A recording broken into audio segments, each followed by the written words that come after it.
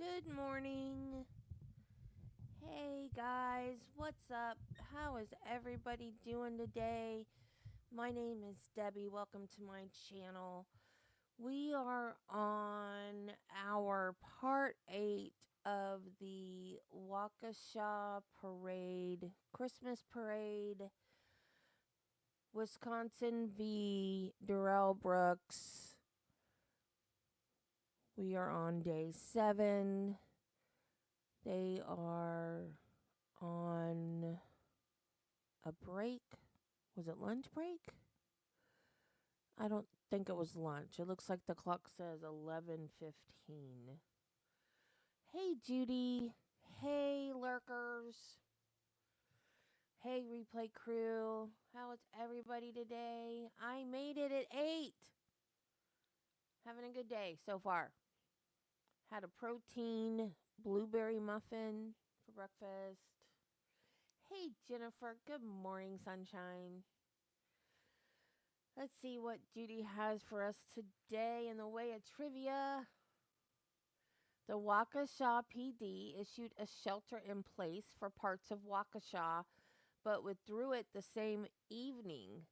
The Waukesha School District canceled school on November 22nd and made counselors available to students. On November 22nd, vigils were held across the city.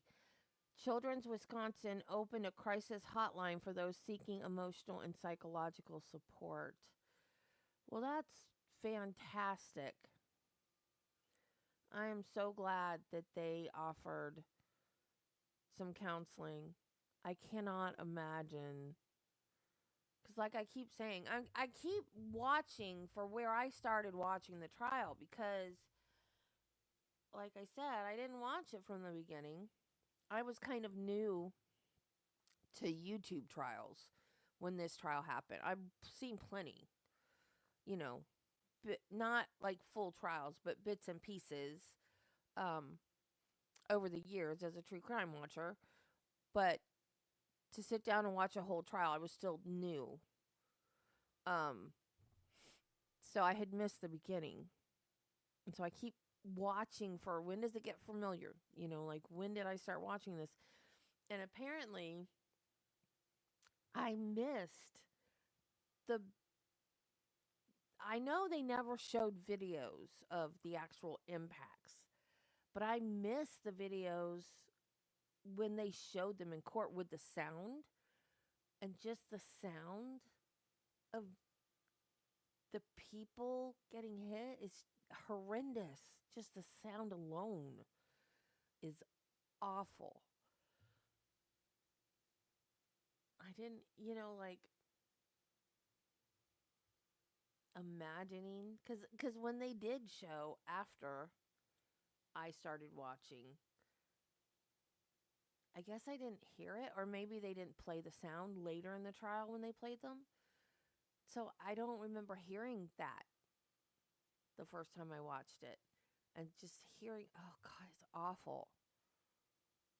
Awful, awful. And I've taken care of people that have been hit by cars and tried, like I always say, I live out in the middle of nowhere. I took care of a lady once that got run over by a tractor. Um, so I've seen the damage, so I'm imagining as I'm hearing that, because I've taken care of patients that have been hit. So, yeah, this is bad. I mean, I know you guys know it's bad, but like it's bad, y'all. It's bad. Ugh, what an idiot. What who does that? Oh my god. And now, wasn't there one just recently, Judy, where somebody basically did the same thing, just plowed their car into a bunch of people somewhere? Seems like there was one just recently somebody did that. But it wasn't a parade. It was people lined up for something or gathered for something. I don't remember what it was. And then the fact that this was Christmas too. And it's an annual Christmas parade that like people from all over the place come, because like some of these witnesses are from other towns, outlying towns. It's like, was it Louisiana? I don't know. I just know that I've heard more recently of this happening in other places. Yes, your car is a deadly weapon, people. Don't drive into people. It can be a deadly weapon. Don't do that. Why do you have to say that to people? Don't run into people. It's crazy. It's, and one of the counter arguments of now I know I don't mean to get political. I just think this is a very valid this is a very valid argument. So I'm not getting political. I just one little thing that Charlie Kirk used to say, when people would say we should ban guns because they cause deaths, he would say, well, there's and he always had the statistics, right? He would say, well, there's, so many automobile accident deaths in the United States every year. Should we ban cars too? Maybe we should. If we got idiots driving into people all the time on purpose. That in the French Quarter, somebody was running. Oh. See, the French Quarter is another place. No, I mean, I don't know. I've never been, but it seems like Charlie was always right, man.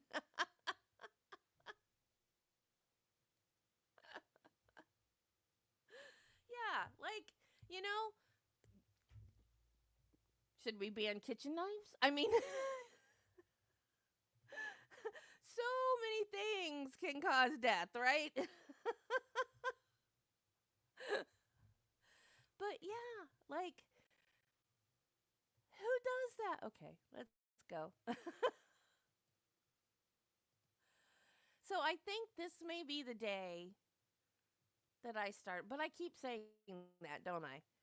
I don't remember when I did not think it was as far as day 7 though, because I thought I watched a lot of this trial. How many days long was this trial?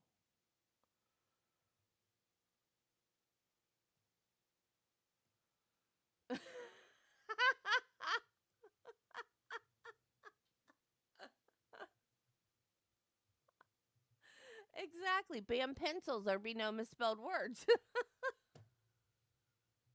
Yeah. People need to take responsibility for their actions and quit blaming inanimate objects.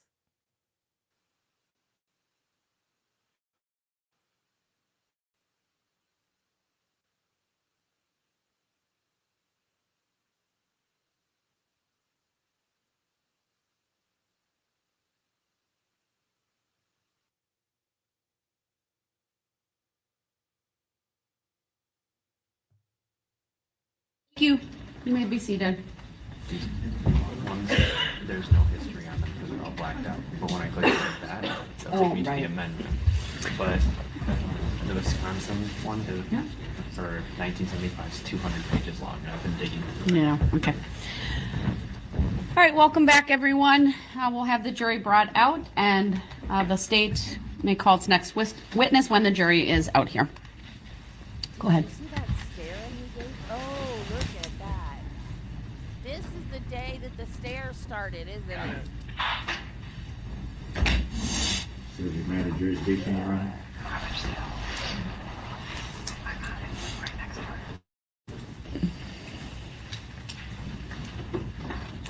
That needs to be noted for the record. Your objection's noted for the record. I don't believe the audio's on. Your objection is noted for the record. I addressed that yesterday. I will not be addressing it again. Was I at least heard for the record? Because you just stated that the audio wasn't on. I heard it. Did the record hear it? Yes. So they heard me say the subject matter jurisdiction hasn't been verified or proved yet? All right.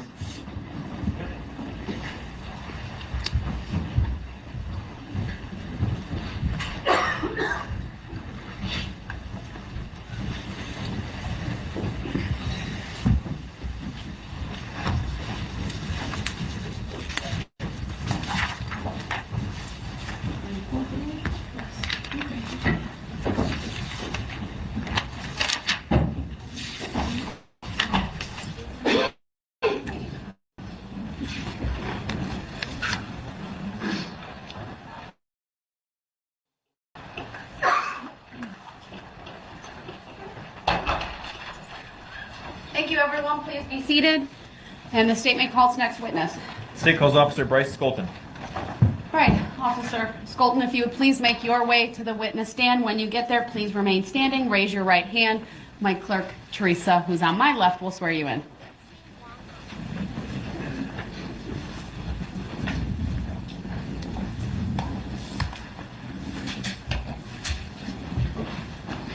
Do you solemnly swear that the testimony you're about to give shall be the truth, the whole truth, and nothing but the truth, so help you God? I do. Thank you, sir. Please have a seat.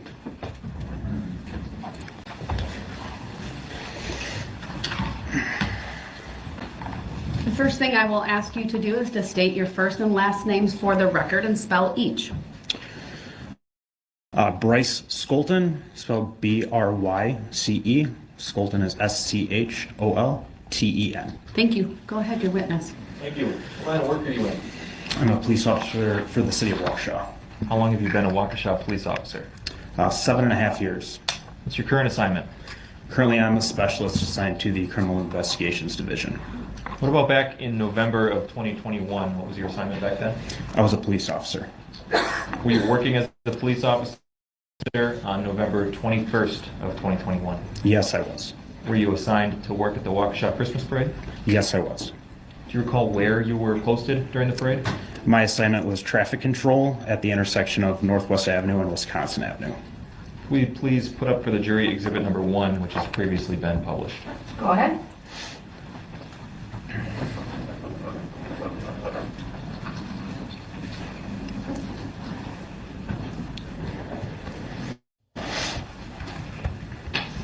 Could you circle for us the intersection where you were posted on Yes. this map? Actually, it's a touch. Use your finger. Just use your finger. I may want to take that away.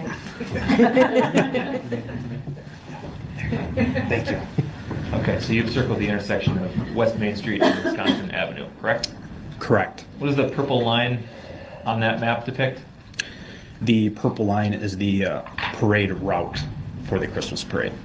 But then, what happens to the purple line at Main and Wisconsin?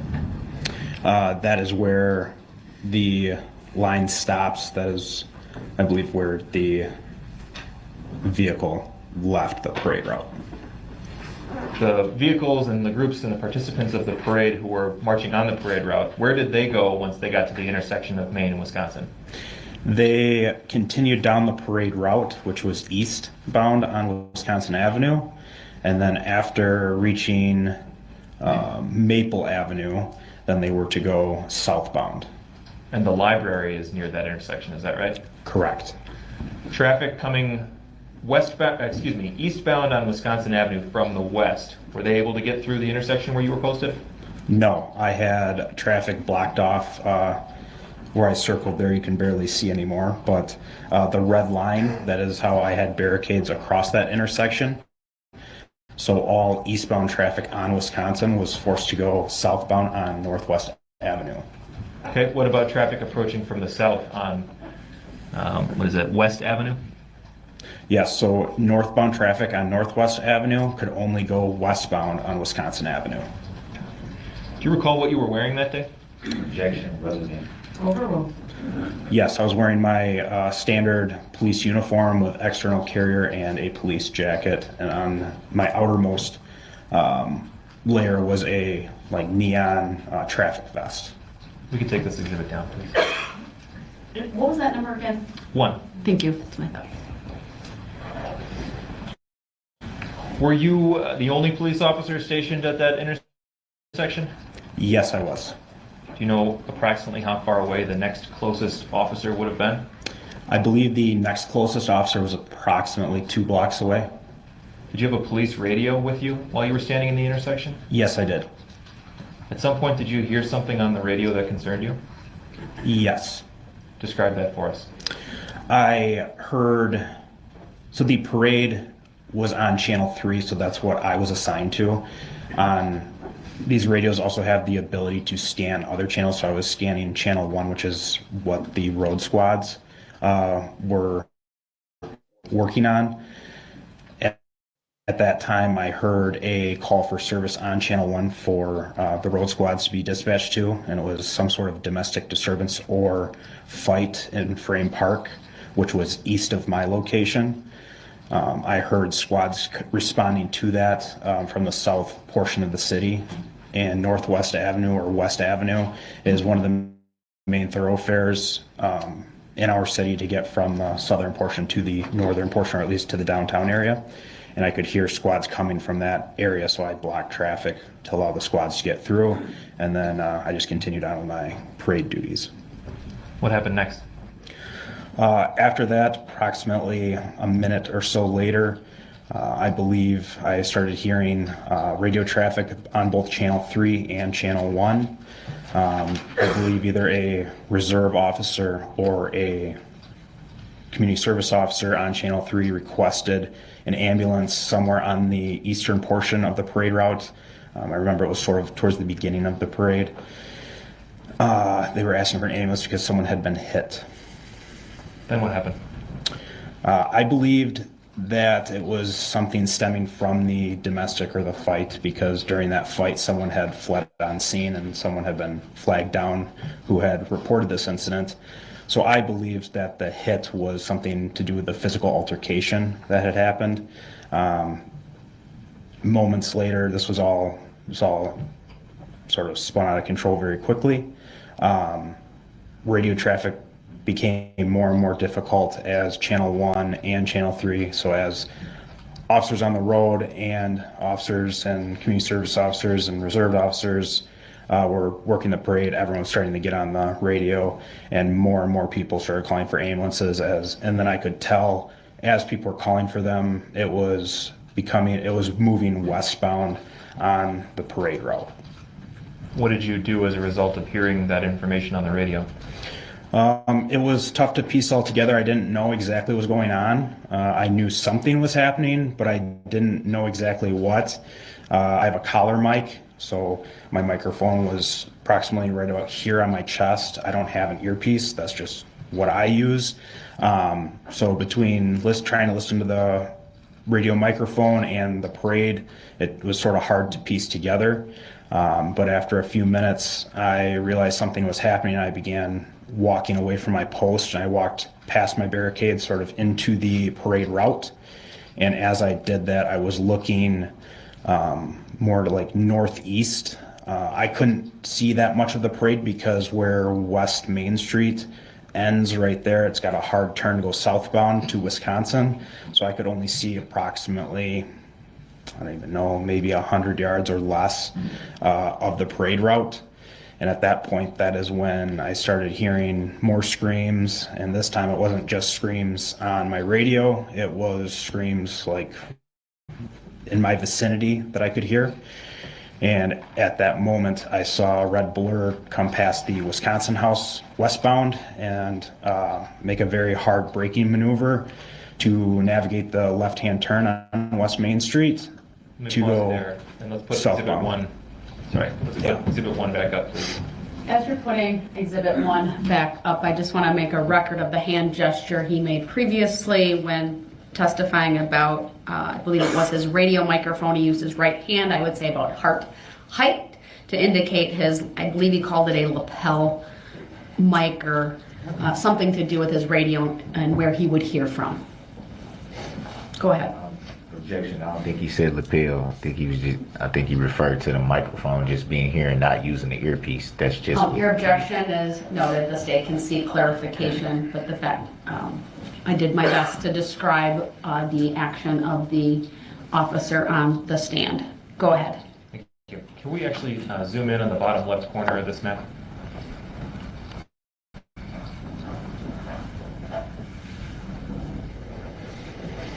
You mentioned the Wisconsin House. Can you describe for us where that is?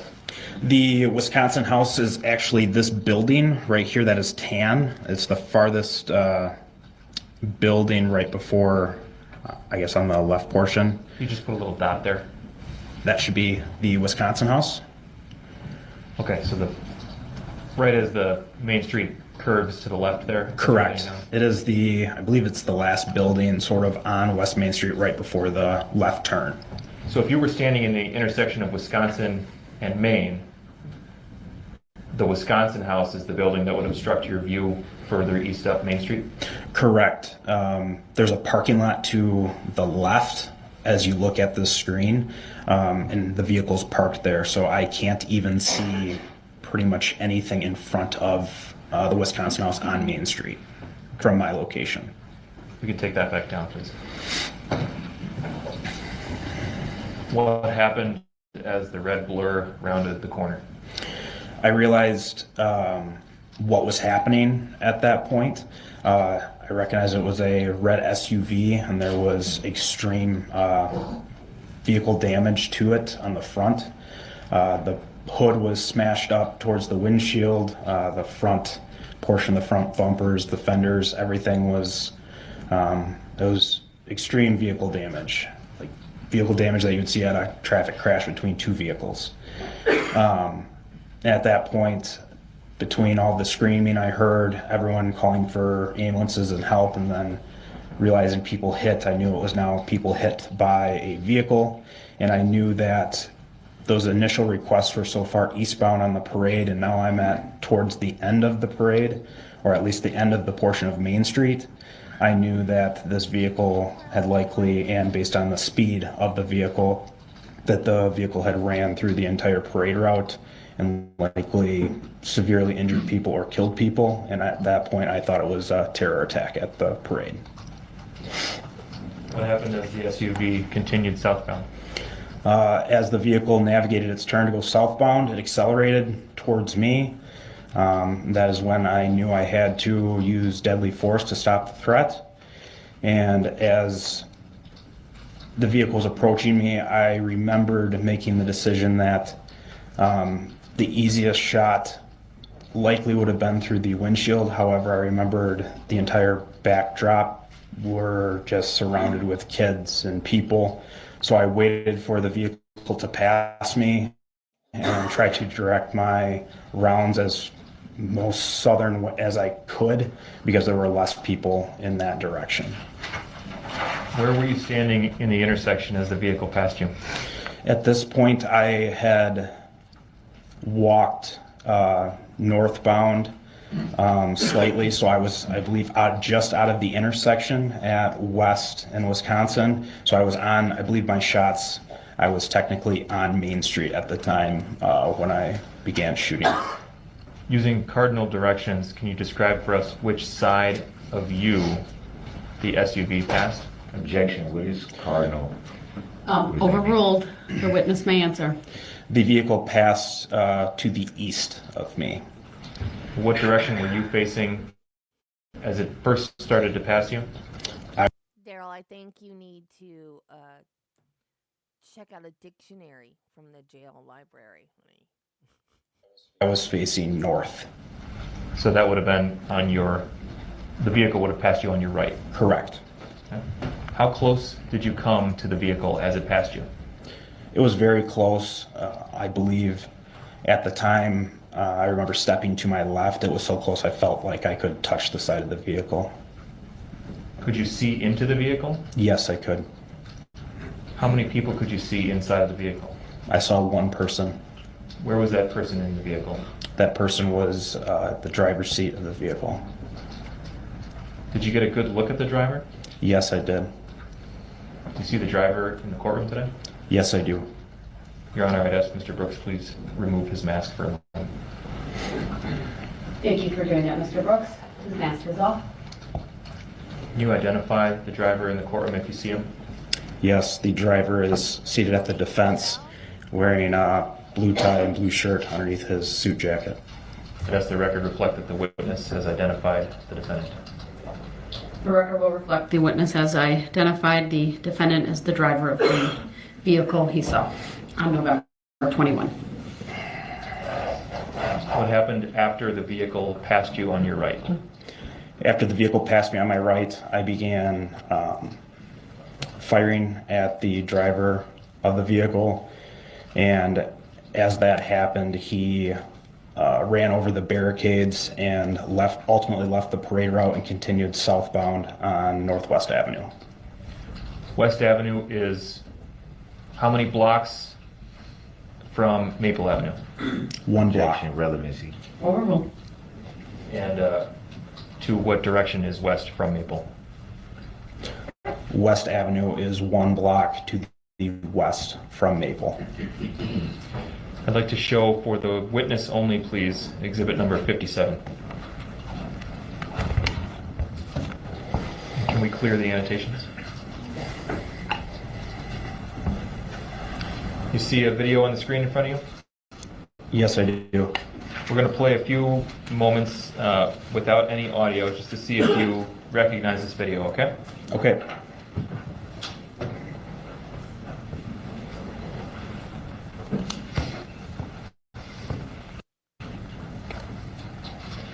We've played 7 seconds for you. Do you recognize this video? Yes, I do. What does it show? This is the vehicle that was driven by Darrell Brooks on during the Christmas parade that drove past me and I shot at. Objection. I don't consent to her being called that name, or nor do I identify it. I'm hearing third party. So Your I want that objection stated is for- noted. It's overruled. The witness has previously identified you. I want Go that ahead. stated for the record. You may ask your next question. Does this video accurately depict the scene as you saw it that day? Yes, it does. Move exhibit 57 into evidence and request permission to publish. Exhibit 57 is received by the court and permission to publish is granted. This is a 19-second video. I'll wait for the bailiff to signal that the jury has it.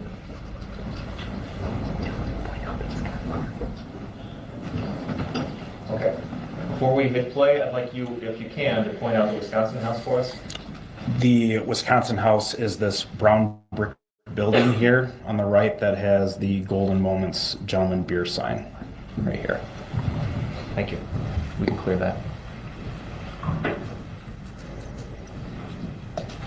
And we'll watch the entirety of this clip with volume, please, at regular speed.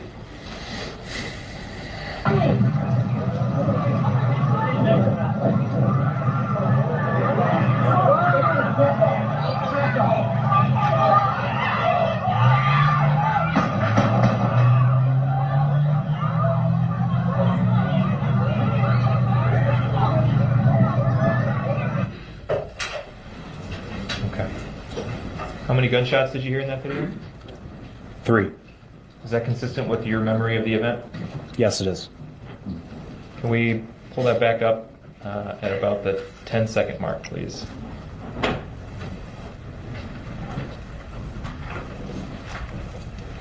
Do you see yourself at the 10-second mark? Yes, I do. Can you circle yourself for us? You're the only person at this 10-second mark wearing a yellow vest. Correct. Okay, we can clear that, please. Can we slow this down with no audio and play from there?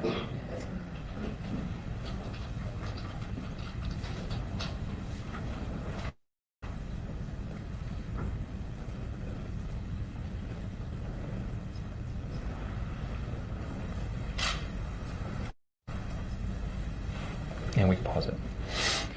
We've stopped at 16 seconds. Does that portion of the video accurately reflect what you did that day? That is correct. Okay. I'd like to show for the witness only, please, exhibit number 170. Go ahead. Do you recognize this photograph? Yes, I do. What does it show? This shows the vehicle damage that I observed when I first saw the vehicle as it was coming towards me. This is the vehicle that was, again, driven the Christmas parade by Darrell Brooks. Objection. I don't consent to being called that name. Again, for the record, I'm hearing third party. The For the objection, record. it's on the record. Does this appear to be a screenshot from the video we just watched, exhibit 57? It does appear so. And again, this is then an accurate depiction of how the vehicle looked that day? That is correct.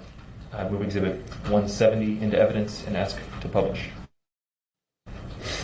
Objection. Relevancy.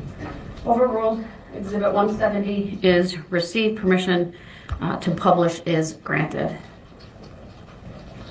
I would remind the jury once again that comments made by parties and lawyers are not evidence and should thus not be considered as such. Now I'd like to show for the witness only exhibit number 169, please. Go ahead.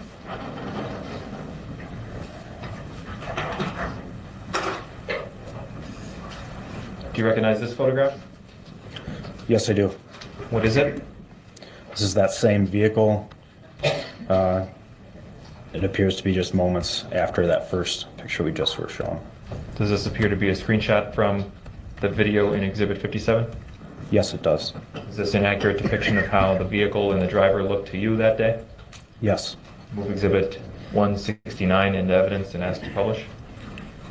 Exhibit Objection. 169 is received. Permission to publish is granted. Objection. Noted. Overruled.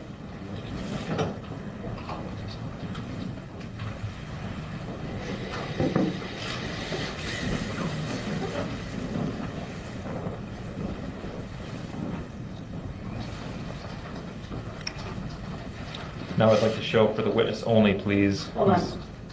Was that in the jury box? Okay, it was there. Thank you. I'm sorry, I didn't quite catch that earlier. All right, so next exhibit you may show to the witness. Exhibit 58, please.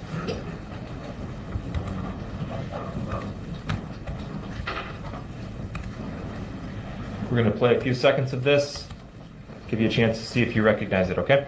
Okay.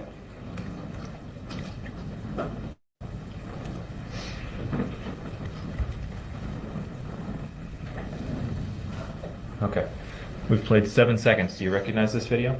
Yes, I do. What does it show? It shows.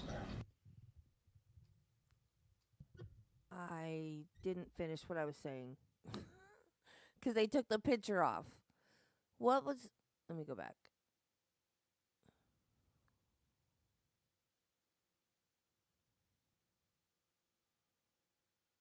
Well, where'd the picture go? Not that picture.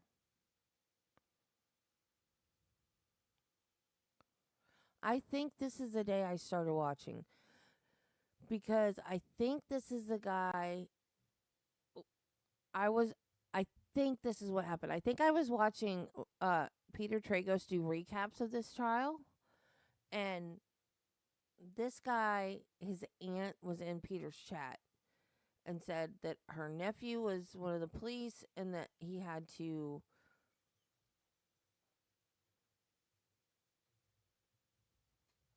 quit playing with her bird. That's her toy.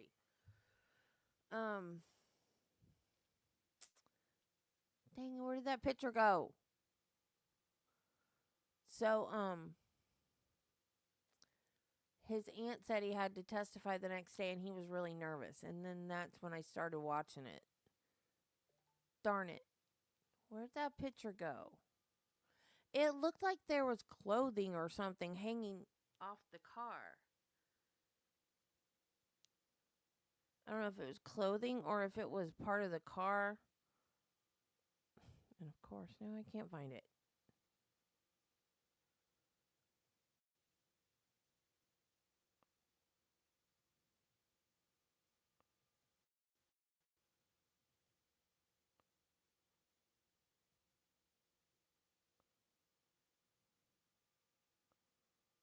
Oh crap, never mind. I don't know if it was like... Oh, you remember that too? Okay, cool. Yeah. So that's why. I wanted to see him testify. And then I started watching the trial the next day. That's exactly what happened. So this is the day I started watching it. But the car, I don't know if that was a rear view mirror on the side that was hanging down. It almost looks like a sleeve of a jacket. Too could be hanging down, but... And now I've screwed up the whole video.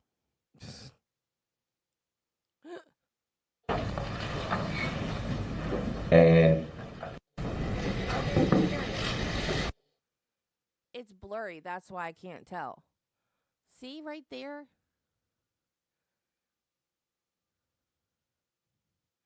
Is that just the...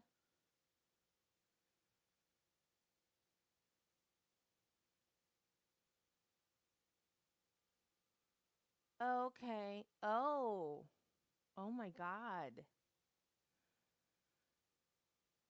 Okay, so that's possible. That is a jacket sleeve or whatever. Somebody's jacket right there hanging out. Oh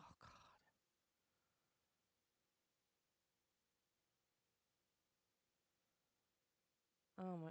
And look at him. He is like leaned forward, like up on the wheel, like he's all excited. See, that's what I wanted, and that's what I was trying to figure out. Is that the mirror hanging, or is that... Because it looks like it comes, like it's... But it's blurry. But see, it looks like it goes up inside of the car. It's just hard to tell because it's blurry, because it's a still shot of a movement.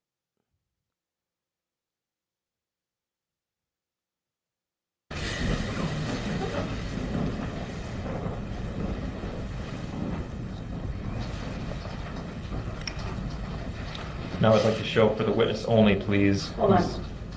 Was that in the jury box? Okay, it was there. Thank you. I'm sorry, I didn't quite catch that earlier. All right, so next exhibit you may show to the witness. Exhibit 58, please.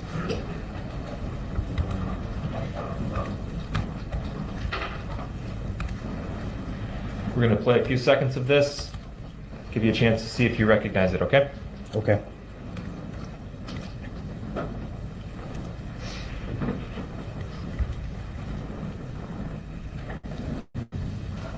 Okay. We've played 7 seconds. Do you recognize this video? Yes, I do. What does it show? It shows pretty much what the last video showed, just from a different point of view from that same intersection. Is this an accurate video depicting the events as you saw them on November 21st? Yes, it does. I'll move Exhibit 58 into evidence and ask to publish with the caveat about the comments on the right side of the screen, please. Objection. Exhibit 58 is received. Permission to publish is granted. The jury will disregard the comments that are on the right side of the exhibit. Those are not to be considered as evidence. This is a 15-second clip. We'll play it once at regular speed with audio, please.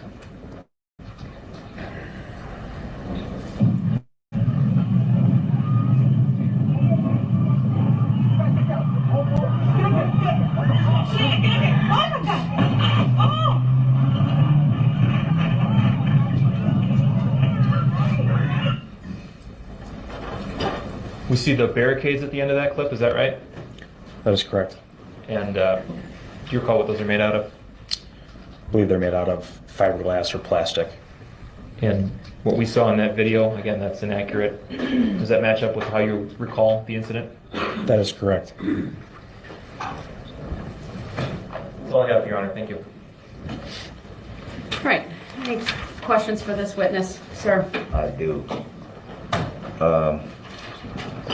You stated initially that you had heard some radio calls about a possible altercation at Frame Park.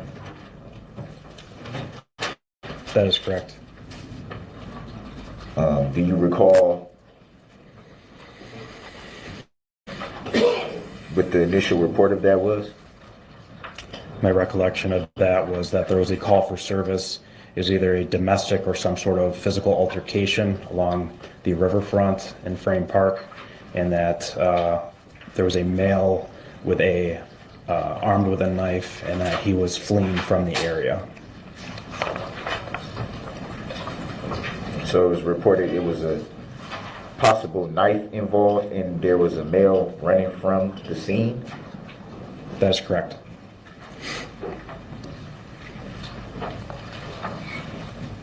And were you ever given any further information about the male with the knife that was running from the scene? No. any information that the male with a knife running from the scene was in a vehicle at any time? No. Do you know if any investigation was done looking into that supposed fight at the park? Yes. And what did you learn? I did not learn anything of it. I just know that squads were responding there to investigate it. I was not updated on their findings or what they had investigated. I just know that they were dispatched there for that investigation. Do you recall if there was ever a knife recovered or a suspect recovered in that supposed incident?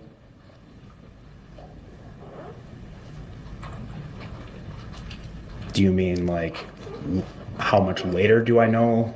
Like what I know now? At any time,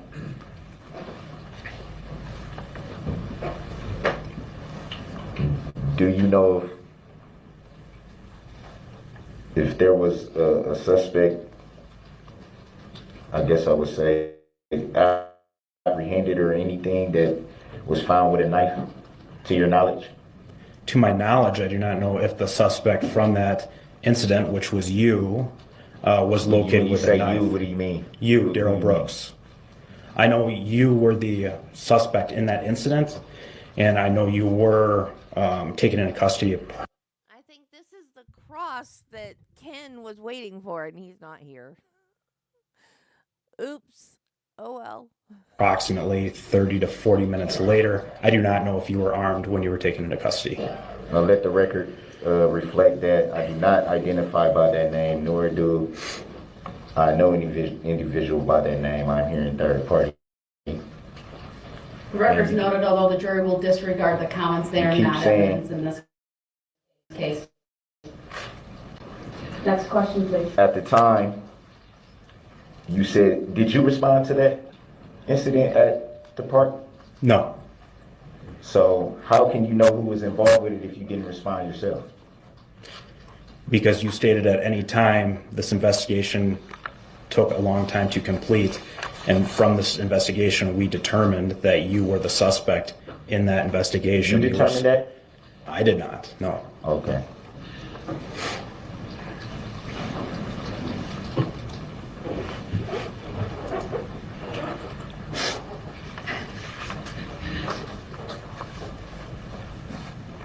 So basically, you're just going off what you were told, because you just stated that you didn't make any determination, nor did you investigate it. Would that be fair to say?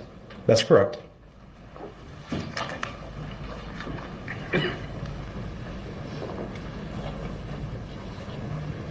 You also gave, and when you were asked the question of, were there any other officers along the route, or I don't know if that was referring to side exits or anything of that nature, but I recall you stating that you gave an estimate, stating that you weren't sure where other officers were stationed, but you gave an approximate estimate. Would that be fair to say? That is correct. And would that have been officers stationed at different cross streets?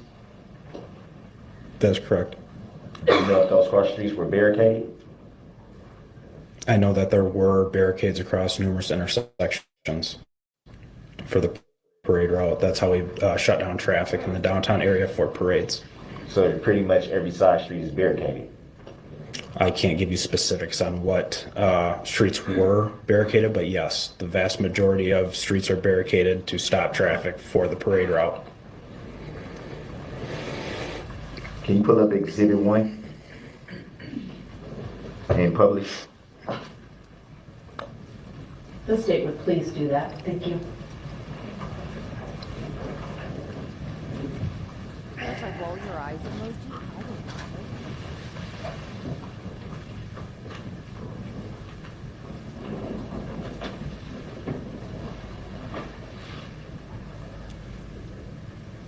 know. Did the jury have it? Yes. Can you see? Exactly. Well, I know you can. Can you see the red lines on this map that we're looking at? Yes. And what do those red lines constitute? Barricades. So would it be fair to say that there's a red line at every cross street that we can see on this map? That would be Do you mean along the parade route? Or the entire map? along the parade route, starting at East Main Street. There's a red mark. Oh, I didn't mean to put that arrow. Can we clear that? I was trying to put like a little dot. Starting there, there's a red line there. There's 2 at Buckley. Hold on, just so the record is clear, he put a mark at near the intersection of East Main and White Rock Avenue. So from that location to where? There's 2 at Buckley. Well, hold on, you're testifying now, you gotta ask a question. So the jury will disregard that Are statement. there 2 at Buckley? Yes. Is there one at Martin Street? Yes. Is there one at is there 2 at Barstow Street? Yes. One at Gaspar, Yes. one at North Grand, and one at West Broadway. There's 2 at West Broadway. Well, this one is on the closer to where it says North Grand, and one is on the other side of the star right there.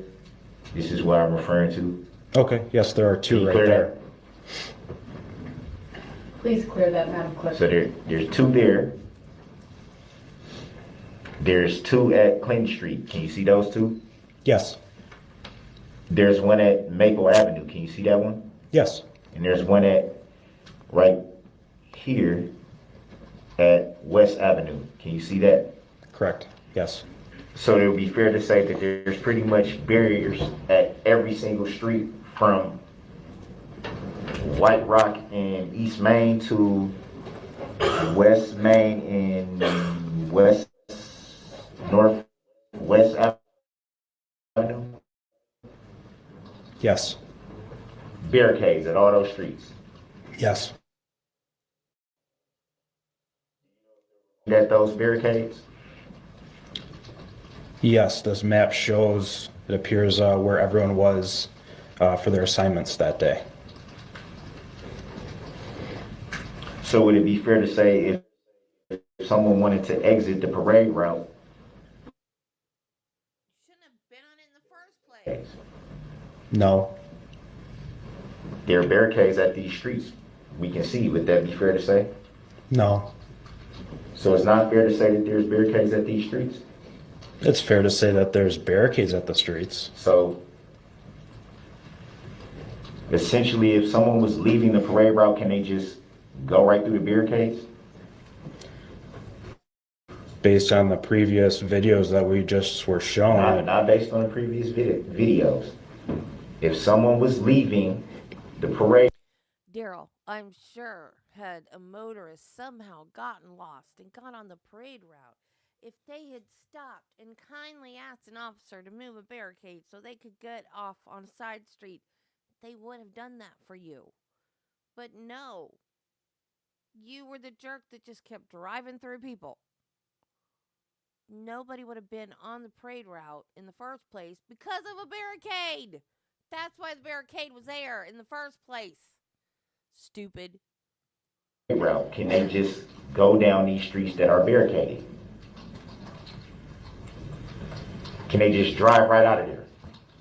Yes, the videos show that. How when it's barricaded?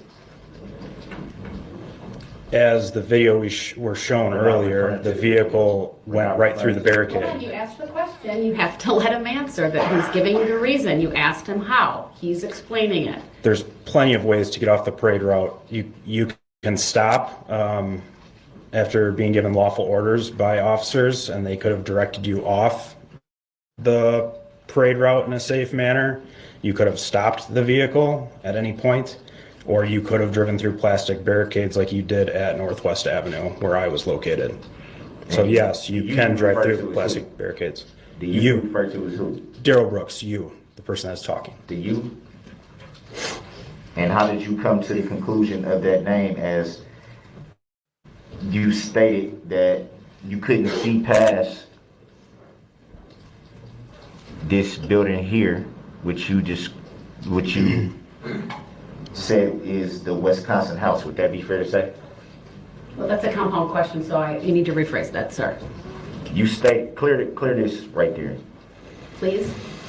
Is that a please? Can you clear this circle and arrow right here? That's.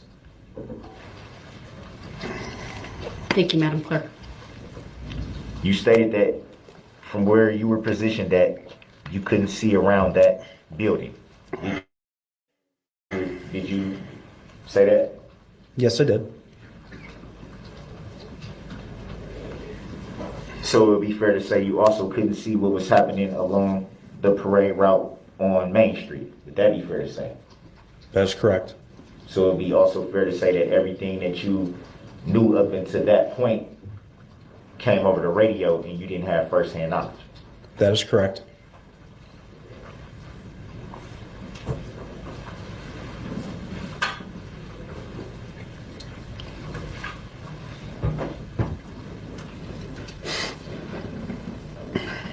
You also stated that after a few minutes of hearing these, I guess, radio reports, you said after a few minutes, you noticed something was going on. Do you recall from the reports how long this vehicle traveled along the parade route? An estimate of the time that it traveled down the parade route? I do not know how long the vehicle was on the parade route for. If I had to estimate, I would estimate approximately 1 to 2.5 minutes. 2 minutes, maybe. Would you say it's fair to say that that's relatively a short amount of time? I would agree with that. So what do you mean by after a few minutes you noticed something was going on? Because after a few minutes, what I meant by that was the initial call for service at the boat launch, or for that domestic fight in Frame Park. From that time frame, from when squads were responding to there to the time that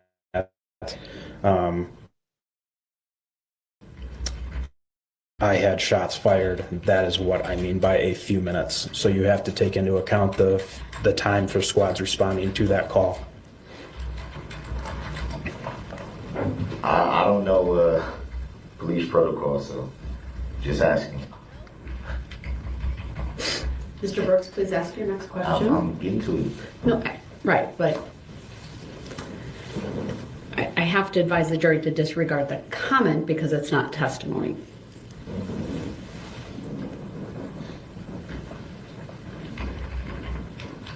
And you stated that. Well, let's go to. Yeah, go ahead. You don't need. Do you need that? We're gonna turn it off. Yeah, you can take that down. Sorry about that. All right, thank you.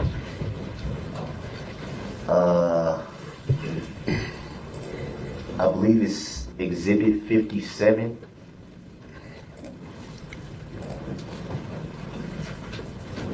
Can you pull up Exhibit 57?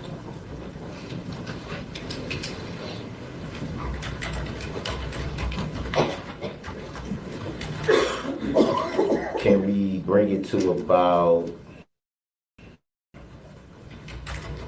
16 or 17 seconds?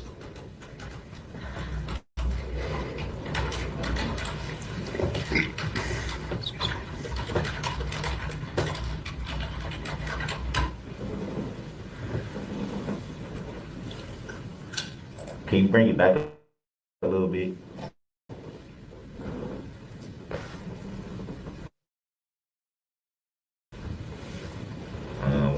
One more second. There, can you pause it there? Would it be fair to say that those are barricades that are laying in the street there? Correct. Any idea why they were not standing up? Yes, I do. What would be the reason? It was very windy that day, so when they were standing up how they normally are, they kept on blowing across the street.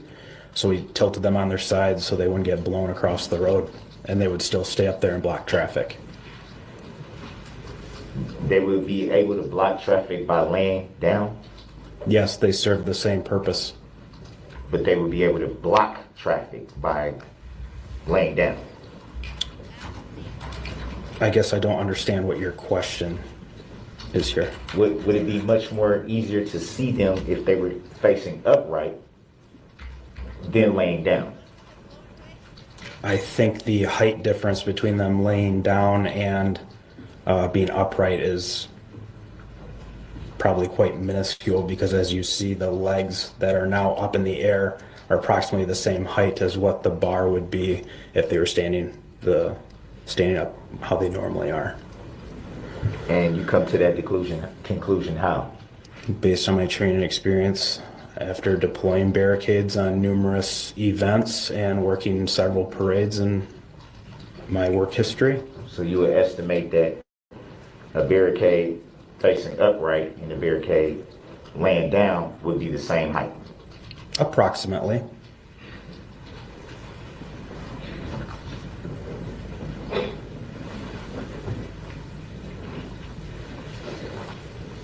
Can you bring it back to 10 seconds?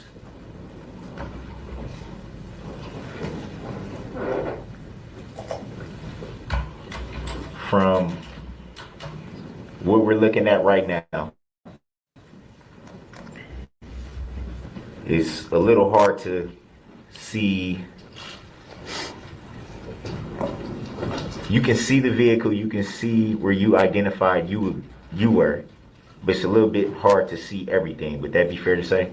Because of the person with the black coat and the gray hoodie and Nike black pants is directly in the middle of the screen? That's fair to say it's a little hard to see from this. Where it is paused now, yes. Yes, that's what I meant, where it's paused now. Yes. It looks like this would be you right here. Would that be fair to say? That is correct. It looks like you're firing your weapon right there. Would that be fair to say? I do not know if I have pulled the trigger yet or not. I don't believe I have. You were ready to fire at that point. That's correct. Do you recall what you were aiming for? Yes, I do. Can you state for the record and for the jury? You, Darrell Brooks. Again, you make reference to the you and the name. How did you come to that? Seeing as how you just testified to that you couldn't see anything before what you call the Wisconsin house. Would that be fair to say that you testified to that? That's correct. And you also stated that you learned additional information later on. Would that be fair to say? That's correct. So how could you determine at this time right now where we're looking at that you knew the suspect's name and the driver? Because you keep referring to you and then you saying the name. How did you have that information at this point that's paused right here that we're looking at? I didn't say at that time I knew your name. You referred to the name. Did you not? That's correct. So how were you able to obtain the information about a name? I did not know your name at the time I shot at you. Who's the you were referring to? Darrell Brooks. Again, you say a name that you haven't answered how you came to that information. Were you told this? Yes. By whom? I do not know who told me. Ultimately, I just know that throughout the course of the investigation, you were arrested within 30 or 40 minutes, and you were identified as Darrell Brooks, who was the suspect in this incident. So you either had to hear that name from either a report that you heard or someone told you. How did you come to the conclusion of the name? I'm assuming someone at the police department told me your name.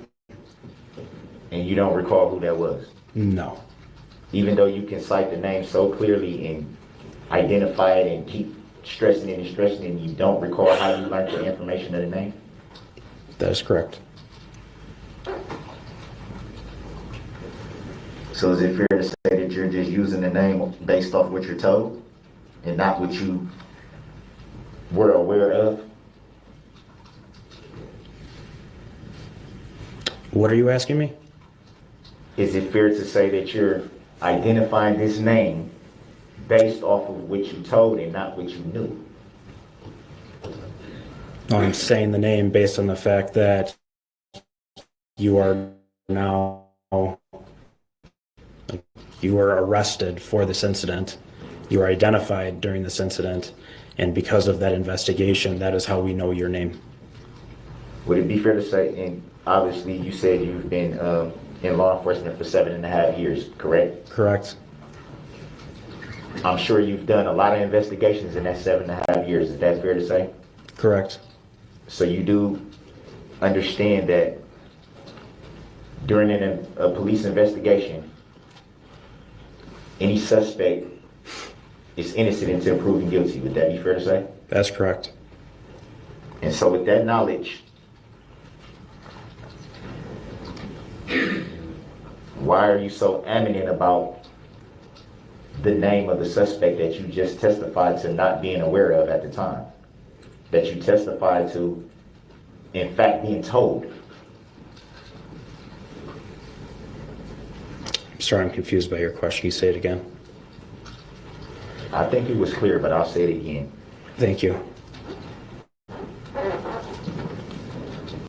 Green Eye Cat, he never says what name he wants to be called by. She even asks him later in the trial, what do you want to be called? And he never says. He just keeps saying, I don't identify by that name, and I don't know anybody by that name. It's because it's in all caps. How do you say a name in small caps?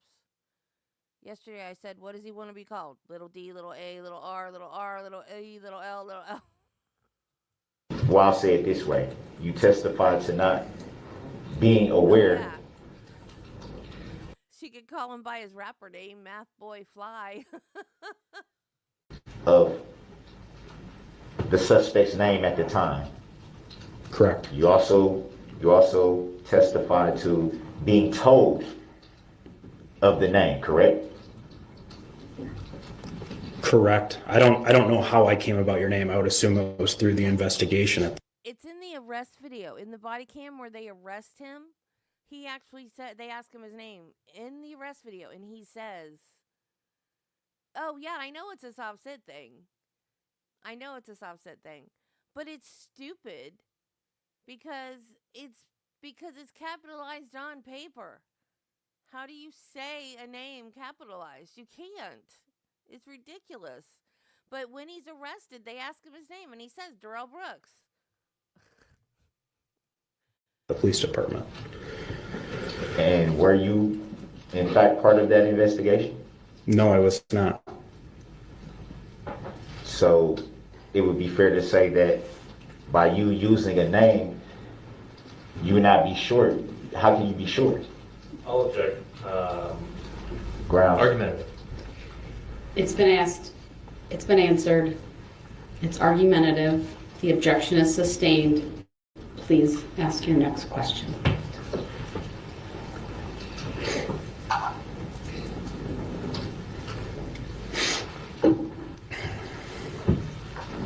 When asked about what you were aiming at when you fired, you didn't give a definitive answer. You were aiming for the driver? I felt like I gave a pretty definitive answer. My answer was you, You Darrell were aiming Brooks. for the driver. Yes. It's pretty definitive. I identified the person I was shooting at.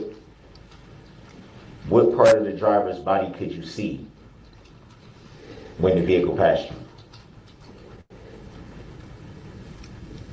When the vehicle was approaching me, I could see the silhouette of his face and upper portion of his body. Can you describe what you mean by silhouette? The upper portion of a person's body, I would say, from maybe chest, shoulders, and head and face. You said silhouette though. What is a silhouette? The outer portions of what would be like your shoulder down, your arms to your chest. The silhouette would be the outer portion of it. That would be the upper half, not the silhouette. What do you mean by silhouette? The objection is sustained. It's Mr. Brooks is not asking a question. It was argumentative. The jury can certainly decide what that means, but he's answered the question. Would it be fair to say that that would be equivalent to a profile? What do you mean by a profile? A profile would be sort of like a side angle view. Would it be fair to say that a silhouette would be more of an outline that would be kind of similar to a profile? I don't know exactly what you're asking here, but I can tell you when the vehicle was driving towards me, I could see your face. And then as the vehicle drove to my right, yes, then I saw the side of your face. And so then, yes, as a vehicle passes you, you see different portions of the driver, I guess you could say. And so you aim towards what you can see? Correct. So that would be the upper part, as you say, you said the shoulder, you made I think it was your left hand pointing to your right shoulder, shoulder and up silhouette, as you say? That is what I could see when you were driving at me. You asked me what I could see of you, and that is what I could see of you in the vehicle when you were approaching me. The question now, though, is that what you aim for? I was aiming at you, yes. At what you can see? I was aiming at you in the driver's seat, yes. Shoulder, as you pointed to, and up, correct? Would that be fair to say? Yes. Firing a weapon of your caliber, would any of those shots be kill shots? Yes.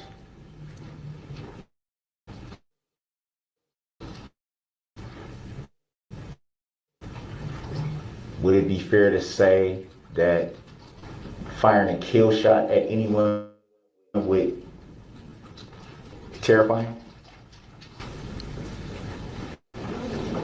I'm sure being shot at is terrifying. Yes, it is. So it'd be fair to say you were shooting to kill? No.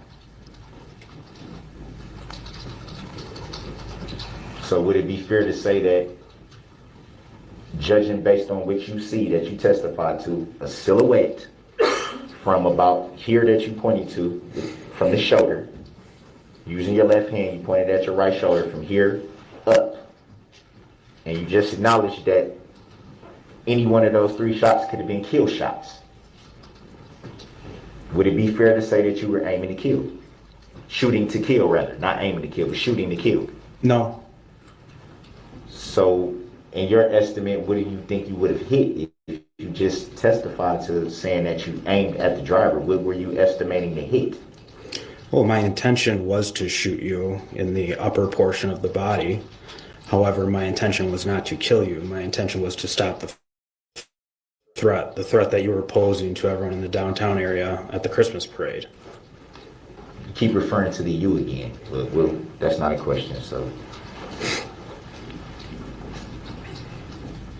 By your estimation, acknowledging that those were kill shots, if you connected with any of those shots, is it possible the driver could have been killed? Yes. And would it be fair to say that that's deadly force? Yes.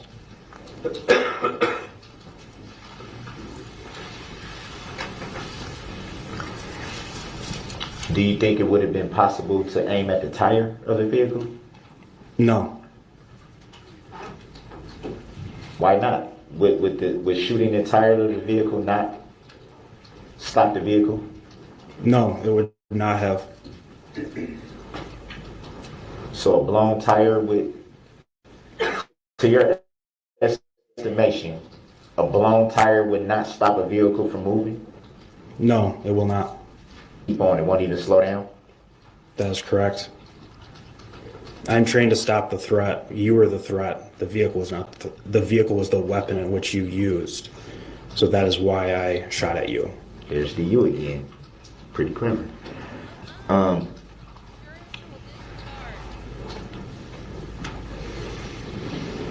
Could you have, well, you testify that you're trying to stop the threat. And so, would it be fair to say that that training constitutes shooting kill shots? Well, we are trained in deadly force, and when we are presented with a deadly force incident, yes, we have to sometimes make that difficult decision and use deadly force. Have you ever used deadly force before that incident? Objection. Grounds. Sustained.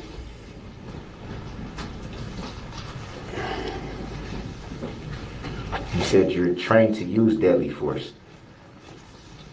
So would it be fair to say that anytime you shoot your weapon, it would be deadly force? When it is directed at a person, yes. Were you injured in any way during the incident? No, I was not. And at the time, being where you were positioned at, you've already testified that you could not see what was going on during the parade route from your position. So, why did you feel the need at the time, not knowing the full extent of what was happening, to use deadly force? Because as I previously stated, based on the fact that the radio traffic for people screaming for ambulances, and as different officers were getting on the radio, and it was progressively moving further and further westbound towards me on the parade route, that, and then officers saying someone was hit, which I initially thought was a physical altercation, someone being hit, but it was a vehicle versus person hit. Based on that, the vehicle speed at which, yes, I could not see it down Main Street. I only had a couple seconds at most until the vehicle from where I saw it was to my location. So based on the amount of vehicle damage, I knew the vehicle had been striking pedestrians in the roadway, and because of that, that's a deadly force incident. So that is why I deployed deadly force. So you said you knew what the vehicle had, and you knew. You said it multiple times, you knew. Yes. How could you know if you could not see around the position that you were positioned in? How do you know that? Because based on the speed of a vehicle on a closed roadway during a parade, and people running out of the way so they did not get run over right in front of me, between all of those things, I knew what had just happened, and that is why I had to take action. And you knew based on the radio reports? I would say everything that I had just previously described, all of that encompassing, yes, that led up to my decision making into, yes, now I knew what had happened. I did not know previous to that what was going on. I did not know there was a vehicle on the roadway until I saw it. And it all made sense when I put everything together. When you saw it, by the time you saw it, as you said, it was... So at that point,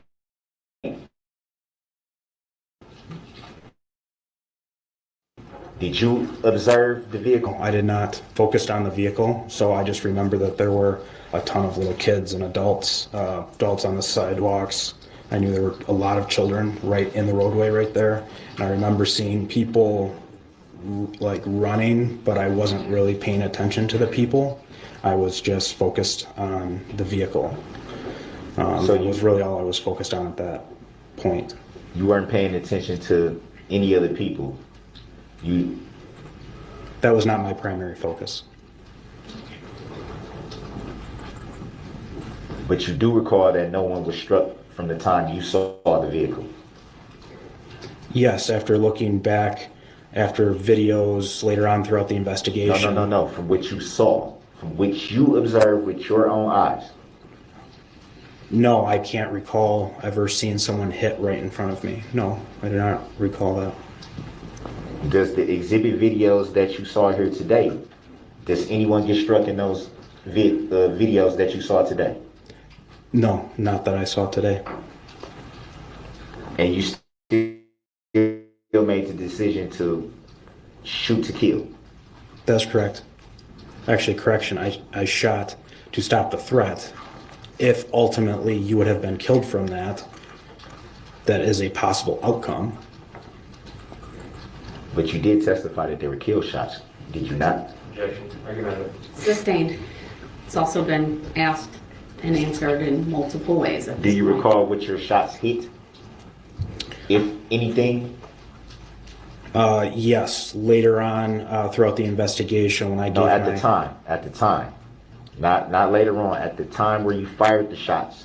Mr. Brooks, you asked a question. He was attempting to answer it, so you have to I let. was trying to give him clarification on what I mean. But you have to let him answer the question that you asked, and if you feel the need for follow-up, then you can do that, or ask a very specific question. But I'm allowing him to answer. He was interrupted. Go ahead. I believe it was 3 days after the incident. That is when I gave my voluntary statement to Detective Kirby and Detective Casey, and upon completion of that statement, I asked them if they could share any information with me, and during that conversation I was shown a picture of the vehicle and where my round struck the vehicle. You stated you asked them for any additional information that they could give you. So it would be fair to say at that time you still didn't have a lot of information. Would it be fair to say that? That is correct. I didn't know where my rounds had struck previous to that. Did you ask them in the statement that you just testified to, saying you asked them if they could provide you with any more information? Did you at any time specifically ask about the shots that you fired when you requested if they could give you any more information? I do not remember the specifics of what questions I asked in pertaining to what information they could share with me. I think it was sort of a generalization of what can you share with me at this point. So would it be fair to say at that point that... Michelle, I think that the prosecution isn't objecting as much as they could because they're just letting him hang himself. And I like that he can't object because he doesn't know what he's doing. They do object sometimes when it's like, especially with the plaintiff stuff. But when he's just asking stupid questions, they just let him go. They just let him hang himself. It's beautiful.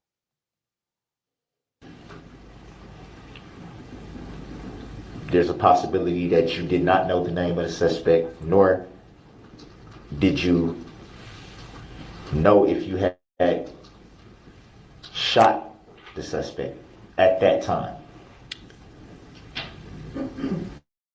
At that time, I knew I had not shot the suspect because the night of the incident, when he was taken into custody, it was relayed to me that he was uninjured and he had not been struck by any of my rounds that were fired. You do recall just testifying to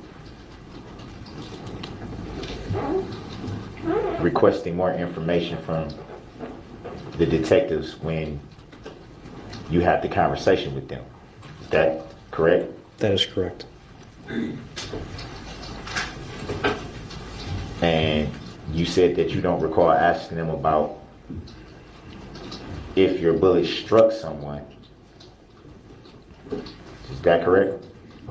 That is correct. So the day I met with Detective Kirby and Detective Casey, that was, I believe, 2 or 3 days after the incident, Mr. Brooks was taken into custody the night of. So when I was still at the police department, I knew that he had not been struck. So I think we're dealing with the questions I asked of the detectives, that was not the same night of the incident. I'm sure you asked, you didn't say it, but you said you don't recall the information that you requested. Would that be fair to say? No, I don't recall specifically what questions I asked I don't know specifically what questions I asked of them a year ago. I know it was a generalized, what information can you share with me at this point? Because I didn't know what was going on in the investigation or what leads they had or essentially what had happened after my involvement, I guess. So it would be fair to say there was a lot of information that you still was unsure about at that point. Would that be fair to say? That's correct. So if there was information that you're acknowledging that you had no knowledge of, which would be essentially the reason why you would ask if they can volunteer more information to you, then how would there be any way of knowing if you struck the suspect? Objection. Grounds. Sustained. It's a compound, confusing question, please rephrase. And I also think it mischaracterizes the testimony.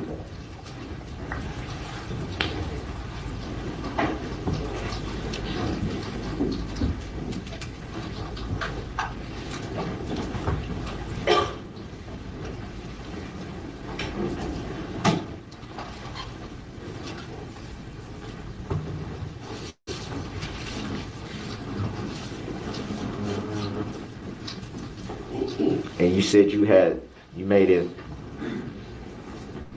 statement during your testimony that you had learned that the suspect was not injured. Do you recall who you learned that information from? I believe when I was back at the police department after the incident, so after using deadly force, you're ultimately removed from the scene. When I was at the police department, I was with a support officer and another detective.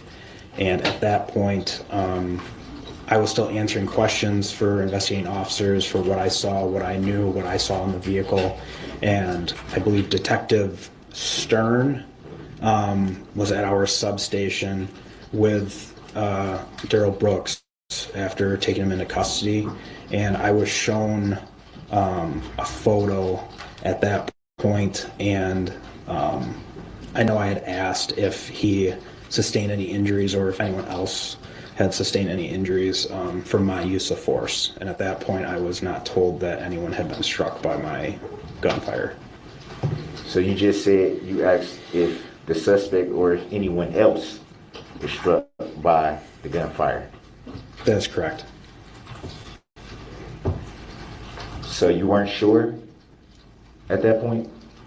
You weren't sure? I was not certain at that point. I can't describe it any more than it was just pure chaos. And at that point, I did not know if anyone else was injured from my rounds or up until I was confirmed that you were not injured. At that point, no, I did not know if anyone was hurt until I was told that. So would it be fair to say that, and as you just stated, you were unsure if the suspect or anyone else was injured? Would it be fair to say that there was a possibility because you did not know for certain? Objection. Grounds. Sustained. Grounds for the sustain, Your Honor. Asked and answered. Next question.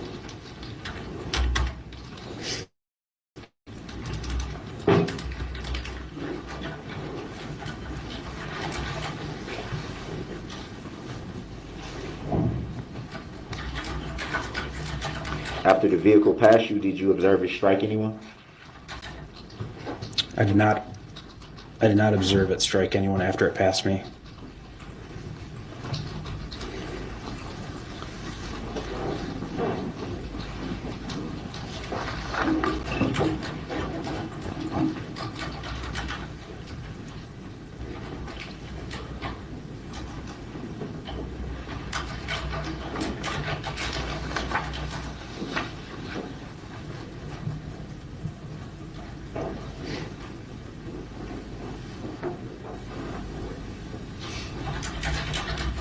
Do you recall who you? Well, I think you did. I think you said you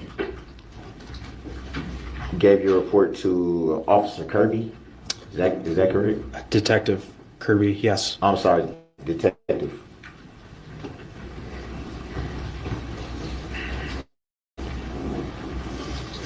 Do you recall telling Detective Kirby that you were unaware of a vehicle on the parade route and you were unaware of people injured? Yes, I previously stated that.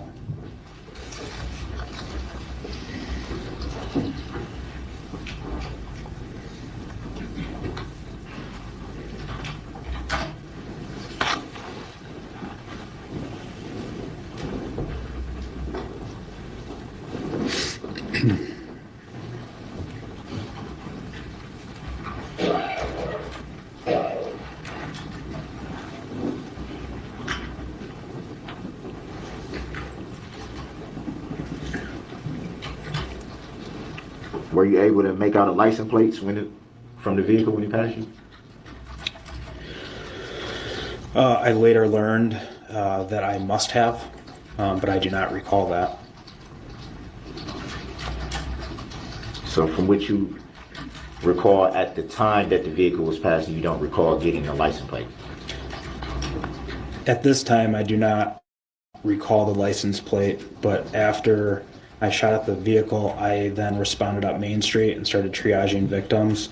And after doing that, I met with officers, and because I couldn't get on the radio and give out as much information as I wanted to. So when I spoke with other officers, that's when I explained to them that I was the one that had shot. It was not a suspect shooting, it was me. And that the vehicle in question was a red Ford Escape. And I believe I was talking to Detective Casey, Specialist Moss, and I believe there might have been another officer there as well. And I must have provided a license plate to Detective Casey during that debrief on scene. I did not know about that until about 2 days later when I gave my statement to Detective Kirby and Detective Casey, because that is when I was informed by Detective Casey that I had actually provided him a correct license plate, but I don't remember that.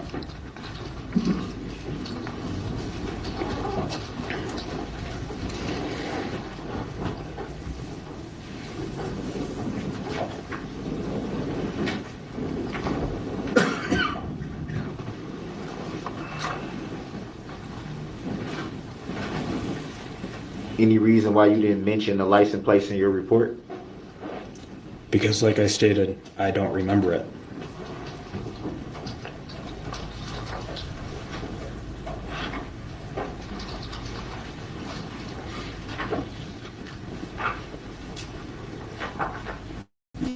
So it'd be fair to say if you don't remember it, then it's a possibility that you didn't get the license plate number. I would say that if Detective Casey is telling me that I told him on scene during a traumatic incident that I provided him the license plate of the vehicle, I'd have to believe that Detective Casey is correct.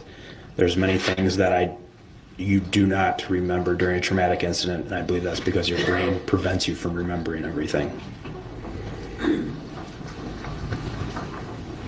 So you would describe it as a traumatic incident that you do recall using deadly force and recalling what you was aiming for, but not the license plate or anything else like that. That is correct. Would it be fair to say that because you describe it as a traumatic event, that there was a lot of things that you probably don't recall about the incident? I would agree with that. I would think that there's a lot of things when I started going up West Main Street and started seeing the absolute destruction. I know there's things that I did and saw that I don't really remember, and I don't really want to remember. Will one of those possibly be the suspect that you keep naming? No.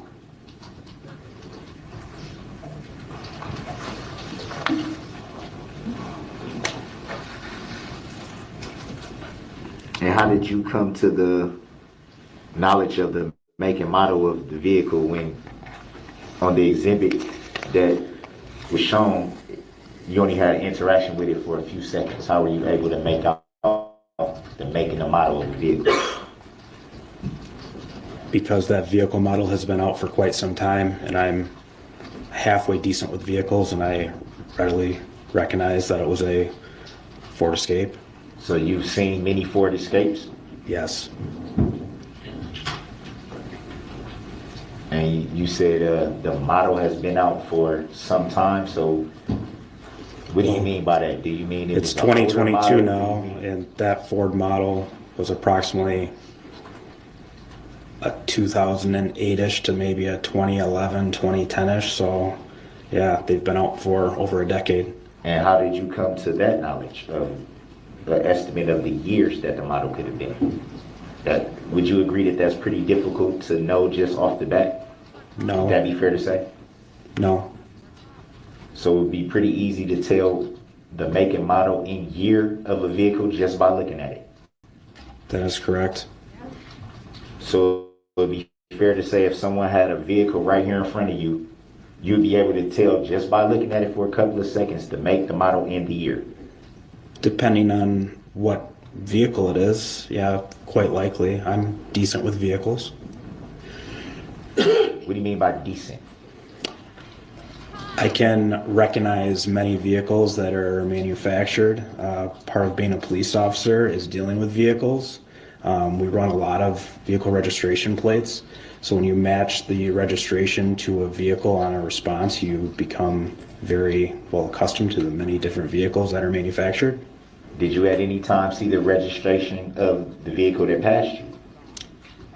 Like I stated previous, I debriefed with Detective Casey during the incident, and he stated that I gave him a registration number, a registration plate for it.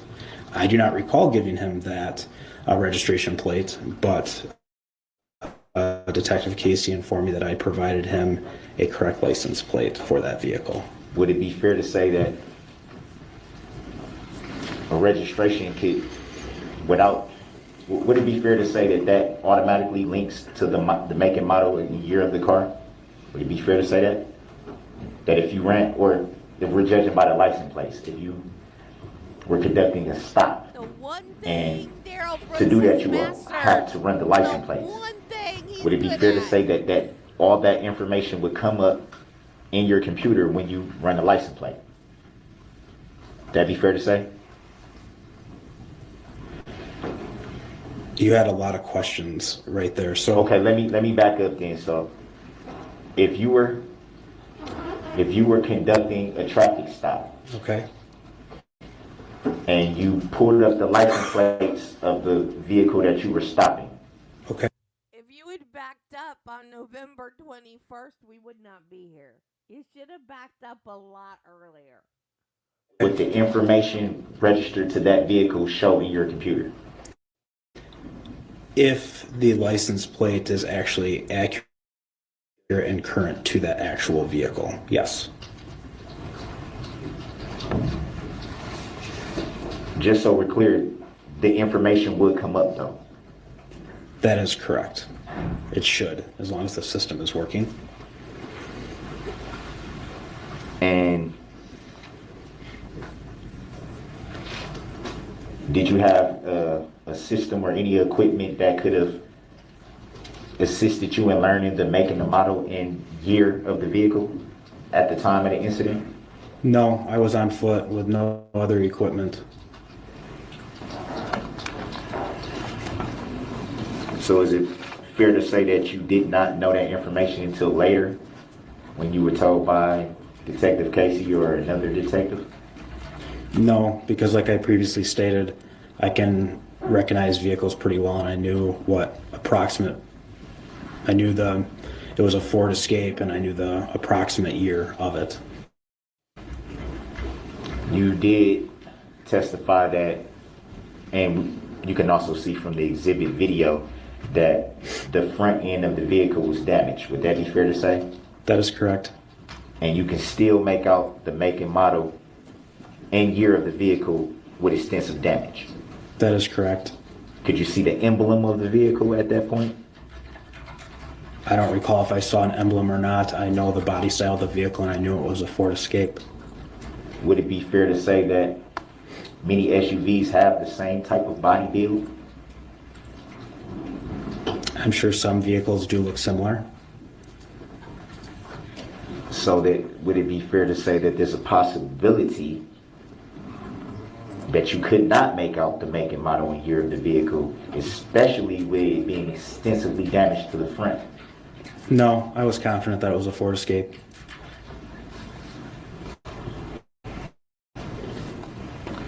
Did you notice any tints on that vehicle?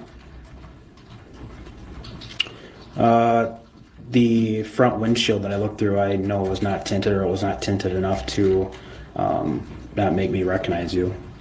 Did you see any tints on the side of the vehicle? Not that I recall. And if they were, they weren't that dark. You don't recall, though, for sure, if there were any tints to any windows of the vehicle you saw? Well, all windows are tinted to some extent. It just depends on to what percentage of tint that they come with. So I'm sure there is tint on the windows because vehicles come from the factory with some level of window tint. So I guess to your question, was there any window tint? I'm sure there was, but not to a degree that would prevent me from seeing who was driving it. Explain what you mean by tint percentage. So there's different varying degrees of tint that you can put on vehicles. Can you elaborate for the jury? I'll check. Rounds. I'll overrule the objection. Mr. Brooks, please ask your question again. You stated that all cars come from the manufacturer with some level of tint, but you made a reference to percentage. Correct. Can you elaborate on percentage? What would constitute a darker tint versus a lighter tint? Well, you've asked two questions now, so which one do you want him to answer first? The last one, I'm sorry. So you're asking about lighter About the tint versus percentage. darker. About the tint percentage. So like a 50% tint would be a lighter tint than like a 35% tint. So the lower the percentage, the darker the tint. That is correct. Okay.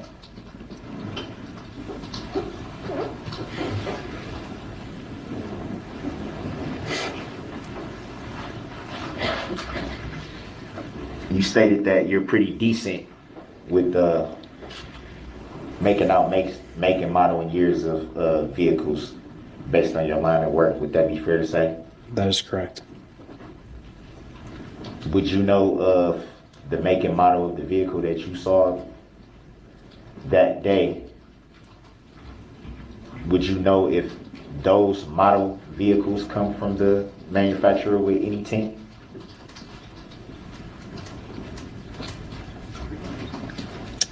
To be honest with you, I don't work for Ford, so I don't know if they come with tint, but I would assume as most vehicles, when they come from the factory, they come with some sort of tint. I believe usually the front is approximately 50% tint and the rears are usually, I think, 25 or 30 or something like that.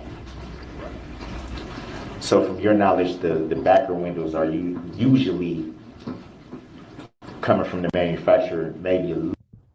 This mic. I said that sounds backwards to me. I would think the higher percentage would mean more tint, not less tint. But he's saying like 35% is more tint and 50% is less tint. That sounds backwards to me. A little bit darker than the front. Correct. No further questions. Very briefly, thank you. So the barricades that we saw at the intersection where you were posted, those have been blown over by the wind? Yes, so when I deployed the barricades initially, standing upright, they kept on blowing directly, like right off the street. So I tipped them down on their sides so they wouldn't, I guess, catch as much wind and they wouldn't blow all over the place. Did those barricades appear to slow down the SUV as it drove through them? Objection, speculation. Overruled, he may answer, given all of the cross. No, it did not slow the vehicle down at all. You discharged your firearm 3 times toward the vehicle? That is correct. Did all 3 rounds strike the vehicle? Yes, they did. Can we please put up for the jury exhibit number 3, which has previously been published? Go ahead. We're going to start at the 2-minute and 59-second mark if we can, and while we're working on that, can we please clear the screen now? Thank you. What exhibit is that? 3. We're at the 2:58-second mark on this exhibit number 3. Do you see a vehicle on the screen? Yes, I do. Does that appear to be the same color of vehicle you saw drive through the intersection where you were posted? Yes. Let's play from this second, please.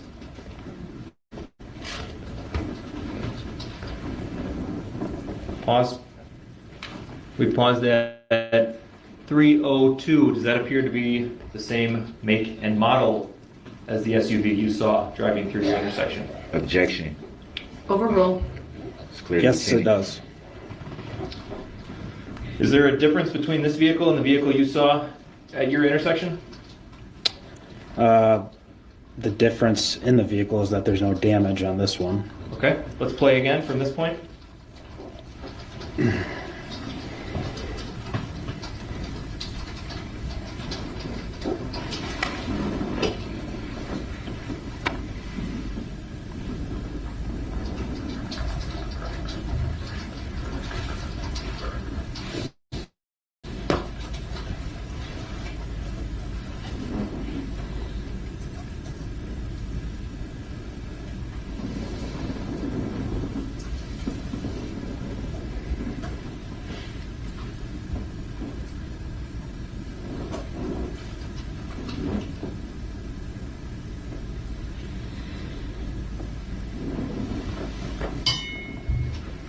Pause.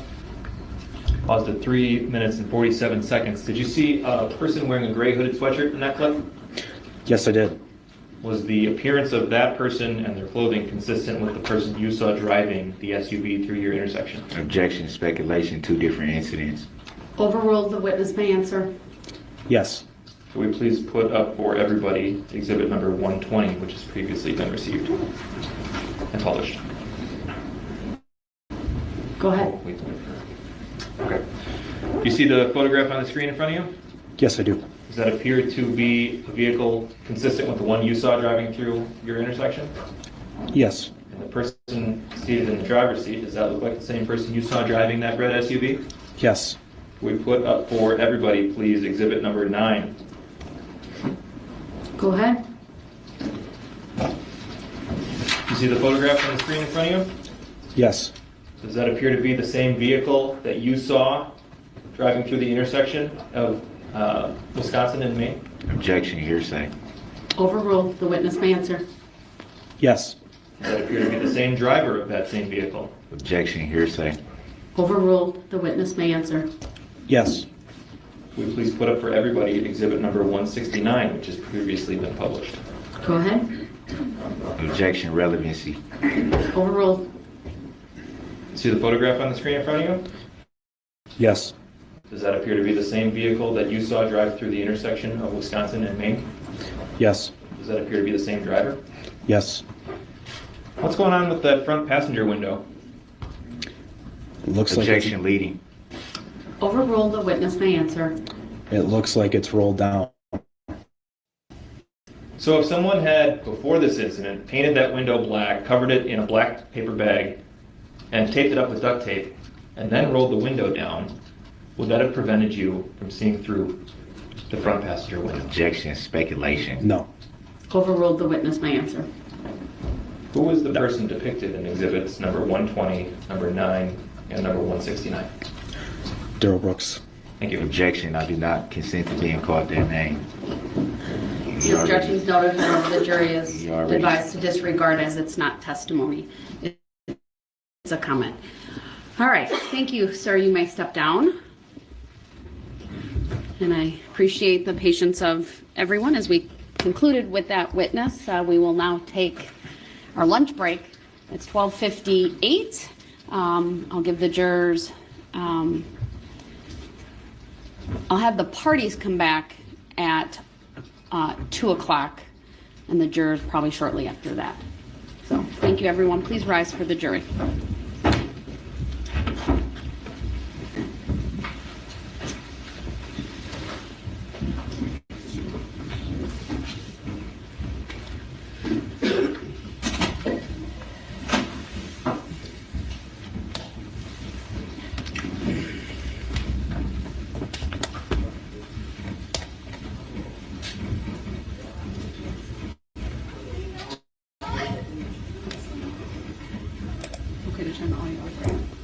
No. All right, please be seated just very briefly with the parties. Just witnesses for this afternoon. I don't need to know who, just the numbers, and if there's anything else you are asking the court to do this afternoon. No, we're behind schedule, Judge, but we'll keep moving along. We will certainly have a full slate of witnesses available for the afternoon. Do you know about how late you intend to go tonight? I'd like to try to keep it as close to 4:35 as possible, given that it is a Friday. It's been a long week. Any idea when you'll be requesting the view of the vehicle? Will that be next week? That will definitely be next week, probably Tuesday at this point, Your Honor. All right, thank you. Thank you. All right, then that answered my question about scheduling, so everyone is aware of what we intend to do this afternoon. We are in recess. I'll see everyone at 1 o'clock. I'm sorry, at 2 o'clock. It's now almost 1. Thank you. We are.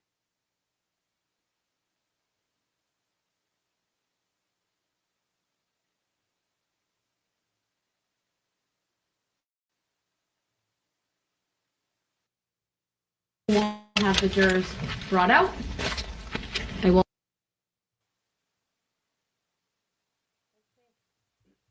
Let's see if we have shenanigans before the jury gets brought out. Because this is always like the most interesting part, is right before the jury comes out.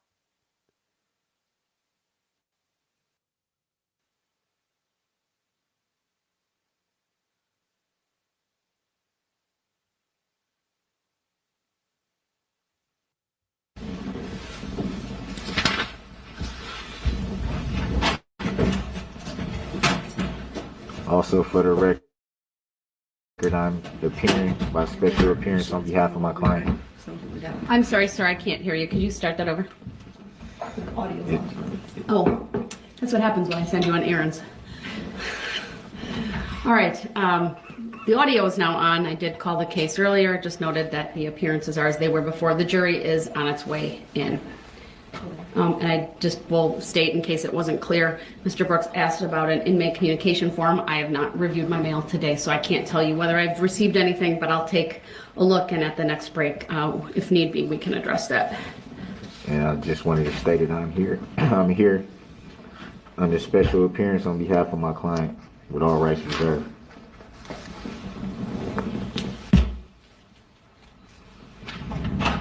All right, I'll rise for the jury, please.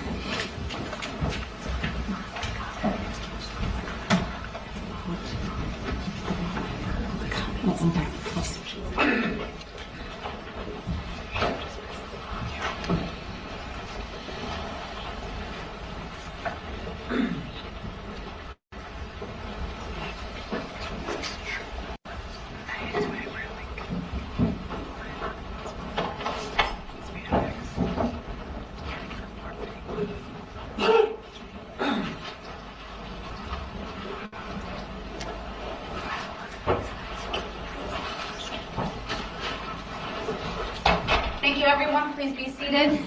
Statement calls next witness. Thank you, Judge. State calls Officer Christopher Moss. All right, officer, if you would please make your way to the witness stand, which is on my right, upper riser. When you get there, please remain standing, raise your right hand, and my clerk, Teresa, who's on my left, will swear you in. Do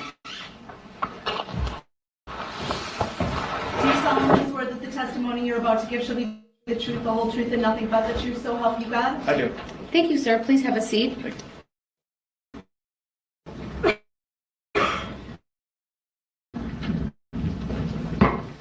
First thing I He looks like Lin-Manuel Miranda. and spell each. First name is Christopher, Christopher. Last name is Moss, Moss. Thank you. Go ahead, your witness. Thank you. Good afternoon, sir. Good afternoon. How are you employed? Currently employed with the City of Waukesha Police Department. How long have you worked in law enforcement? I have been a sworn law enforcement officer for 14 years. All of your time was spent with the City of Waukesha Police Department? No, ma'am. Who else did you work for? 6.5 years was spent working for the City of Oconomowoc Police Department, and a year, or just over a year, was spent working part-time for the Village of North Prairie Police Department. Were you working for the City of Waukesha on November 21 of 2021? I was. Do you recall participating in the Waukesha Christmas Parade that afternoon? Yes, ma'am, I do. What was your role, please? For that event, I was tasked with the City of Waukesha Police Department's Honor Guard unit. Specifically, I was part of the Color Guard, which is the group that leads the parade carrying the American flag and the state of Wisconsin flag. And so you were there right at the beginning of the parade, correct? Yes, ma'am, I was. Do you remember about what time the parade kicked off? Approximately 4 p.m. Did you march the entire route of the parade? I did. Did you complete the parade? Yes, I did. Without incident? Without incident. And after you completed marching the parade with the Color Guard, did you go someplace? Yes, upon completion of the parade route, as we were the first entity to finish since we led the parade, I subsequently returned to the City of Waukesha Police Department. And why did you go back to the department? That evening, I was assigned to late power shift, which is from 5 p.m. to 3 a.m., and I was designated to work area 308. Okay, so you marched in the parade with the Color Guard, then you were going to go work a full shift that evening? That's correct. As you were back at the police station, what do you recall happening? As I was changing out of my Honor Guard uniform into my duty uniform, I heard multiple police sirens emanating from the downtown area. I subsequently checked our reporting system and observed that there was a call for service that officers were responding to in emergency fashion reference a subject with a knife. And where was that response directed to? What location? I believe that response was directed to the area of Frame Park in the City of Waukesha. Did you do anything at that point? I was still technically off duty, so I would continue to get dressed quickly in the event that they needed additional resources to that location. And did you ever get called to that location, sir? No, I was never called to that location. What happened next? As I continued to monitor my handheld radio while still getting dressed for duty, I heard via our primary channel fellow officers screaming hysterically on the radio, requesting people to respond to the downtown area and the parade route. What did you do? Got dressed as the fastest I've ever gotten dressed before, and subsequently sprinted out of the police department, entered a fleet, and responded in emergency fashion to the downtown area. Specifically, where did you go? I arrived in the area of Clinton and Main Street.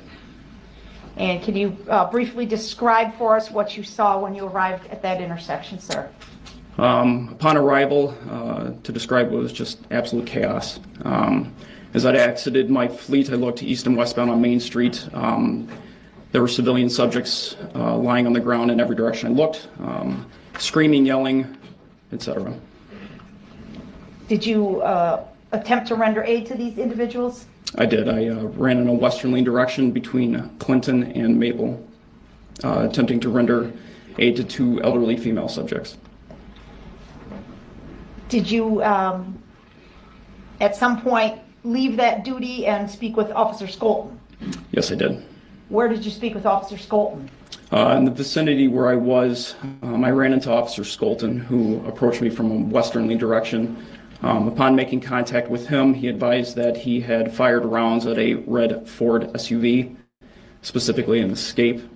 I asked him if he was okay. He stated that he was, and he subsequently said that we needed to find the vehicle. And did you in fact set out to try and find this vehicle? I did. Prior to Officer Skolton telling you that, did you have any vehicle description? I did not. The radio traffic was complete chaos with people screaming about injured participants of the parade being all over the downtown area. So where did you go to look for the vehicle?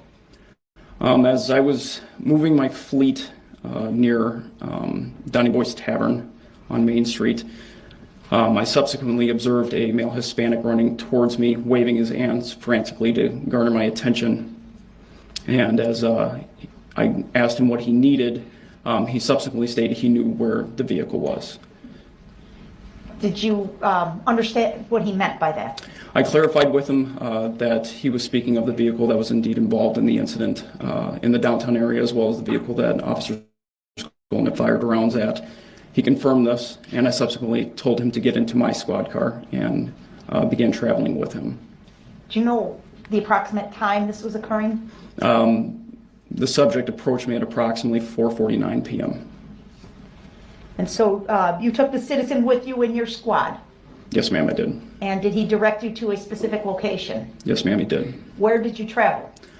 From my location where I met up with this individual, we traveled westbound on Main Street and subsequently made a left-hand turn to travel southbound on Maple Street. We traveled approximately 2 blocks to the area where I subsequently located the vehicle in the driveway. How did you know it was the vehicle you were looking for? Based off what Officer Skolnick had previously described to me as a red Ford Escape, I observed a heavily damaged red Ford Escape in the driveway of 338 Maple. This particular vehicle was heavily damaged in the front end. I also observed that there was clothing embedded in the hood, as well as a headband with blue lighting hanging from the side mirror. Additionally, I observed a bullet hole in the windshield on the passenger side. Did you secure this scene? I did. What did you do? As I exited my fleet, I drew my firearm to clear the vehicle to ensure that it was clear of persons that could potentially harm me based on the information that I had garnered up to this point.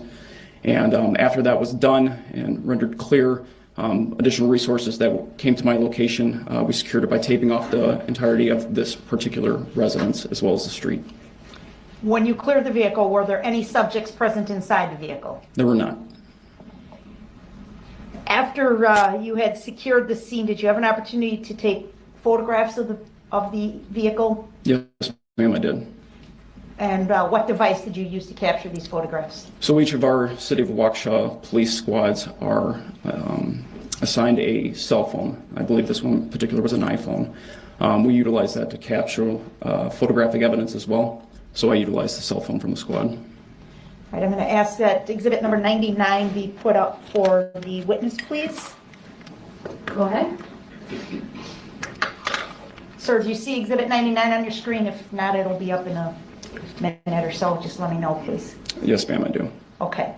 Do you recognize that photograph, sir? Yes, ma'am. What do you recognize the photograph to depict? It depicts a heavily damaged Ford Escape in the driveway. And where is this location? 338 Maple in the City of Waukesha. Is this a photograph you took Yes, ma'am, I took this photograph. using your iPhone? Yes, ma'am. Okay. Move to admit permission to publish, Your Honor. Objection. Exhibit 99 is received. Permission to publish is granted. The objections overruled.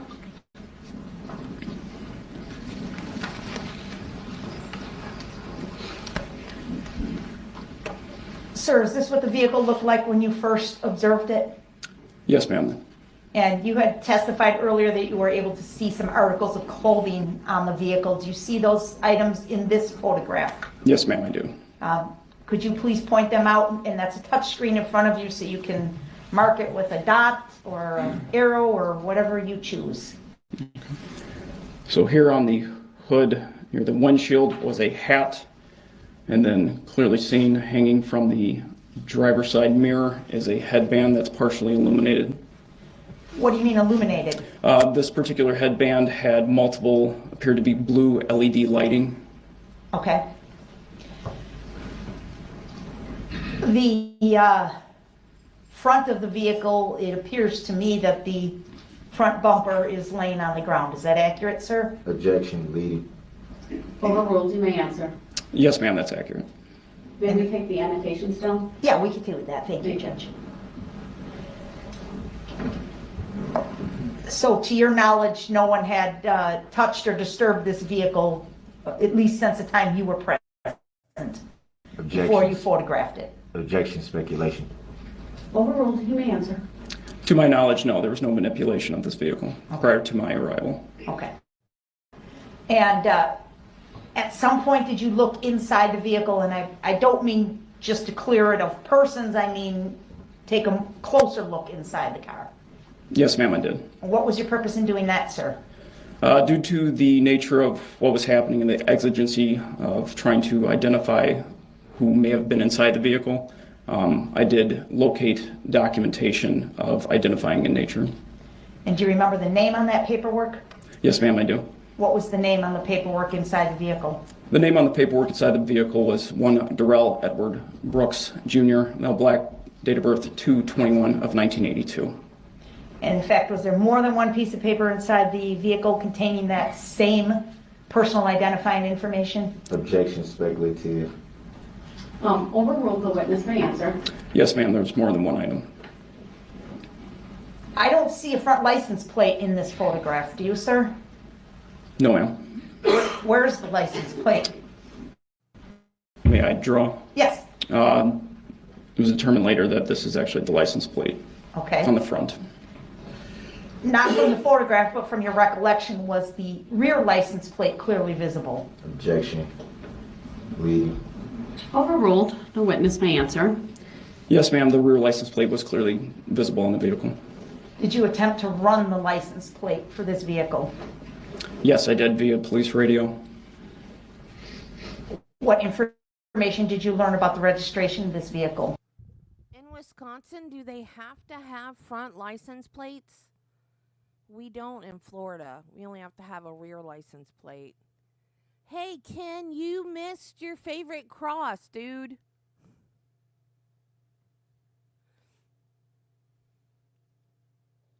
The vehicle displayed a Wisconsin registration plate of A. Adam D. David P. Paul 9256, which listed to a Don L. Woods out of the city of Milwaukee. Do you remember the approximate location of the street where Don Woods lived? It's a witness Objection. before this one. Hearsay. Irrelevant. Overruled. The witness may answer. No, I do not recall that information. You just remember city of Milwaukee? Yes, ma'am, that's correct. Okay. And the vehicle was registered to Don Woods solely? Objection. Leading. Relevancy. Who's it related to? The objections are noted. I'll sustain as to the form of the question and ask Attorney Upper to rephrase. Was the registration only in one person's name? From what I understand, it was. Okay. Do you know the relationship between Don Woods and Darrell Brooks? Objection. Speculation. Overruled. The witness may answer. No, ma'am, I do not know the relationship. At a later point, as you were, well, strike that, let me ask this. Did you remain with this vehicle for some time? Yes, for some time. And were other resources, law enforcement and other resources called to the area to deal with this vehicle, sir? Yes, ma'am, they were. And as that was occurring, are you aware of other police activity that was occurring nearby? Yes, ma'am, I was. And what was that, please? I had heard via police radio Officer Luling advised that he was out with a subject in the 500 block of Elizabeth Street, which is just a couple blocks away. And did you hear Officer Luling indicate a name for the subject that he was out with? Yes, I did. And what was that name? Officer Luling aired over police radio that he was out with a male subject identifying himself as Darrell Brooks.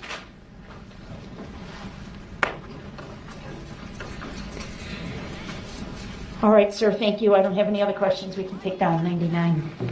Oh, I'm sorry, I do have one other question about 99. I apologize, Your Honor. Objection. Overruled. She may answer. She may ask. Do you know what time you snapped that photograph of Exhibit 99? Yes, ma'am, I took that photograph on the date in question at 5:01 p.m. Thank you, sir. All right, thank you. You're cross, Mr. Brooks.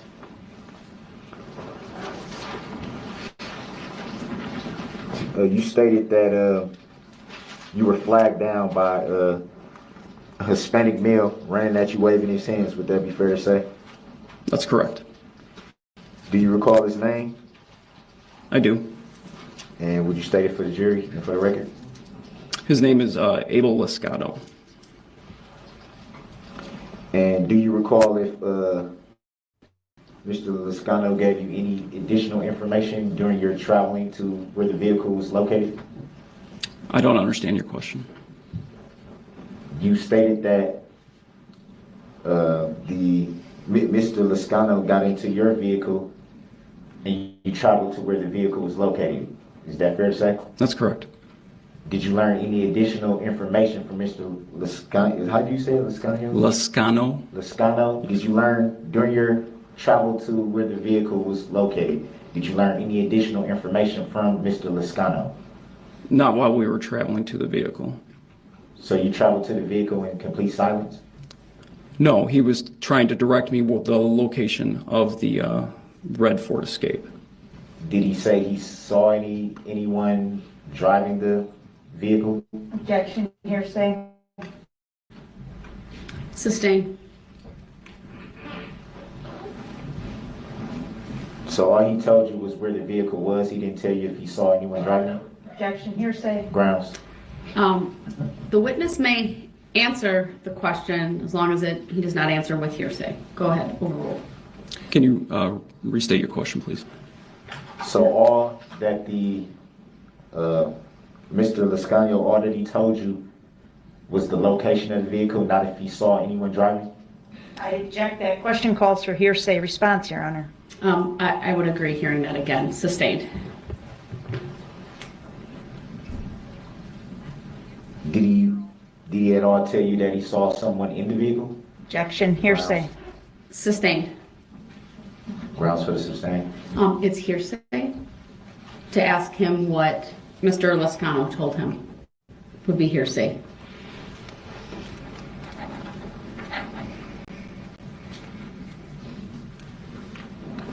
So all Mr. Liscano did was just direct you to the vehicle? That's correct. That's all you guys talked about during your trip to the vehicle? Objection, asked and answered. Grounds? Sustained. It was asked, and I previously sustained the objection. So next question, please. When you were able to locate the vehicle, where did Mr. Liscano go? Once the vehicle was located, I had Mr. Liscano stand by in my fleet until other officers arrived to assist me, and then I transferred him over to someone else.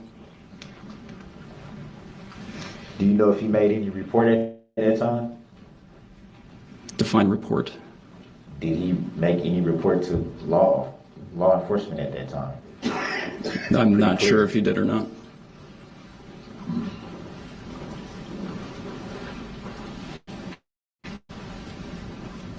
You go, Kent. Do you That's recall perfectly fine. Mr. Liscano yelling that there were subjects standing outside of the building? Objection, Your Honor. The vehicle I'm going was? to excuse the jury while I take up a legal issue. All rise for the jury, please.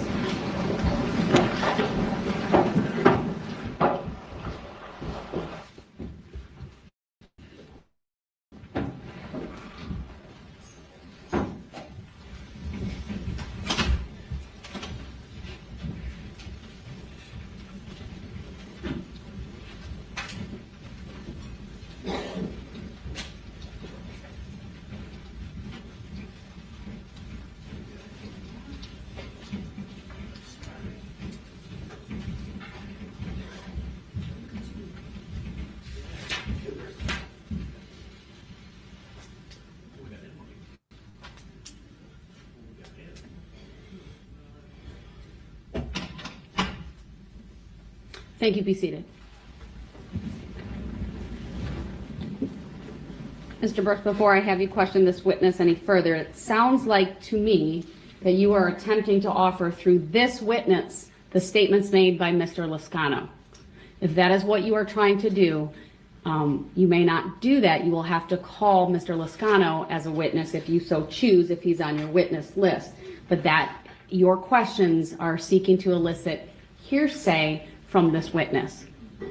That's why I had the jury removed so I could explain my ruling and why I'm going to direct you not to ask this witness questions about what Mr. Lascano may or may not have said.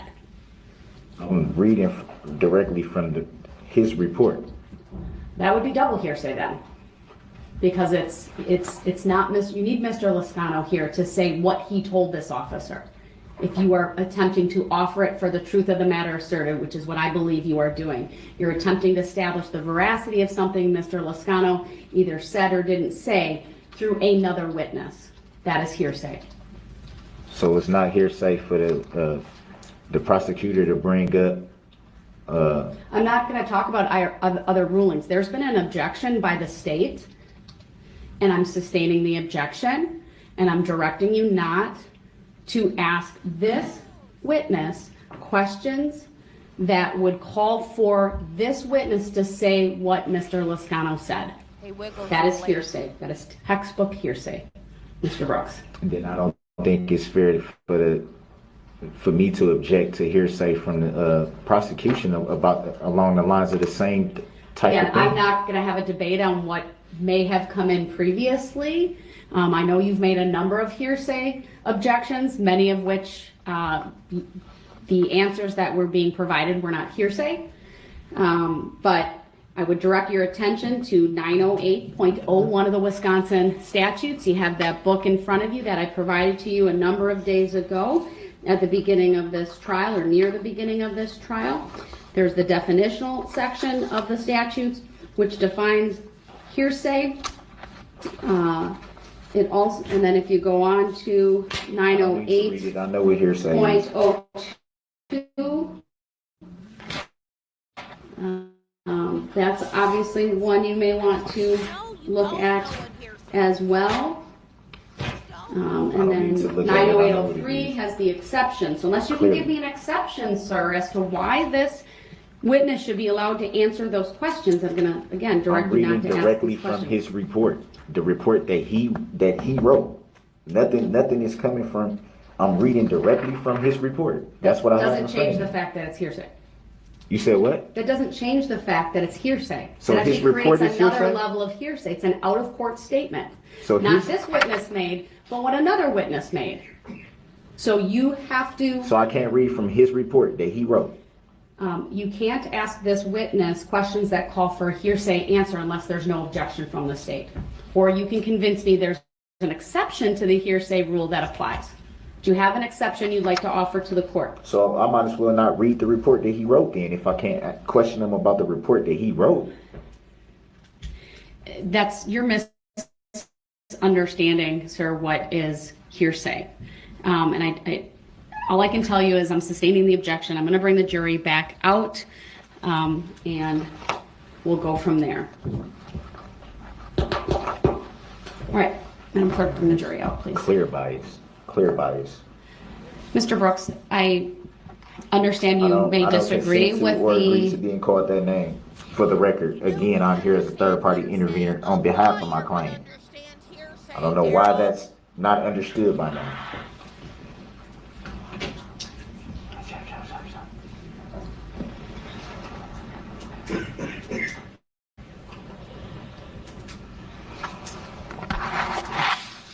So I guess I can't bring up the plaintiff either, huh?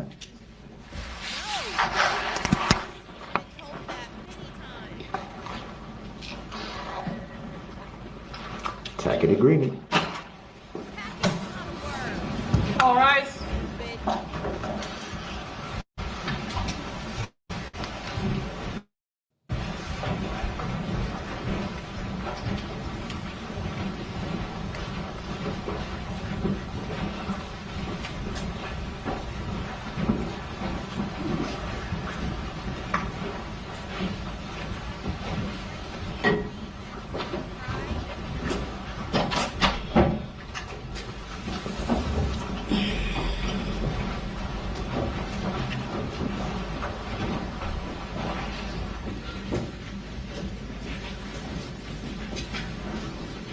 Thank you, everyone. Please be seated.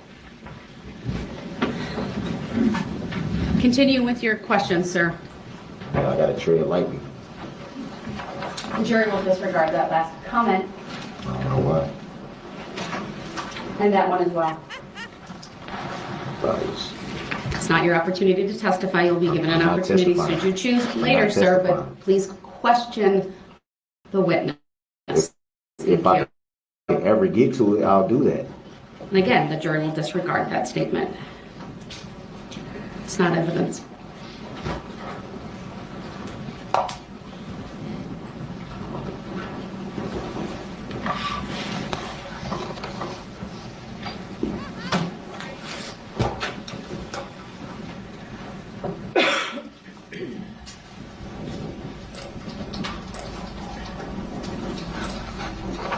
You made reference to a hat being on the hood. Can we pull Exhibit 99 up again?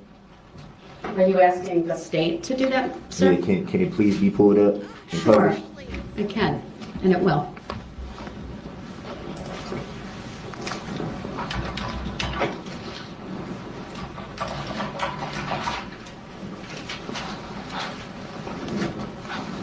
The jury can let me know when it's on the screens in the jury box, please.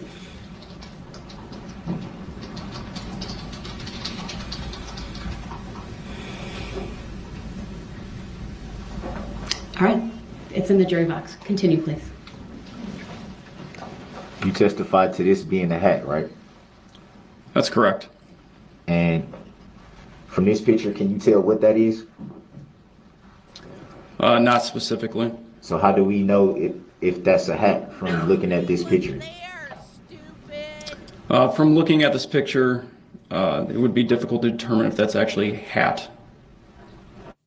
So it'd be fair to say you don't know what that is. Based on this picture, you're Based right. on this picture.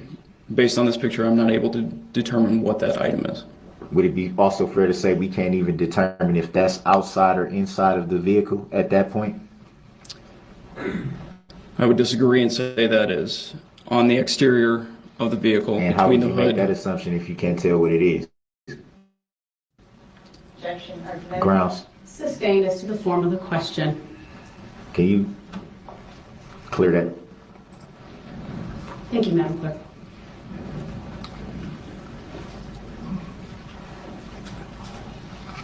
You can definitively say from this picture that you can tell where the item is based on this picture.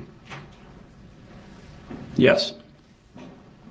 Are you going off what you found or what you can see from the picture? I can see from this picture that that item is on the exterior of the vehicle between the hood that is destroyed and the windshield. So it's on the hood? It is between the hood and the windshield of the vehicle. And you can tell that from this picture? Objection, as an answer. Grounds. Argumentative. Sustained as to both grounds.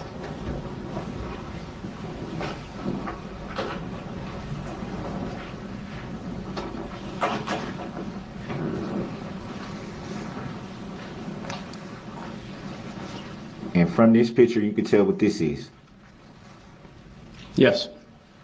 just from the picture. Yes. And how do you come to that determination?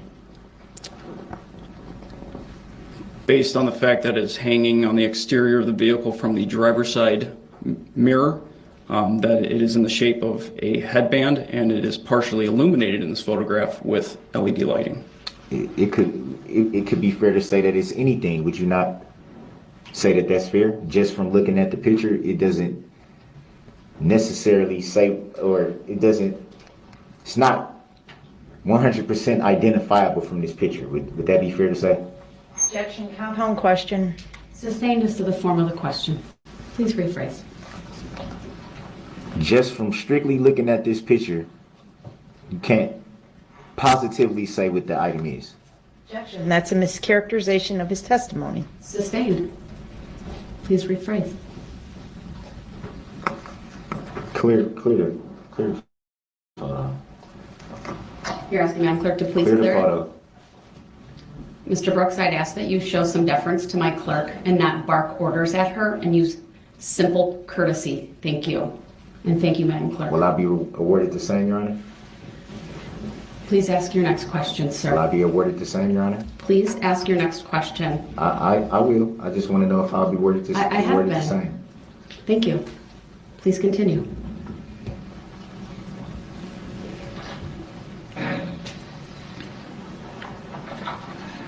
Did you talk to anyone who lived in the residence? I don't recall the specific persons I talked to or where they resided. So it's fair to say you talked to someone. There were multiple people outside of the residence and in the area at that time that I spoke briefly to. But you don't know if any of them was the renter or owner of the driveway? I do not recall. Do you recall asking anyone if the vehicle belonged to somebody who may have stayed in that general area? I do not recall asking that question to anyone. You did state that you cleared the area. Would that be fair to say? No, I stated I cleared the vehicle, not the area. Did you clear the area? Eventually, we did clear the back portion of the residence to ensure there were no suspects or victims. Who is we? Persons of law enforcement.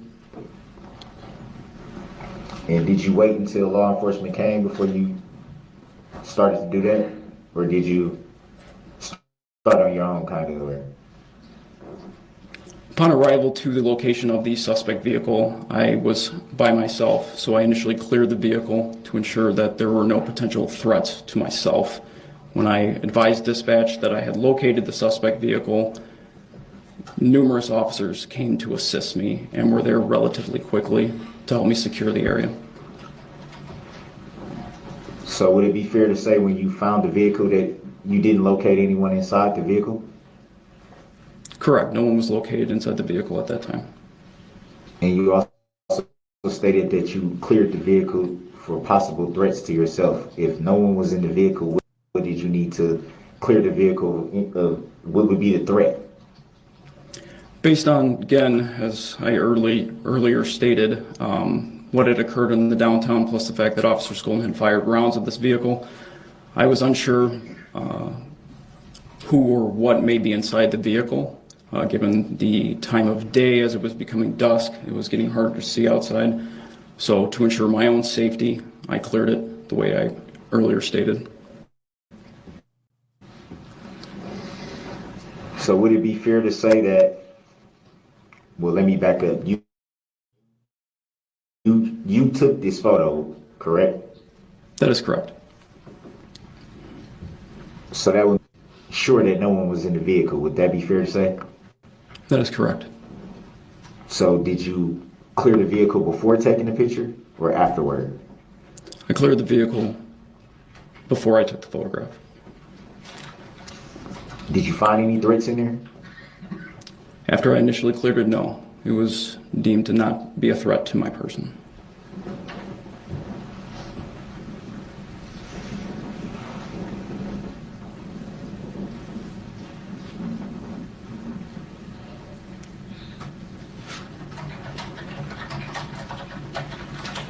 Did you do any other investigating after you had took this photo?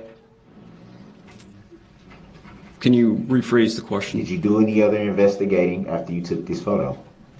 After the photographs were collected of the vehicle in place from multiple angles, I did locate identifying information inside the vehicle. What I'm asking is, so let me back up. So that was the extent of your investigation was finding whatever you found in the vehicle at that point. Correct. Grounds. I'll address. Thank you. Correct.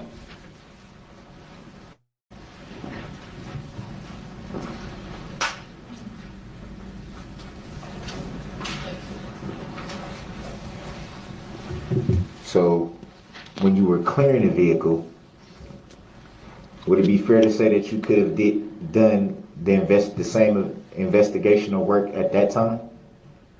No, that would not be fair to say. And why not? Because when you're clearing a vehicle to ensure that there are no threats to you, you're not looking for anything specific as far as evidentiary value. You're looking for a threat to your person. So you would clear the vehicle of threats after being in the vehicle to do that, and then go back or start investigating, rather. Why not do them all at once? Is that a procedural thing or Asked and answered, Your Honor, I object. grounds? Sustained. Next question.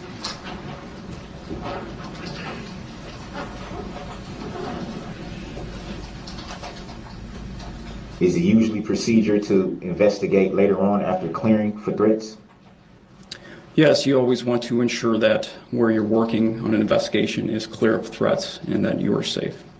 Would that be the same protocol if you were searching a home? Objection, relevance. Grounds? Sustained. Grounds for the sustain? Relevance.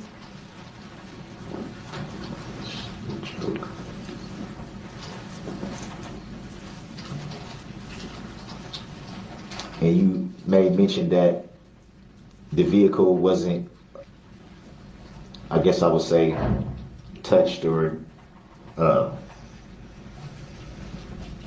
between the time that you were flagged down with the location of the vehicle until you actually observed the vehicle, you stated that you don't believe the vehicle was touched in any way in that time? Objection, that's a misstatement of his testimony. Your Honor. Grounds? You said something similar to that. Sustained as to the form of the question.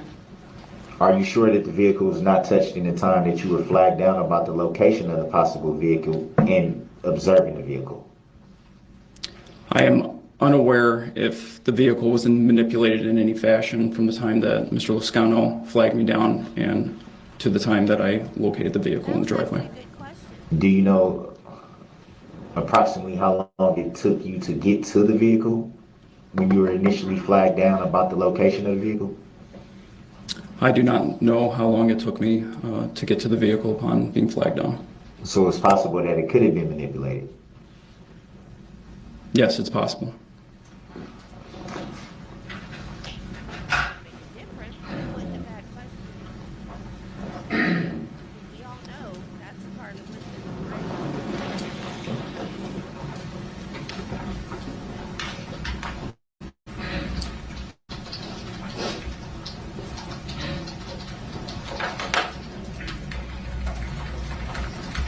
At the time that you located the vehicle,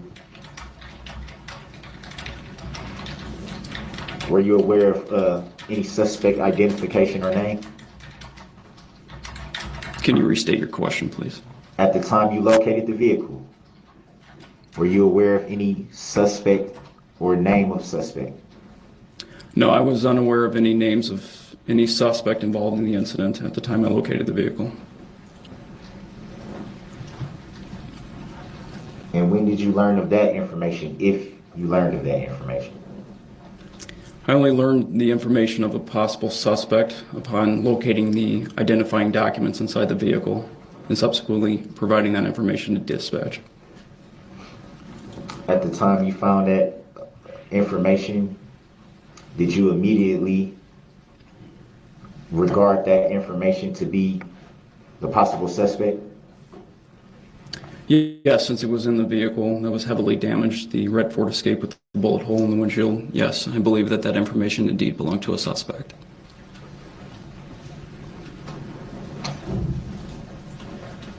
And at some point you ran the license plates number. Would that be fair to say? Correct, I did. And you also stated that it was registered to someone that was not the suspect. Would that be fair to say? As far as I know at that, or I'm sorry, as far as I knew at that time, I did not know if the person registered the vehicle to was a suspect or not.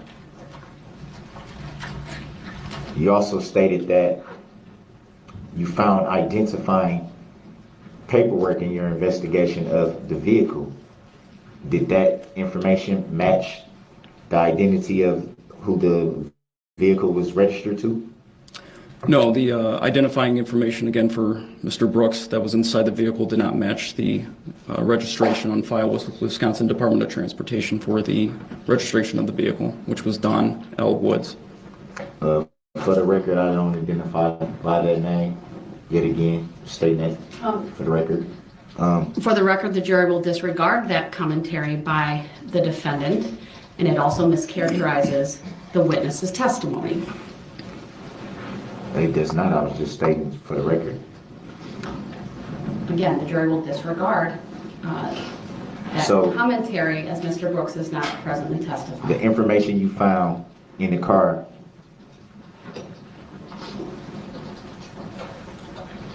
the vehicle was not registered to that person, correct? That's correct. So there's a possibility that at any time, multiple people can utilize that vehicle. Would that be fair to say? Objection, speculation. Grounds. Calls for speculation. Sustained. Would you agree that a vehicle registered to one person and information found by another person constitutes that more than one person used the vehicle? Objection. Grounds. Go ahead. The question was, does that prove that more than one person could drive the car? That's an improper question. That wasn't the question. Well, sustained as to the form of the question and assumes facts not in evidence. State that last part again. It assumes facts not in evidence, your question. Your next question, please.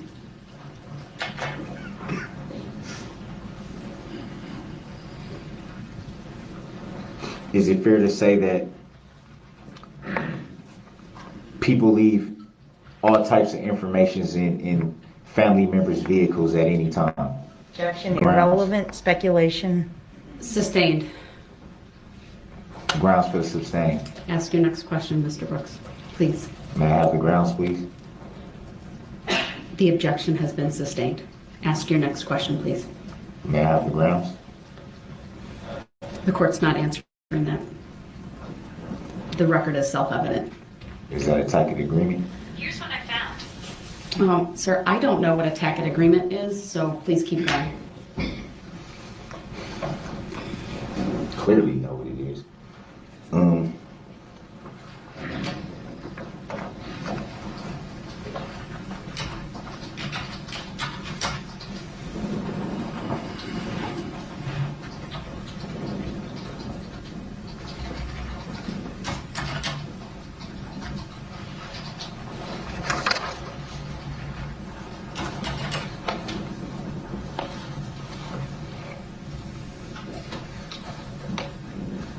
Would it be fair to say, and this is along the lines of the same question, would it be fair to say that at some point you've left items in other people's vehicles? Objection. Grounds. Relevance. Sustained. Grounds for the sustain? Next question, please, sir. I've sustained this question multiple times, multiple wasn't ways the you've same asked it. question. Next question, please. May I have the grounds? 90611, sir. May I have the grounds? Next question, please. Is it to relevancy? Is it to hearsay? Under 90611, ask your next question or I will cut off your cross-examination. Please ask your next question, You sir. have to give the grounds though, Your Honor. Especially if I'm merely just asking for the grounds of the sustain. Sir, ask your next question. What's the point of me asking questions if I can't answer anything? The jury will disregard his commentary that he just stated right now.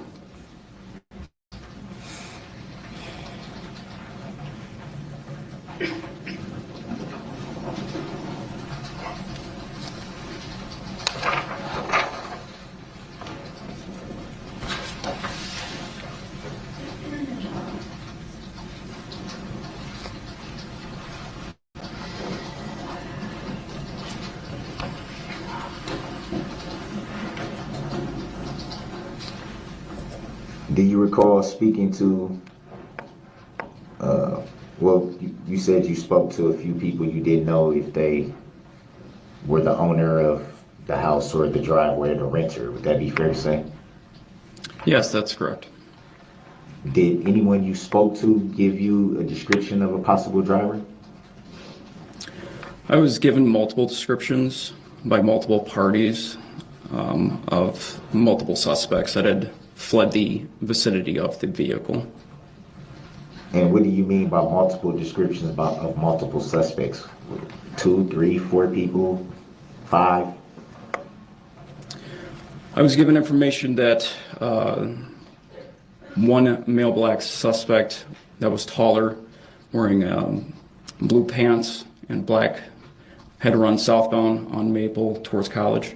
Additionally, I was given information that 2 shorter male blacks wearing gray sweatpants had run in a westerly direction from behind the residence at 338 Maple. And then later I was also given another description of a male black, unknown height, wearing like a gray sweatshirt and pants. You said medium height for the last description? Unknown height. Unknown. Okay, I'm sorry. Unknown height. Did anyone you talked to report the sound of a crash? No, no one I spoke to at this location reported anything regarding the sound of a crash. Did you see any signs that there may have been a crash once you and other officers were securing the area?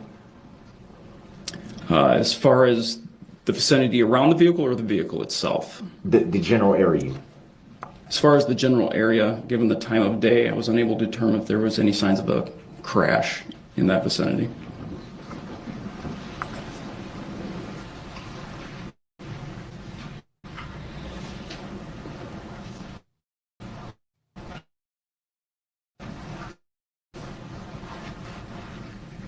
It'd be funny if someone in the jury yelled, "That's not hearsay." When talking to the people that you, while talking to the people that gave you the descriptions, did they identify themselves as living close or living in any of the houses in that area? No, due to the chaotic nature of the event, I did not ascertain where these individuals lived or if they were associated with any neighboring residents. Do you know if they made any other statements to any other law enforcement that was there present with you at that time? Not to my knowledge. Why do you think you received so many different descriptions of suspects? Multiple people from multiple angles observed different things, and there was a lot of people there. It was a very chaotic event. Even this particular scene was chaotic and hectic with numerous people coming to and from, so it was difficult to determine that information. Did any of the people that you spoke with give any reason to why the suspects that they identified were run from the scene? Objection. Speculation also calls for hearsay. Grounds. Sustained. Grounds. Next question, sir.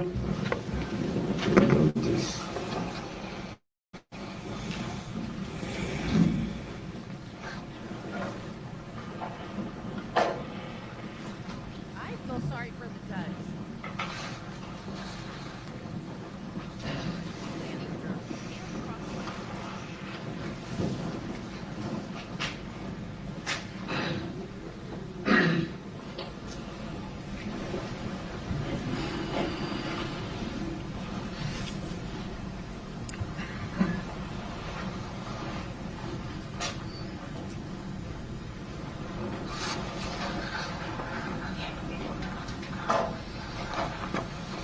Do you recall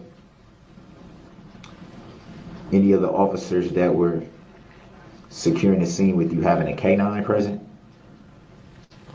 Yes, I do.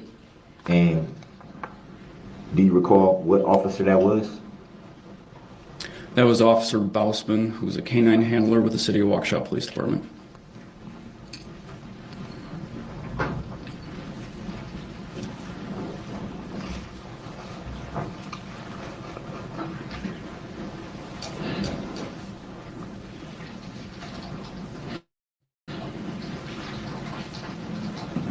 And eventually you left the scene where the vehicle was found and started searching the area? Yes, I transferred command of that location to Officer Buttrin, had him remain at that scene for scene security with additional City of Brookfield officer, and then myself, Canine Officer Bausman, and numerous other police officers from various departments conducted an area search as we were conducting a canine track. Based on the information I had obtained, multiple suspects running from the area.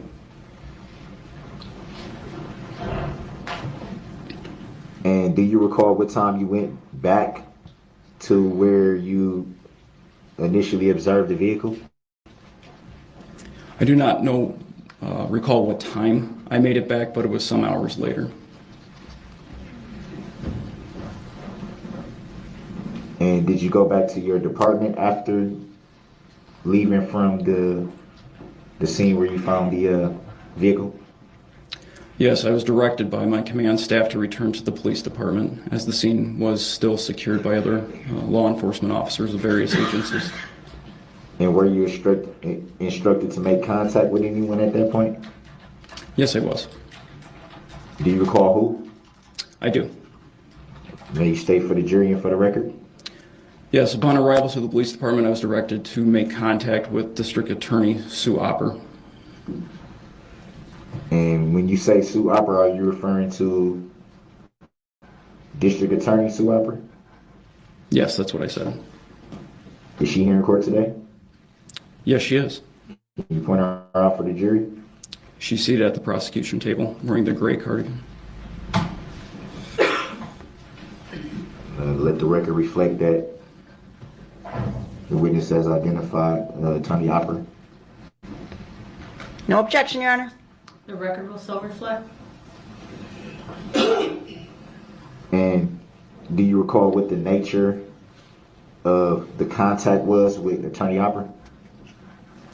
Yes, I was directed to locate Attorney Opper in the downtown area at the scene of the parade incident and subsequently transport her back to the City of Waukesha Police Department. So I'm assuming make contact with her at the parade, so you went and picked her up? That's correct. I picked her up in the area of Maple in Wisconsin. Correction, I'm sorry. The area of Maple on Main Street.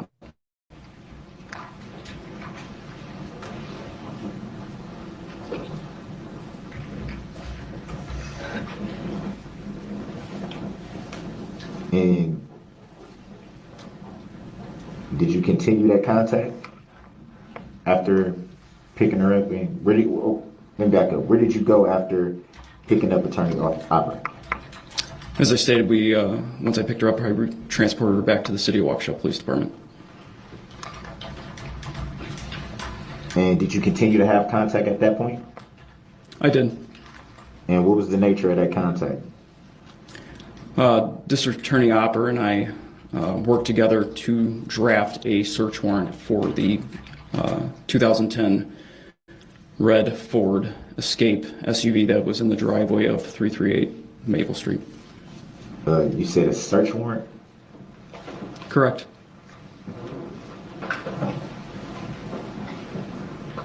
Initially, when you secured the vehicle and then investigated the vehicle after securing it, what did you need to search for at that point that you needed a search warrant? After I cleared the vehicle and located those items of identifying nature, that was done due to the exigency of the event and identifying any outstanding suspects. After that was done and photographed in place, I resecured the vehicle and it was no longer touched at that point. So therefore, later on, it was required to have a search warrant to continue processing that vehicle for items of evidentiary value. So you just stated that the vehicle wasn't touched between those times. So what if anything new did you need to search for? Objection, argument. Grounds. Overruled. He may answer. The basis of the search warrant was to ensure that, again, any items of evidentiary value I may have overlooked due to, again, the exigency of trying to find identifying information of an outstanding suspect, as well as clearing the vehicle for safety reasons. That is the purpose of the search warrant, is to do a more slow, methodical search of the vehicle for said items of evidentiary value. But it would be fair to say that after initially clearing the vehicle, for, as you said, for any possible threats to you, and investigating the vehicle further a second time, what did you feel would be of evidentiary value at that point that you hadn't already observed before? Objection. Asked and answered. Grounds. Argumentative. Grounds. I'm referring to him stating the evidentiary value. Asked and answered. Sustained. So what was the evidentiary value that you were looking for Same objection. with the search warrant? It's the same question a different way, so I'm going to sustain it. It's been asked, it's been answered. Next question, please. Can you give an example of what evidentiary value is? Something of evidentiary value can really be anything that's pertinent to the case. An example would be like a shell casing or a spot of blood that can render DNA results, things of that nature. Did you find any of those things when obtaining the search warrant? Objection. Grounds. Well, that's factually inaccurate, Your Honor. It assumes a fact, not an evidence. I'll sustain the objection as to the form of the question. Did you find, upon obtaining the search warrant, were you able to find anything of evidentiary value? Same objection. Assumes a Grounds. fact, not an evidence, Your Honor. Please rephrase and establish a foundation related to whether this witness performed that subsequent search.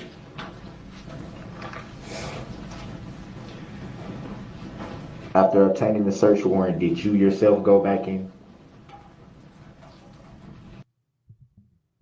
That's only if you understand big words, Wiggles. He doesn't understand big words.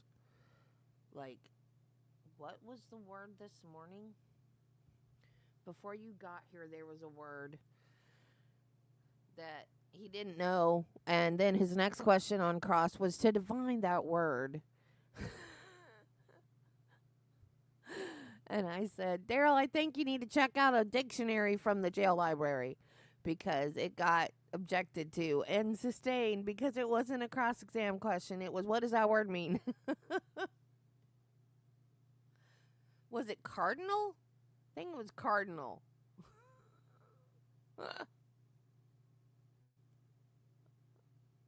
Search the vehicle? No. Do you recall what officer was dispatched to do to execute the search warrant?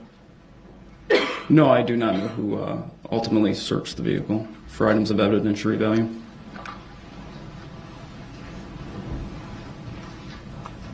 Do you recall if the vehicle was being towed from that area at some point? Yes, the vehicle was removed at some point. I do not know when or by whom. Do you recall where it was moved to? I do not know where the vehicle was moved to. You stated earlier that you did observe a gunshot in the windshield. Did you notice any other bullet marks? No, the only mark that I observed related to a gunshot was the bullet hole in the windshield on the passenger side.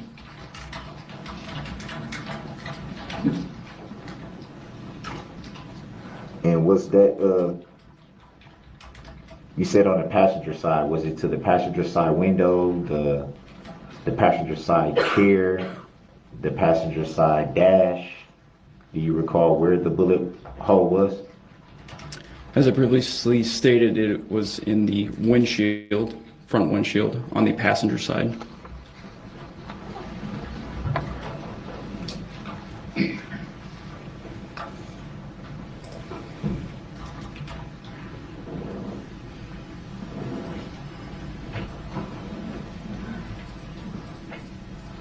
Were you at any time given a copy of the search warrant? Yes, upon completion of the search warrant, I was given a copy. The original went over to the command center.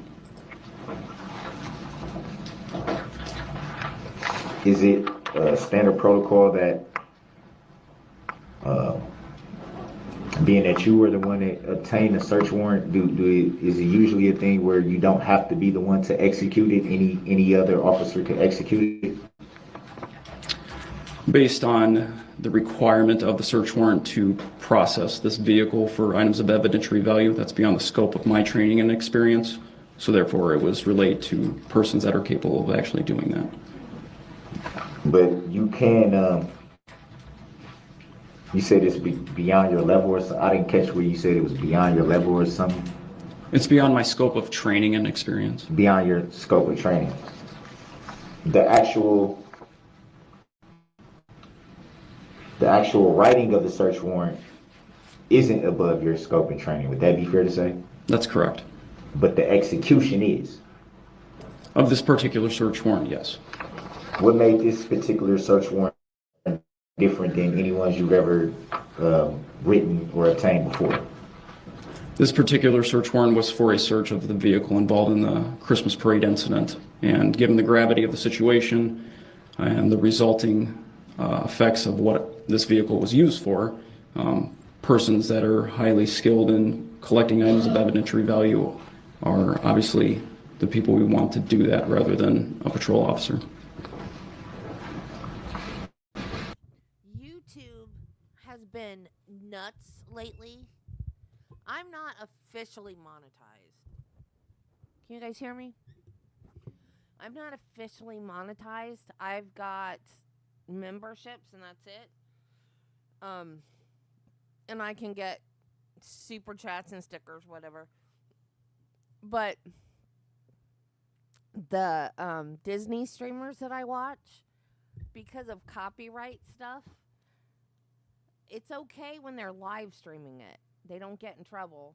But then when they get home from Disney, they have to take it down and go through and take all of the music out of it. So, like, if you go back and watch their streams later, if they write It's a Small World, there's no music.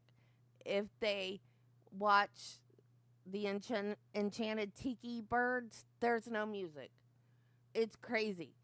So, last night, they were at Hollywood Studios, and they were in the Frozen sing-along show. And I'm sitting here, just, you guys know how I like Let It Go, right? Singing Let It Go at the top of my lungs, just having a blast. Their feet got taken down in the middle of Let It Go. I was so upset. Anyway, so then after that, they made another feed. Usually they've streamed that show before with no problem, but I guess YouTube wasn't having it last night.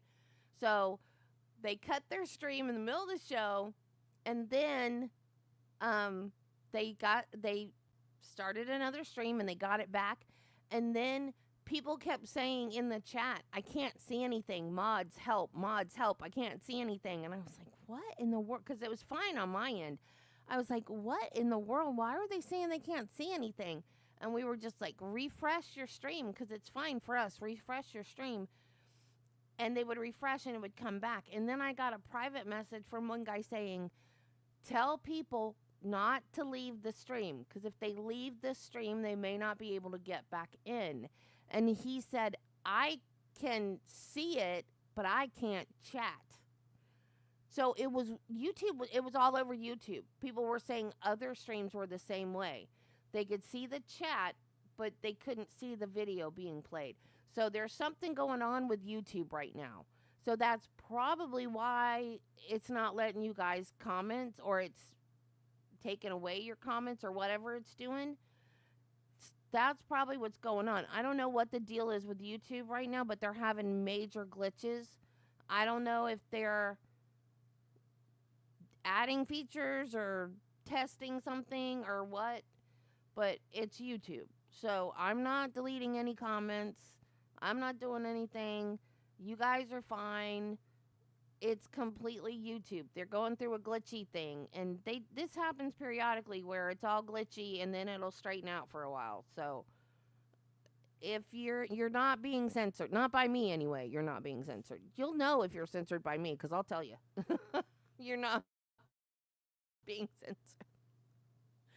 It's all YouTube's fault. And you were able to get that search warrant signed, correct? That's correct. Do you remember by whom? Yes. Can you state for the record and for the jury? At that time of the search warrant, the on-call judge was contacted, and the on-call judge was the Honorable Jennifer Darrell. That would be the judge right now in the courtroom. Yes, that's correct.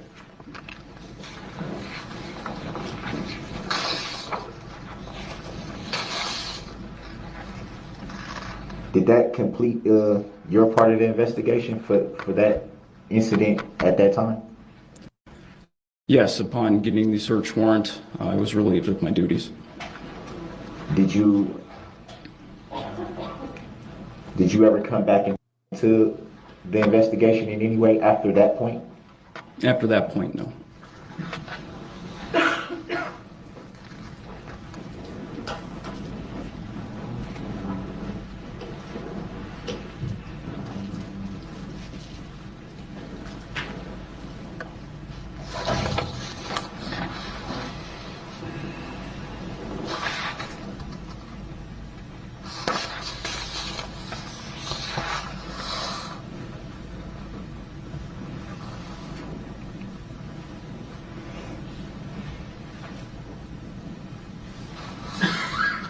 After your part of the investigation ended, were you able to obtain any more information that you didn't know the night of your investigation?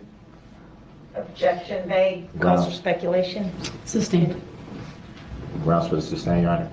Please ask your next question.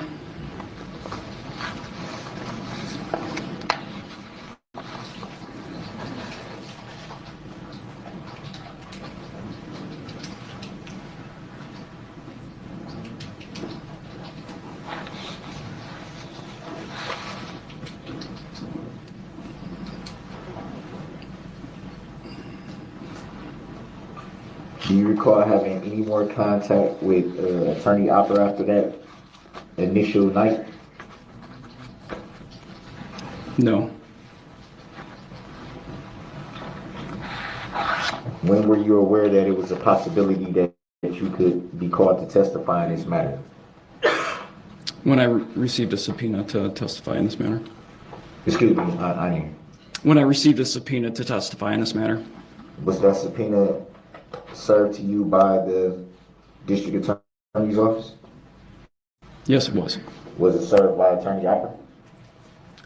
I don't recall who served me directly. I believe it was via electronic. Do you recall when you received that subpoena? I don't recall the exact date, but it was a few months ago. So it's pretty recent, but a little time since you received it. Yes, that's fair to say.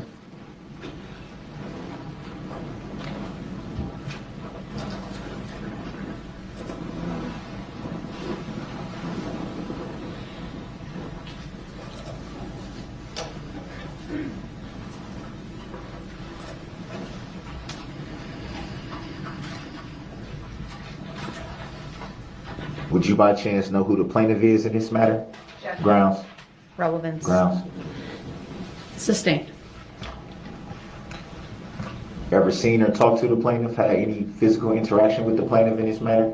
Objection, vague and compound Grounds. question. Sustained. Do you even know if there's a plaintiff in this matter? Objection, Grounds. irrelevant. Sustained. You know who filed the complaint in this matter? The complaint was filed by the district attorney's office. Do you know if it was filed by Attorney Opper? I don't know particularly who filed the complaint. I just know it was by the Waukesha County District Attorney's Office. And during your time in law enforcement, would it be fair to say that whoever files the complaint is a party to the matter? Objection, Grounds. beyond the scope of the witness's Grounds. knowledge, Your Honor. Sustained. Next question. Grounds for the sustain, Your Honor. Next question, please.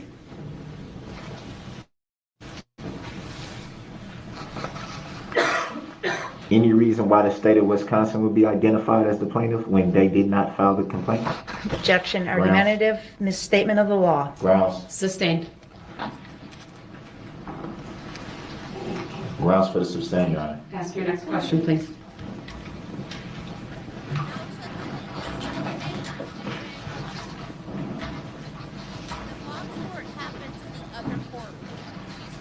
Was that the grounds?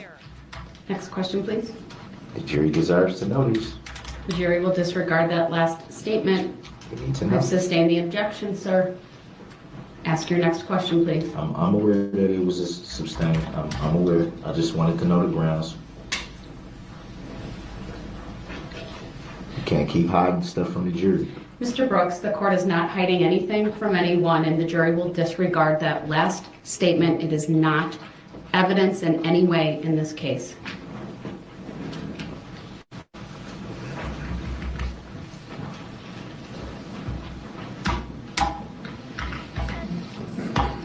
Would it be fair to say that any case has a plaintiff? Objection. Grounds. Lack of foundation beyond the scope of the witness's knowledge. Sustained. Would it be, can I rephrase the question? Go ahead. I can't say whether it will be answered or not, but you can go ahead But and rephrase it. I can't rephrase, just so we're clear. Whether it's answered or not, I can still rephrase the question. I don't know what the question will be, sir, so I can't make a ruling that's advisory. So ask your next question, please. Are you aware that in any case brought into a courtroom, there has to be a plaintiff? Objection. Grounds. Same question. Grounds is It not also the same misstates the question. law, so sustained. If there's no plaintiff, how's their case? Move to strike. The jury will disregard the last comment and statement made by Mr. Brooks. Grounds. There's a It's a defendant that has to be a misstatement of the plaintiff. law. It's not relevant. This jury will be the judge of the facts. The court is the judge of the law. Please continue, sir, or under 90611, I will stop the cross-examination. If there's a defendant, there has to be a plaintiff. Mr. Brooks, please stop. The jury will also disregard that statement. It's a mischaracterization of the law. It's a misstatement of the law. Based on what law or fact, Your Honor? And I'll address that with Mr. Brooks once again after the jury has been excused. One final time, you may ask another question. Otherwise, I will, and it must not be along the same lines, or under 90611, I will ask the state whether there's any redirect.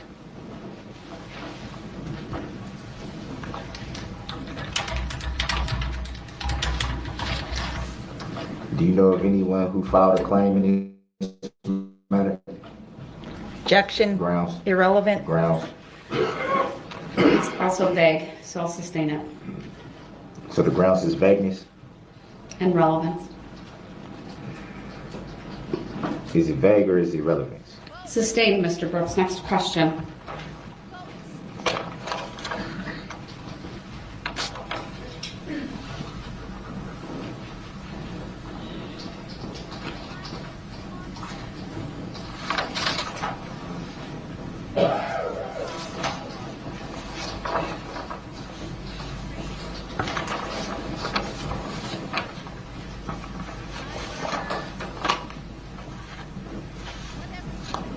So since your initial night of investigation, you've done no investigation since then in this matter?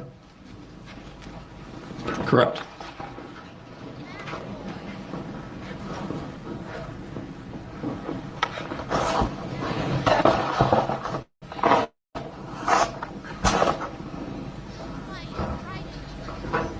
And have you seen any news reports? Objection. Relevant. I'm yelling. finish the Why question. can you not hear me? I'm yelling.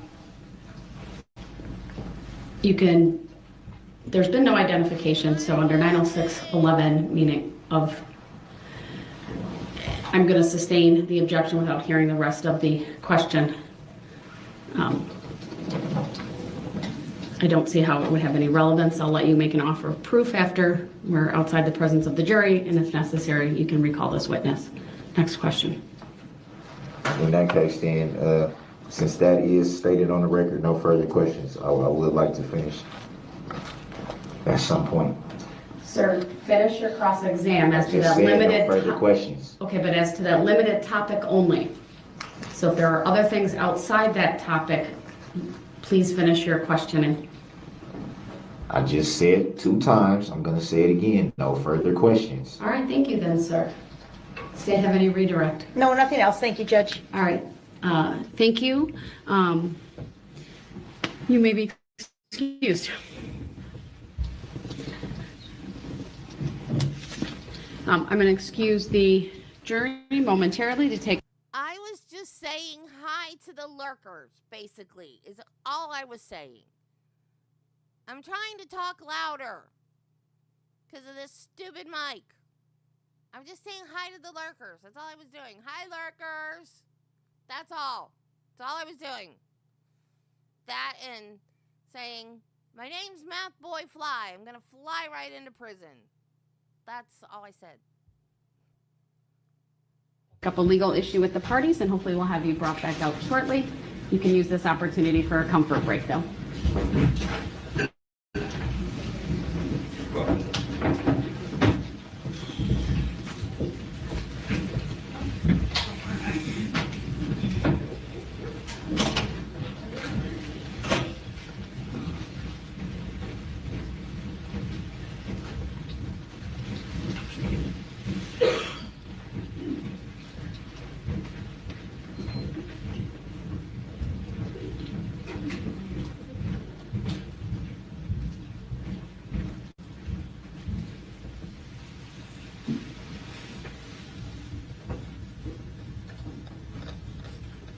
Please be seated. You may make an offer of proof, sir, as it relates to why or what questions and what information you believe this officer would provide about news reports that he has seen. So the offer of proof would just be to that one question. What would the question be? The question was, would have been, if I was allowed to finish it, had he seen any news reports directly connected to the incident? But what's the relevance? The same thing that many other witnesses have been asked, and it was never sustained then. It was never even objected to. So it was the same. It was essentially Let's focus one of on the same the questions. specific objection that was posed, and my And what was the grounds for willingness it? to give you an opportunity to provide the court with an offer of proof. This was what relevance would this particular witness seeing news reports have to his testimony? The same thing that any other witness that was asked the same question. Which would be what? You have to be specific, sir. I I'm not was gonna specific. assume I understand what you are saying. Have they saw any reports related to the incident? That's the same question that's been asked by numerous Well, there would be a witnesses. follow-up to that. So how is it relevant to this witness's testimony? It's relevant to anyone who gets on the stand's testimony. What's the legal basis you believe it's relevant to his testimony, sir? It obviously forms an opinion. Again, you need to explain to me, sir, the legal basis why you believe I should allow that witness to be asked that question and then any follow-up based on his response. What would have been the follow-up? I'm asking you, got sir, asked and it would you're have got the one answered. who's the proponent of this particular testimony and this questioning and the evidence. So explain to me. See, Darrell, this is why you need a lawyer, because you don't understand how objections work. They didn't object when you asked this question other times, so you got to ask it. This time, they objected, and it got sustained. The other times, if they had objected, it would have been sustained then too. But because nobody objected, you got to ask it. This time, you don't. And you don't understand that because you're not a lawyer. So, sucks for you, dude. Chill out.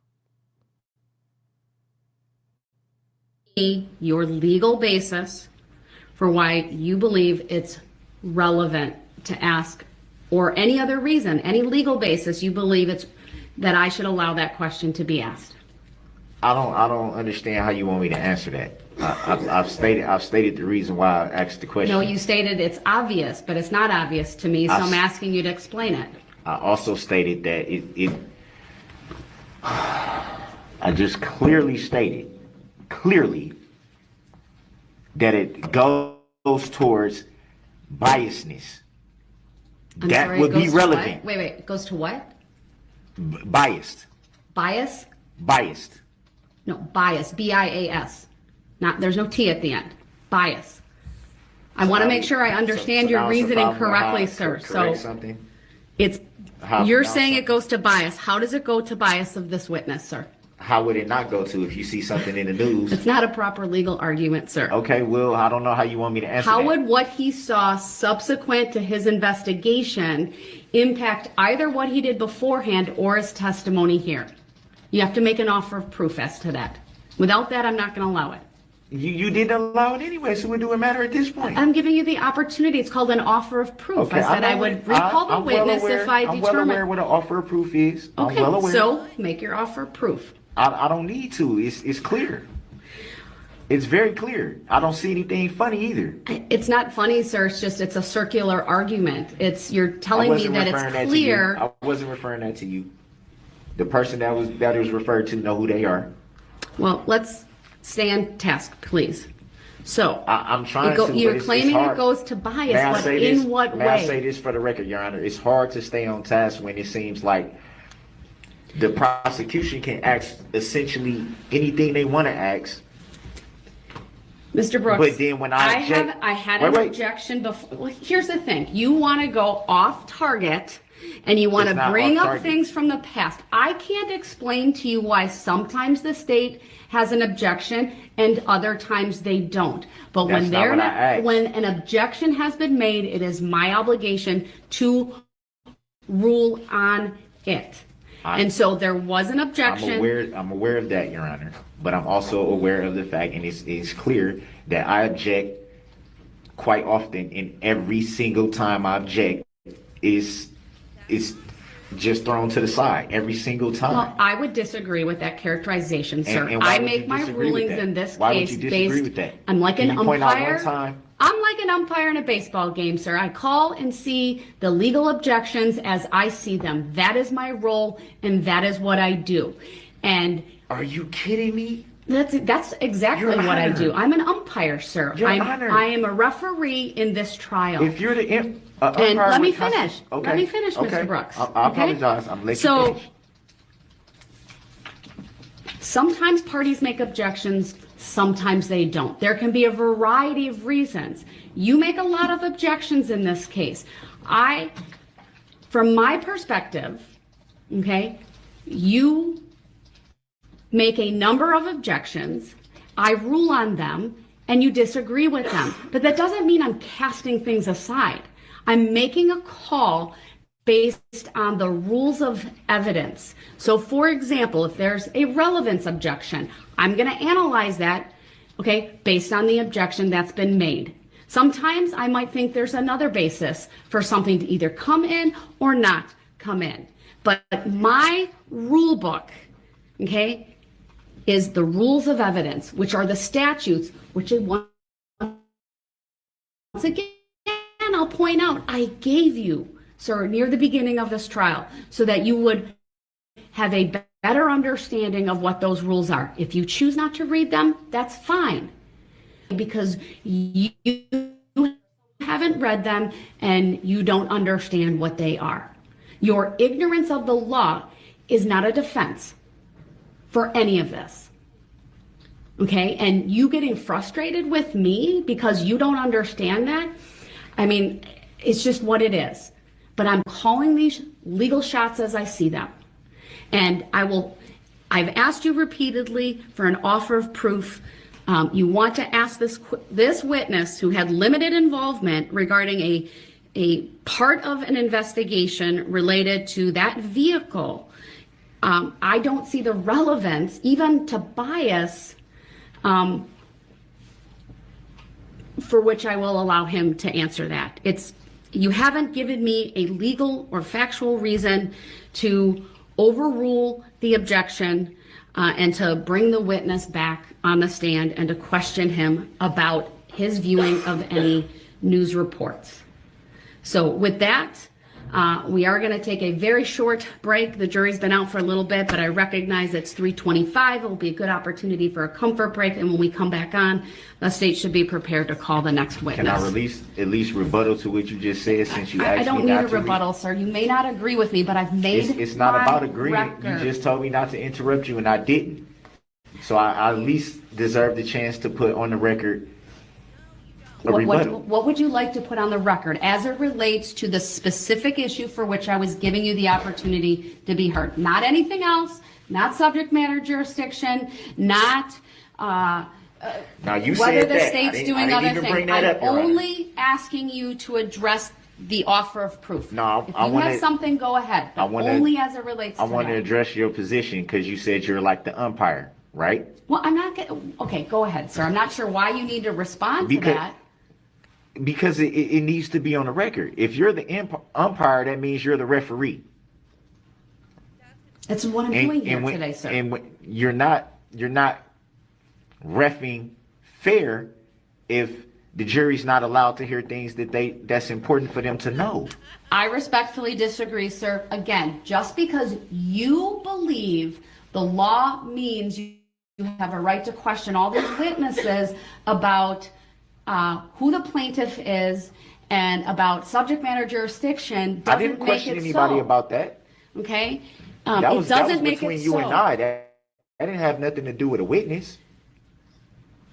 I've You never want to once question questioned a these witness witnesses, about subject sir, matter about jurisdiction. whether they are aware of complaints. And the funny thing is, sir, I sometimes let that question be answered for reasons that are completely different, I believe, than why you want them in. I'm not going to explain that because I don't have to say explain why. that. What's my reason for asking it? Well, I believe you've made it very clear, sir. So here's the bottom line. I don't. One of my roles is to be the umpire. Then you got to All be right? fair, Your Honor. You're a public servant. I am fair, and I'm No, going you're to follow not. the You're not rules being of fair. evidence, Your sir. Honor, that this is doesn't why I mean say that. unfettered questioning This is of why I say that. witnesses that are not relevant or that call for hearsay or for a variety of other reasons that are speculative. There's a whole host of reasons in the rules of evidence, sir, that require me to make those determinations. You're not being fair. I You're respect not that being you fair, might though. not think it's always fair, but It's I not. disagree with the characterization. I think it has more to do with your lack of understanding of the rules of evidence and the rules of procedure, which you knowingly and freely and voluntarily and deliberately made a choice to represent yourself. And you keep saying that because it sounds good on the record, but it's not accurate. You accepted when you gave me the paperwork, Your Honor.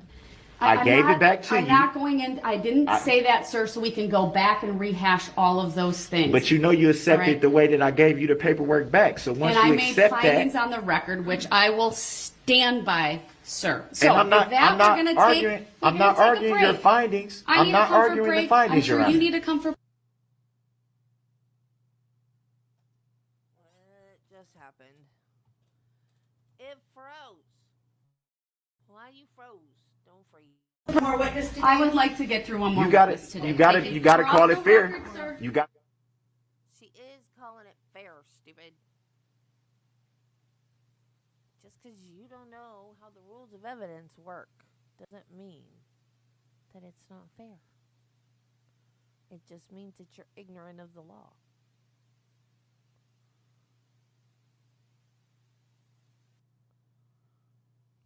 Party's attention that the court just now issued a decision and order in this case. I've signed it. Madam Clerk is pulling it through, and I will provide the parties with a written copy here in court. It addresses the matter of subject matter jurisdiction. So we're gonna address it. My No, mic I've issued is an not order. I'm off. going to give it to you. That's why I'm addressing It is it. You on, can review it and I am later. yelling. But there's a written decision now. denying your motion to dismiss. So is that including verified proof that you have subject matter jurisdiction? Because it has yet to be verified or proven. Mr. Brooks, you keep making that statement, but it's a misstatement of the requirements in the law. So it doesn't have to be You are proven? going to get a written decision. That's how I'm addressing this. And then I'm going to have the jury brought out and just providing courtesy copies to the parties as I had an opportunity to finalize that over the break. I accept for value and return for value this document. Thank you for noting that. All right, bring the jury out. State has its next witness, I presume, ready to go? Yep. All right. When the jury's brought out, you may call the witness. Is that verified proof that you have subject matter jurisdiction? The decision and order speaks for itself, sir. Is it verified proof that you have it? Sir, I believe it answers your questions. I don't believe so. Unequivocally. There's no verified proof proven yet. Yeah, it's the same. There's no verified proof if we're in common law or admiralty law. What court is this? Sir, I believe your answers will be in that decision and order. I don't believe so. Well, have you read it yet? I don't have to. Okay. I accept they're it in for there. value and return for value, so All right, they're in there, sir. What does that even mean? It's a final order. For verified purposes proof of is in appeal. there? Verified proof So is in if there? you'd like to challenge that, you can take that up with the appellate courts. Verified proof is in there? All rise. Because I don't think it is.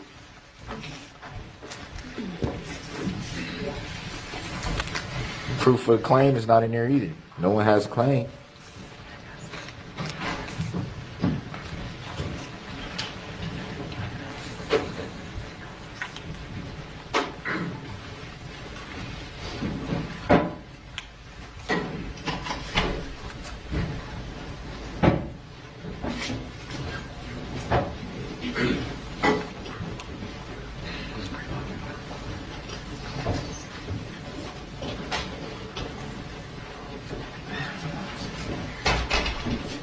Thank you, everyone. Please be seated. Statement called its next witness.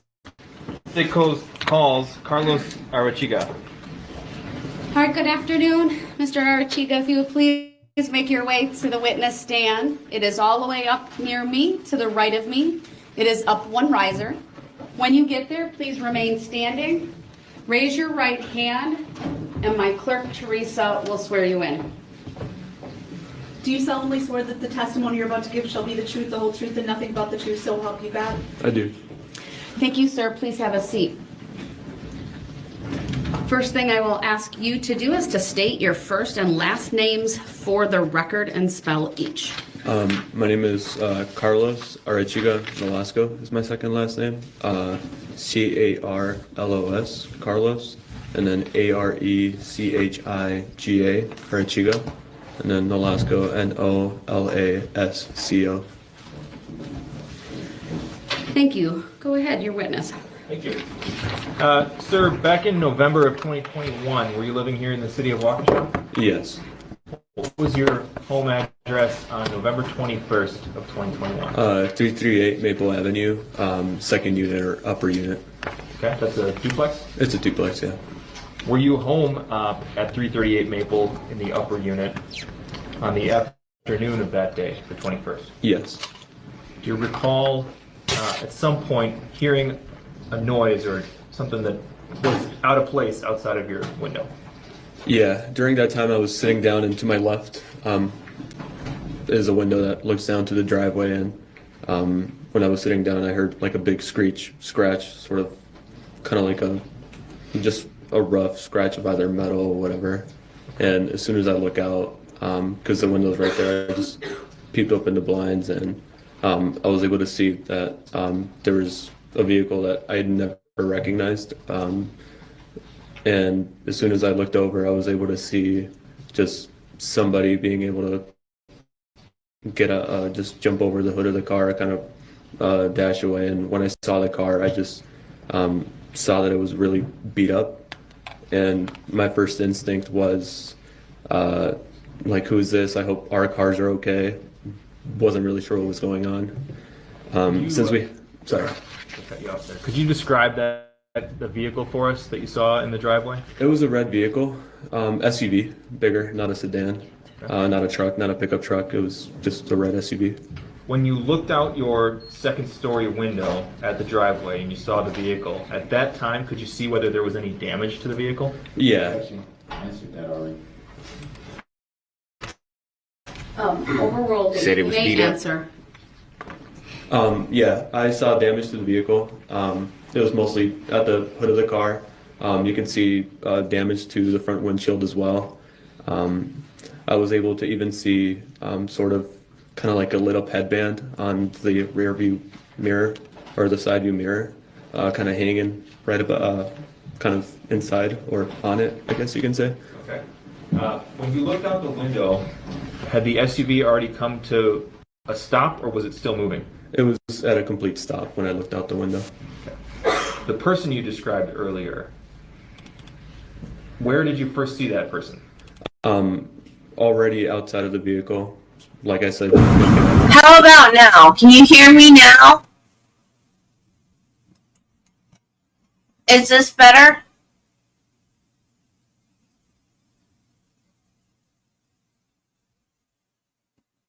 Can you hear me now? Very loud.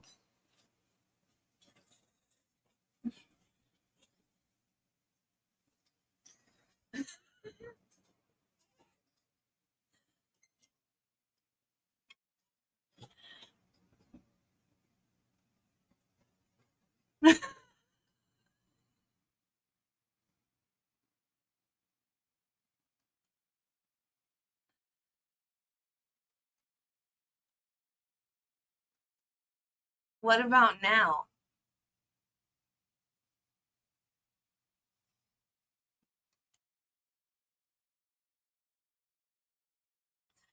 That's the computer. That's the computer speakers. I mean, microphone.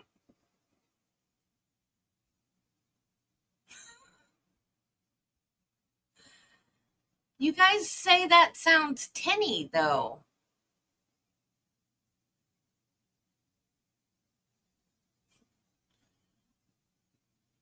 So is that better?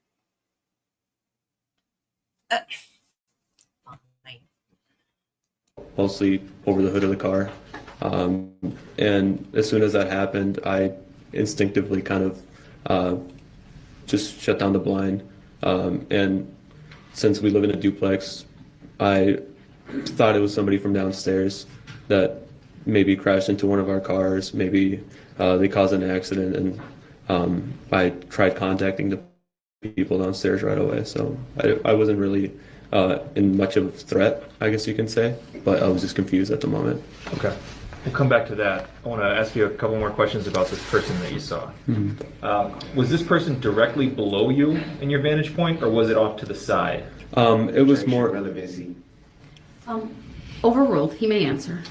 It was more towards the side. It wasn't really below me. Sort of leaving my point of view from the window. Did you see what direction that person went after they jumped over the hood of the SUV? It would have been sort of straight ahead, kind of towards the left of the driveway, so I couldn't see them anymore. We have two windows, one in the bedroom, one in the living room, and if I was in the bedroom, I would have been able to see exactly where they went, but they just went left from my point of view. So would that have been toward or away from Maple? That would have been a witness. Hold on. If there's an objection, wait until I rule on it. And overruled, the witness may answer. It was towards Maple Avenue. Did you see that person reach Maple Avenue? No. Why not? The point of view from the window doesn't really let me see towards Maple Avenue or Maple Avenue altogether. Okay. After the person went out of your field of view, is that when you tried to contact your downstairs neighbor? Yeah, because I assumed that it was maybe somebody they invited over because I really didn't recognize the person, and I tried contacting them to make sure they knew who it was or who the person was. from the moment you first looked out your window and saw that SUV until the moment that the person we've been talking about went out of your field of view, did you see any other people outside your window? No. Did you at some point go downstairs to investigate? Yeah. That was during me going downstairs. I was trying to contact the people downstairs because they always invite people over. And that was a vehicle I've never seen in my life. So I assumed maybe it was one of their friends, somebody. So when I went downstairs, I sort of came to the front of the vehicle. I was able to see the damage up front. The hood was really beat up. You could see it steaming a little bit. So when I contacted the neighbors, one of them actually told me that they'll ask around. He came back to me. He said, that's nobody's car. They all came out. We were all kind of surrounding it, and we were still confused as to why the car was there. And at the same time, when we were looking at the damage of the vehicle, people were leaving downtown Waukesha from Maple Avenue from the library going the other way. And some of them were running. Some of them looked scared. Some of them, one of them told us to call the cops. We were kind of confused as to why. And well, mostly because we saw the vehicle. And we tried not touching it. We tried just leaving it be. One of the people from downstairs called the cops, and we waited a little bit. And as soon as the cops showed up, they told us to go back inside, and I was sort of inside for the rest of the afternoon until the car was removed. When you first started standing around the vehicle with the other people you talked about, do you remember approximately how many people were standing around the SUV? It would have been the three main neighbors that we have from downstairs, two of their girlfriends, I believe, and then two of their other friends would have maybe been around like 6, 7. And then my mom was also down with me, and then I was there with her. But yeah, we tried not really interacting with the vehicle. We were telling everybody not to interact with it. And was it at that time, while you were standing with those people around the SUV, that you saw other people running down Maple? Yes. And what direction were they running? They were heading towards sort of the restaurant La Estacion, heading towards kind of like the train tracks, leaving from the library from Maple Avenue. So would that be running north or running south? I guess if you're looking at downtown Waukesha, I guess that would be north. I guess if south is heading towards downtown, north would be heading away from it. Okay, let's put up pursuit map.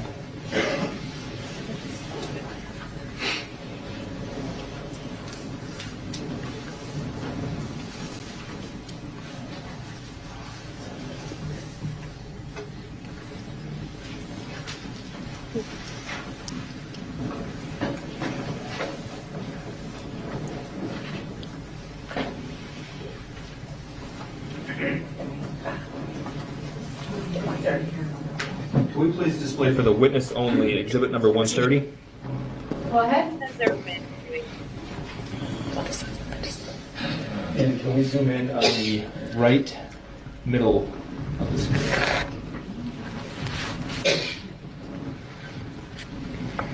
Objection. What's the relevancy? Well, I'm going to ask you to show the witness a map that does not have the annotations.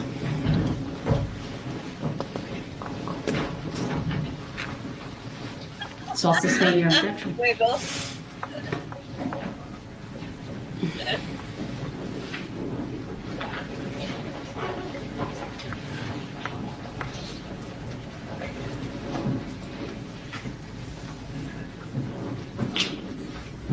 you want to tell me when to turn it back on? Sure. Okay. Objection. What's being looked up that's not already in the exhibit? Look like something was being looked up. I can't answer that question. I don't know.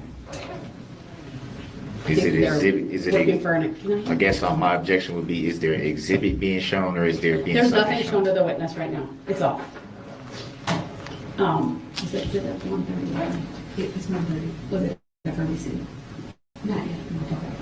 So you objected. I sustained the objection, and so And I told the state not to show the map with annotations. Okay. So whatever they're doing in response to that, I can't answer. Something popped up on the screen to look like they was trying to Google something, and then now my screen is off now. So that wouldn't be an exhibit. I didn't see anything. You So realize we can that's take that up later if need be. Right.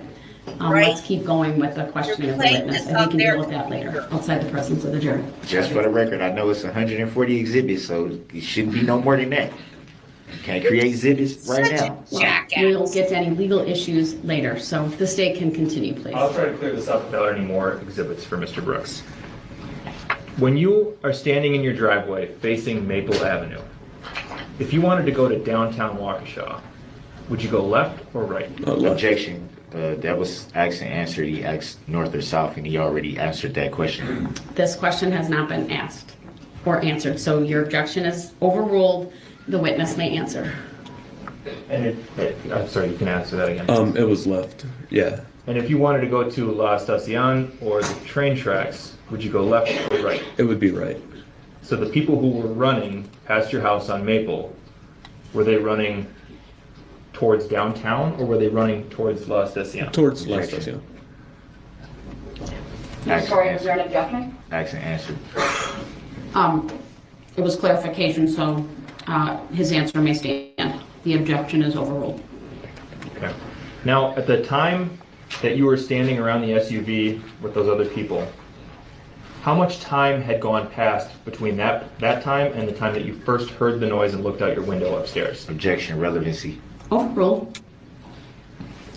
I would say that it was maybe around 2 minutes, not even that much. Because I still had to get my shoes and everything. I wanted to go downstairs, and at the same time I was texting the neighbor from downstairs. So I would say a little bit of time passed by before I went downstairs. Okay.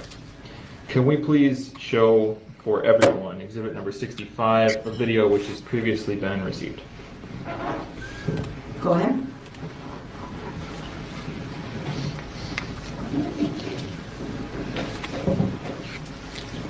Just wait for a thumbs up from the bailiff.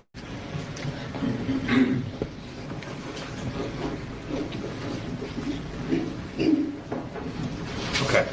Do you recognize the area that's depicted in this exhibit? Yeah. Tell us what we're looking at here. Right now we're looking at sort of the side of the building that's or from Les Paul that's facing my house and facing Maple Avenue. That house in the corner is my neighbor's house. I know them as the Loxes, and over there to the left where the perimeter of the fence ends, that's my house with the brick sort of kind of pillars and balcony. That'd be my house. Okay. So I know I could see what the witness was pointing to. We're going to have Nancy. So very well. I just wanted, it's kind of difficult for me to put that on the record. So if you can have some further questioning, that would be good. Sure. That screen in front of you is a touch screen, as long as you use your finger. Can you circle your house for us? It would be right here. And we're at the 0 second timestamp on this, just for the record. And then if we could clear that, please. Now I'm going to ask Ms. Gussie to pull up the Zoom tool again.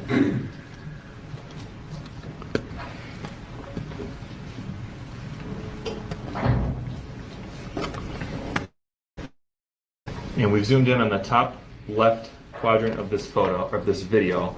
If we could play here from the beginning. Objection. What's the relevancy? Overruled. It's been admitted already. He testified his house is in it.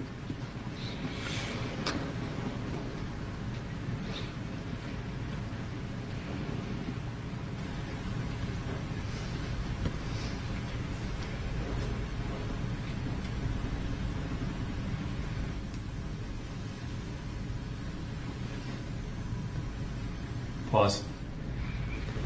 At the 27-second mark, we pause there. Sir, do you recall, well, let me just back up there. Did you see on the video there a figure emerging from your driveway? Yeah. Could you circle that figure for us? Right here, and then thank you. right there as well. Where, yeah. And what's the second thing you circled? Just a vehicle. Okay, let's clear those 2 circles, please. Does that figure, understanding the limitations of how far away this camera is, does that figure appear to be consistent with the figure you saw hopping over the hood of the SUV? Objection. Speculative. Overruled, the witness may answer. At the time of my sort of testimony, when we got a visit from detectives, I told them that I did see a figure. I remember saying that he had a hoodie. At the time, I told them that I wasn't really sure of the color of it, and when I was asked again the next morning, I just told them that maybe it was like a gray or white, but I told them that maybe it was part of the stuff that I saw on top of the car. I remember seeing scarves on top of the car, that headband that was white with colors. So at the time it was like a flash, and I was, what's it called? I can see that I was sort of correct because it was a year ago, and when I gave my testimony, I said everything I could, like that I remembered at that time, which was person I saw had a hoodie on. Wasn't really able to see them face to face, but I can see that they were sort of leaving the car, jumping over the hood of the car, just kind of, yeah. Okay. And you did not see that person's face? No. Okay.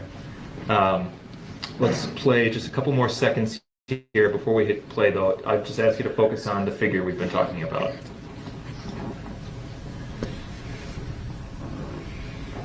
And pause. At 31 seconds. Based on what you've seen so far in this exhibit, does that figure appear to be traveling in a path consistent with what you remember? Yeah. Objection. You say you can't see the street from the window. Overruled, he may answer the way that question was phrased.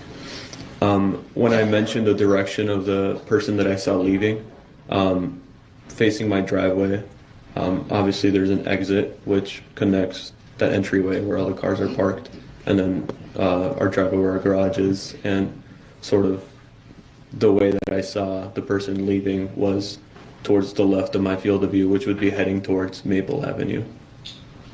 Okay. I'm now going to show for the witness only, please, exhibit number 66.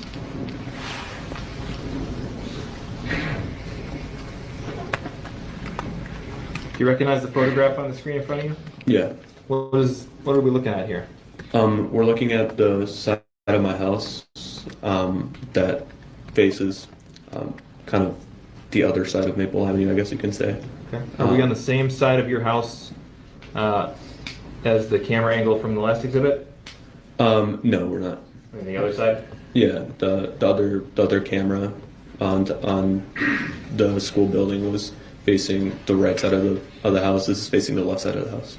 Is this how your house appeared on the night of November 21st, 2021? Yeah. Move exhibit 66 into evidence and ask to publish. Exhibit 66 is received. Permission to publish is granted.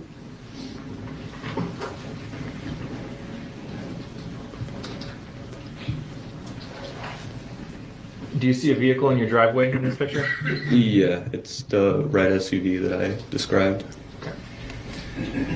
We'll show now for the witness only, please, exhibit number 67. Do you recognize this exhibit? Yeah. What are we looking at here? We're looking at my driveway, and then my house is to the right, and sort of this is kind of like the area that we were sort of looking at the car from. We approached a little bit closer, but that's sort of what I saw that night. That is what I saw that night. Okay. And actually, Judge, just to be a little more efficient with time, I'm going to move through the rest of these photos and lay the foundation and then move them all in at once. Go ahead. Sorry. All right. We'll show the witness only, please, 68. Do you recognize that photograph? Yeah. What are we looking at here? We're looking at the car, or the SUV, sorry, that in my driveway. To the left, you can see a little bit of a kind of like a stump, a log, and I recognize those logs from the backyard of my neighbor's house, and it was sort of dragged all the way to our driveway as well. We'll show the witness now, exhibit 69, please. What are we looking at in this photograph? This is the other end of the driveway where all of our cars are. We can see to the left one of our vehicles, the white SUV, and then the two vehicles, the blue SUV, and then the sort of the brown sedan. Is both those cars are not mine; they're our neighbors' vehicles. But one of them's in the backyard, and one of them's in the driveway. Exhibit 70 for the witness only, please. Do you recognize this photograph? Yeah, that's the other vehicle from our neighbor's house. So all three, those are all their vehicles. And if you look further down, you can see the other set of houses that are what's it called? Or the other set of houses that are on the same street from my neighbor's house. Our backyards connect. Let's show the witness number 71, please. Objection. What's the relevancy of all these photos? Your objection to relevance is noted. It's overruled. Go ahead. Do you recognize what we're looking at in 71? Yeah, that house, the White House, or sort of the one that's not to the side to the right, that's my neighbor's house. And then to the right, that's sort of the back part of our house, first floor. We show the witness number 72, please. Do you know what we're looking at in this picture? Yeah, right here, those are sort of some of the logs, or as I mentioned before, one of the logs that one of them was actually dragged into our driveway, and they had a few of them sort of for, I'm assuming, sitting down, and this whole area was kind of messed up. This part of the yard is not our part of the yard, it's our neighbor's yard, but they had logs over there, and they were kind of just as decoration. And looking at this area, when we went to go see, one of them was missing, and everything else was kind of beat up in that part of the yard. And finally, 73 for the witness only, please. You recognize what we're looking at here in exhibit? I'm sorry, there's an objection. Where's the relevancy of this? Where we're looking at? Your objection is noted. It's overruled. I believe the witness is going to explain. You can see sort of remains of like some of those logs that they, or like those stumps of logs that they had, and seems to be a car part from the vehicle as well. Okay. Do exhibits 67 through 73 accurately portray your driveway, your backyard, and your neighbor's backyard as they looked the night of November 21st? Yeah. And you went outside and looked at these things yourself, correct? Yeah, I did. When before the cops sort of arrived, when we were sort of hovering around the car, and my neighbors were contacting the police, I was trying to see if any damage was done to our vehicles, because that was our main concern, since we had no idea what happened with the parade or anything. We just tried to go see what happened to our driveway, what we needed to worry about, but yeah. I move exhibits 67 through 73 into evidence and request permission to publish. Objection. No relevancy. Court notes the objection. It's overruled. Exhibits 67, 68, 69, 70, 71, 72, and 73 are all received permission to publish. Granted. Okay, we'll start publishing number 67, please. Can the jury let me know if the monitors are on in front of you? Not yet? Okay.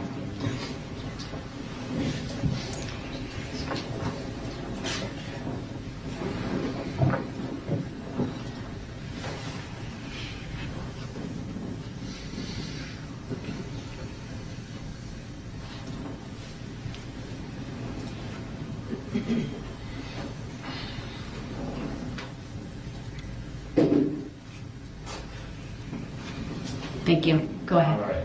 Thank you. So you previously testified about what's in this photo. Mm-hmm. That's the red SUV we've been talking about, correct?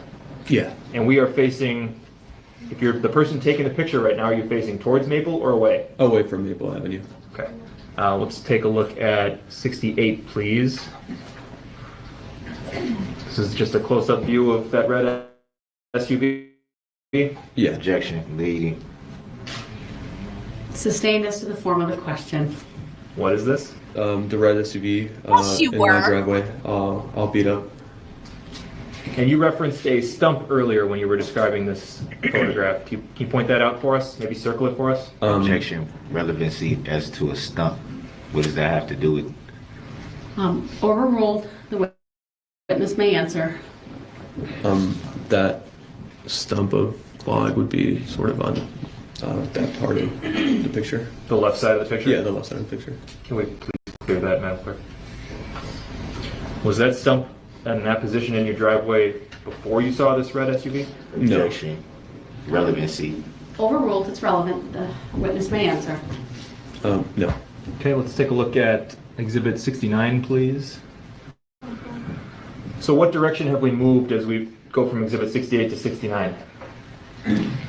We have moved more back of the driveway. We have moved looking, instead of the left side of the house, we're looking at the left back side of the house. So we're moving away from Maple? We're moving away from Maple Avenue. Okay, and you already talked about these three cars. Can you just remind us what these three cars are? That white SUV, that's one of our vehicles. The blue SUV is one of my neighbor's vehicles, as well as the brown sedan as well, as we can see from this picture. Do you know if any of those three vehicles sustained damage on November 21st?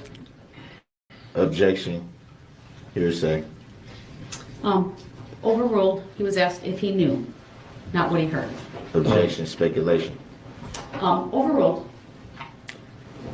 From when we were looking back during that area, when we saw our neighbor's yard, when we saw everything, I couldn't really see like damage right away from any of our vehicles. However, it's not in this image. It's in the other image that I was shown earlier. There's a black SUV to the right of that brown sedan. That vehicle did have a little bit of a sort of some damage. What's it called? But apart from that, no, everything else was fine. Let's move on to Exhibit 70, please. Objection, what's the relevancy of this? The exhibits have been received, so the state may question the witness on them. What direction have we moved from the last picture to this picture? We are now towards the back of my building or my house. And did the person who took the picture, did we turn to the right or to the left or not at all? We moved a little bit more towards the left, just getting a better angle of the back side of the house. But now we're facing to the right? Oh yeah, but now we're facing right. I can rephrase. Go ahead. Do you know where Prospect is? Prospect, yeah. Prospect is it's a one-way street. You can't enter from Maple side, but you can enter from the back side of Prospect. Do you see a street light in this photograph? Yes. What street is that street light on? That's Prospect. Okay. The one-way street. And the the black SUV you talked about a moment ago, is that in this photograph? Yeah, that SUV right there. That's the SUV you described as having been damaged? It was honestly not that much, just sort of kind of like the front of the SUV. There was a vehicle, however, from if there was another image as well, looking at sort of the area, sort of the path that was between the Locks' house and the backyard. That one did sustain some scratches.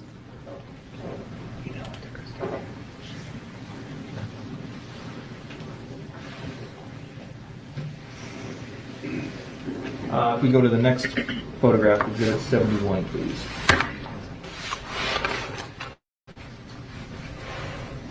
Okay. See the street light again? Yeah. Is that the same street light we saw in Exhibit 70? Objection, answered that already. Same street light, same question, basically. Different picture. Your objections noted. It's overruled. The witness may answer. It is. You see an orange cone in this photograph? Objection, relevancy. Overruled. The witness may answer. I do. What, if anything, do you see in the immediate vicinity of that orange cone? Objection, relevancy. Overruled. The witness may answer. In that sort of area, I see the black SUV. Right in front of it, I see some of those stumps of logs that I mentioned before. One that we saw previously was in my driveway, but some of those were kind of left behind but moved from place from their original spot. Yeah. Can we zoom in on the middle of this photograph, please? Do you recognize an object within a few inches of that cone? Objection, Yeah. speculation. Overruled. The witness may answer. I do. Well, what's it called? I can see what it is, but I don't personally recognize it. When you say you don't personally recognize it, what do you mean? Leading. Objection, leading. Overruled. He may answer.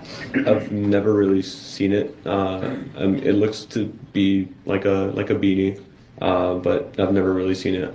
Our family doesn't own it. We don't own it. It's Okay. not ours. So you've never seen it in that backyard before? No. We zoom back out, please, and move to Exhibit 71. Excuse me, 72. These are the stumps you talked about earlier? Yeah. What direction is the photographer facing now?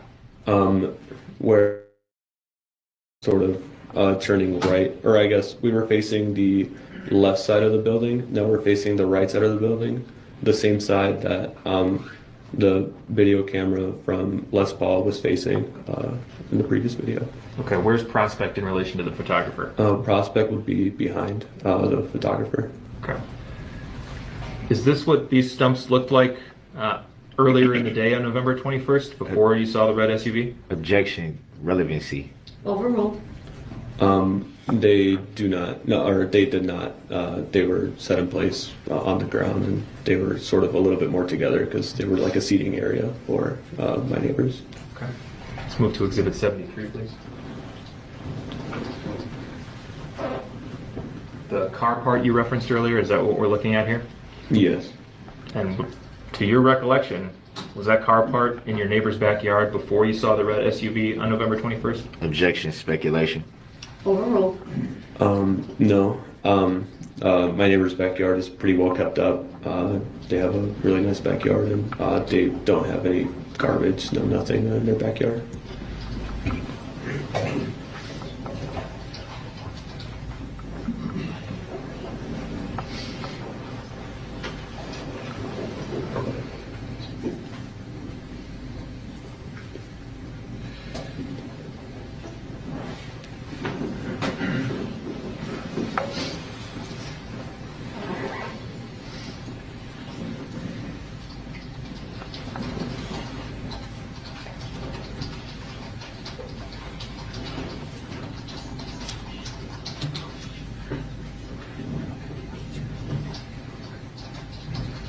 And we now, so just for the witness, Exhibit 143.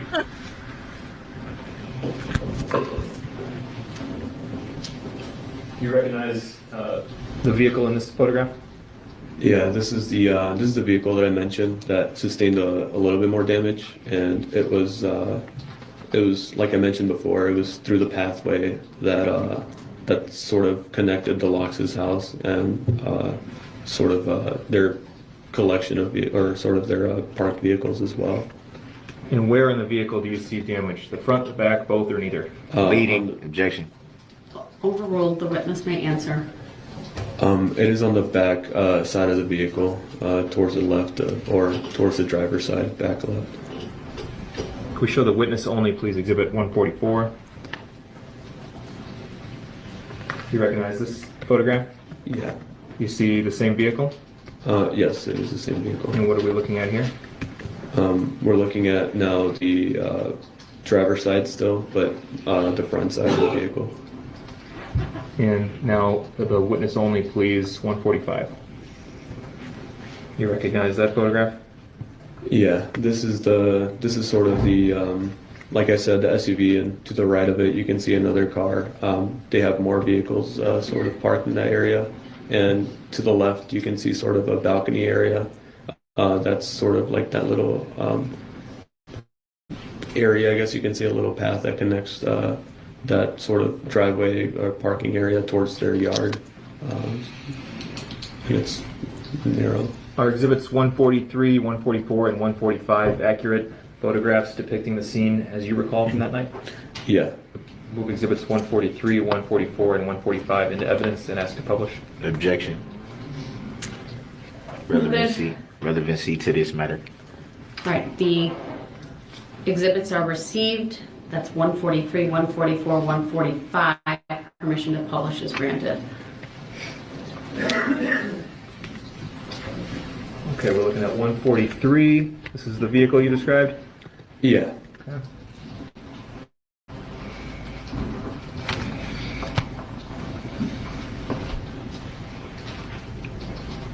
Okay, we've got it up on the jury screens too. Now we'll take a look at 144, please.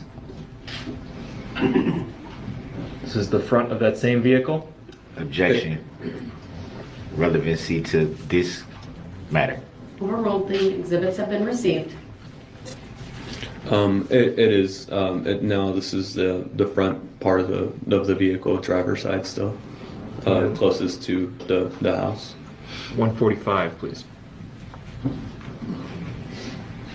The balcony on the left, that's your next door neighbor's house? Yes. And then to the right of it is one of their vehicles, and to the left is their balcony. We can still see it in a previous image that's facing Prospect as well. Okay. And this is this Infinity we see in this photograph, that's the same vehicle we saw in the last two photographs? Objection. Lead. Overruled. You may answer. It is, yes. Prospect is where in relation to the photographer? Objection. Relevancy. Overruled. The photographer, Prospect is to the back of the photographer. So if you were to drive a vehicle between that porch and that Infinity vehicle, straight through that alley that we're looking at right now, you would be driving toward or away from your house? Objection. Hearsay. Overruled. Objection. Speculation. Overruled. If you're driving in between, if you're driving away from Prospect, in between the balcony, in between the SUV heading that way, where the camera is facing, you'd be heading towards our backyard, our driveway, or the backside of our driveway. All right, thank you. That's all I have for this witness. Thank you. Any cross? Yep.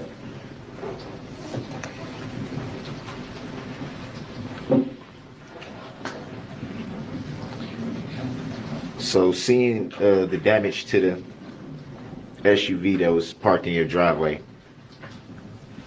it would be fair to say that the hood was pretty jacked up. Would that be fair to say? Yeah. If we're talking about the red SUV, the vehicle in your driveway. There's multiple vehicles in my driveway. The one that's specifically in your driveway. In The car we're talking about.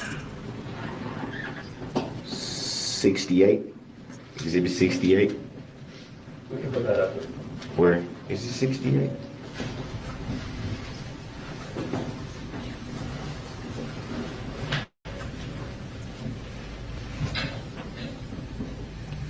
You see on your screen, Mr. Burke? Yeah, Is that the yes. one you want him to talk about? Yes. Go yes, ahead. yes. 68 is published. And for the record, I do not identify by that name or consent to being called. For the record. Can you see it on your screen?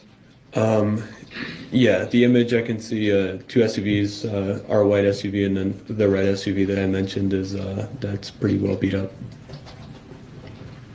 It's fair to say that hood is pretty beat up. You can say, yeah. And you said you observed the driver of that vehicle jump over the hood? I wouldn't say necessarily jump over the hood. Like I said, sort of jumping over the hood. You can say like kind of like leaving, kind of going, sort of. It's a little bit hard to explain, but not necessarily sliding over the hood. Sort of going in front of the vehicle, sort of evading it. So what would you characterize as a jump? As a jump, I guess you can say, definition-wise, jumping is just jumping up and down, but colloquially, I guess we can say jumping over the hood of the car. It could be sort of evading the vehicle, going away from it, staying close to it, still being able to move in a quick fashion. So would it be safe to say evading the vehicle? Well, let me back up. What do you mean by evading? Would that be trying to distance themselves from the vehicle, or what would you define as evading? Evading would be sort of trying to get away. So if you have a certain path, you can try to move to the side, step aside, kind of jump over it, I guess you can say. And from the image, we can see that the damage not only is attached to the vehicle, but there's some damage that's sort of spread out from the vehicle as well. So jumping over it, stepping to the side of it, sort of falls within that same definition of jumping over the car, sort of evading it. So that falls in with your definition of jumped over the hood with me. Would that be fair to say? You can say. And you said at one point when observing this, you closed the blinds at one point? Yeah, our blinds they were closed. We really don't have like anything to look at apart from the building, apart from our driveway. So when I heard the vehicle, or when I heard, obviously I wasn't really sure if it was a vehicle. When I heard a big scratch, sort of a halt, a scratch. As I looked out, as I peeked over the blinds, I was able to see the vehicle, and I was able to see the person sort of evading, jumping over the car, going away from the car. You said you heard a scratch. What would you define that as? Obviously not a scratch that you can say, maybe not like a chalkboard one, but sort of if you can hear maybe like metal or maybe something on concrete. I guess you can define it as a scrape. I guess you can say a little bit better. Was it a loud crash? You couldn't really say it was a crash. You can hear the sound that I heard. I defined it as a scratch, or I guess you can say a scrape, because it was. I'm sorry, you can continue. Because it was more. It was a little bit longer than just kind of like a big crash and it ended. You can hear something scraping. So like a scrape. Yeah. But not a loud like bang. Not necessarily, no.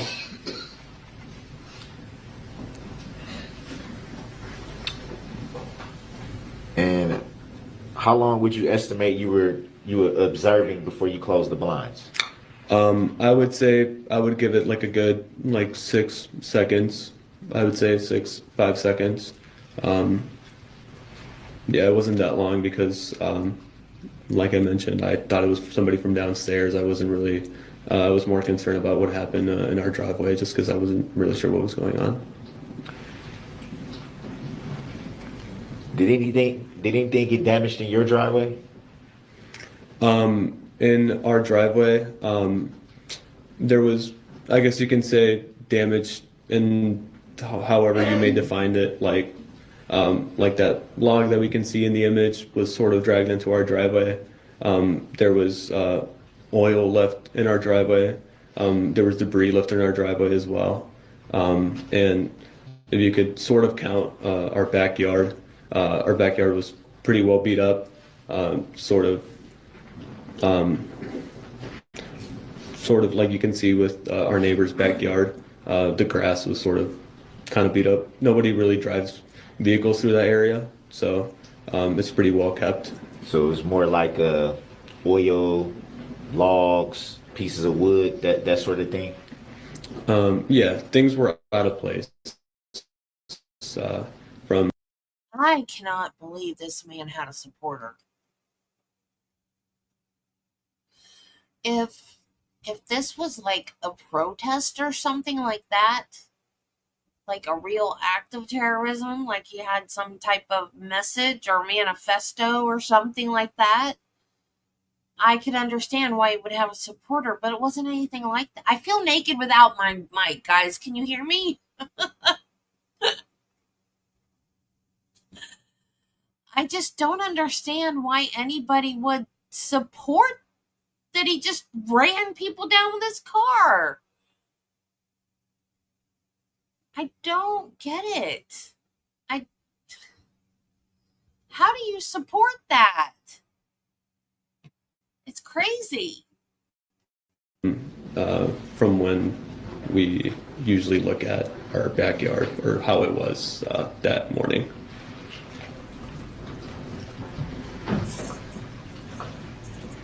And you stated that you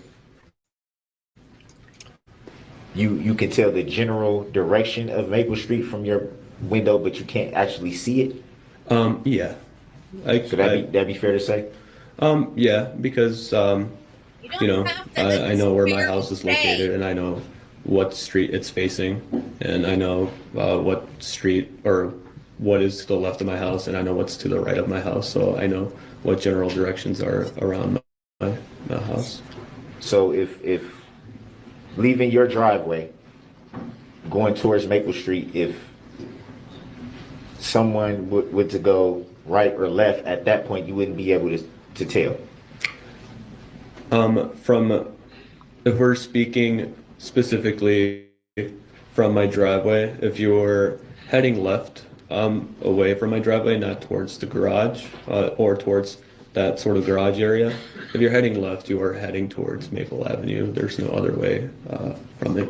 And once coming from your driveway, if someone was headed that way, once they got to Maple, would you be able to see them at that point? Not on Maple Street, no. Like I said, I know where the general direction as to where Maple is, but I can't really directly see Maple Avenue from the window that I was at. The window that's to the left of my window is sort of closer to that street, but I wasn't there. And you didn't get a description of the driver?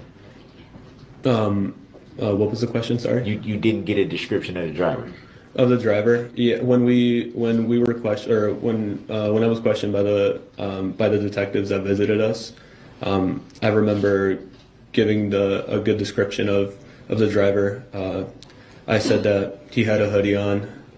I remember mentioning that it was either a light gray or white. Like I mentioned before, since it happened in a flash, some of the white that I saw was part of that scarf that you can see on top of the hood. And in a previous image, we can see something hanging from the side view mirror, which is also a white, I guess you can say a white accessory that has sort of like a light colored band.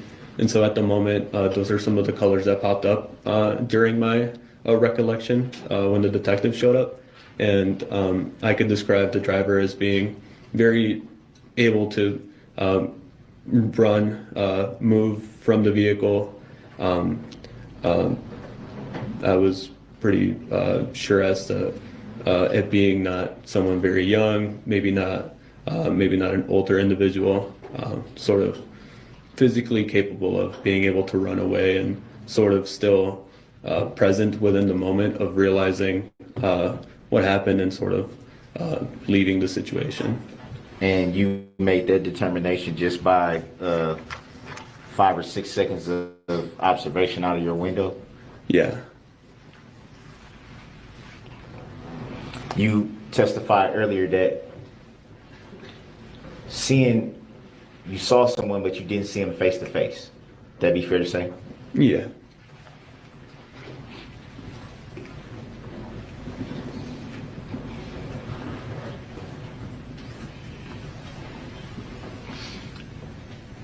And the logs that ended up in your yard, you stated that they came from your neighbor's yard. Would that be fair to say? Correct. Do you know what they used those logs for? That they were sort of placed around. They have a few decorations around their yard. They have a fireplace. They have some seating areas. Those logs were sort of just there to sort of sit down because they're little stumpy logs. They had some sort of, I mean, as you can see from the image, they're sort of put together by some metal band. So they're not really just there for use, but more they were just kind of put there for them to sit around. So pretty much just, if they're out there in the yard, they may use them to sit on, some of that nature. Correct, yeah. You recall how many logs were out there? Not necessarily.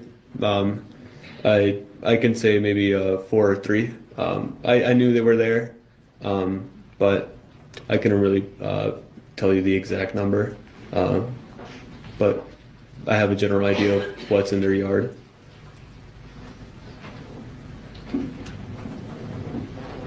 And you stated at some point, you and friends or family member, I'm not sure which one you said, but y'all kind of gathered. Yeah, when I was the first one to head on down because I was the first one to see sort of the vehicle. When I went out, I tried contacting my neighbors from downstairs. They tried investigating, like if anybody had a red car, a red SUV or anything, and he came back to me and said no. And I told him that there's a vehicle in our driveway, and so everybody came out. Everybody was sort of looking at the vehicle, and everybody was pretty confused because nobody recognized it as theirs or anybody they knew. So it was more of a, let's go see what he's talking about and figure out if it belongs to anyone type of thing. That was the main purpose. We were trying to figure out what was going on because we never recognized the vehicle. We've never seen it before, or I've never seen it before. And as soon as I described it to them, they've never seen it before. And they have quite a few people around that visit them, or they had quite a few people that used to visit them a lot. And even then, they couldn't recognize the vehicle. So what did you guys do from that point after coming out and kind of all collectively observing the vehicle? What did you do from that point? As soon as that happened, not that long away, we contacted the police because we were concerned of like sort of the vehicle as to why it was left there, who left the vehicle there. And so when we started seeing people leaving or heading down from Maple Avenue away from downtown Waukesha, we started kind of maybe speculating that it was probably involved in because everybody knew that there was a parade going on, and we started maybe recollecting that maybe it was part of the parade or maybe something happened, especially because when we were looking at people leaving the parade, some of them looked scared, some of them were kind of walking faster than usual, some running. We were a little bit concerned. We were just trying to figure out what was going on. So it'd be fair to say at that point it was just confusion, no knowledge of anything happening at that point. Since we weren't at the parade, no. At that moment, we just saw a vehicle in our driveway, and we were trying to figure out what was going on. Do you recall what you were doing right when you looked out the blinds? Like what were you doing leading up to hearing the scrape and then looking out the blinds? Like I said, since I was, when I explained first when I heard the vehicle in the first questioning, I mentioned that I was just kind of sitting down. We have a chair, or not a chair, but we have kind of like a recliner couch, and I was just kind of having a regular afternoon. And since I'm right by the window, as soon as I heard something, I was able to try to investigate what was that noise or what that noise was. And at the point that you called law enforcement, do you recall how long before law enforcement came to the scene? I personally didn't call law enforcement. Like I said, our neighbors called law enforcement. So I can't really say an exact time, but they were there fairly quickly. And as soon as they arrived, we were just told to get inside, back in the building. I'm sorry, can you clear the exhibit? I forgot it was. It happens. I forgot it was. It's late. Do you recall who took the photographs? The photographs, no. Were they part of the collective group that all kind of met up to figure out what was going on with the vehicle? I don't. Nobody was actually taking photographs during that time. They were the neighbors downstairs were sort of, what's it called? They were just kind of inside the building, and as soon as I left the building, we were just kind of looking at it. We were trying to figure out what was going on. At the moment, we were just trying to see if we can get help because we weren't really sure what was going on. So the photographs that you saw on the exhibits today, was this your first time seeing those photographs? The photographs specifically, yes, but the vehicle and the whole scenery, no. No, just the photographs. Was what you saw today, was that your first time seeing those photographs? These photographs? Yes. No. So you've seen them before today? Like I said, I was able to see sort of the what's it called? The whole situation, and I was able to sort of, be aware of what was going on. I'm asking specifically about the exhibits, the photos. Had you seen those before today? Before today, yes. And do you recall who showed them to you? It was mostly just detectives trying to figure out what was going on, sort of that line of questioning that I went through. And you did say you don't know who took the photographs. Do you recall if the law enforcement that came to the scene took the photos? When we were asked to go back inside, yeah. When they were trying to investigate what was going on, there was investigators taking photographs and people trying to figure out what was going on. So to the best of your knowledge, you do know who took the photographs? Not personally, no. There was people taking photographs, but... So multiple officers? Yes. And that night of the incident, when the vehicle was found and the law enforcement officers were taking the photos, did you see the photos at that time? No.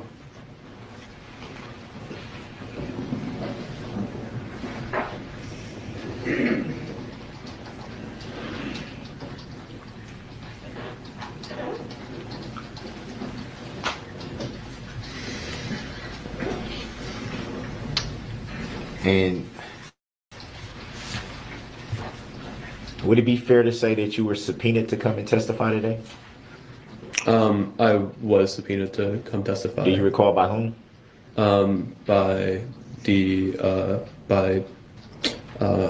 What would you say? Just by this, not the state, but the city of Waukesha, or the town of Waukesha.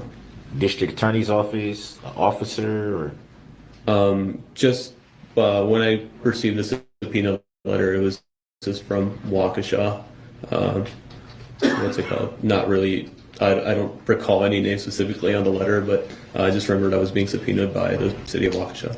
Do you recall when you received that subpoena?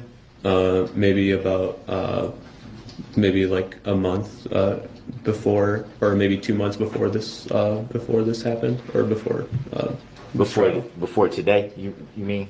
I wouldn't say exactly before today, but maybe before the trial, sometime in August.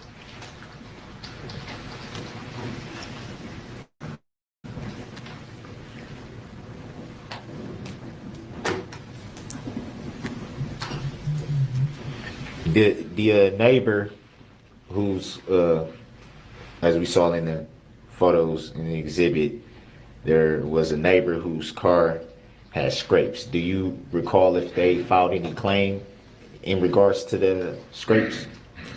In regards to the scrapes, no, just because they weren't actually there. I think they were actually at the parade, and since all of Maple was kind of shut down as soon as the police showed up, I think they had trouble getting in or getting to their house. So they got there late as soon as everything was cleared up.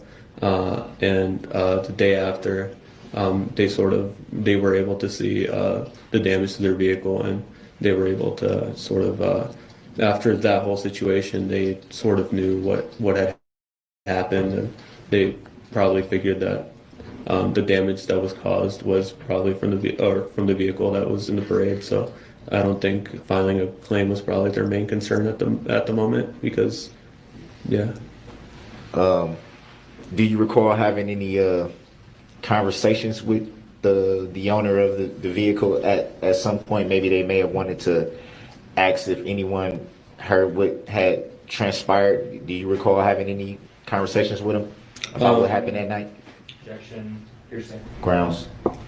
Well, the way that he asked it is just, did they have conversations? I'll let the witness answer that specific question without disclosing the content first. Did you have any conversations? After it was the day after the incident that I talked to the neighbor.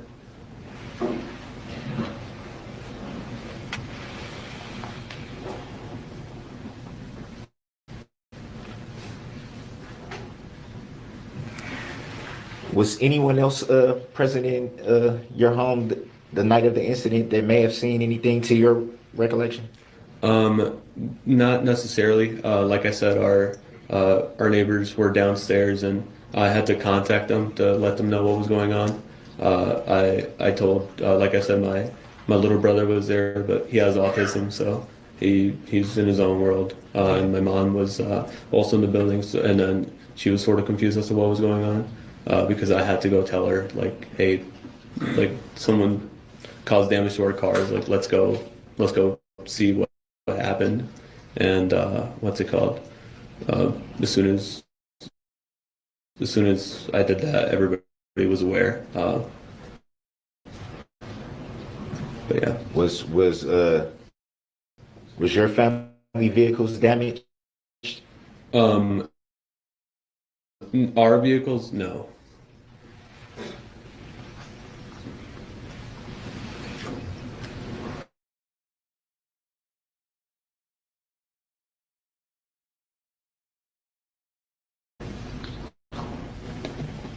After you contacted your neighbors who were downstairs, do you recall anyone telling you that their vehicles may have been damaged in any way? At the moment of the incident? Yes. No, they were all, at the moment of the incident, like I said, we were all sort of looking at the vehicle, and we were sort of walking around. There was a select few of us that went back, and then we were sort of seeing some of the damage that was made to the yard, and what's it called? We, as soon as they were calling the cops, none of them really,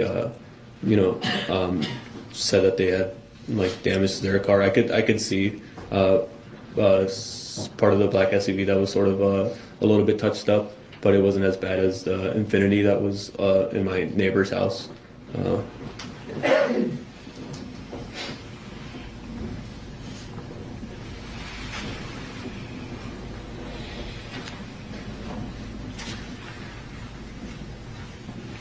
After the law enforcement came to the scene, I'm sure that you had brief conversations with them. Did anyone from law enforcement ever contact you again after that point about additional information that maybe you missed that night?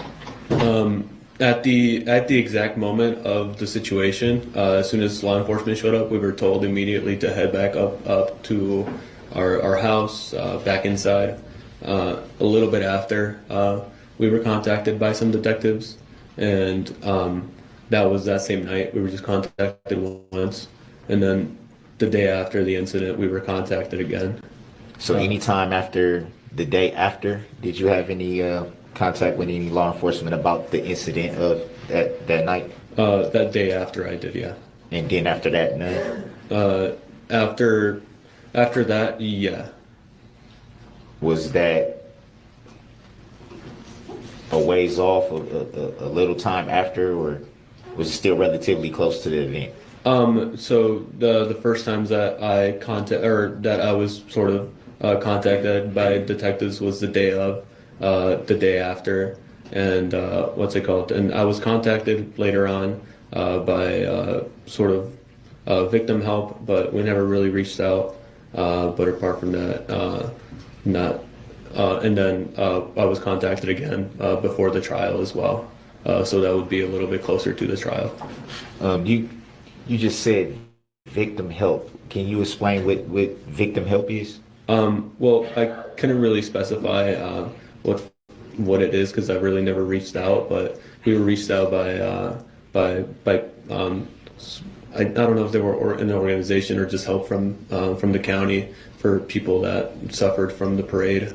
And we were also reached out because we were involved in the situation, just because our house was sort of in the whole mess, and Right, we sort of vehicle being found in your driveway. we were sort of pretty shaken up about the situation too.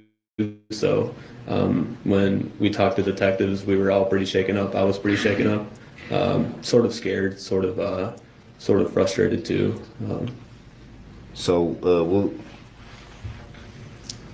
Why did you follow up with victim care if you had, a few concerns after the incident? What prompted you not to follow up with victim care? Objection. Grounds. Relevance. On relevance grounds, I'll sustain the objection.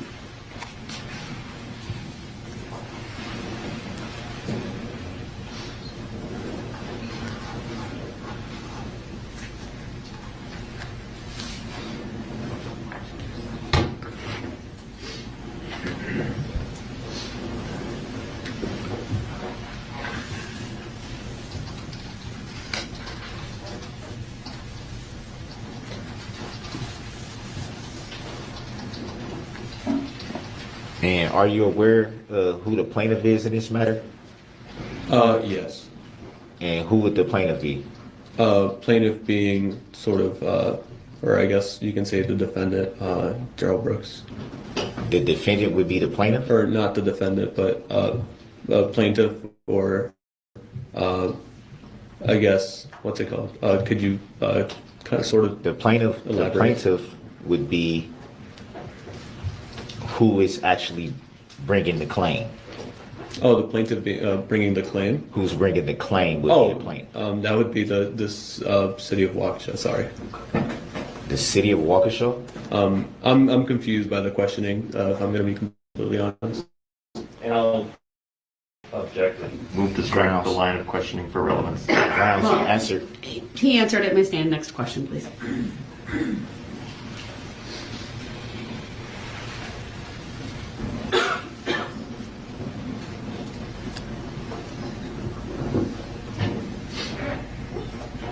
And you stated that at that time you didn't, there was confusion about what was going on. So just so we're clear, you at that time you didn't learn any information about what had transpired at the parade at that time. At that time, specifically, can you specify what time? At the time that you observed the vehicle in your driveway and then had the initial, I guess, friends and family kind of like. Oh, during that time window? During that time, yeah. During that time window, like you mentioned, as soon as I witnessed the vehicle, I had no idea what was going on in my driveway or what led to that vehicle being left in my driveway. And like I mentioned before, as soon as we being our neighbors from downstairs and my mom, we all went downstairs and we kind of looked at the vehicle, and then we started realizing what was going on as soon as we saw people leaving the parade, leaving away from downtown Waukesha, and we were able to sort of figure out what was going on, but not necessarily like exactly what happened. And you stated you saw people running from the downtown area or from the other way. I can't remember which one you said, but you said you saw it was kind of like people were kind of all over the place. Not necessarily all over the place, I would say. There was a cohesion as to the direction that people were leaving or heading towards. It looked like people were heading towards, not towards, but more away from downtown Waukesha. So you said like a library coming from the way of a library or something? The library is closest to the downtown Waukesha area. So they were heading away from that sort of general direction. You made a reference to they was going towards the direction where train tracks were? Yeah, so that'd be going away from Waukesha, or downtown Waukesha. Do you recall do you recall how many people it were? Was it a lot of people? Was it? There was quite a bit of people, yeah. It wasn't just one person, two people. There was people. There was some people carrying their children. Some other people kind of with strollers and stuff. So generally like a crowd. I guess you can say, but they were all sort of still in the street, sort of still walking with all their belongings. Yeah.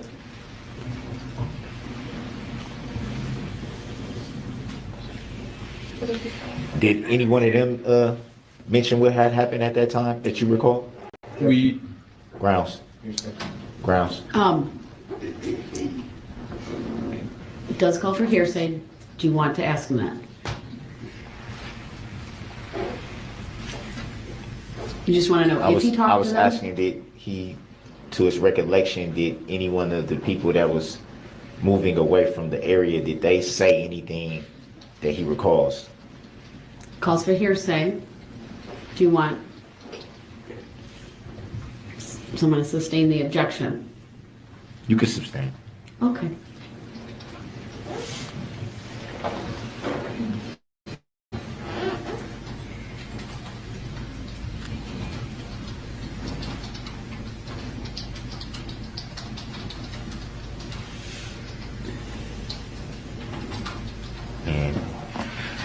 That'd do it. No more questions. Okay, thank you. Any redirect? Very, very briefly, Your Honor. Could we please put up exhibit number 66, which has previously been published? I asked to publish it again. Go ahead. And while we're waiting for that to come up on the jury monitors, I'll ask Mr. Arashiga, from the moment you arrived downstairs and saw the vehicle in your driveway until the moment that the police arrived, were you standing near the vehicle that whole time? Objection. Relevancy. Overruled. So when the officers arrived, the first responders, I guess you can say, when they first arrived, we were not necessarily like right by the vehicle, but we were sort of in that general area, right by the balcony area. And as soon as they showed up, we were told to just get back inside. So we just walked back inside the building. But yeah, we weren't really right on top of it. We were just kind of by that area. When you say balcony, you're referring to the front balcony closest to Maple? Sustained as to the form of the question. When you say balcony, what balcony are you referring to? I guess I say balcony, but more like porch. In a previous photograph, or in another photograph, we were able to see some chairs in that porch area. And that's sort of kind of where everybody was hanging around. And as soon as the cops showed up, they told us to get back inside. So you're talking about the backyard? Objection, leading. Sustained as to the form of the question. What yard are you talking about? The yard that we were hanging around. Yes. That would be sort of the front yard, when the first responders showed up. Because as soon as they showed up, they told us to get back inside, and we went back inside right away. From the moment you got downstairs until the moment the first responders arrived, did you see anybody else walk up to the vehicle? Objection. Aside from your group? Objection. Just hold on a second. We have There's to an address it. objection. Speculation. Overruled. He may answer. Sorry. So on the vehicle. Sorry, can you repeat the question? I forgot about it. I'm sorry. Aside from the people in your group, the people you knew, from the moment you got downstairs and saw the SUV in your driveway until the moment that the first responders arrived, did you see anybody else walk up to the vehicle? Objection. Speculation. Overruled. He may answer. Excuse me. So yeah. So between that time, no, nobody else approached the vehicle. All the people that were around the area were people that were with my neighbors, and then just me and my mom as well. Nobody else walking from the parade. Okay. Can we zoom in on the house and exhibit number 66, please? Objection. Relevancy. It's previously been admitted.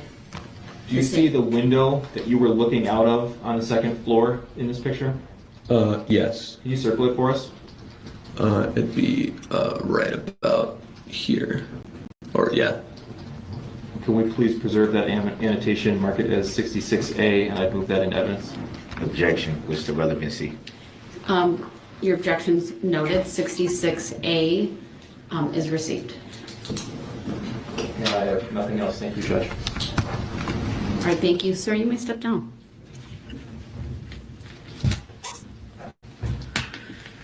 Was he on your list of subpoenas? I don't believe so. I don't believe so. Okay, then he may be dismissed. Or excused, sorry.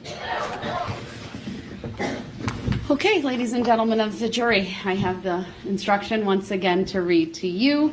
Please do not begin your deliberations and discussion of the case until all the evidence is presented and I have instructed you on the law. Do not discuss this case among yourselves or with anyone else until your final deliberations in the jury room. This order is not limited to face-to-face conversations. It also extends to all forms of electronic communications. Do not use any electronic devices such as a mobile phone or computer, text or instant messaging, or social networking sites to send or receive any information about this case or your experience as a juror. If you come in contact with the parties, lawyers, interpreters, or witnesses, do not speak with them. For their part, the parties, lawyers, interpreters, and witnesses will not contact or speak with you. Do not listen to any conversation about this case. Do not research any information that you personally think might be helpful to you in understanding the issues presented. Do not investigate this case on your own or visit the scene, either in person or by any electronic means. Do not read any newspaper reports or listen to any news reports on radio, television, over the internet, or any other electronic application or tool about this trial. Do not consult dictionaries, computers, electronic applications, social media, the internet, or other reference materials for additional information. Do not seek information regarding the public records of any party or witness in this case. Any information you obtain outside the courtroom could be misleading, inaccurate, or incomplete. Relying on this information is unfair because the parties would not have the opportunity to refute, explain, or correct it. Do not communicate with anyone about this trial or your experience as a juror while you are serving on this jury. Do not use a computer, cell phone, or other electronic device, including personal wearable electronics applications or tools with communication capabilities, to share any information about this case. For example, do not communicate by telephone, blog post, email, text message, instant message, social media post, or in any other way on or off the computer. Do not permit anyone to communicate with you about this matter, either in person, electronically, or by any other means. If anyone does so despite your telling them not to, you should report that to me. I appreciate that it is tempting when you go home in the evening to discuss this case with another member of your household, but you may not do so. This case must be decided by you, the jurors, based on the evidence presented in the courtroom. People not serving on this jury have not heard the evidence, and it is improper for them to influence your deliberations and decision in this case. After the trial is completed, you are free to communicate with anyone in any manner. These rules are intended to assure that jurors remain impartial throughout the trial. If any juror has any reason to believe that another juror has violated these rules, you should report that to me. If jurors do not comply with these rules, it could result in a new trial involving additional time and significant expense to the parties and the taxpayers. You are to decide the case solely on the evidence offered and received at trial. With that, you are excused for the weekend. We will see you Monday morning at 8:30. All rise for the jury.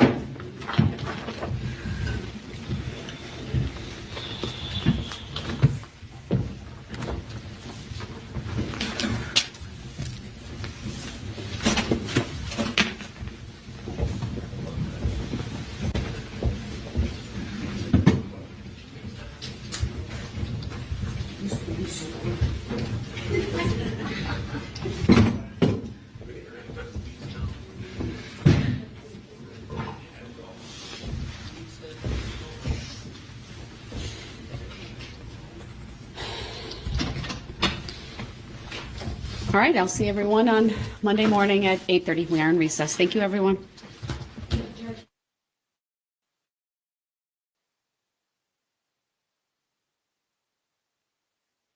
Move, Spike.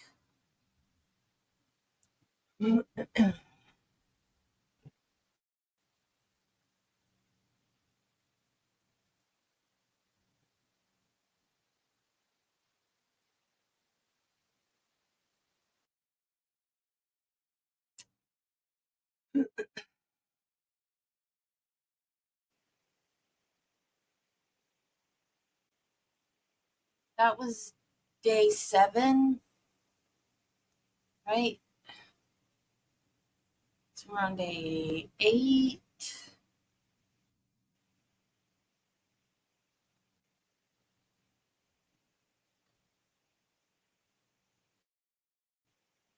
That's day 9. Oh, it went to day 8.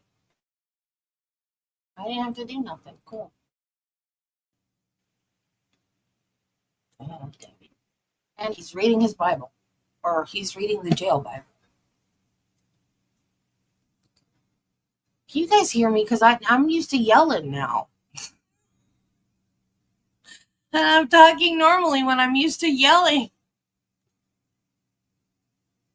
The presence of the jury, in which several broad topics were discussed. One of them was Mr. Brooks had indicated he did not have a pretrial offer from the state. We would ask the record to reflect that afternoon we did provide him again with a written copy of our pretrial offer, and that was placed with his materials on the table.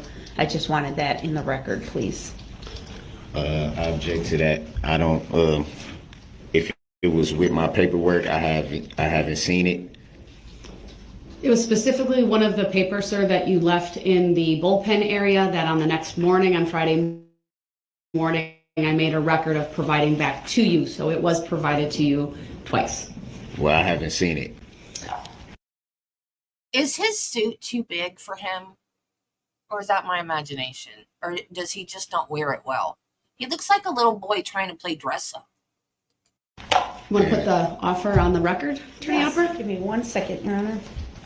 So what's the significance of it being on the record?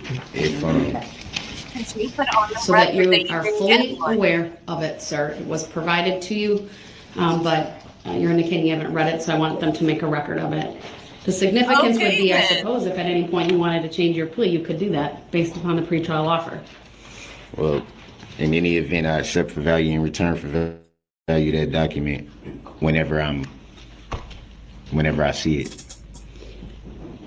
Attorney Alpert, go ahead. Sorry, it's just taking me a second to retrieve it here, Your Honor.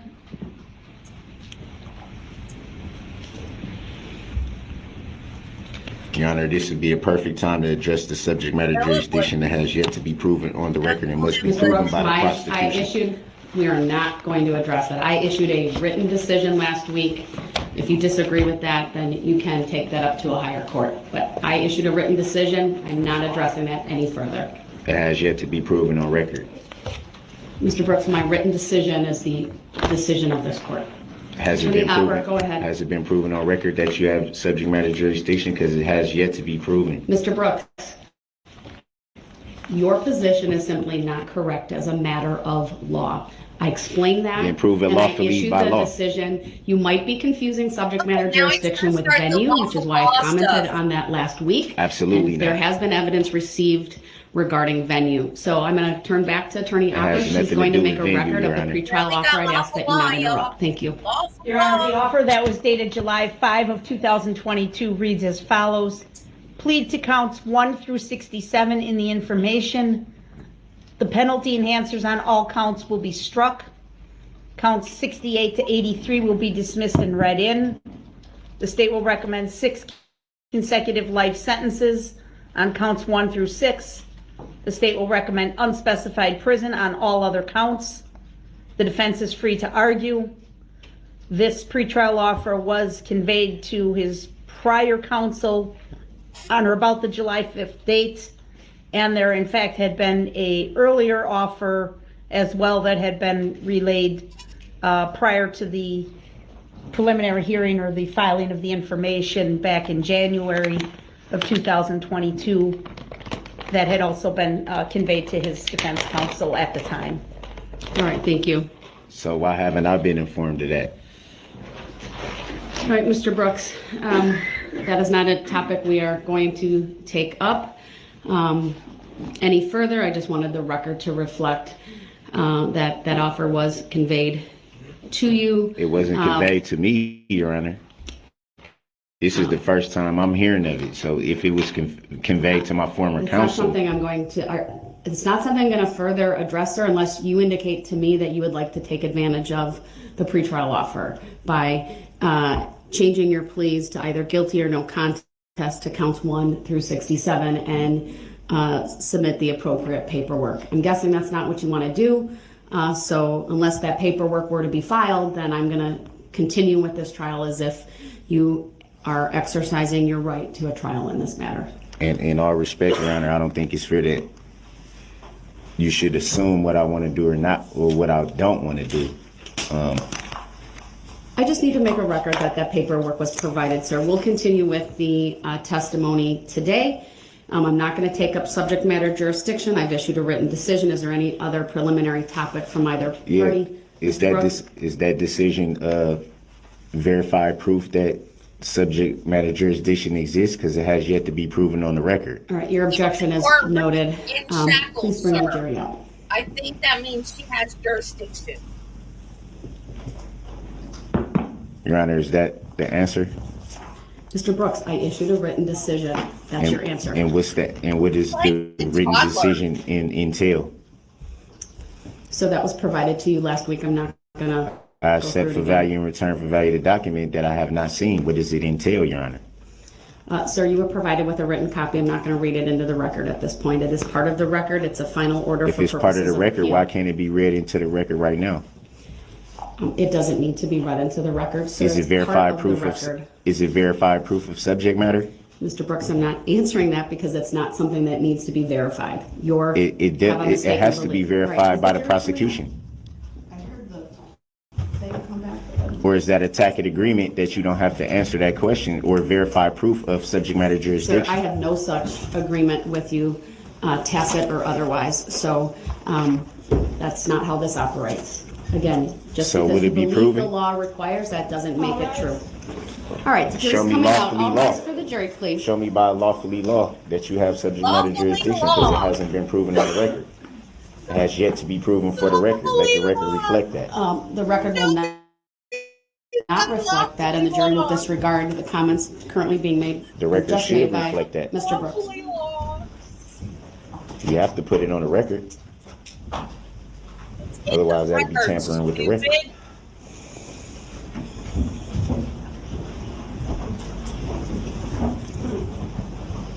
So at 8:40. All right. Good morning, everyone. Please be seated. Tacit agreement at 8:40. All right. Please disregard the most recent comment by Tacit Mr. agreement Brooks. at It's not 8:40. evidence in this proceeding. All right. The state may call its next witness. Thank you, Judge. The state calls Sean Backler. Subject matter jurisdiction Jury will disregard that last statement by Mr. Brooks. has to be on the record. Good morning, sir. Please make your way to the witness stand, which is all the way up on me, to my right. When you get there, please remain standing, raise your right hand, and my clerk, Teresa, who's on my left, will swear you in. There is one riser, so just be mindful of that.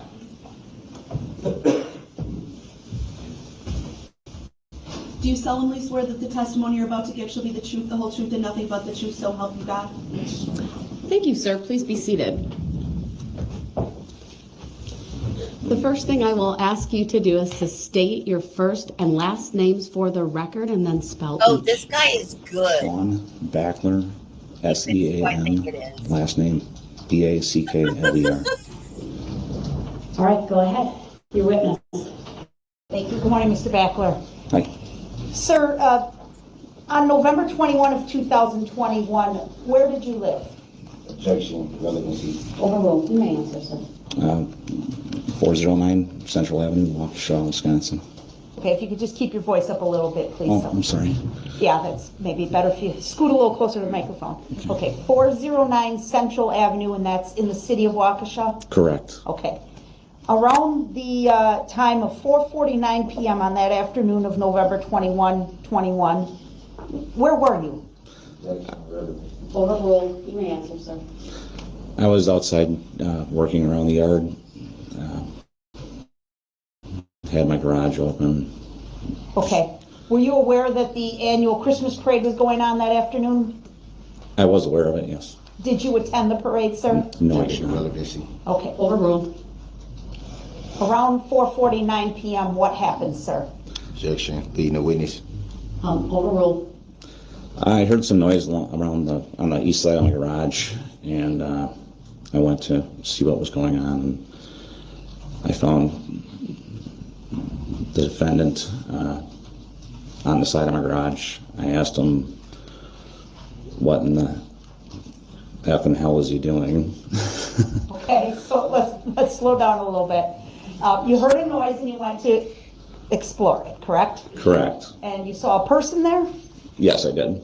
And you questioned that person for being there, is that right? Objection. Leading the witness. Foundational, Your Honor. It's just overruled. You can answer. I'm not sure if you did or not. I asked him what he was doing there. Okay. And maybe you were cursing at him? Is that what you're suggesting? Objection. Leading the witness. Overruled. I think I dropped an F-bomb on him. Why? He's trespassing. Okay. The person that There you was an objection, but it's overruled. the person that you saw, can you give us a description of that person, please? When I called it in on the non-emergency line at the Waukesha Police Department, I described him at about 5'8", probably weighed about 150 pounds. He was either black, mixed, or Latino male, wearing a red shirt, jeans, long hair, beard, and I think he was missing his shoes. Okay. You said red top? Red shirt. Objection. Leading the witness. Red shirt. What kind of shirt? Overruled, and his answer may stand. He was wearing a red jean.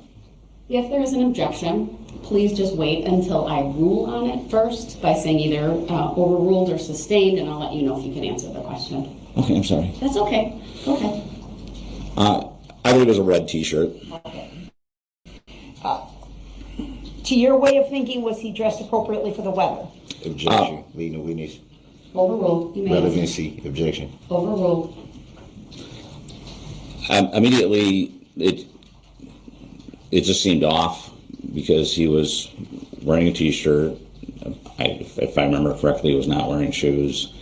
It was very cold out. He was sweating. His eyes were huge, and he was just acting. When he came out from the garage, he was asking if I could call him an Uber. Okay.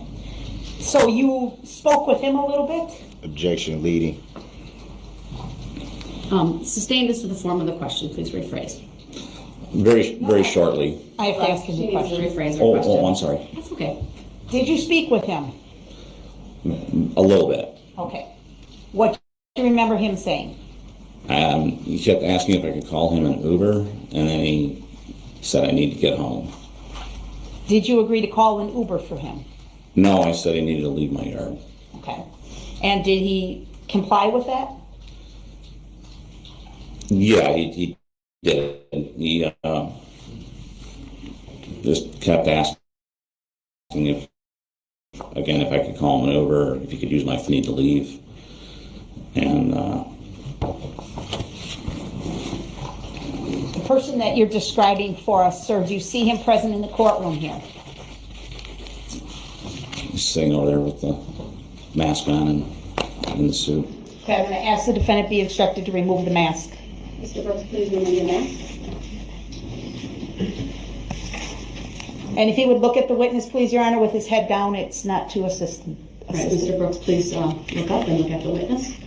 Look at the witness, please. Thank you.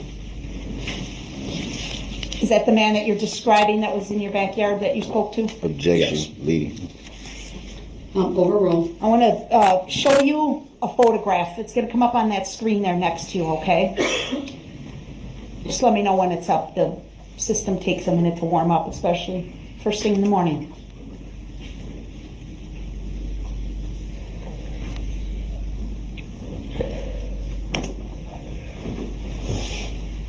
Is it up? Yep, it is. Okay. Do you see this photograph, sir? Objection. And Overruled. Yes. I'd like you, is there a person shown in the photograph? It's the defendant. Overruled, it's not leaving, you may answer. It's the defendant. Is this consistent with his appearance when he presented himself to you on your driveway that evening, or backyard garage area? Objection leading. Overruled, you may answer. It is consistent. Okay. Move to admit and permission to publish 171, Your Honor. Objection relevancy. Your objection is overruled. Exhibit 171 is received. Permission to publish is granted.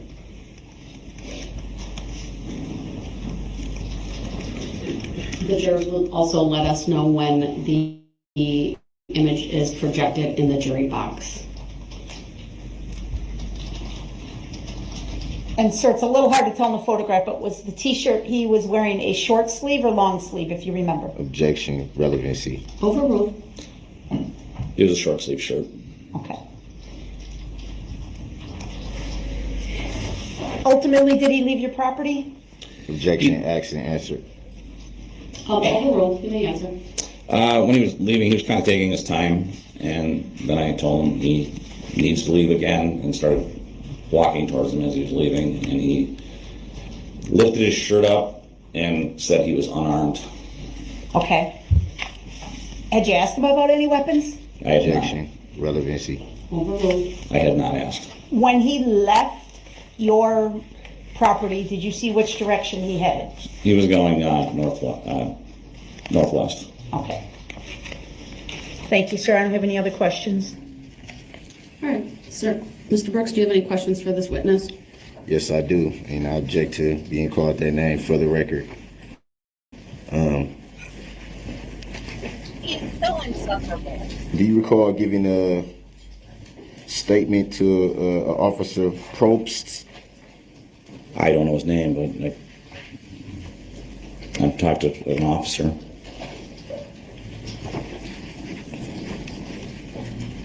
And you did talk to an officer that night? I talked to an officer on the phone. I did not talk to an officer that night.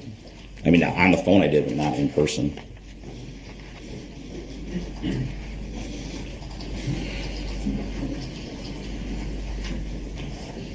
So it was a conversation on the non-emergency line. Would that be fair to say? It was on the non-emergency line. I actually confirmed it after I called to make sure I was on the non-emergency line. Do you recall the description that you gave at that time? I do. Well, my best to my knowledge was that you were either black, Latino, who's you, or mixed. The description you provided that night. I said that the individual was either black, mixed, or Latino. So it'd be fair to say you didn't know at the time? I was giving a general description. So it'd be fair to say that you weren't sure? I was positive that it was you.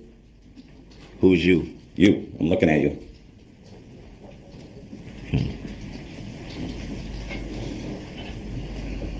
And how did you come to that conclusion, the you conclusion? I'm looking at you.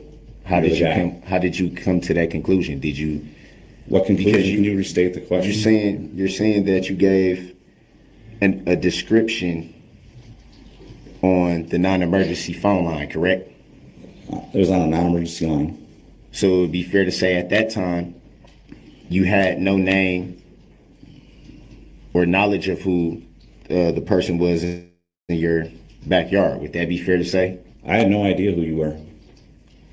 And so how can you say how can you say you then if you had no idea? You're so stupid. I'm looking at you. You are the guy. And how did you come to that conclusion? You and I were standing in the same yard looking at each other. So is it possible you saw something on the news? No, I had no idea who you were. Interesting. Do you recall giving a description of approximately 5'9" and 160 pounds? Yeah, something like that.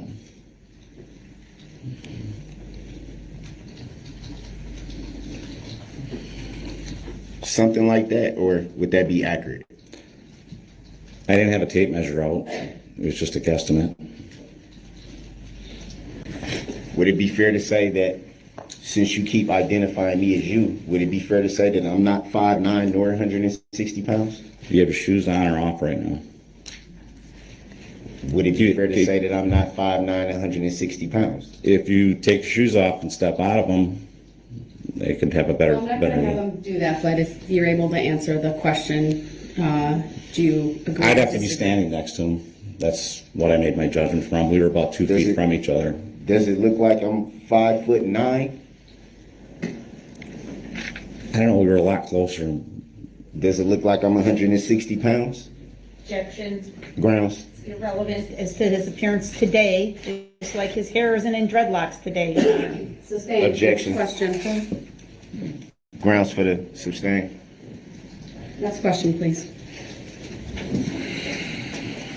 You also said that, well, the narrative in the report. He's being a smart ass. Said that the individual was later identified. That's what's happening. Would that be fair to say? Yeah, that'd be fair to say.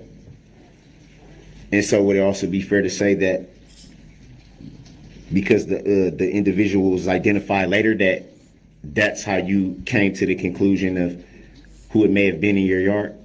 Objection, I think that's Grounds. a statement, Your Honor. He's, again, reading a police report. That's a question. Not authored by this witness. It's beyond the scope of the witness's knowledge. It's actually the report that he Mr. gave. Brooks, I've heard enough. If the objection is sustained, you may rephrase your question.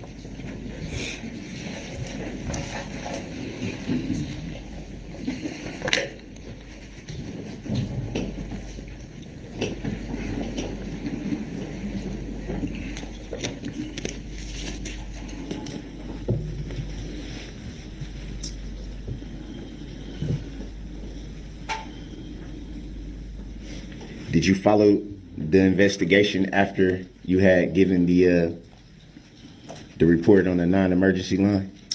It's kind of hard not to see it on TV. Can I clarify something?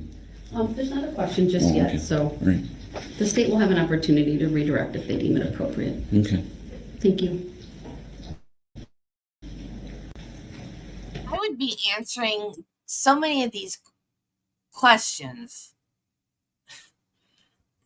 differently. Like I would have said, I didn't know who you were at the time, but I saw you with my own eyes, and I recognize you today as the person that I saw on that day. And clarify it like that. But he didn't.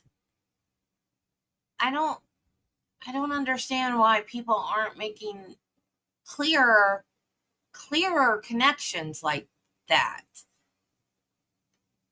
Like that one cop that was like, well, yeah, the thing with the white thing that was moving in that one video. Yeah, only a person would be moving. No. It could have been something on a clothesline moving. Wind could have been moving something, like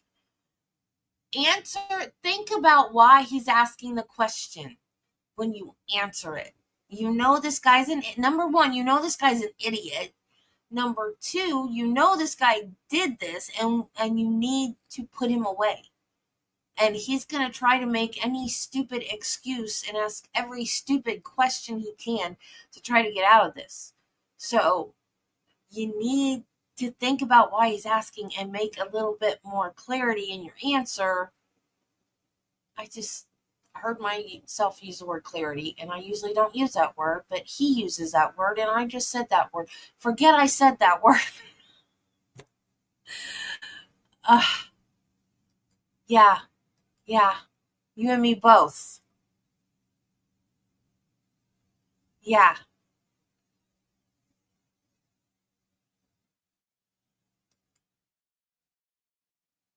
Yeah, but see, to me that would be facing off.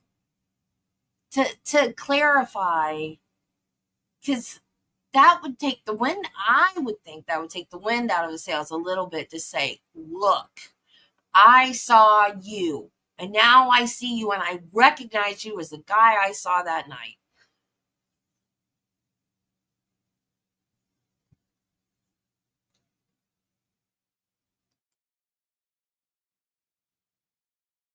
So just like one word answers, yes, no, and no more clarification at all? Yeah, maybe. But that would rattle him. That would it would upset him if that was all you did. And then he'd be going, well, could you clarify for the judge? No, what does he say? For the record in the jury. Can you clarify that for the record in the jury?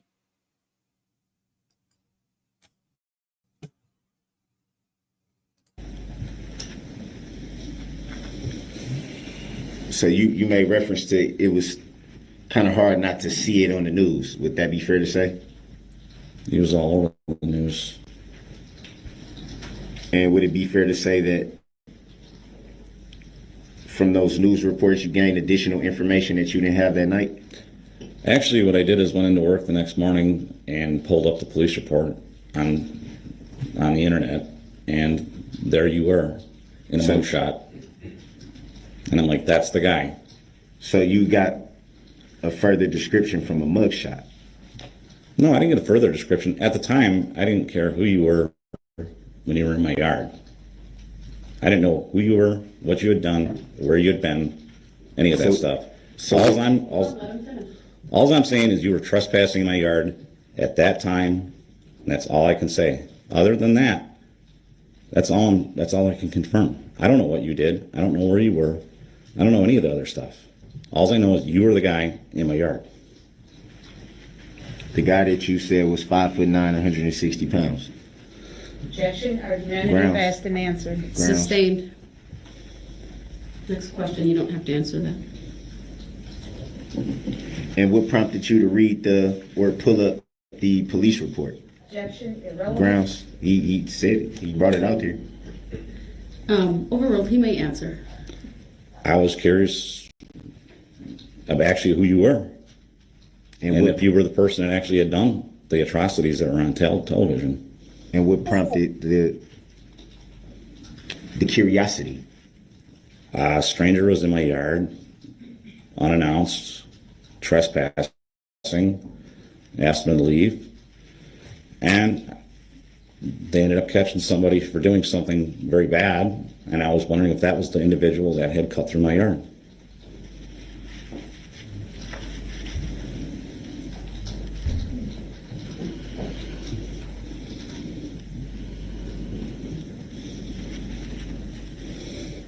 I don't know measurements or distances. Anything like that, I tell you, it's going to be a guesstimate, and it's probably going to be wrong.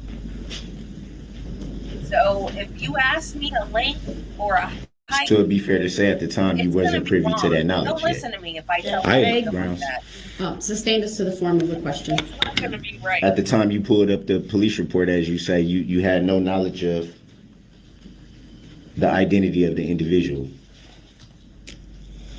I didn't know that you were going to be the person that had done that. You keep referring to the you. You. I'm looking into your eyes right now. You're the guy I'm talking about when I refer to you. And the record should reflect that the witness used his right hand and index finger to point directly at the defendant. Next question, please.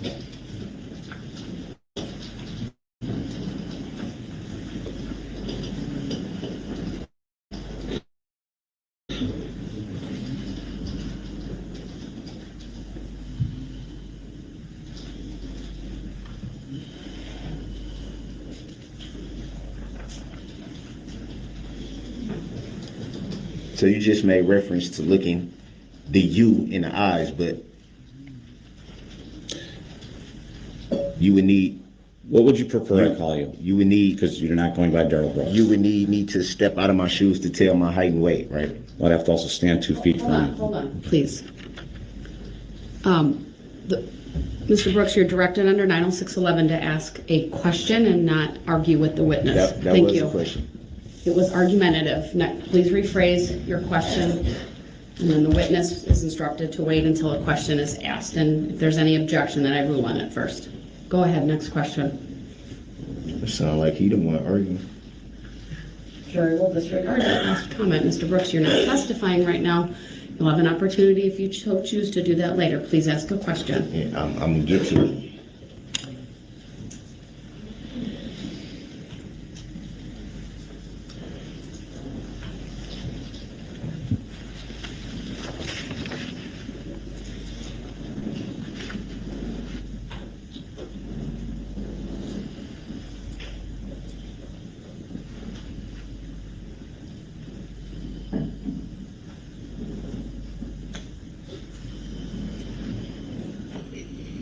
Any reason why you didn't give a written statement to law enforcement? Objection, argumentative, Grounds. irrelevant. How's it argumentative? Sustained. As to the form of the question. Next question, please. Did you at any time give a written statement to law enforcement? I don't believe so. Any reason why not? Objection, Grounds? argumentative and irrelevant. Sustained. Grounds for the sustain? Mr. Brooks, please ask your next question. Grounds for the sustain?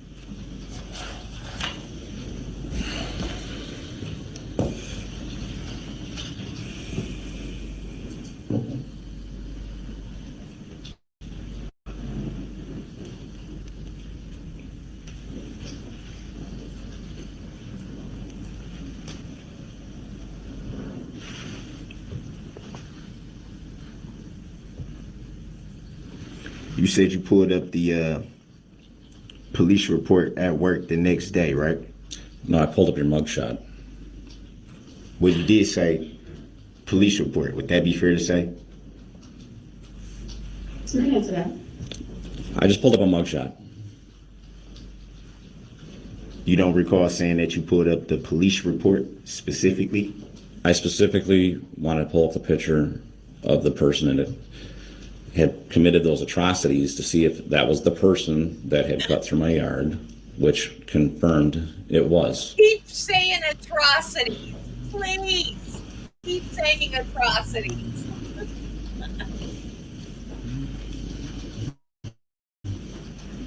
And did you pull up the complaint? No. Have you ever seen the complaint? I don't believe I have.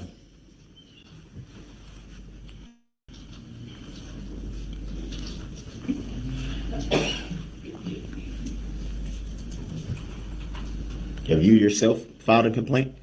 Nope. Any reason why not? Objection, Grounds. relevant, Sustained. argumentative. As to the form of the question and on relevance. Next question.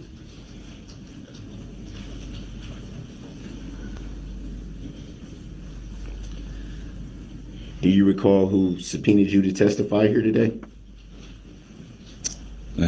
It's on the subpoena. You don't recall? I'd have to have the subpoena with me to read the name. Do you recall if it was the district attorney's office? It was.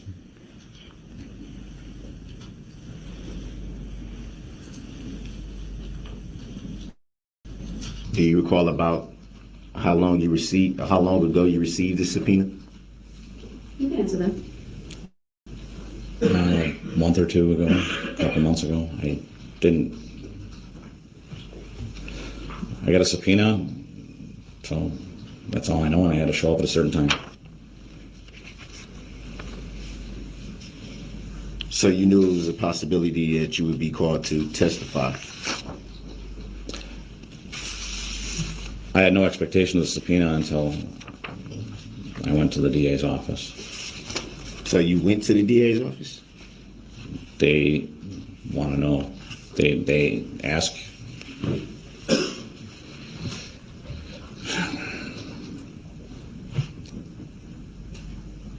They want to see if you're worth having as a witness, or if you actually had any information that was pertinent to the case.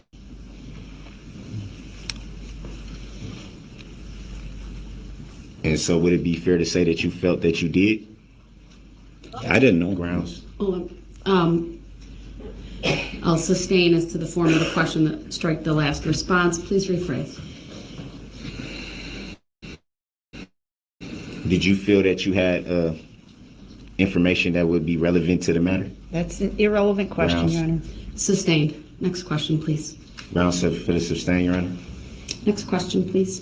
Grounds for the sustain, Your Honor. Next question, please. Is that a judicial determination, Your Honor? God, shut up. Ask your next question, please.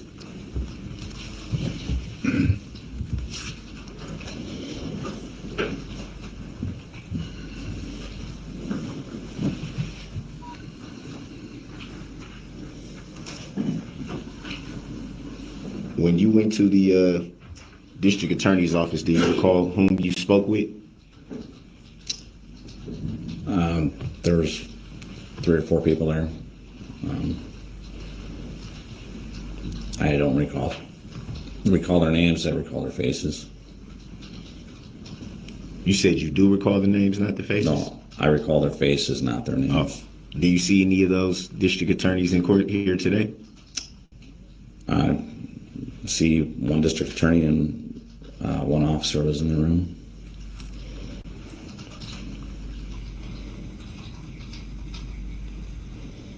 And for the record and for the jury, can you identify whom you're referring to?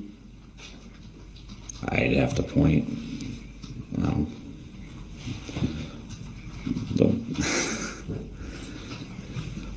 I'll Her, stipulate, yep. Your Honor, I met with And Mr. Backler. this officer here sitting behind them.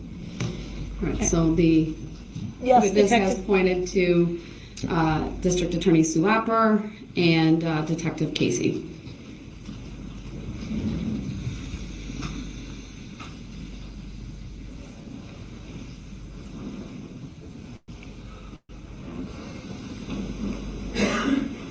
And that was around the time you first received the subpoena? It was the time that the subpoena told me to show up.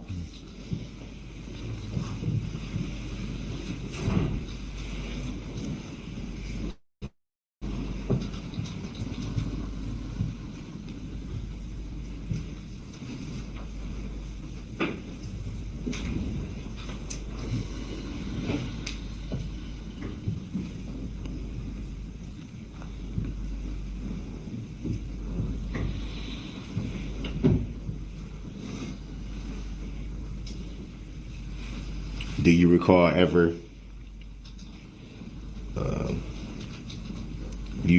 being told about the plaintiff in this matter? Objection, Grounds. vague. Sustained as to the form of the question.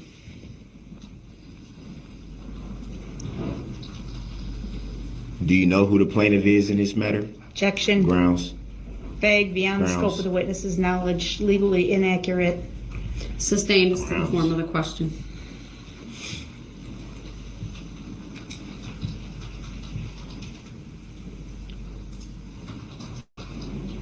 Did Attorney Opper ever tell you who the plaintiff was in this matter? The subpoena told me who the plaintiff was. And do you recall who the plaintiff is? Darrell Brooks. That's the plaintiff? Or not the plaintiff, the plaintiff is, I think, city of Waukesha or state of Wisconsin. I'm not sure. And it'd be fair to say that that's not a living, breathing human being. Objection, Grounds. relevance. Sustained, not relevant. Next question.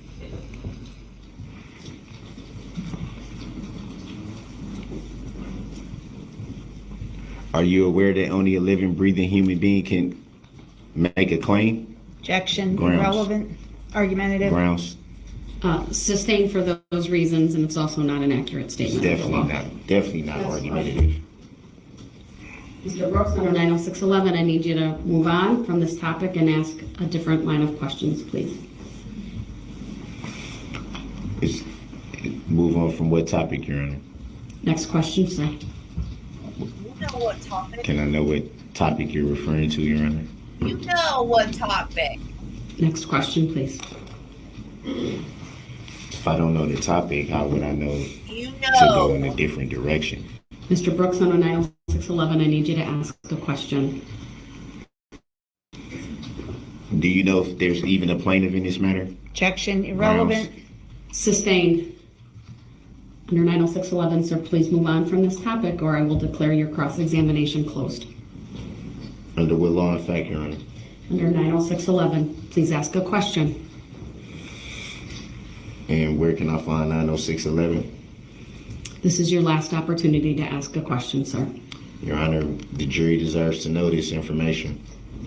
All right, then, the state, any redirect? No redirect. Thank you, Judge. All right, thank you, sir. You may step down.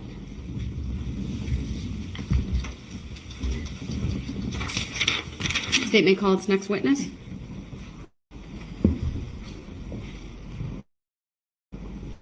Thank you, Sean. Have a good day.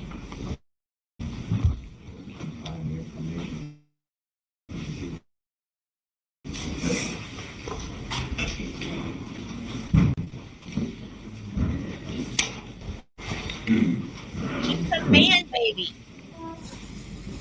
He's just a fickle man baby, is what he is.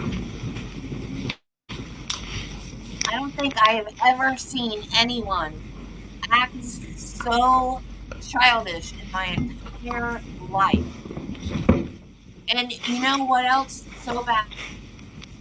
You may call. Leslie and Sue got super sick during this All right, sir, if you would please make your way to the witness stand, which is on my right, up one riser.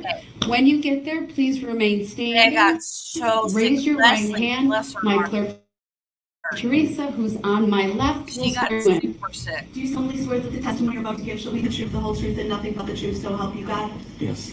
Thank you, sir. Please have a seat. First thing I will ask you to do is to state your first and last name correctly and spell each. Dominic Caproon, DOMANICCAPROON. All right, thank you. Go ahead, your witness. Thank you. Mr. Caproon, are you a resident of the city of Waukesha? Yes. Where were you living on November 21st of 2021? 417 Central Avenue. The objection is overruled. His answer may stand. When there's an objection, if you would just wait until I rule on it before you answer. Thank you. Okay. Go ahead. And there will be many. 417 Central Avenue, Waukesha, Wisconsin. Okay. Yes. Objection leading. Overruled. His answer may stand. What was the answer? Yes. I believe is what he said. Yes. Can you tell us what happened shortly before 5 o'clock p.m. that day? Well, we were at home and my youngest son just got home from a friend's house and we were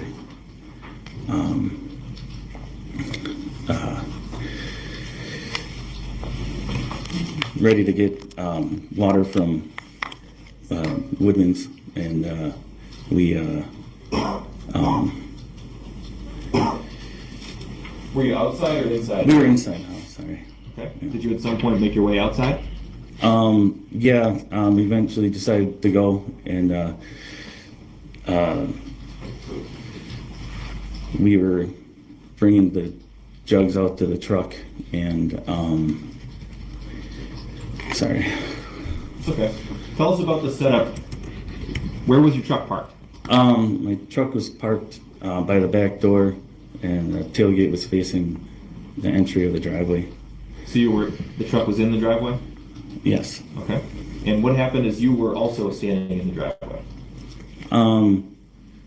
When I was putting the jugs in the back of the truck, my oldest son, looked up and he kind of pointed behind me and I went turn and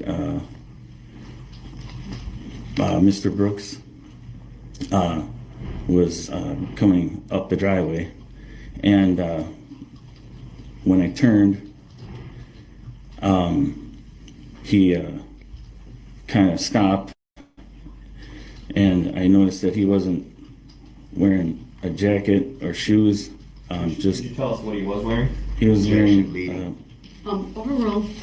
You may answer. Okay. He was wearing just blue jeans and like a red T-shirt, and he had lifted his shirt and did a 360 and told me that he didn't have any weapons and that he needed a phone to call an Uber. And so I said, yeah, sure, no problem. So, I handed him my phone, and I had suggested to him that my neighbor was a Lyft driver.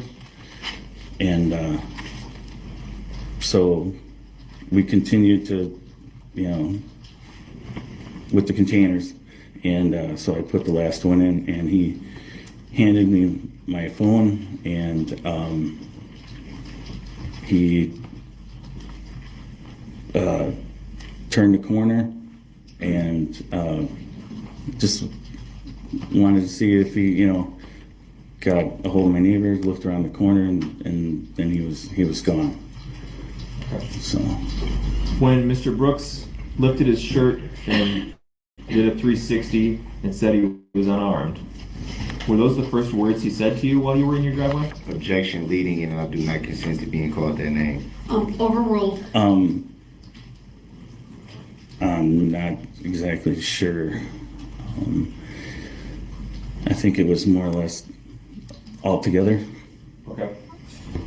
And how many of your sons were present and in the driveway with you? Objection, relevancy. Overruled. 2. How old were they at the time? Objection, relevancy. Overruled. You may answer. One was 21 and the other one was 14. Do you recall providing a physical description of Mr. Brooks, the person you've referred to as Mr. Brooks today, back on November 21st when you met with the police? Objection. I did not consent to being called that name. Mr. Brooks, that's not a valid objection at this time. Go ahead, you may I don't answer. consent to being called that name. Go ahead and answer. Yes. I'm sorry. Could you repeat the question? Back on November 21st, when you met with the police, did you provide a physical description of the man who came up your driveway? Yes. Objection, relevancy. Overruled. What was the physical description you provided? It was a black male,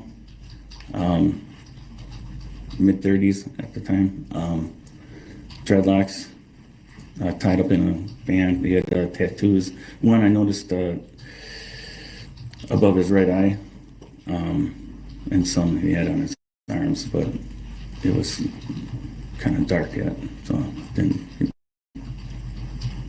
So the darkness prevented you from being able to see any detail of the arm tattoos? Yes. Objection, leading. Overruled. Your Honor, could you please instruct Mr. Brooks to remove his mask momentarily? Mr. Brooks, please remove your mask and look at the witness. Mr. Caprone, the person you've described today as walking up your driveway, the person who you've referred to as Mr. Brooks today, do you see that person in the courtroom today? Objection, leading. Overruled. You may answer, sir. To being called that name either. Yes. Could you please point to him and then tell us what he's wearing? He's wearing a suit and tie. Your Honor, let the record reflect, please, that the witness has identified the defendant. The record will so reflect. And that he pointed with his right hand towards Mr. Brooks. Thank you for that. Objection, I don't consent to being called that name. For the record. Whose phone, you described handing a phone to Mr. Brooks, whose phone was it? Objection, I don't consent to being called that name. Your objection is no at this time, and I'd ask that you not interrupt with an objection for that reason under 906.11.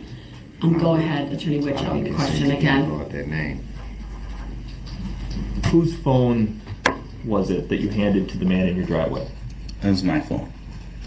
And Did you see what that man did with the phone? Objection leading. Overruled. You may answer. He called a number on the phone, or called somebody, which I at the time thought was Uber. Did that man then hand the phone back to you at some point? Yes. When you met with the police, did they ask to see your phone? Yes. And the purpose of that was to try and see the number that Yes. Mr. Brooks had called? Objection. Overruled. No consent to being called that name.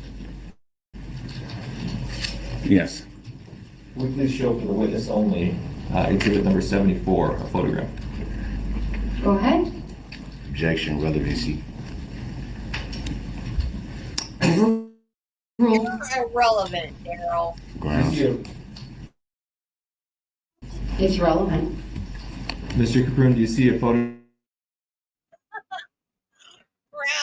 Yes. It's relevant. What are we looking at here? This is the number. Can you read that number out loud for us? Objection relevancy. Overruled. 414-610-2153. And this is a call history screenshot, is that right? Where we can see all the recent calls to and from that number? Yes. Is this an accurate depiction of how your phone screen looked that afternoon as you showed it to the police? Objection leading. Overruled. You may answer, sir. Yes. I move exhibit 74 into evidence and ask for permission to publish. Objection relevancy. Exhibit 74 is received. Permission to publish is granted. The objection's overruled.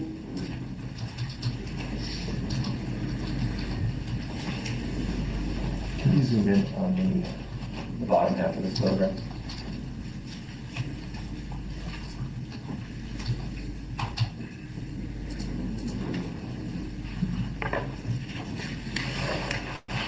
Okay, Mr. Caprone, did you call this number at any point? Objection leading. Overruled. He may answer. No. So all three of these calls, outgoing, incoming, and canceled, would have been made by someone other than you. Yes. Objection leading. And the only person who had your phone during that time frame was who? Objection Me. leading. Or Overruled. Derek, no, Mr. Brooks. No. After Mr. Brooks handed you your phone back, what happened next? A lady had called me, and I answered the phone, and I asked her if she was Uber, and she told me she wasn't an Uber. Did she say anything else? Objection leading. Overruled. No. Is the call that you're talking about, the lady who called you, was that incoming call from that 414 number we just looked at? Objection leading. Sustained as to the form of the question. Did you recognize the number that called you? I didn't recognize it. I didn't look at the number. I just answered the phone. And it was recorded in your phone's call history? Yes. And it was the same number that Mr. Brooks had used your phone to dial? Objection leading, and I don't consent to being called that name. Overruled. I'm sorry, I took the exhibit down. Did you need it back up? No, I think we're done. All right, thank you.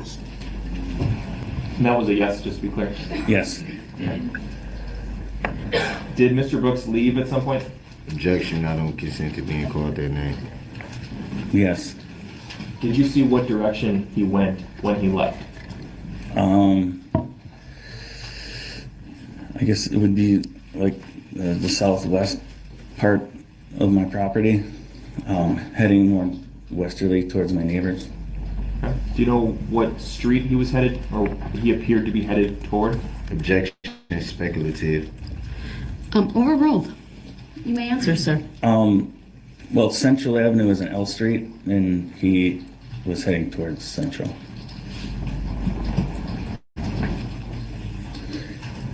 Thank you, Your Honor. That's all. All right, very well. Any questions, Mr. Brooks, for this Yes. witness? I don't consent to being called that name for the record. Do you recall giving a statement to a Detective Schwartz?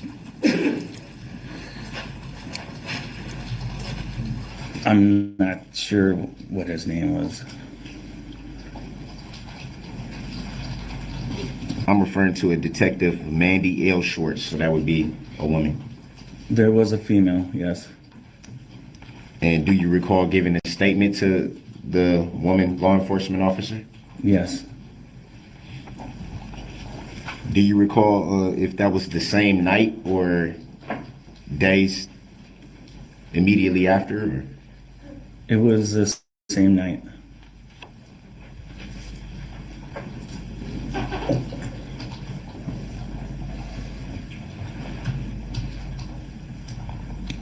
And do you recall in that statement if you were asked about a description of the person in your driveway?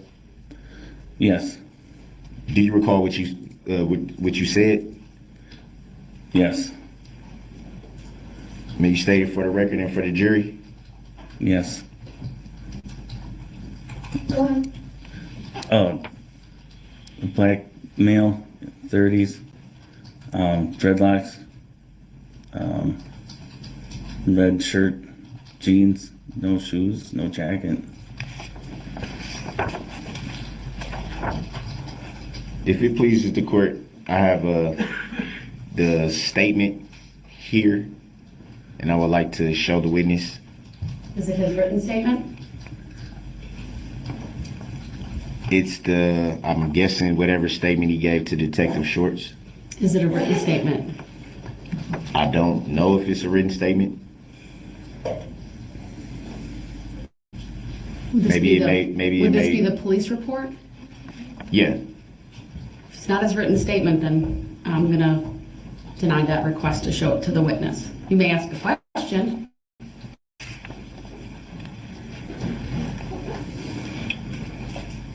Do you recall in your report with Detective Schwartz that you described the male as approximately 5'5" to 5'6", weighing approximately 120 to 125 pounds, and the male appeared to be in his 20s?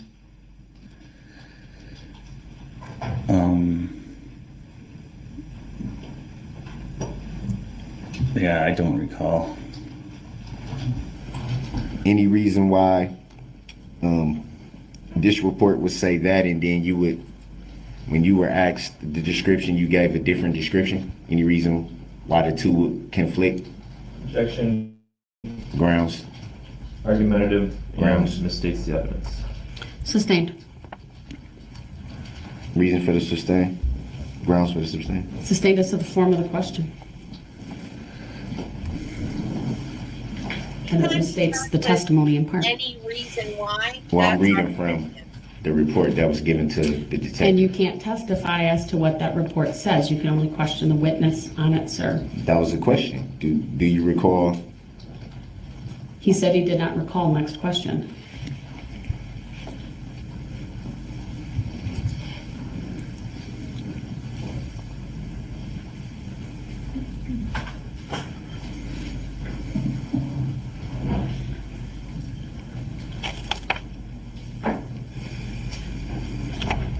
Any reason why your description would change from that night till now?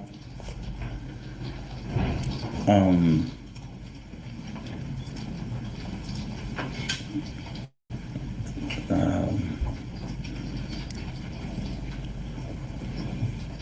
not sure.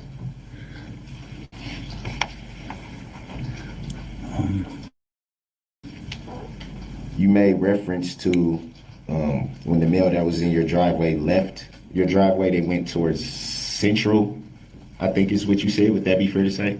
Yeah. Do you recall stating in your report that they went in the direction of West Avenue? Yes. Would it be fair to say that that's two different directions?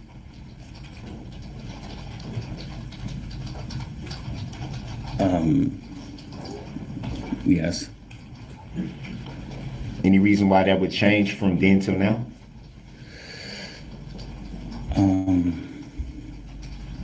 Not sure.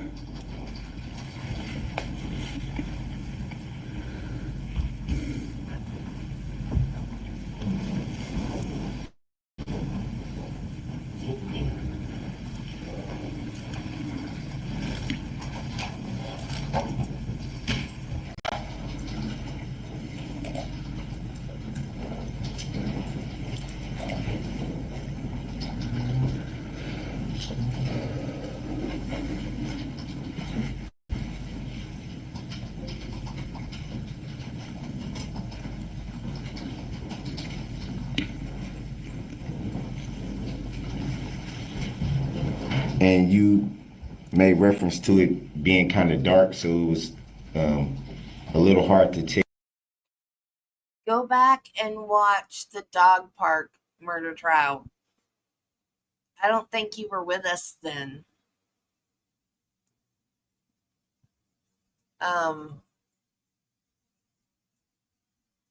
Jody Arias didn't get off. Don't start about my Michael now. Michael didn't do nothing.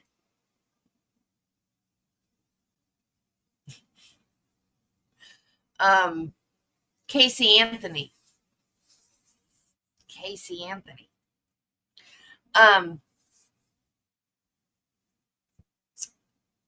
The dog park murder trial. I don't think you watched that one with us. That one happened in Florida. And it was a guy that he killed a gay man that he had been friends with. Oh, shush. Shush, shush, shush. I don't want to hear about Michael. Yeah, he got off. Did we do his... I can't remember if we did his sentence. Oh, he didn't get sentenced because he got... I mean, his verdict. Did we do the verdict? Did we do the verdict on? We had to have done the verdict on him. I don't remember doing the verdict. Now I'm going to have to go look at my playlist and see if we did the verdict. Why don't I remember doing the verdict? Anyway, he kept going to this dog park. They were all friends. They were all elderly people that, like, this was their activity. They met at the dog park every day. And this guy came out and he's like, oh, well, good for you. You should be who you really are. You shouldn't have to hide it. And, like, he was okay with it. But then it got more and more aggressive towards one another. And he was like, he started taking a gun with him to the dog park. And there were messages back and forth. And eventually one day he shot the guy. And they acquitted him as self-defense. Because I think there was some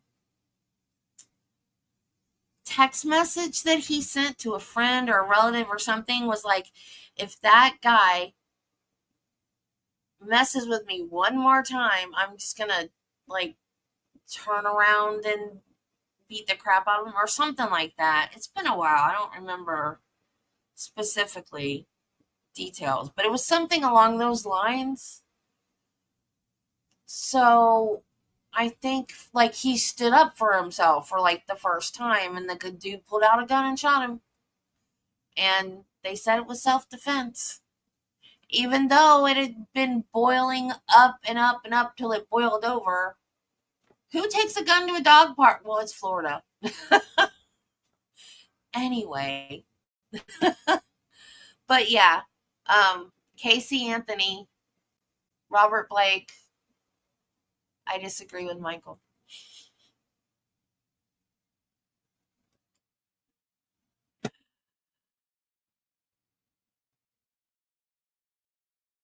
Oh, shut up, Ken. About certain aspects of that interaction. Would that be fair to say? Yes.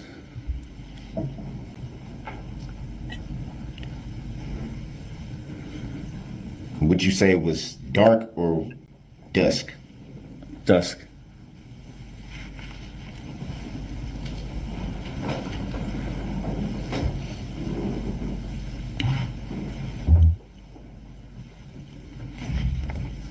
So it'd be fair to say that you were unable to identify tattoos?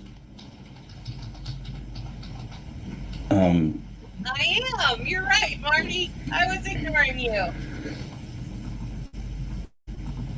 I would be able to, yes. You would be able to identify tattoos, or you wouldn't? Not, I saw tattoos.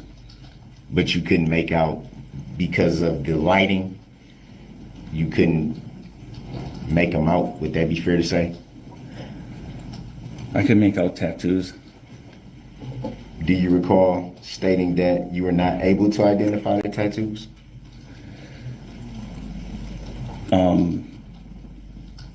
In, I guess, in description, I guess, or, in detail, sorry.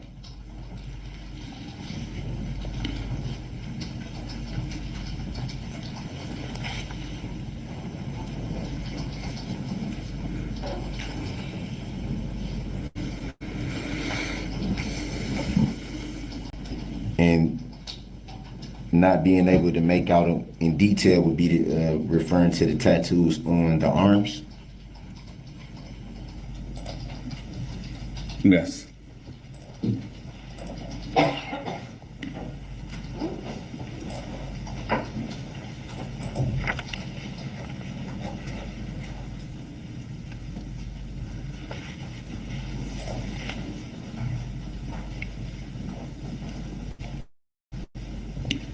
And during that interaction in the lighting, you could tell that there was some type of rubber band or tie in the hair? Yes.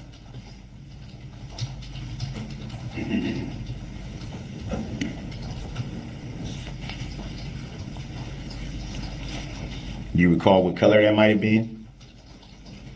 No, I don't.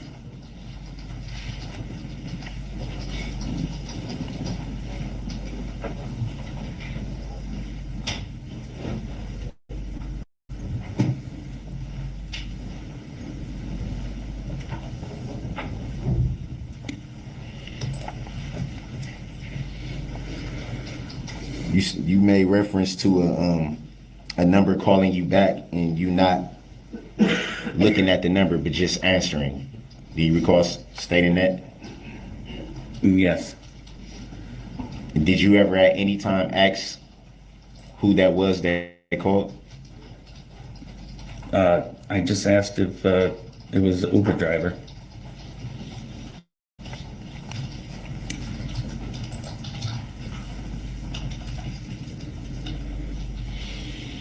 Marty too. That's why I'm ignoring him.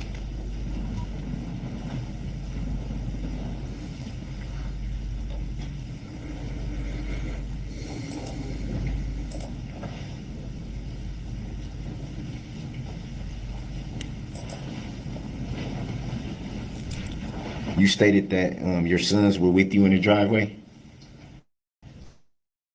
Yes. Was there any interaction with your sons at that time?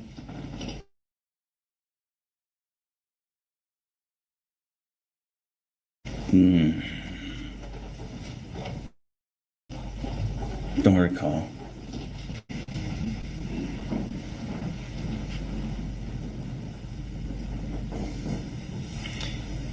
Do you recall stating that the male did not have any interactions with either of your sons? No.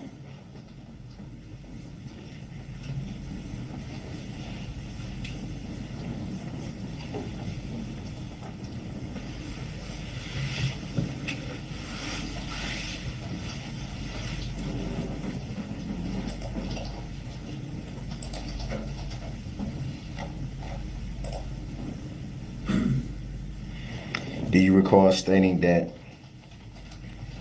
the male you had the interaction with, do you recall stating that you did not really think he was understanding what you were telling him?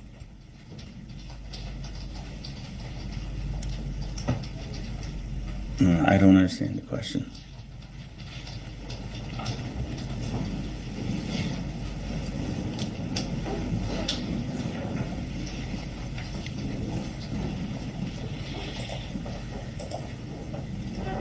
That would be in reference to you stating that your neighbor was an Uber driver. Did you, What about me? or a Lyft driver? You was, I think, the word you said. Would that be fair to say?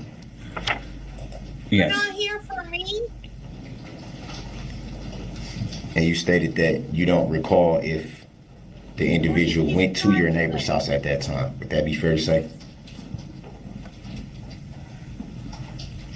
Yes.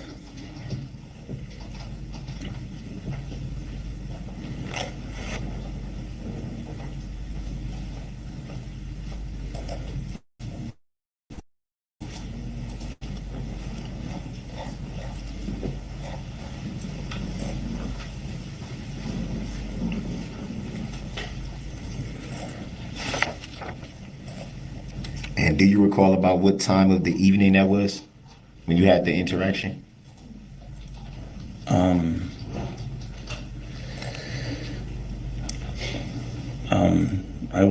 I'm not quite sure what time it was at that time.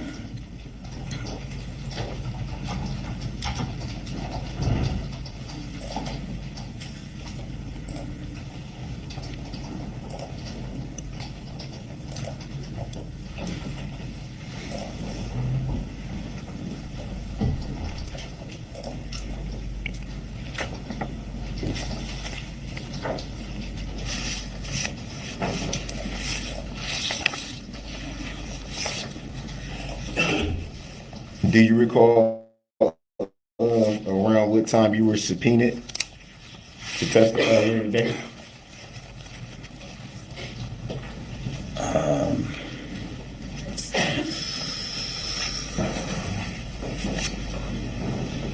No,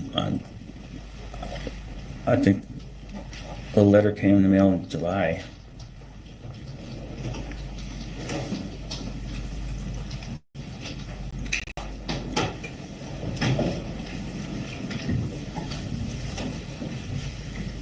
And did you follow up with the district attorney's office at that point?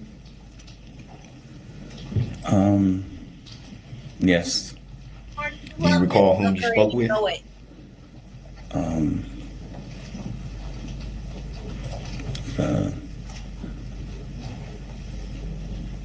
Not quite sure the names, but You made let the record reflect, you made a hand gesture with your left hand. Would that be referring to the table, yes, the prosecution table? yes, So you recall speaking to one of those attorneys?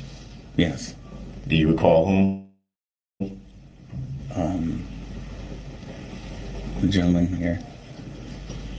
I'll stipulate that Mr. Caprin's pointing at me. Yeah. Right, the record will so reflect.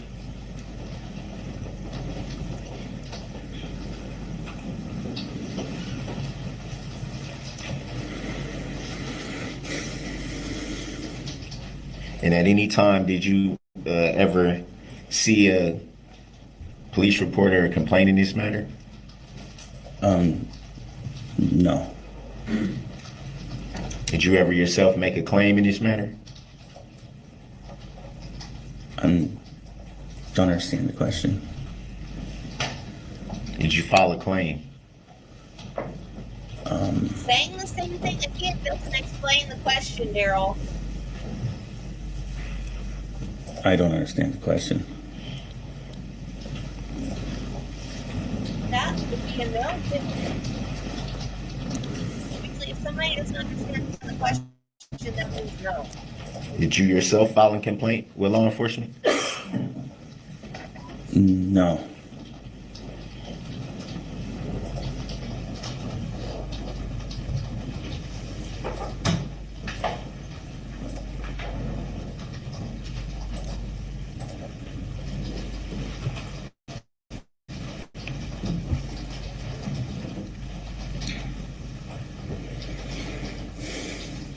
ever spoke with the plaintiff in this matter? Objection. Grounds? Relevance. Grounds. Sustained.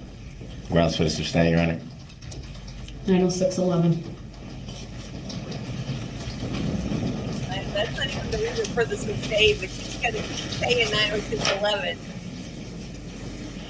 Are you aware of any plaintiff in this matter? Objection. Grounds. Relevance. Grounds. Sustained. Relevance 90611 as well. You ever seen a plaintiff in this matter? Objection. Grounds. Sustained. Next question.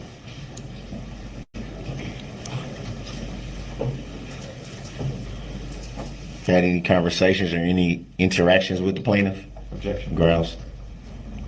Sustained as to the form of the question. Ever had a phone conversation with the plaintiff? Objection. Grounds. Sustained as to the form of the question. Ever been contacted by the plaintiff in any way? Objection. Grounds. Sustained as to the form of the question. Have you ever contacted the plaintiff in any way? Objection. Grounds. Sustained Grounds for the sustain, Your Honor. as to the form of the question. Grounds is that you're an idiot.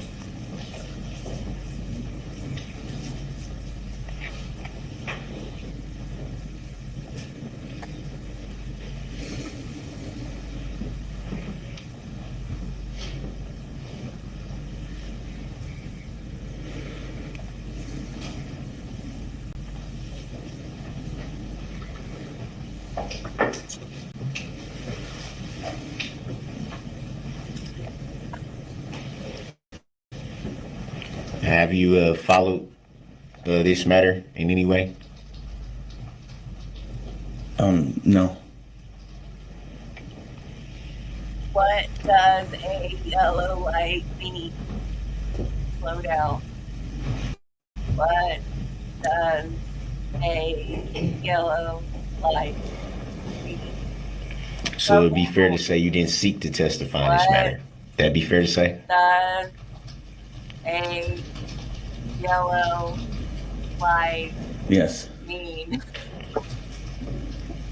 Were you persuaded in any way to Best step testify in was this go to matter? taxi. Be best. No.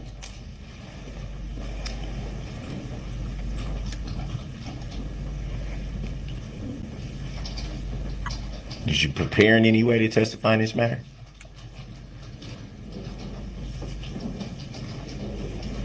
No.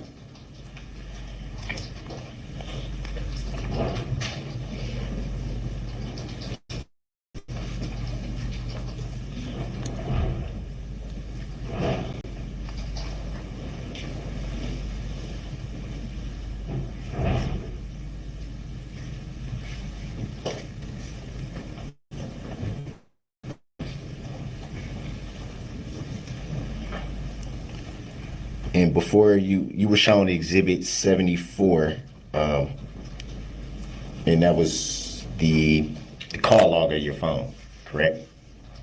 Before, I'm sorry, Yes. before today, had you seen that, those photos in reference to your call log? Yes. You seen them before today? Yes.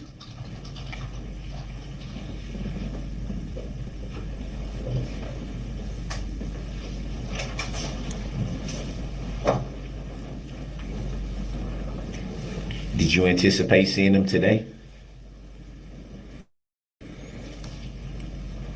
Yes. How so?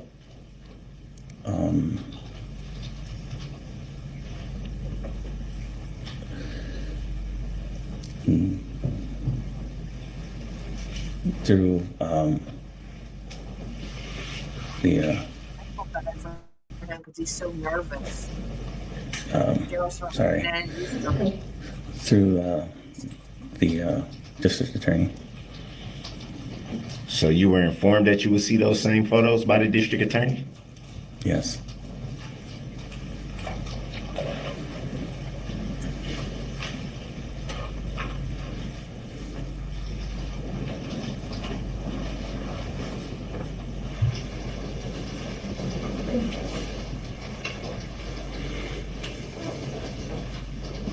Were you at any time Were you at any time told what to say by the district attorneys? No.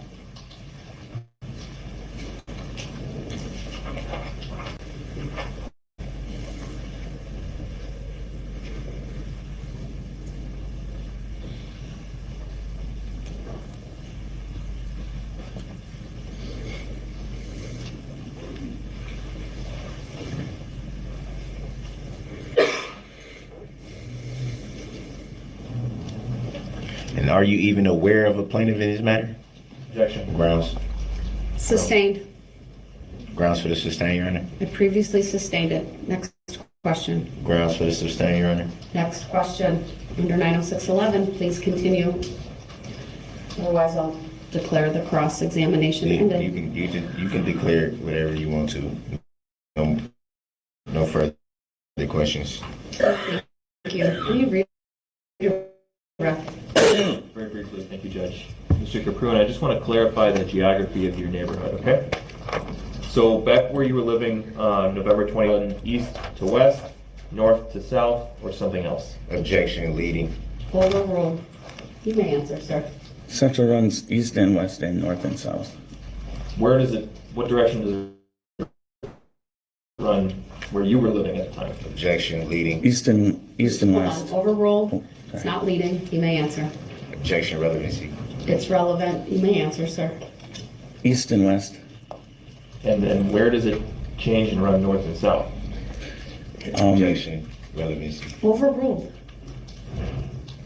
It changes my neighbor's house, and then it turns north and south. And that happens to the west of where your house was? Objection, leading. Yeah. Overruled. His answer may stand. Chelsea, yes. Yes. Where is West Avenue in relation to where your house was? Objection, relevancy. Overruled. West.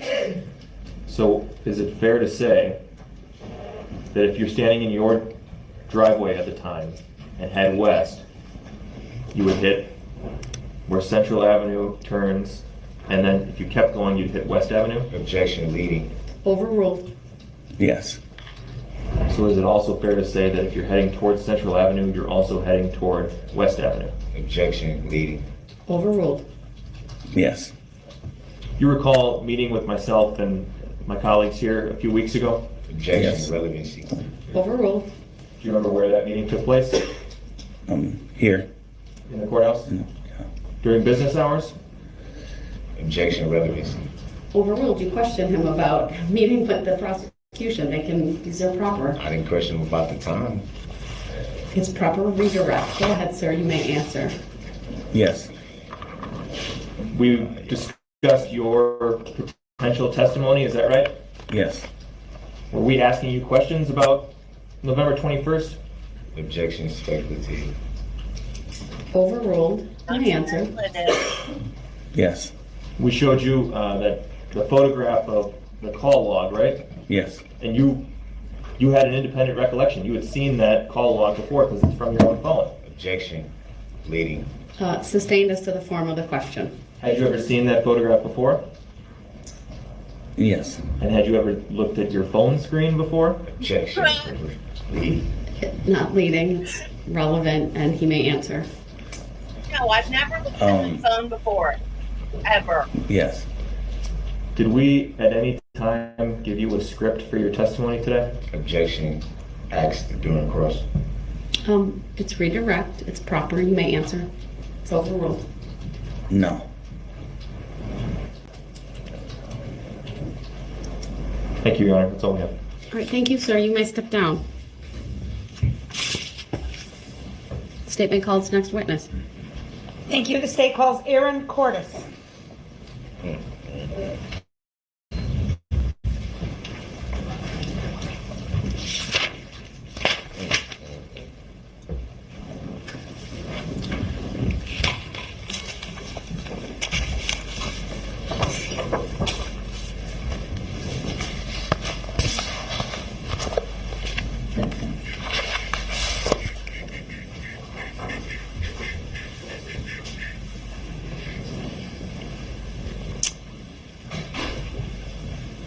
Good morning. If you would please make your way to the witness stand, which is on my right. It is up one riser.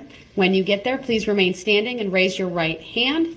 My clerk, Teresa, who's on my left, will swear you in. Do you solemnly swear that the testimony you're about to give shall be the truth, the whole truth, and nothing but the truth, so help you God? I do. Thank you. Please be seated. First thing I will ask you to do is to state your first and last names for the record and spell each. Erin Cordes, first name E-R-I-N, last name Cordes, C-O-R-D-E-S. Thank you. Go ahead, your witness. Thank you. Good morning, Ms. Cordes. Good morning. Ma'am, I'd like to direct your attention to the date of November 21, 2021. Did you attend the Waukesha Christmas parade that afternoon? Yes, I did. And who did you attend the parade with? My husband and my 2 children. Do you recall from what location you watched the parade? Objection. Relevancy. Overruled. She may answer. We watched it from the corner of West and Wisconsin. Okay. And do you understand that to be near the end of the parade route? Objection. Leading. Overruled. She may answer. I believe it was close to the end. The parade rounded the corner and continued on, and I don't know exactly where it ended. Okay. And as you were at that location watching the parade, did something unusual happen? Objection. Leading. Overruled. Yes, we saw a car going pretty fast around the corner, and I remember my husband said that's not part of the parade. Grab the kids, because their kids were in the middle of the road picking up candy at the time. Okay. So, and the car just did not stop and kept going. Was there a police officer present at that corner? Yes, there was. What did you see the police officer do? Well, the car, I thought it was coming at us for a minute, but it ended up swerving and going through the barricades, and the police officer fired 3 shots at. How can you tell? How can you tell that's where he's looking?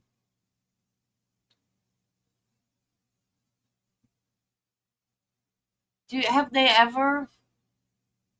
I mean, I'm sure you're not making it up, Judy, but maybe I'm not paying close enough attention. Do they do a wide enough shot when a woman's walking up to the stand that you can see that? I missed it.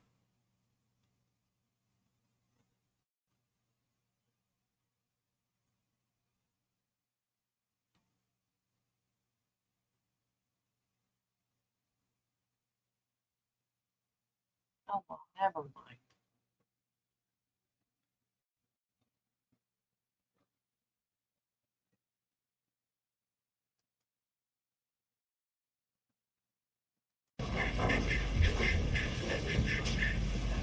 I mean, I know you're not making it up. I'm just saying I missed it. Good morning. If you would please make your way to the witness stand, which is on my right. It is up one riser. When you get there, please remain standing and raise your right hand. My clerk, Teresa, who's on my left, will swear you in. I did see his eyes go Do you down. solemnly swear that the testimony you're about to give shall be the truth, the whole truth, and nothing but the truth, so help you God? I do. Thank you. Lifted Please her be and his seated. eyes went down. Yeah, I saw it. I First thing saw I it. will ask you to do is to state your first and last names for the record and spell each. Erin Cordes, first name E-R-I-N, last name Cordes, C-O-R-D-E-S. Thank you. Go ahead, your witness. Thank you. Good morning, Ms. Cordes. Good morning. Ma'am, I'd like to direct your attention to the date of November 21, 2021. Did you attend the Waukesha Christmas parade that afternoon? Yes, I did. And who did you attend the parade with? My husband and my 2 children. Do you recall from what location you watched the parade? Objection. Relevancy. Overruled. She may answer. We watched it from the corner of West and Wisconsin. Okay. And do you understand that to be near the end of the parade route? Objection. Leading. Overruled. She may answer. I believe it was close to the end. The parade rounded the corner and continued on, and I don't know exactly where it ended. Okay. And as you were at that location watching the parade, did something unusual happen? Objection. Leading. Overruled. Yes, we saw a car going pretty fast around the corner. And I remember my husband said, that's not part of the parade, grab the kids, because our kids were in the middle of the road picking up candy at the time. Okay. So, and the car just did not stop and kept going. Was there a police officer present at that corner? Yes, there was. What did you see the police officer do? Well, the car, I thought it was coming at us for a minute, but it ended up swerving and going through the barricades, and the police officer fired 3 shots at the vehicle. You were standing right there at that intersection? Yes, I was. Objections noted. It's overruled. Her answer may stand. Next question. Go ahead. What did you do after that, ma'am? Well, we ran up to the house behind us as the car was coming at us. And I was just kind of keeping an eye out for the car at the time because it looked like it was out of control and I didn't know if it was going to go up to the house we were at or what direction it was going. So we just stayed by the house for a little bit, just kind of in shock. Okay. After that happened. Okay. And at some point, did you decide to leave the area? Yes, we did. Where did you go? We were parked a little bit further away because we had gotten to the parade late. So we were parked a few blocks out of the way on Elizabeth Street. Okay. At Aries Industries. Do you have some familiarity with Aries Industries? Yes, I do. Relevancy. Overruled. She may answer. Do me a favor, if there is an objection, wait until I rule on it before you answer. Okay. Thank you. Go ahead. And what's your familiarity with Aries Industries? Objection. Overruled. My husband is employed at Aries Industries. Do you happen to know the address of that location? Objection. Relevancy. Overruled. You may answer. I don't offhand, no. Okay. Do you know what street it's on? Objection. Relevancy. Overruled. Leading. It's not leading. Overruled. You may answer. Yes, Elizabeth Street. Okay. And how were you able to, I'll strike that. You were walking back to Aries Industries, that's where you had parked, right? Correct. What was your route or your path that you took?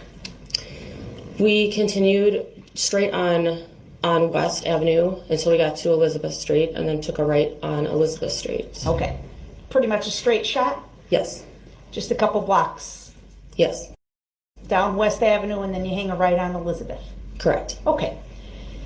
As you were doing that, making your way back to your car, did you encounter somebody out on foot? Yes, we did. Tell us about that, please. Objection. Leading. Overruled. She may answer. We had just rounded the corner onto Elizabeth Street and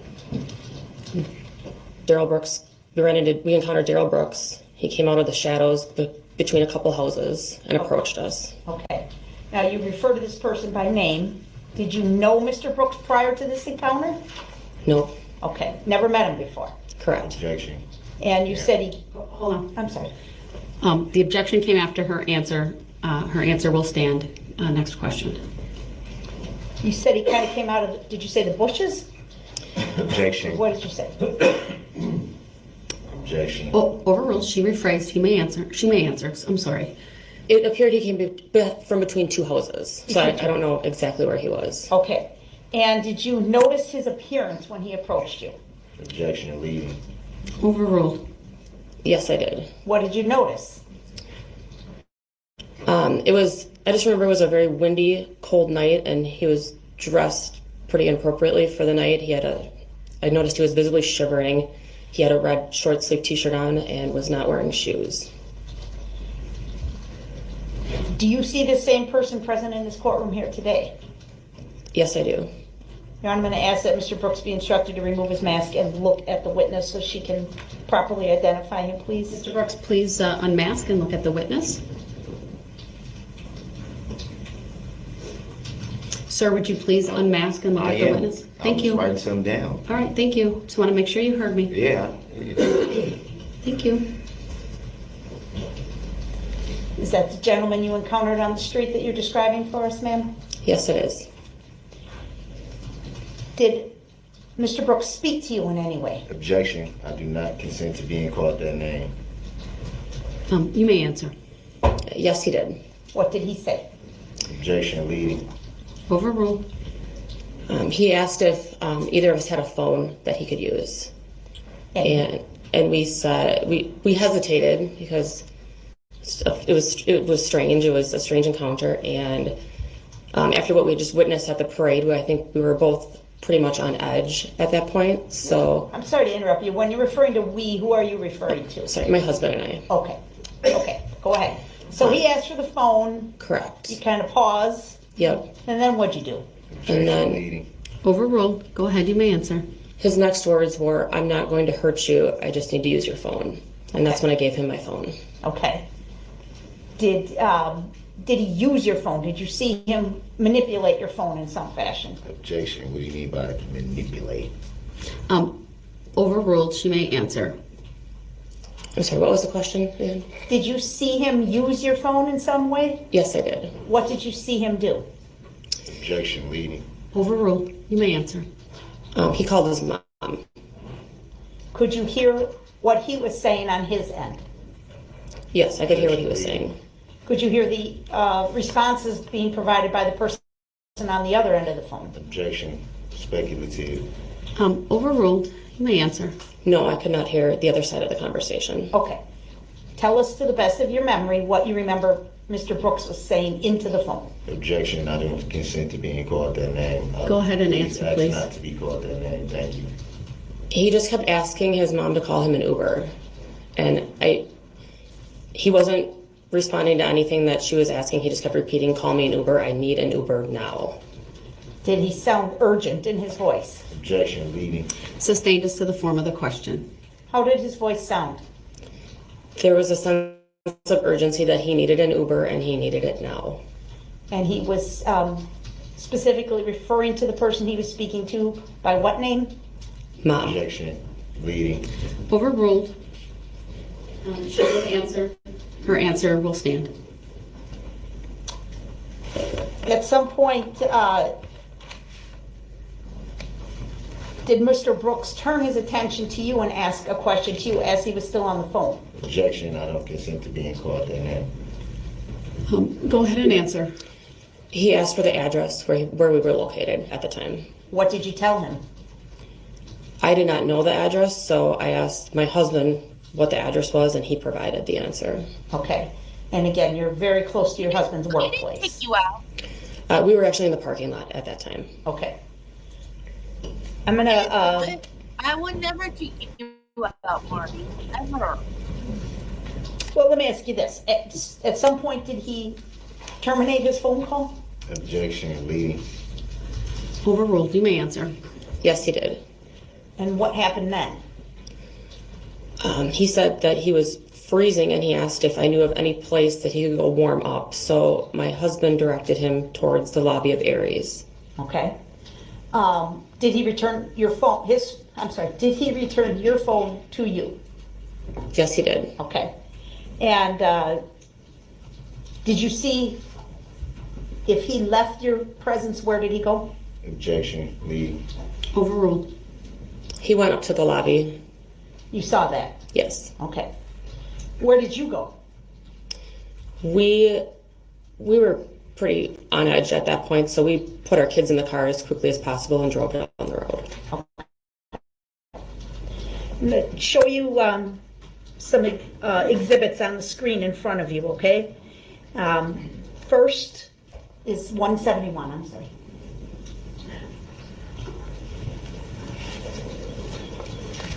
Do you see a photograph on the screen in front of you, ma'am? Yes, I do. Okay. Do you recognize anybody or any place in that photograph? Objection, leading. Overruled. I recognize the Aries building in the background and Darrell Brooks on the porch. Okay. 171's previously been admitted, Your Honor. I'm going to request permission to publish again. Permission granted. Objection. All right. It's noted. It's overruled. It's already been received. Ms. Cordes, that's a touch screen in front of you. Could you just please point out Aries Industries and specifically, if you can, the area where you saw Mr. Brooks head to the lobby of the building? Objection, I don't consent to being called that name again for the record. Jury will disregard that last comment by the defendant. So do you want me to circle? Yeah, circle or X or dot, whatever. It's way in the other corner over here, so it's hidden by the trees. Okay. So the area where you first encountered Mr. Brooks, is that actually shown in this photograph? Objection, I don't consent to being called that name. Jury will disregard that comment. I don't consent for the record. Go ahead and answer, ma'am. It's more over here where we were parked. There's a second parking lot over there. Okay. And then the person in the photograph, can you circle the person, please? Is that what Mr. Brooks looked like that evening when you spoke to him? Objection, I don't consent to being called that name. Go ahead and answer. Yes. I'm now going to put up Exhibit 76. And we're going to play it for you first before it gets shown to the jury, okay? So let me know when it's up, please. It's on her screen. Okay, thank you. For the record, this is a clip that's 53 seconds long. I'm just going to play maybe the first 10 seconds or so and see if she recognizes.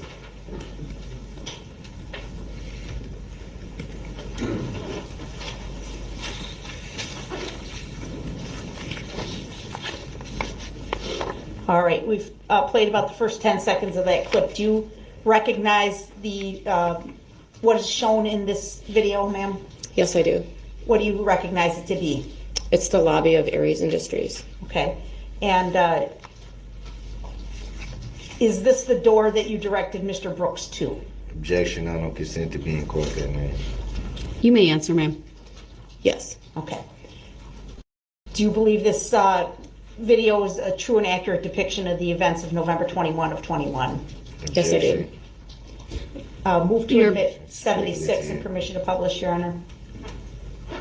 I believe there was an objection. It's noted. It's overruled. Exhibit 76 is received and permission to publish is granted. The witness wasn't there in this video. How could it be relevant? Your objections noted, sir. How could it be We're going relevant? to play it in its entirety, Your Honor. As soon as the jury's got it. They got it? Okay, thank you. Play.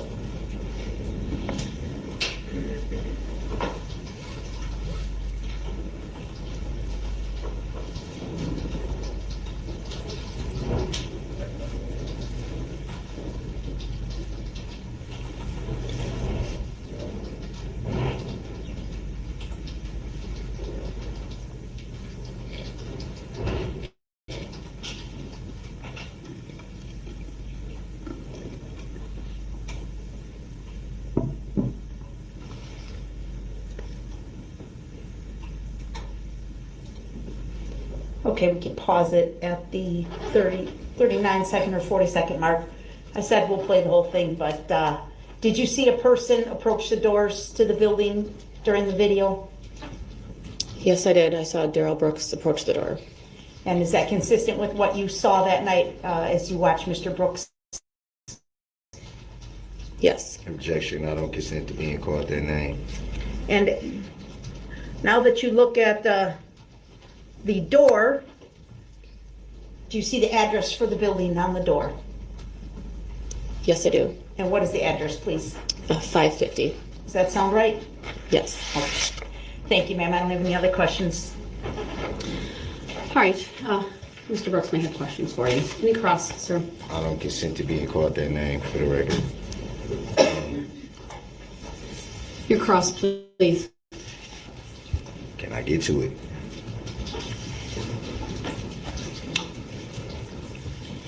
You just stated that before the interaction with the person that you had, you didn't know him. That'd be fair to say? Yes, that's fair to say. So how could you refer to him by name if you didn't know him? I have seen the news since then, and the video of you being arrested, and you had since been identified on TV. So that's how you came to the name? That's correct. So it'd be fair to say that you got that off of news reports? That's correct.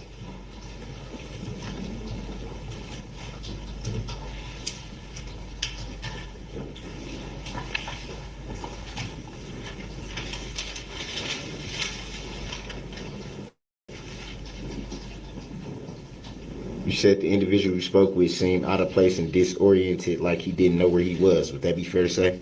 That's correct. And how would you characterize disoriented? You just seemed very, very nervous and that you didn't know where you were. Who's you? You had specifically said, I don't know where I am. Who's you? Or where am I specifically?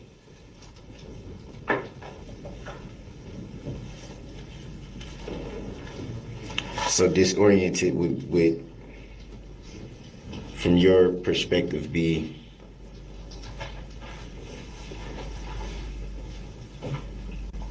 exactly what?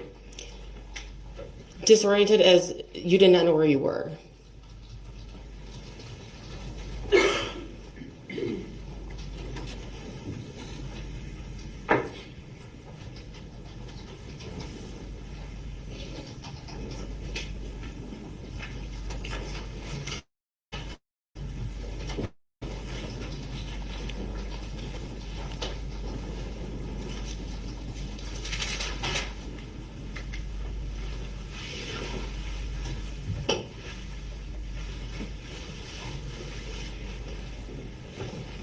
And you made reference to your phone being used, right?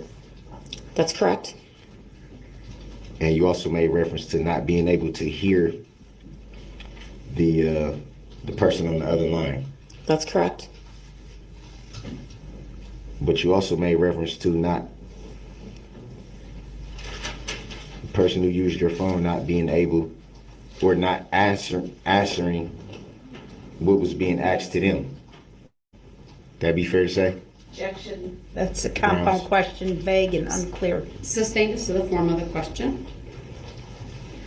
If you couldn't hear what was being said on the other end of the line, how can you say that there was questions being asked? Well, there was clearly a conversation going on, and you just kept repeating, just call me an Uber, that you were very frustrated, and whoever was asking questions of you, just to call you an Uber. It's just my interpretation of it. I could not hear the other end of the phone conversation. So it'd be fair to say you don't know what was being discussed? Besides call me an Uber, yes, that's correct.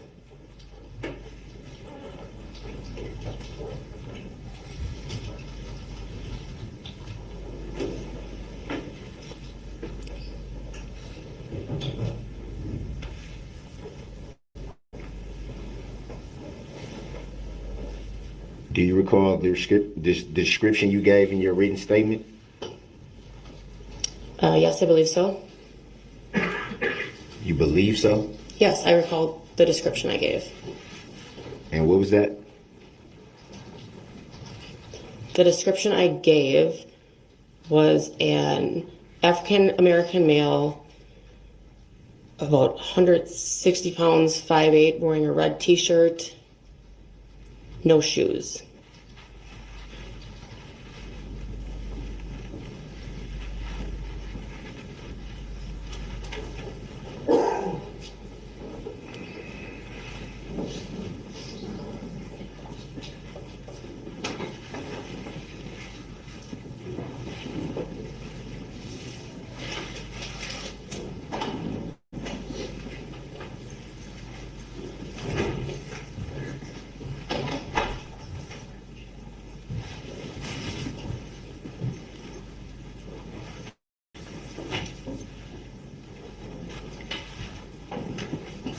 And you referred to this individual coming from between houses, you said?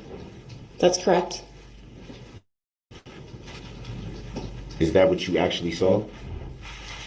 Yes, that's what I saw. I saw you approach us at the very start of the block from between two houses. Any reason why that's not in your written statement? I don't recall. I didn't actually write it. There was a detective at our house that was writing the statement for it. Maybe that part got missed. I'm not sure.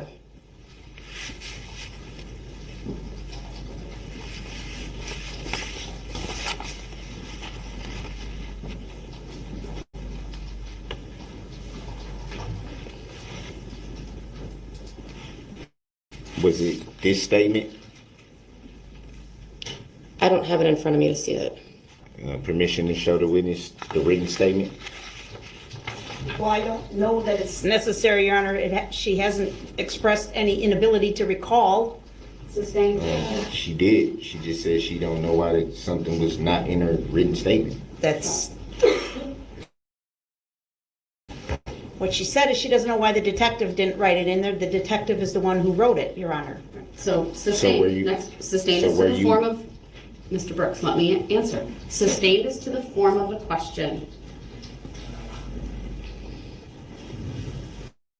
So the officer was writing what you told him, or did you actually write it yourself? I did not actually write it myself.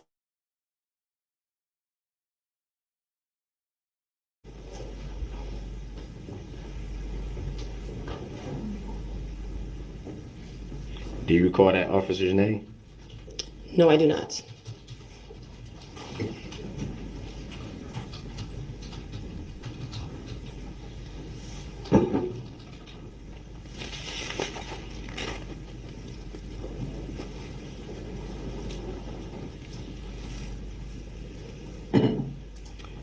You made reference, when you were at the parade, you made reference to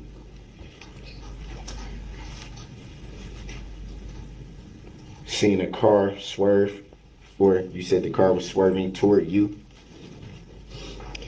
It looked like a car that was out of control. I didn't know which direction it was headed.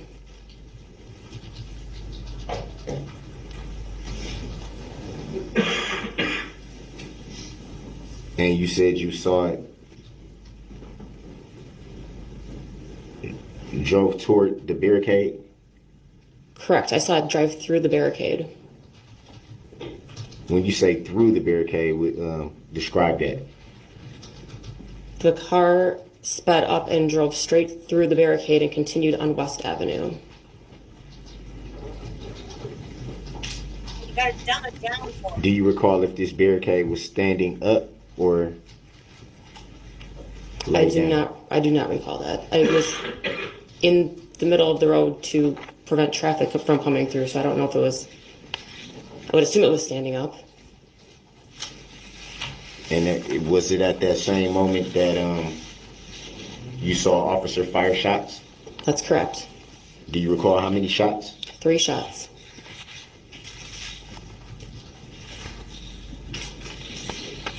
Did you see if the shots hit the vehicle, the car, as you say? No, I did not. I was running up towards the house at the time with my son in my arms, and I was just trying to keep an eye on the vehicle, so I did not see where the shots actually went. Did you see a vehicle hit anyone? No, I did not. Thank God. That's a vision you're never gonna get out of your head.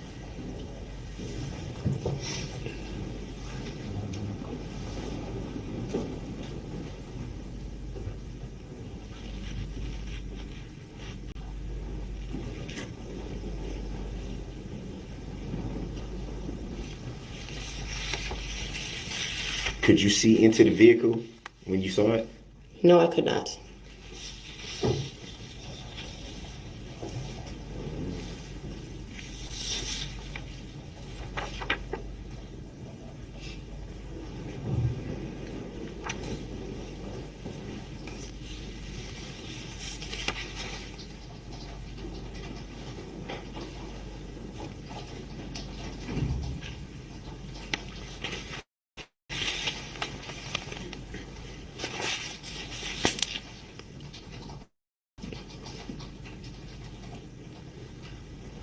And you said the vehicle went down West Street?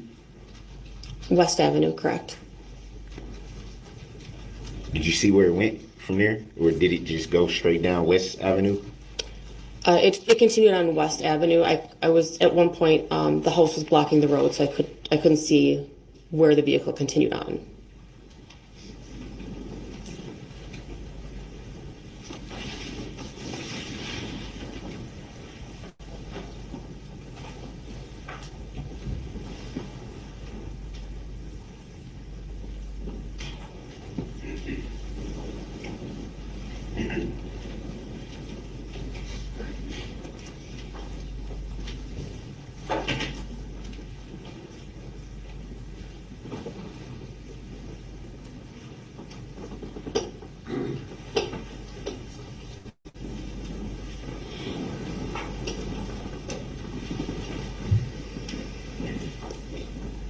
Oh yeah, she kind of does, doesn't she?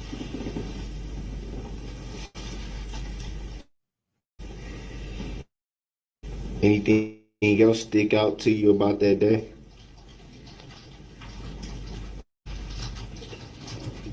I don't know. Just, I mean, besides seeing the vehicle and the police firing shots and then running into you afterwards, I mean, that was strange enough. Do you recall what day you gave the statement? Was Not that the exactly. same night, or was it a few days after, or a week, or? It might have been up to a week later. I don't know the exact date. Recall why it took so long? I don't know. I received a phone call from a detective probably almost a week later, and I would assume that they had a lot of other people to attend to, other witnesses to get to. It was not a priority at the time. I was not.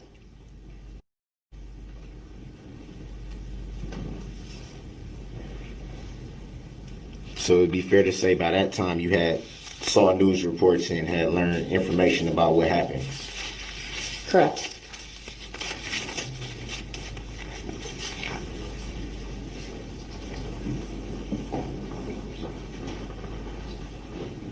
Before today, had you seen any of the video footage or photos that you saw today? Had you seen any of those before today? Are you talking about the video of you being arrested, or I guess I don't understand the question. The video footage that you saw today, had you seen that before today? I did see the Aries Industries clip before, yes. What about the other exhibit that was shown? I recognize that from a ring video I had seen from the arrest.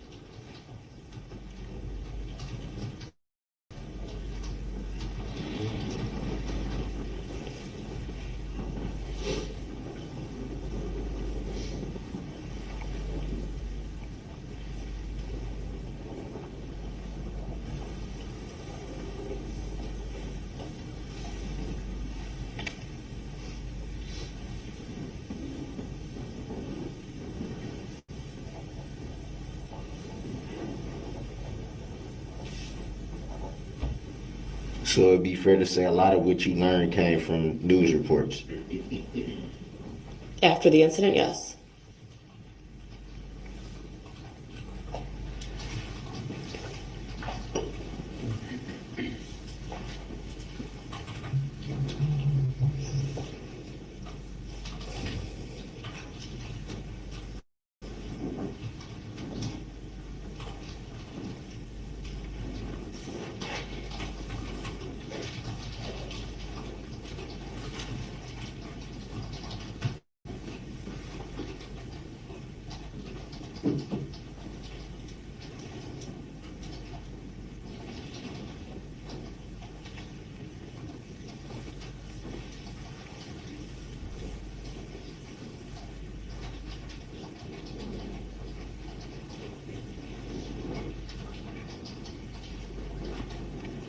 Did you make any claim in this matter? File a claim? What kind of a claim? Have you filed any claim? No. You filed a complaint? I just gave a witness statement to the detectives. I did not file a complaint specifically.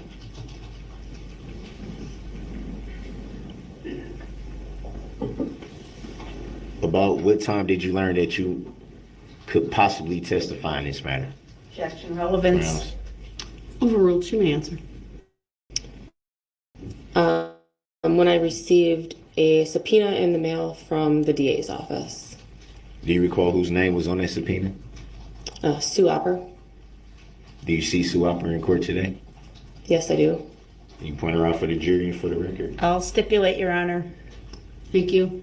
The record will reflect the stipulation and the witness identifying Attorney Hopper. Do you recall around what time you received that subpoena? I don't recall exactly, no.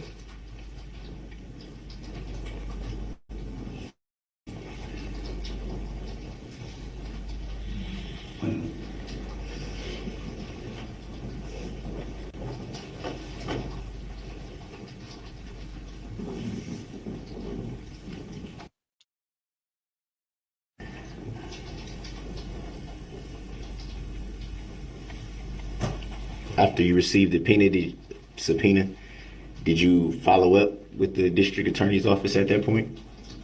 They contacted me. Attorney Opper did? Someone from the witness. I don't know what her exact title is. So it's someone from the DA's office. It's not specifically Sue Opper. Like a witness advocate type of? I'm sorry, can you repeat the question? Was it like a witness advocate? I don't know what her exact title is. Do you recall her name? Yeah, yes, her name is Carrie.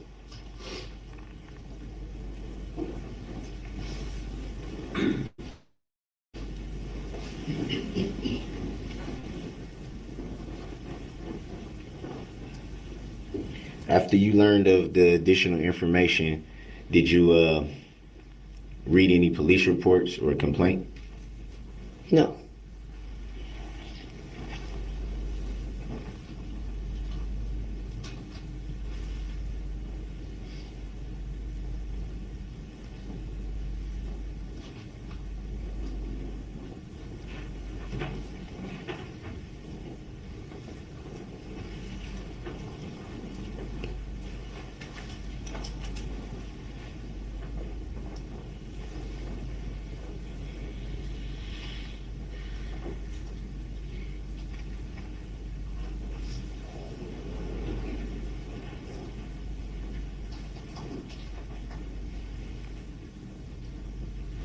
Are you aware of who the plaintiff may be in this matter? Objection, irrelevant. Sustained.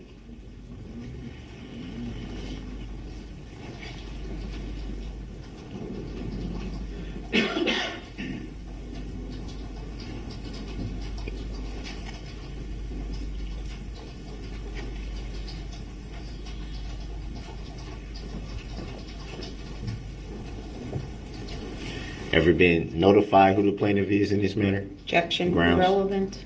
Sustained. Grounds for the sustained, Your Honor. Next question, please. Do you even know if there's a plaintiff in this matter? Yes, there is. And who's the plaintiff? I believe it's the state of Wisconsin.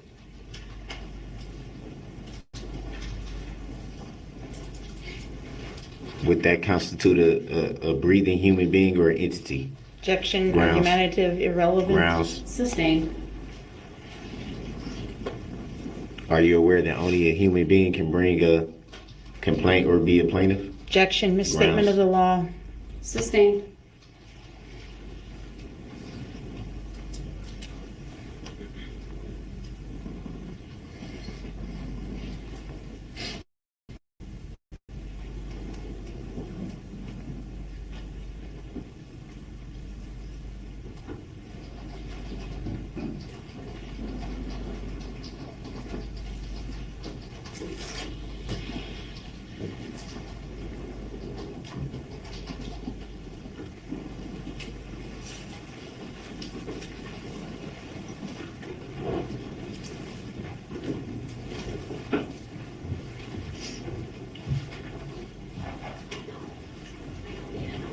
You ever had any interaction with the state of Wisconsin? Objection, Grounds. irrelevant.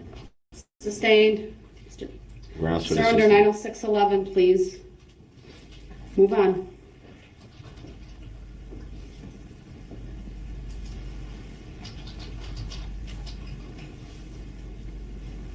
Have you ever contacted the state of Wisconsin in this matter? Objection, Grounds. irrelevant. Sustained. Grounds for the sustain? Under 90611, move on, or I'll declare the cross-examination ended. Of course you would.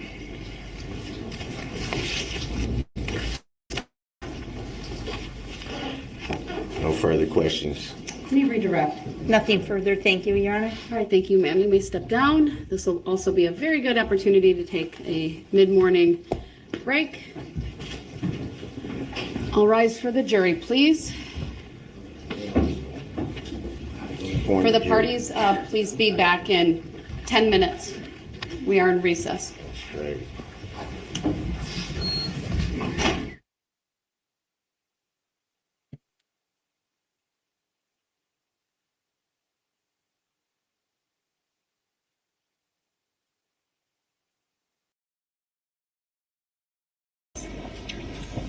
Yep, no, I know. I need the yeah, jury. yes, we're Go ready. back on the record. We'll have the jury brought out. Okay.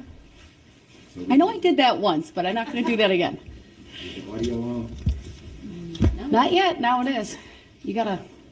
I gotta get faster on that. Yep. Sometimes I just forget. Are you going to address subject matter jurisdiction? No. Still has yet to be proven for the record.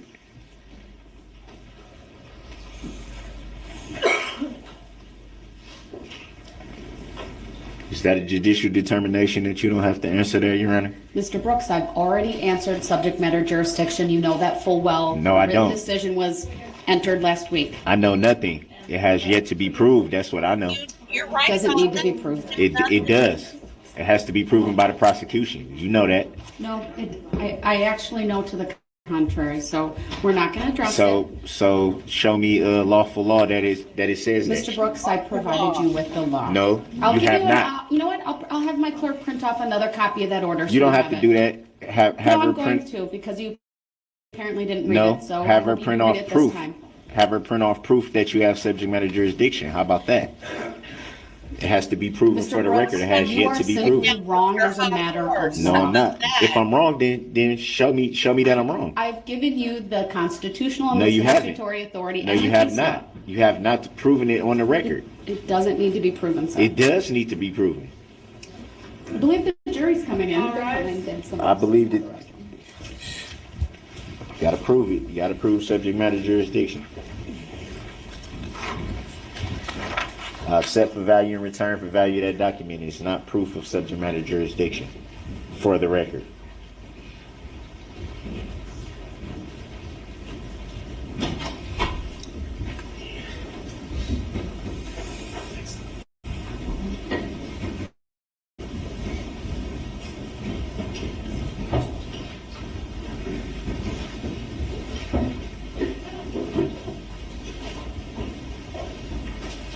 Thank you, everyone. Please be seated. State may call its next witness. The state will call Anthony Winters. All right. Good morning, sir. If you would please make your way to the witness stand, which is on my right. It is upper riser. When you get there, please remain standing. Raise your right hand. My clerk, Teresa, who's on my left, will swear you in. Do you solemnly swear that the testimony you're about to give shall be the truth, the whole truth, and nothing but the truth, so help you God? Yes. Thank you, sir. Please be seated. Focus. First thing I will ask you to do is to state your first and last names for the record and then spell each. Anthony Winters, Anthony Winters. Thank you. Go ahead, your witness. Thank you. Sir, direct your attention to November 21st, 2021. Were you working in the city of Waukesha that day? Yes, What were you doing? I was driving Lyft. Can you explain for those few people, I think, who don't know what Lyft is, can you explain what that is? It's a rideshare app where people can request rides point A to point B. Now, some people use Uber. Is that similar? Yes, same thing. And is that your full-time job? No, Did you go to the parade, the City of Waukesha parade that day? I did not. Were you aware that the parade was in downtown Waukesha that day? Objection, lady. Overruled, he may answer. Yes, I was. How were you aware of that? Everything was blocked off and there was heavy police presence, and then I saw kind of the convoy going. Okay. So you say everything was blocked off. What do you mean by that? Like a lot of the streets, when I was having to go pick up people, a lot of the streets were blocked off, so I couldn't go certain ways. Do you recall approximately what time you started driving that day? It was around like 3:25. Mr. Winters, do me a favor. If if there is an objection that's been raised by either party, wait to answer the question. I'll rule on the objection and then I'll let you know. Yes, ma'am. So the objection's noted, it's overruled, and you may continue answering. Yes, ma'am. And you said? 325. Thank you. And do you know approximately how many fares you took that day? That day, speculative. Overruled, you may answer. That day, it was probably anywhere from like about 11 or 12, somewhere in there. Were your clients all from the city of Waukesha? Was that the general area they were working? Objection. Irrelevant. Overruled, you may answer. No. I just happened to be in that area at that time. At some point after, do you know approximately what time you got done working that night? Oh, it was probably later, around like 10, 11 o'clock that night. When you got home, did you see anything on the news? No. At some point, did you become aware of an incident that had occurred during the city of Waukesha Christmas parade? Yes. Objection. Leading. Overruled, he may answer. His answer may stand. Generally, what information did you obtain? Objection. Leading. Overruled. When I saw a bunch of police cars going, I contacted my sister because my niece goes to school at Carroll, and I was wondering what was going on. She told me something What does that even that wasn't even true that was going on, but later, after the next day after watching the news and social media, I know it's a South found out Sydney, what but happened. what does it mean? Looking back when you were working November 21st, 2021, did anything seem relevant with regard to that news that you saw? Objection. Leading. Overruled, you may answer. Yeah, I had a call that was in the area, and it was just like a really weird call because no one ever showed up, but there was a very descriptive message that I got from the person that asked for the call about who I was looking for. Okay, so I'm going to direct your attention to that day, November 21st, at approximately 5:15 p.m. What time did how do you receive communication when you get a client? When you're signed into the app, it'll just pop up. You can accept it or you can decline. So you say it just pops up. How does it pops up on my cell phone? Okay, and did you receive a fare request or a ride request at approximately 5:15 Objection. Leading. Overruled, he may answer. Yes, I did. What information were you given with regard to that request? Objection. Leading. Overruled, he may answer. So the fare came in for a dawn, and the address I was picking up at was, I think it was 550 Elizabeth, and it was an empty. Well, it wasn't an empty. It was an empty parking lot, but it was a company that was closed.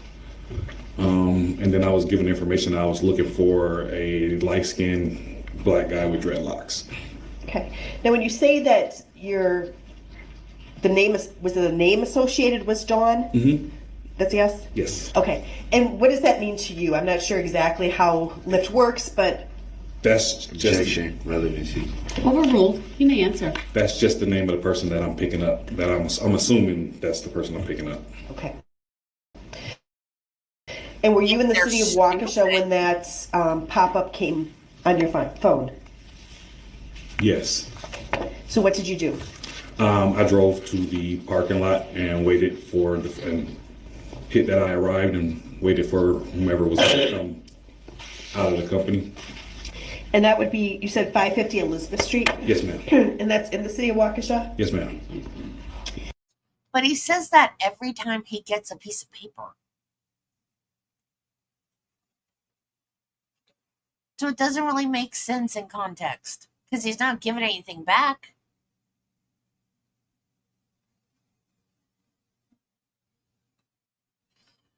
Except for value refers to acknowledging a claim or debt as received, while return for value means providing something back in response. But he doesn't return anything back. He just gets something and he'll say, I accept for value and return for value.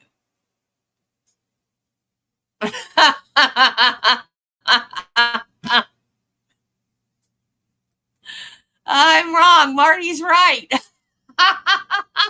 He's giving attitude back.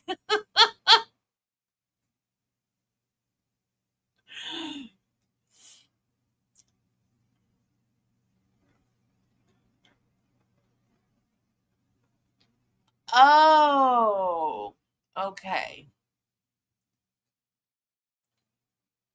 Returning it for value, meaning no value. Did you receive information as to where you're taking the person when you initially get the pop-up? Objection, leading. Overruled. You may answer.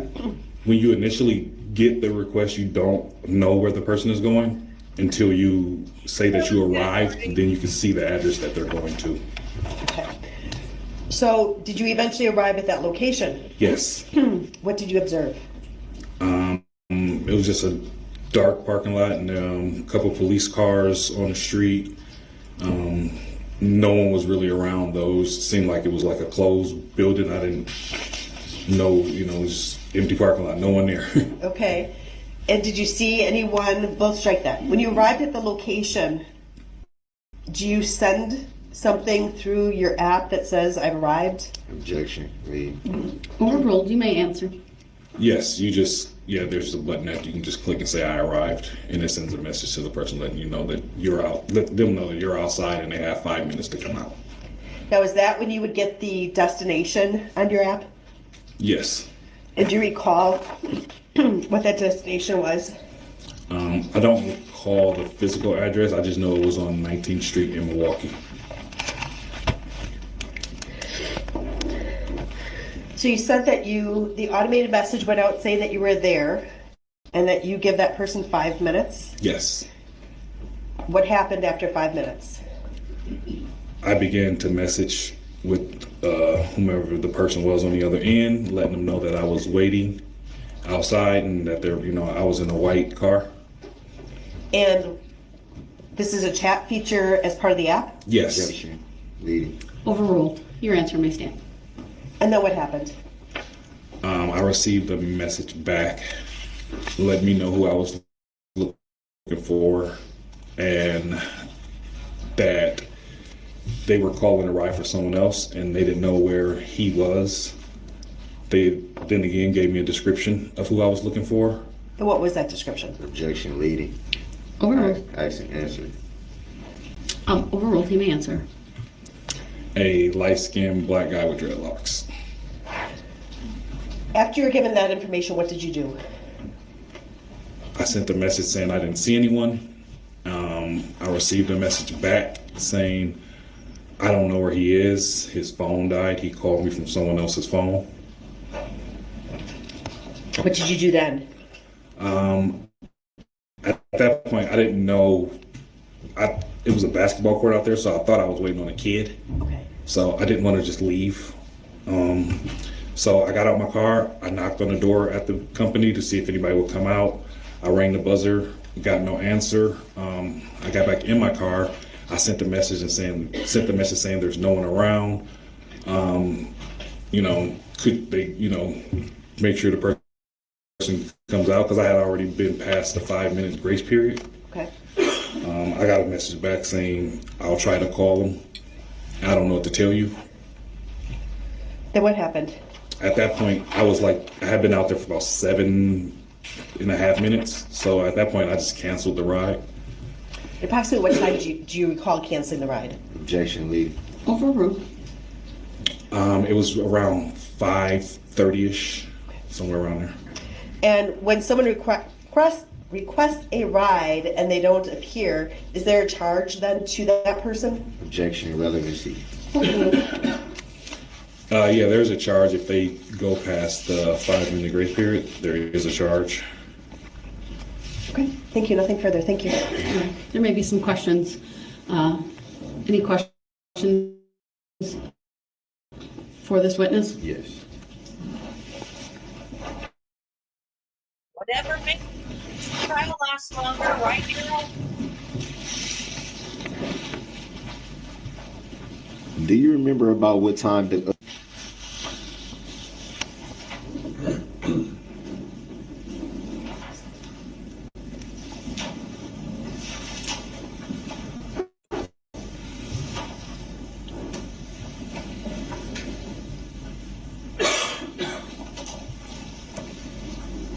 Do you recall being interviewed by any law enforcement in the days after that night? Yes.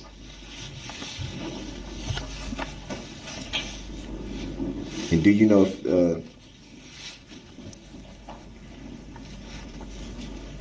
if that was by phone or in person?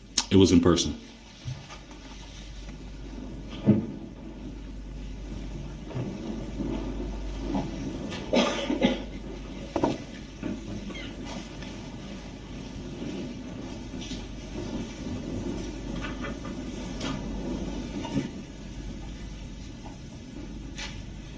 Upon arriving at the destination, you were supposed to be giving a lift to someone. Do you recall if there was anything strange about the destination? Yeah, it was a closed building. There was no one out there, no cars in the parking lot.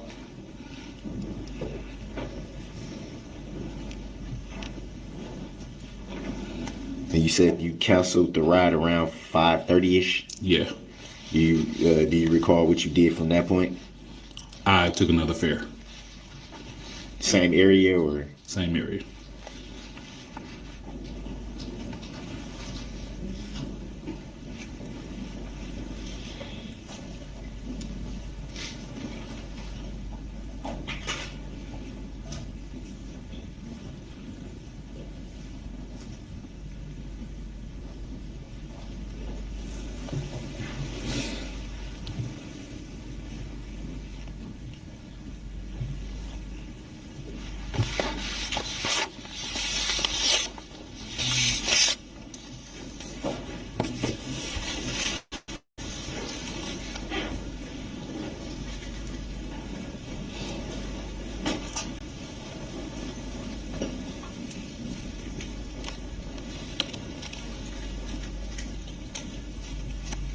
And you made reference to someone telling you something that wasn't true that was going on. Do you recall what that was? I do recall what that it was. My sister said that the school told my niece to stay in her dorm because there was an active shooting.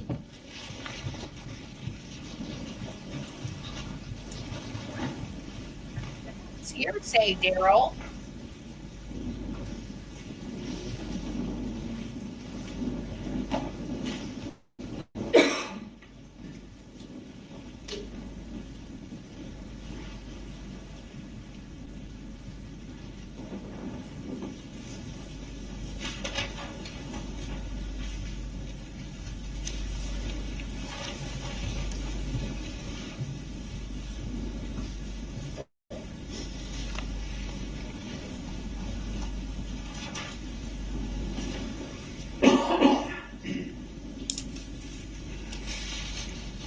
And usually, does your Lyft app have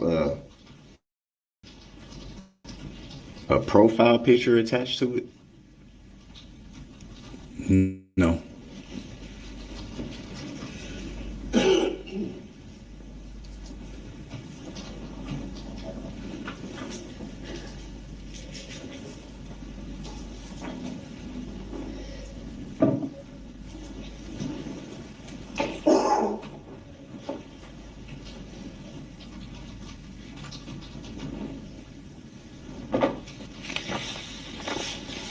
Do you recall when speaking to law enforcement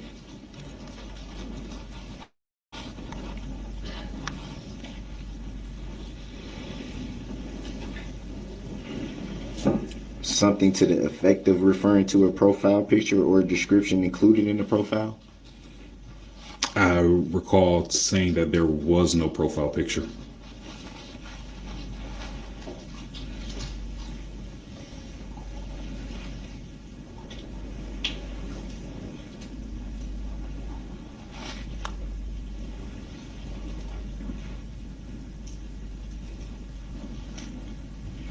And were you able to see any phone numbers or contact information? I was not. You can't see that stuff on the app.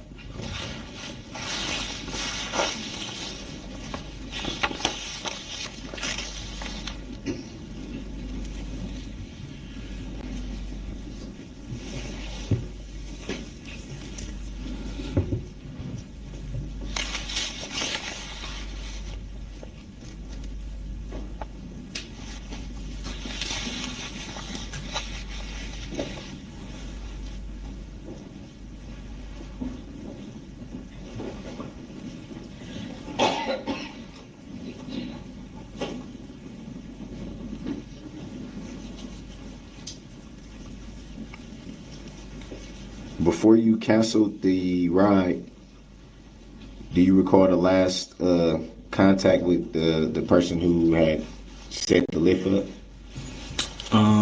Yes, I'm pretty sure they said, I don't know what to tell you, when I told them that I didn't see anyone.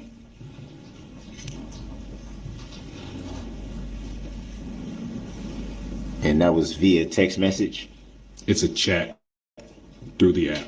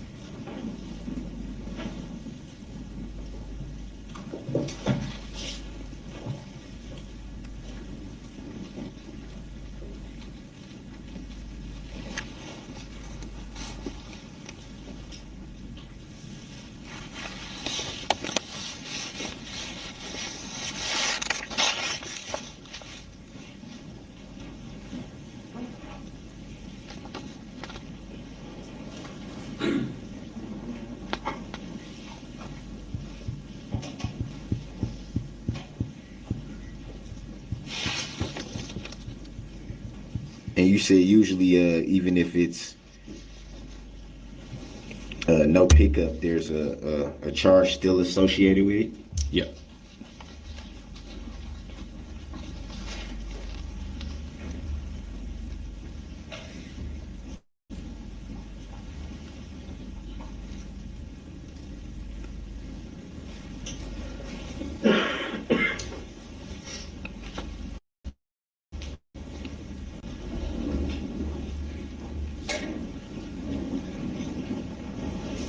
Do you recall how many requests you completed after that failed one? Approximately 8 to 10.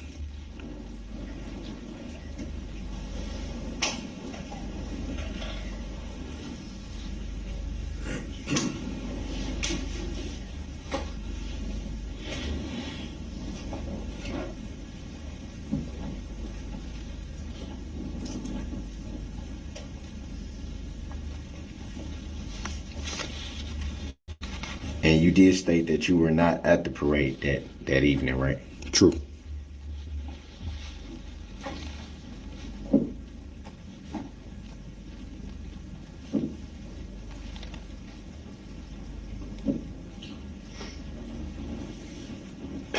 No further questions. All right, thank you. Any redirect? No. All right, thank you, sir. You may step down.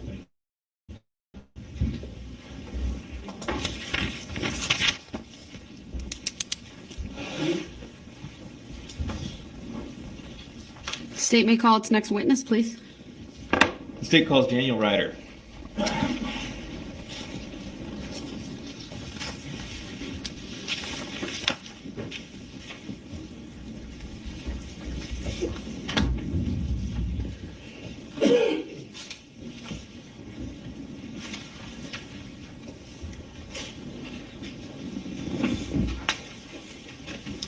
Good morning, Mr. Ryder. If you would please make your way to the witness stand, which is to my right. It is up a riser. When you get there, please remain standing. Raise your right hand. My clerk, Teresa, who's on my left, will swear you in. Do you solemnly swear that the testimony you're about to give shall be the truth, the whole truth, and nothing but the truth, so help you God? Yes. Thank you, sir. Please have a seat. First thing I will ask you to do is to state and spell your first and last names for the record. Daniel Ryder, DANIELRIDER. Thank you. Go. Witness. Thank you. Sir, you live in Waukesha? Where were you living back on November 21st? 553 Elizabeth. We're living, excuse me, were you home there that afternoon and early evening, that Sunday afternoon? I was. Was anybody else home with you? No. Can you describe what that residence looks like? Is it a single family house, multi-unit? What's it look like? Yeah, it's It's a 3 or 4 bedroom house with 2 bathrooms. It's a Cape Cod style home, land and stone. Yeah, it's got a 2.5 car garage. Okay. Do you know what Aries Industries is? Yeah. Where is Aries Industries in relation to the house you're describing? Objection leading. Overruled. Witness may answer. Yeah, Aries is right across the street from my house. Aware that the Waukesha Christmas parade was taking place? Yes, I was aware of the parade. Did you attend the parade? No, earlier that day, but I was watching the Chiefs Cowboys game that evening, or that I think it was afternoon. I don't know exactly what time it was, but.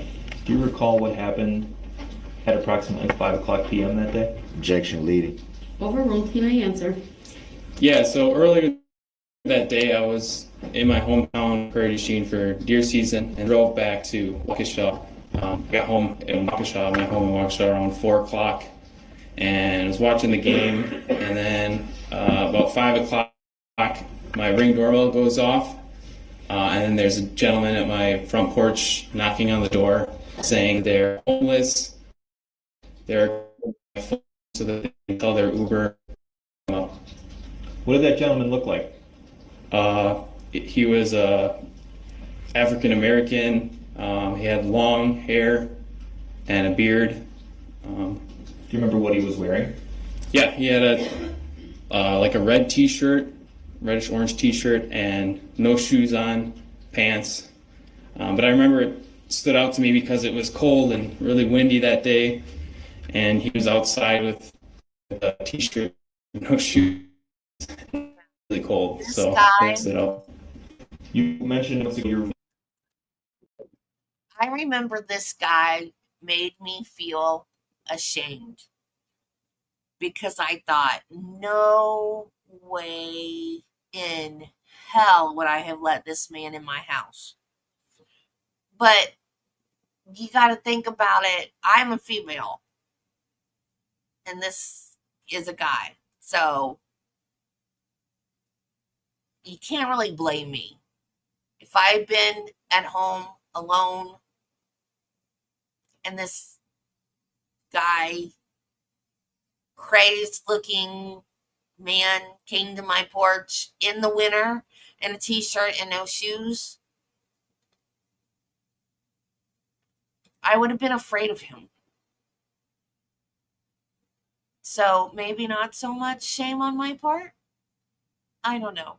But I still felt like this guy let him in, warmed him up, gave him something to eat, and there's no way I would have done that. So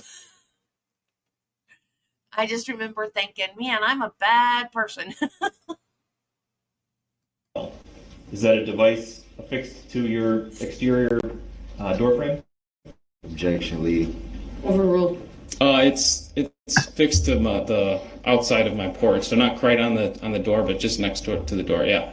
Okay. And does that capture video? Objection leading. Overruled. Yes. What about audio? Yes. Objection leading. Overruled. Did your Ring video doorbell capture the video and audio of your initial interaction with that gentleman? You pointed it on out, November and then it 21st? creeped me out when I saw it. Overruled. The Ring doorbell, when it senses motion, it takes a 20-second snippet, and the 20 seconds that I got from the initial interaction was just the suspect coming up to my house and knocking on the door and saying he's homeless and needs help. I didn't get the verbal interaction that I had with him on the Ring doorbell because it only filmed 20 seconds. After the fact, so later that evening, did you speak with law enforcement? Yes. And did you subsequently at some point provide that 20-second Ring video doorbell clip to a law enforcement officer? Yes. Did you edit it in any way before sending it? Objection leading. Overruled. No, and there was 4 or 5 different snippets, not just the one 20-second snippet. So there was one, the initial interaction of him coming to the door, and then there was another one of him leaving, and then an interaction there, and then the police coming to the door and him asking to come back inside the house when I wouldn't let him in. So there's 4 clips that I submitted, 4 or 5 that I submitted to the police. All right, let's work our way through those. Let's start, Your Honor. I'd ask that we please show exhibit number 75 for the witness only. Objection, relevancy. Overruled.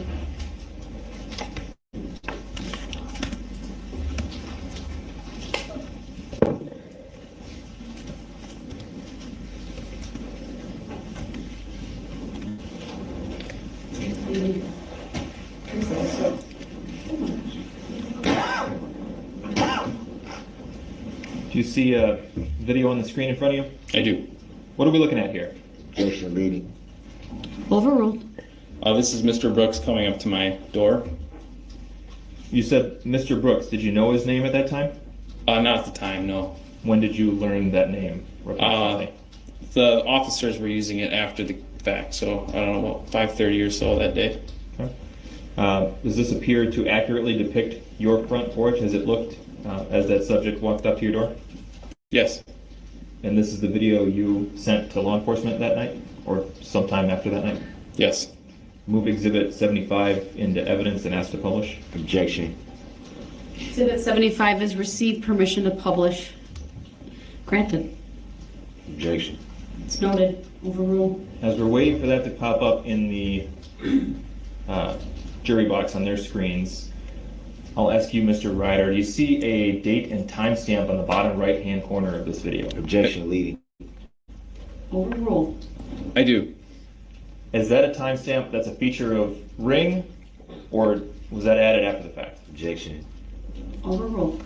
It's a feature of Ring. I didn't add that, yeah. And to your knowledge, does that timestamp appear to be accurate? Objection. Overruled. Speculative. Yes, that is accurate. For the record, the objection was overruled.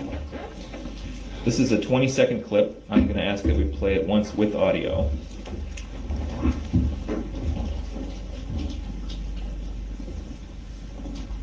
I don't think.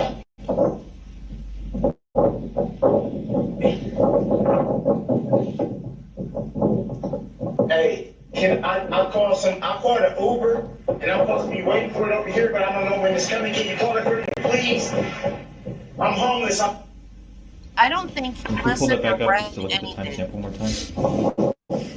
Thank you. And just for those of us with not the greatest eyesight, would you mind reading that timestamp on the bottom right hand at the beginning of this exhibit? Objection, leading. I think he's lying by the seat. Yeah, it says November 21st, 2021, and the timestamp says 17:01, so 5:01 p.m. Okay. The voice we heard in that exhibit that we just played, whose voice is that? Objection, leading. Overruled. Objection. You may answer, sir. It's Mr. Brooks's voice. It's not yours. No. Okay. Your Honor, I'd ask that Mr. Brooks please be instructed to remove his face mask momentarily. Sir, would you please remove your face mask and face the witness? Was that a question of... The state's asked there, sir, please remove your face mask and face the witness. I'm confused. He made a statement about voice. The question's been asked and answered. Please remove your mask. What was the question? Please remove your mask and face the witness.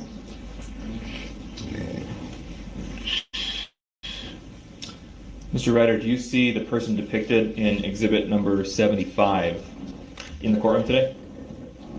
Yes. Can you identify him for us by telling us where he's sitting and what he's wearing? He's sitting at the table right there wearing a black suit and a gray striped tie. I'd ask the record reflect that the witness has identified Mr. Brooks. The record will reflect that the witness has identified the defendant as the person depicted in this video and the person who was on his porch on November 21. Objection, I don't consent to being called that name for the record. First or help me? Go ahead, your next question, Like, please. seriously, Thank you. what is going What happened on right now? in the moments after this video, the 20 seconds that were captured? Nothing. So he was on my porch for, I don't know exactly, a minute maybe, and he was telling me the interaction, or he was telling me that he needed to use my phone to let his Uber know where to pick him up, and that he was homeless and cold, and he said he didn't have any weapons or anything on him, and he lifted his shirt real quick. And I was like, no, it's okay. You can use my phone. And I let him come inside and warm up. I just tend to believe people, and I'm from a small town, and we had people that need help all the time. We live right off a highway, so I'm used to, didn't faze me too much. I mean, I was nervous for sure, but I was like, yeah, I can let you use my phone. And he made it sound like the Uber was going to be here just any second, just needed to know where to pick him up. So I said, yeah, you can come and warm up while you wait for the Uber. And I let him sit on the couch right by the window out front. I said, you can look out here waiting for your Uber. And he's on the phone most of the time after that with his mom. And he's saying, the address 553 Elizabeth Street is where it needs to come, and how far away is it, kind of things like that. But okay, I guess is that what you're wondering? Or let me back up. Yeah. You made a motion with your hands there regarding what Mr. Brooks said about not being armed. You do that again, just for anybody who missed it? Objection. I don't know. Not consent to being called that name. Go ahead. Again, for the record. Yeah, so I don't remember exactly what the motion was. I remember him saying he didn't have any weapons and he's not dangerous. And I think he lifted his shirt really quickly. But then I was like, don't worry, I'm not worried about that. And so I didn't, it's not like I patted him down or anything like that. But. Okay. Did you let him in the front door that would be right next to your video doorbell? I actually... I can rephrase. Go ahead, rephrase. What door did you let Mr. Brooks into your home? I let him in the back door. I don't consent to being called that name. Overruled. Go ahead, you may answer. Yeah, the back door. Okay. So he went around the side of the house to get to the back door? That's right. Okay. What happened when he got to the back door? I don't remember exactly. I remember letting him in. Well, I remember, so I just got back hunting, so I asked him to go through the back door so I could make sure I didn't have any weapons. After that was good, then I let him in the back door. Well, just to give me a second to make sure nothing was tempting or anything. But I let him in the back door, and I think I gave him a coat right away, and then gave him my phone, and then told him where to sit down. And when I told him to sit in the spot, he didn't move or anything. He stayed right there and listened to me. What else did you give him? I gave him a sandwich because he said he was homeless. And I said, I can get you some slippers to put on your feet to warm your feet up. I never did end up giving him slippers. But yeah, so I gave him a jacket to wear while he was at my house. I gave him a spot to sit and wait for the Uber and a sandwich. You testified earlier that he was on the phone with his mom. How do you know that? Objection. Speculative. Overruled. A few reasons. I heard him say mama a lot, and his mother called me, and I didn't answer, but his mom called and left a voicemail after the fact, confirming it. Whose phone was he using while he was inside your house? Objection. Relevancy. Overruled. He's using my personal cell phone. How would you describe his demeanor as he was inside your house? Objection. Bleeding. Overruled. You may answer. I would say flustered, but also there were many times he was thanking me, and so he was grateful, and he even said, "Thank you so much for showing me love, man," and he was calling me bro, and so it wasn't, I guess that didn't make me feel like I was in any danger at the moment. Did Mr. Brooks leave your home at some point? Objection. I don't consent to being called that name. Overruled. You may answer. I'm sorry, I lost train of thought. Can you say it again? Did he leave your home at some point? Yeah, he left when I asked him to. So he was in my house for 8 or 9 minutes, and then I was standing on the front door looking outside because I was getting a little nervous because I thought the Uber would be there in a minute or two, not 10. And so after 8 or 9 minutes, I'm looking around outside and I see a police car drive by, and then I see another one coming down the street. And so I tell him, I say, hey, we don't get a lot of police traffic on this street, and I'm getting nervous, and this is just too weird of a situation. You're fine to wait for your Uber, but you need to do it outside my house. And he was a little bit like, oh, no, it's okay, don't worry, man, don't worry. And I said, no, you need to leave. And then he listened and got up, and I've got video footage of that, of me escorting him outside of my house. He's still on the phone, and he's still got my jacket on, but I just said, you need to leave. Do you want me to say what I mean? Do you want me to keep going? Or? I just want you to answer my questions. So, okay, yeah. Let's pause there, though. Sure. And show for the witness only, please, exhibit number 77.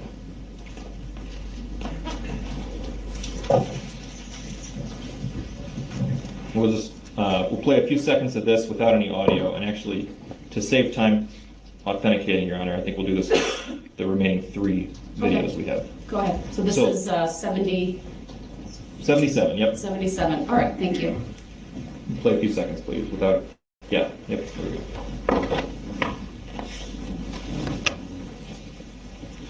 Okay, we played 4 seconds from Exhibit 77. Do you recognize that clip? I do. And what is that? It's Mr. Brooks walking out first with a jacket on, and me in a long sleeve shirt, a gray shirt, walking out behind him. Can we show for the witness only, please, Exhibit 78? Go ahead. We'll play the first couple of seconds of this one, too.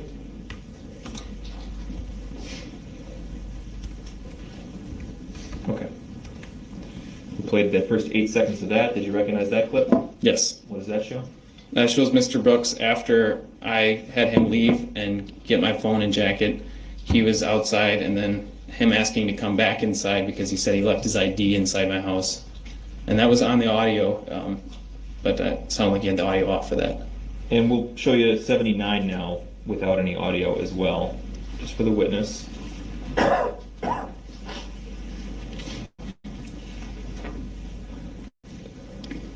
Okay.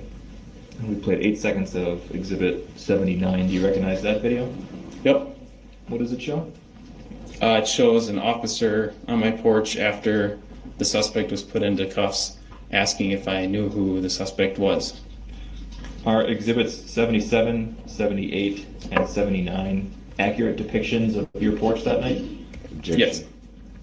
Overruled. His answer may stand. Move Exhibits 77, 78, and 79 into evidence and ask to publish all 3, please. Objection. The objection is noted as to all 3. It is overruled. Exhibits 77, 78, and 79 are received permission to publish. All 3 are granted. Okay, 77 is up now for everybody. It's a 21-second clip. We're going to play it once with audio, please. Before you do that, can we just confirm it's in the jury box?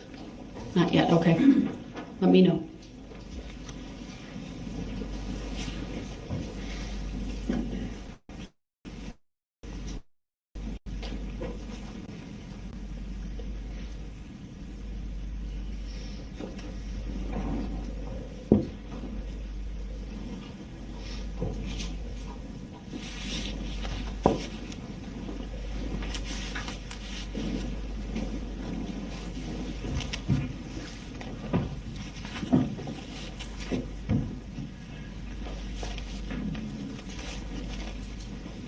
I guess while we're waiting, we can make use of this time. Mr. Ryder, could you read the time and date stamp for us on the bottom right-hand corner? Objection, relevancy. Overruled. Go ahead. Yeah, it's November 21st, 2021, 17:10, so 5:10 p.m.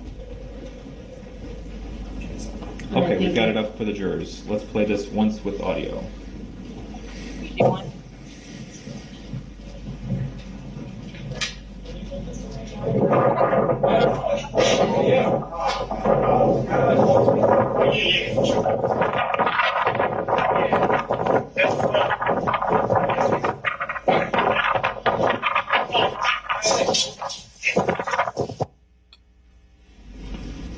Do you see yourself in that video? Yes. What are you wearing in the video? A gray shirt. Overruled. A gray shirt. Did you hear the wind in that video? Yes. What do you recall being said in that portion of the video? Objection, bleeding. Overruled.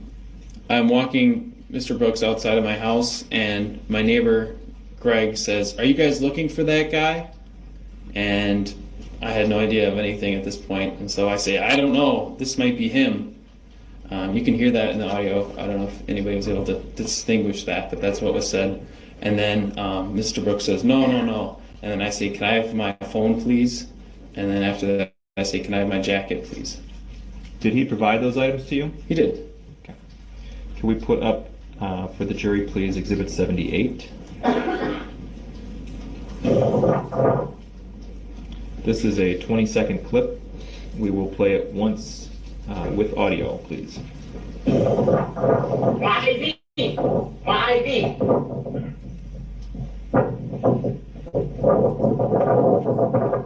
Oh, wow. I didn't realize his hair was that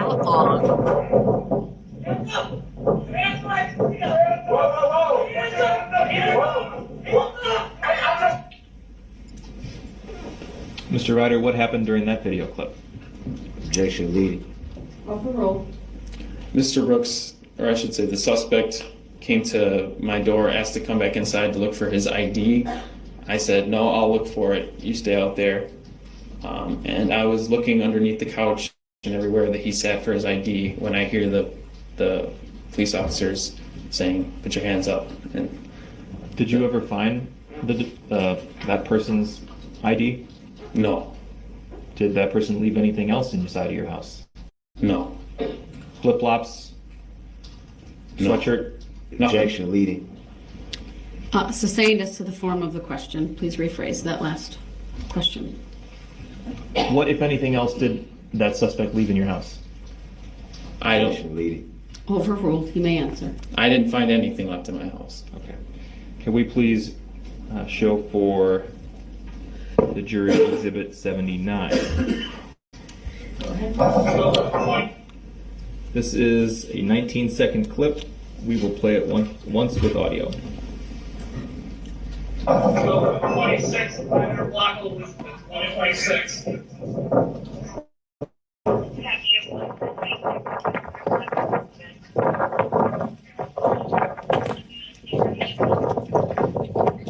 Hey, do you know this guy? Absolutely not. Okay.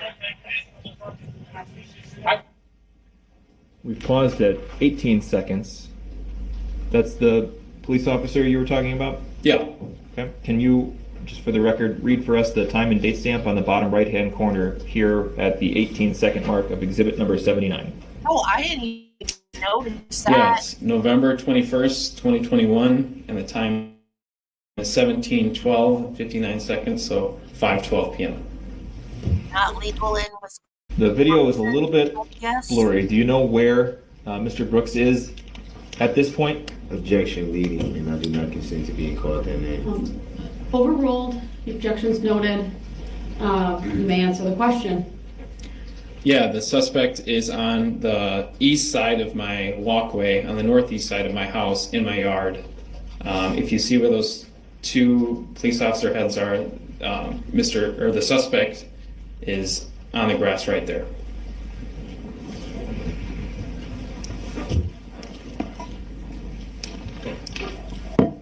That's all I have for this witness. Thank you. All right. Any cross? Yes, just one second. Whenever you're ready. Okay. Will you be needing any of those videos to back up at any time? Not that I can think of at the moment. Thank you.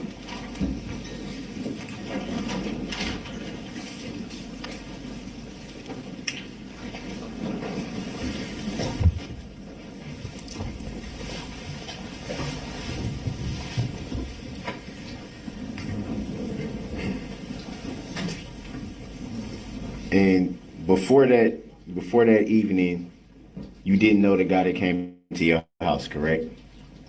Correct. And so why do you refer to him by name if you didn't know him? Because after the fact, the police officers and other people involved informed me of who the suspect was that was at my house that night.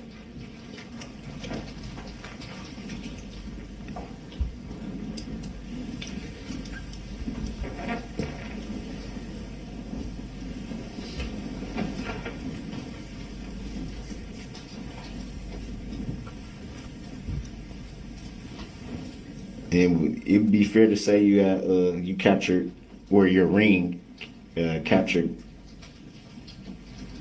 quite a little bit of video. Would that be fair to say? Yeah. And did you turn over all the ring footage to law enforcement? I believe so. I mean, there was probably 7 or 8 other snippets of just officers coming in and out. I do believe I turned all that in, but nothing of evidence or anything.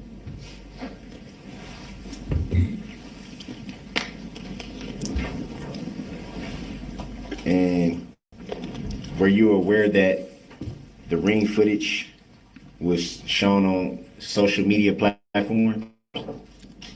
I was aware, yes. Any idea how that came about? Objection. Grounds. Relevance. Grounds. Overruled. You may answer. Yeah, I released it. And you released it. What do you explain what you mean by released it? Yeah, the news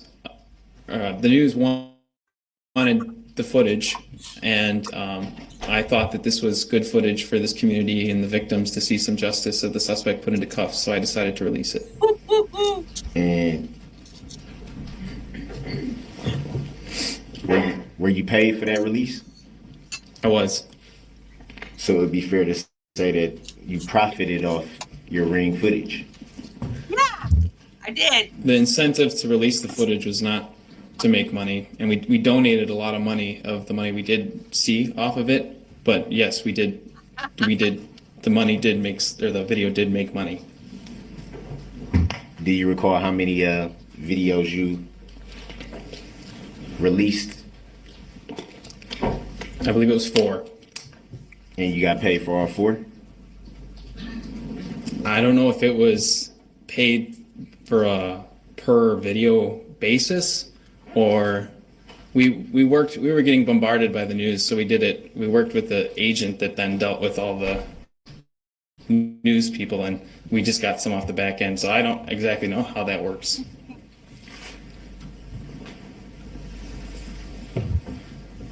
So would it be fair to say that you sold that footage? Yes.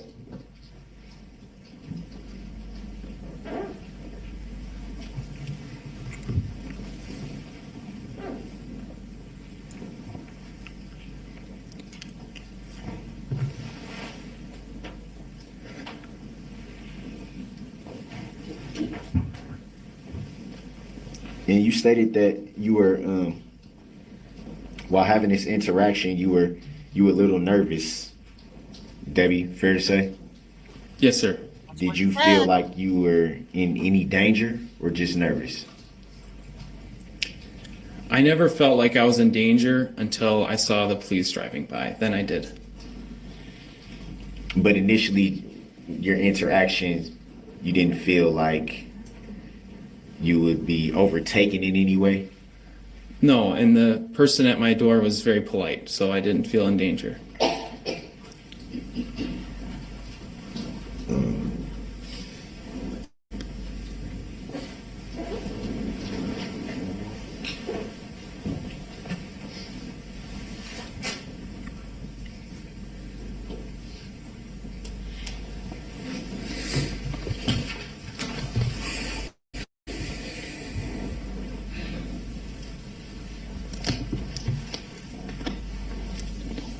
And you testified to the effect that you had just arrived back home from hunting that evening? That's correct. Well, not just arrived, but 4 o'clock probably got home, about 4:15.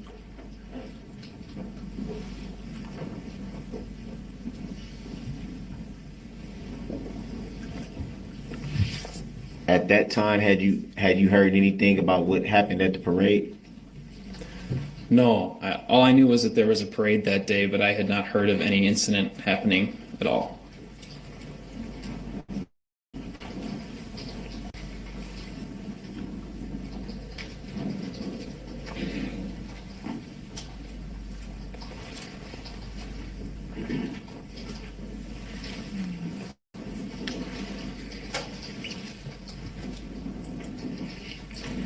At any time during your interaction with the suspect, did you notice any car keys? No. It's not to say he didn't have any on him, but I didn't notice any. You didn't notice any? Nope. That'd be fair to say? Yep, that'd be fair to say.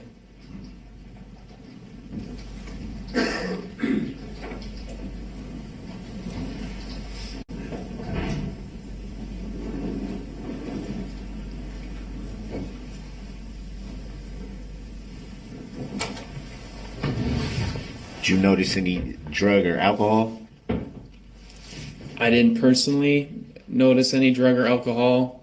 I know there was some substance found on my porch after the fact, but I didn't notice. I think maybe I smelled a little bit of weed or something, but nothing stood out too much.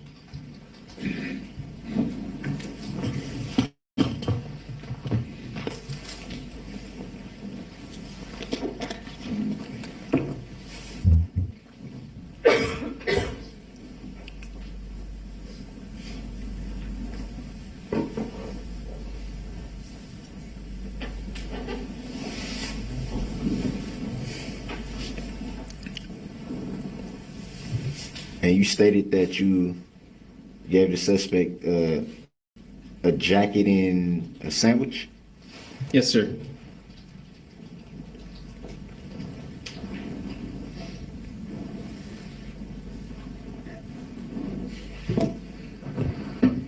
And was that due to the suspect saying that they were homeless and cold, or did you just take the initiative to do that?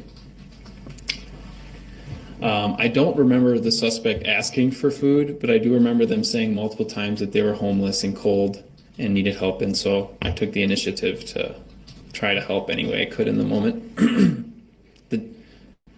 Yeah, I think I offered the jacket and the sandwich. I don't think they ever asked for either one.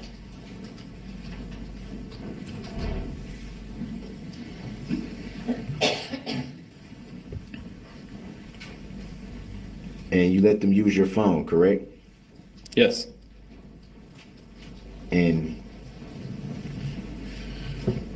how do you know for sure who they were talking to? Because the number that they had called me back and left a voicemail saying that they were the mother of the person that just called. She said something to the effect of, "Hi, you just let my son use your phone. I'm calling back to figure out what's going on." And so that told me. And I did hear the suspect use mama when they were on the phone too. Did you follow up with that voicemail? I did not. Grounds. Overruled. Yeah, just clarify the basis was he didn't describe it as a voicemail. He did. He said he left. I thought he did, but yeah. Anyway, the objection's overruled. Did you finish asking your question? Why don't you just ask it again? Did you follow up with the caller that left the voicemail after that? I never called her back. No, she just called one time and left one voicemail. I did give the phone number to the police because they asked for it, so I gave them the number you had called and then told them about the voicemail calling me back. But I didn't release that to anybody else other than the police.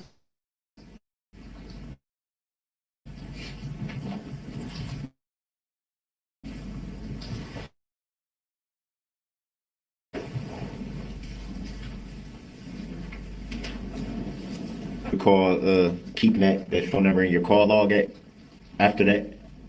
I believe it's still in my voicemail history, if that's what you're wondering. Even now? Even now, yeah. Any reason why you would keep it this long?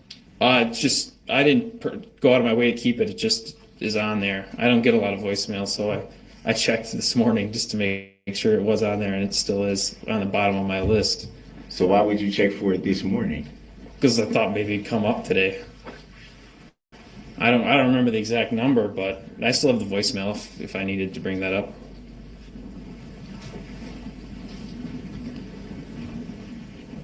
What led you to believe that it may come up this morning? Because I knew I had to testify, but I didn't know what exactly would come up or not. What do you mean by you knew you had to testify? Is that... I got a subpoena and asked to come and share what happened at my house that day, and that was one of the things that happened. You seeked testifying. Objection. Grounds. Argumentative. Sustain as to the form of the question.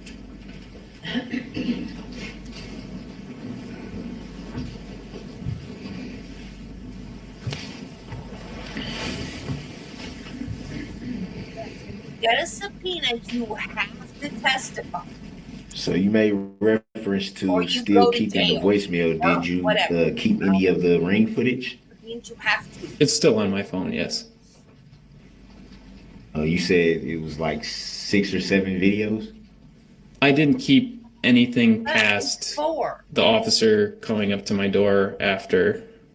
So I think I've got only 4 saved, maybe 5. Any reason why you would keep those this long? I just haven't felt the need to get rid of them, I guess. I mean, it's that video is protecting me, you know, from being involved or anything, so there's no reason I would ever get rid of it. Would it be fair to say that you weren't involved in anything that evening? Other than trying to help somebody who I thought was in need, I was not involved in anything that evening. So why would you have any fear that you may be implicated in anything, and if you know that you weren't involved in anything? Because I had a suspect who had just done horrendous things come to my house, and automatically people are going to think that maybe I had something, or I knew you or something, and I didn't. And so this is just validating that you told me you were homeless and I was trying to help a stranger out when really... Sorry. What's the question? I mean, it would be fair to say that you weren't arrested in any connection to any events that evening. Would that be fair to say? That'd be fair. I've never been arrested. And so my question would be, why would you think that you would be implicated in any way? Objection. Grounds. It's called aiding and abetting, Darrell.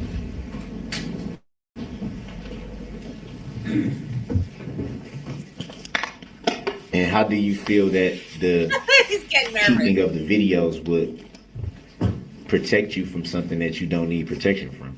Objection. Grounds. Asked and answered, sustained.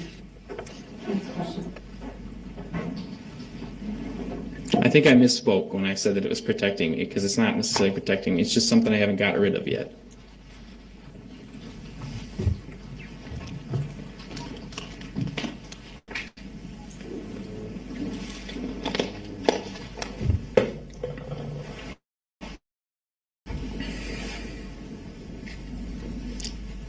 Poor guy.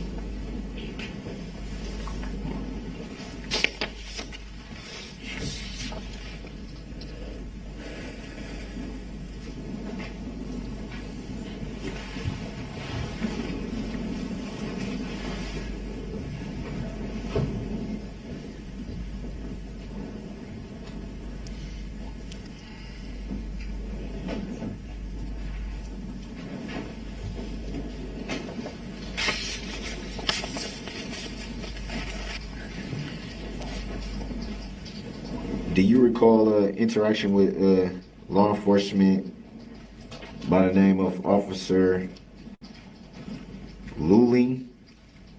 I do. Do you recall emailing him portions of the ring footage? Yes. Do you recall how many portions? Maybe 4 or 5. I don't remember exactly how many. So no, I can't recall that exactly how many I did. Do you recall if it was 6? I don't recall.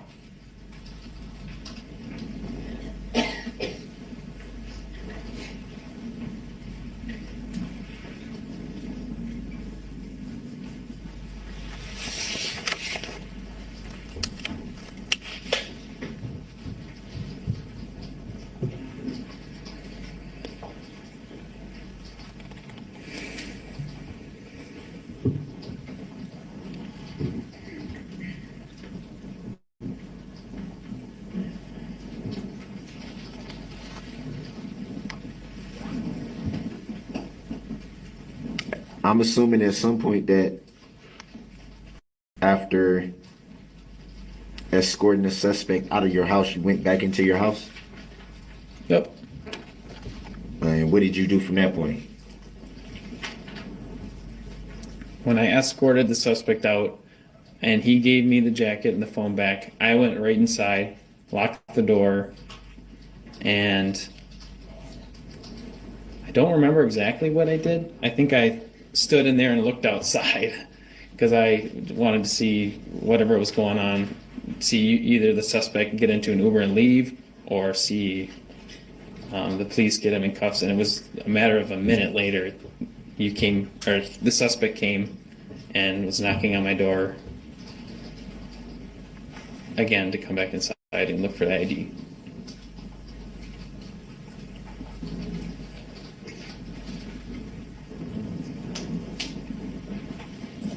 When asking for your phone and your jacket back, was there any resistance on the part of the suspect, or did they just? Maybe a few seconds to finish up their phone call, but they gave it back as soon as I asked for it. They do. Don't say they.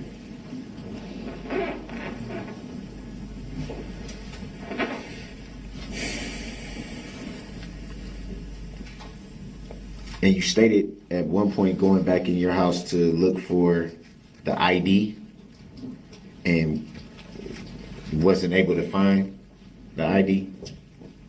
Yeah, the suspect came back after I escorted him out of my house, came back like about a minute later asking to come back inside and look for his ID. And I said, no, I'll look for it for you. So I was looking for his ID. I didn't let him back inside. And you didn't find any ID when you looked? No, I did not find any ID. Did you find anything unusual? No.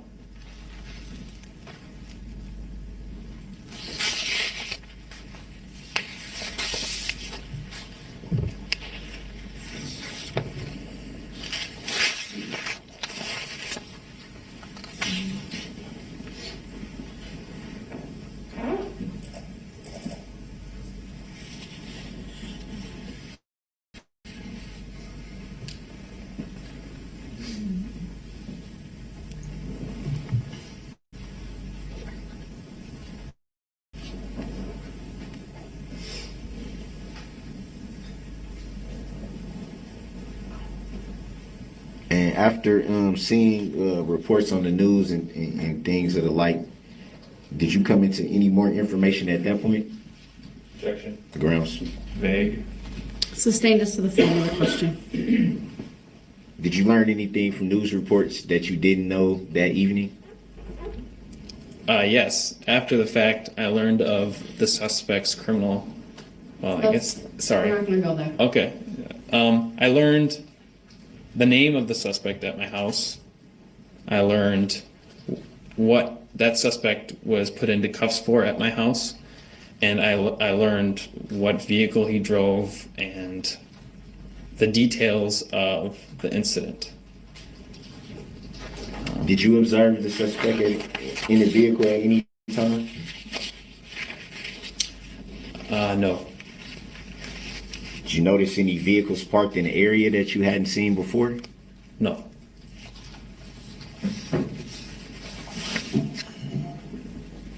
You made reference to briefly speaking with neighbors at that time?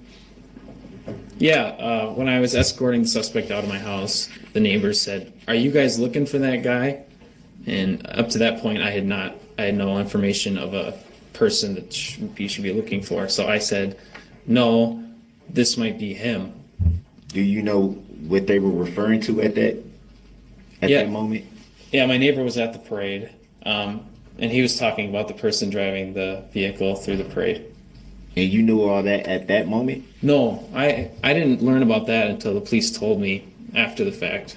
I didn't know what he was referring to when he said, "Are you guys looking for that guy?" I didn't know anything about anything particular, but just that somebody's looking for a guy. And so then that's what led me to believe that the suspect at my house may be the person. It would be fair to say at that time, at that moment, you didn't know what they were referring to. That would be fair to say, correct. Did you have any other interactions with those neighbors that evening? Yes, they called me after I got done doing my reports with the police, and I explained to them why there was so much police presence at my house afterwards, and that that the suspect was arrested at my house, or at my front porch. And did they at any time say anything to you about seeing a vehicle or having knowledge of a vehicle at that time? Yeah, Greg, my next door neighbor, saw the red vehicle running over people. And he saw that? He told you that he saw that? Yeah. He told me after I had, I don't know exactly what time, maybe 6:30 p.m. that night, when I called him after the fact.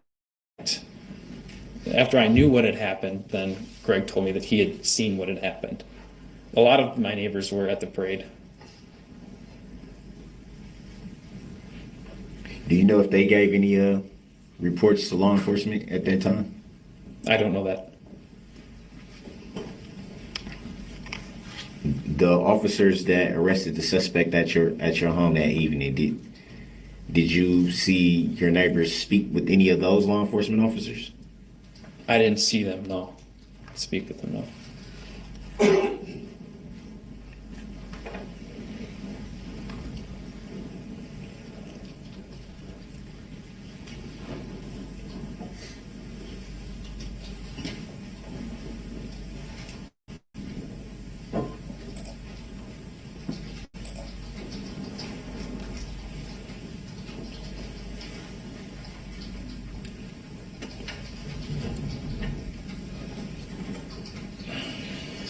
And you stated that they told you what they saw. Any reason why they wouldn't speak with law enforcement, seeing as how they were right there in the area?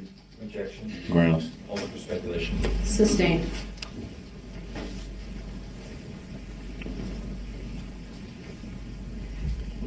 So would it be safe to say you were pretty well informed that you would be testifying in this matter? I didn't know. I knew that it was likely. I didn't know until I got the subpoena letter. And when did you receive that subpoena? I'm going to say September, maybe end of August.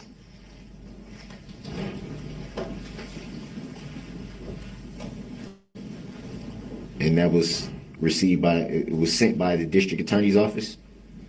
Yes. You recall the name? No. After receiving the subpoena, did you follow up with the district attorney's office?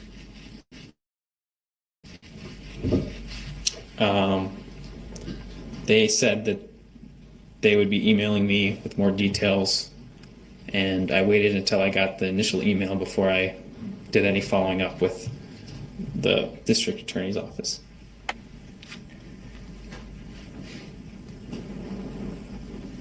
And were those emails pertaining to testifying in this matter? Yes.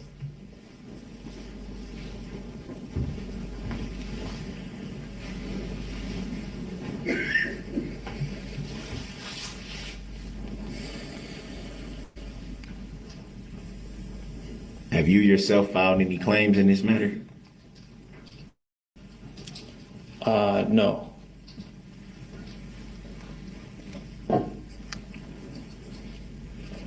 Have you yourself seen or read any complaint in this matter? No.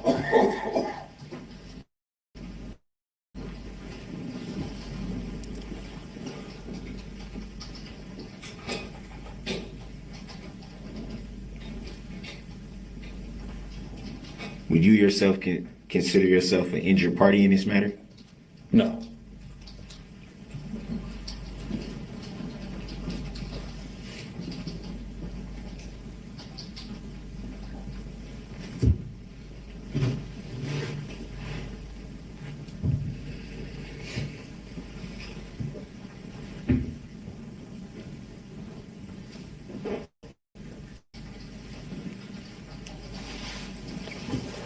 Are you aware of who the plaintiff is in this matter?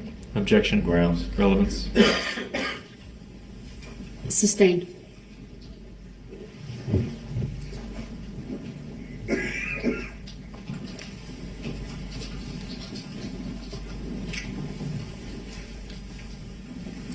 Would it be fair to say that you followed reporting on this incident?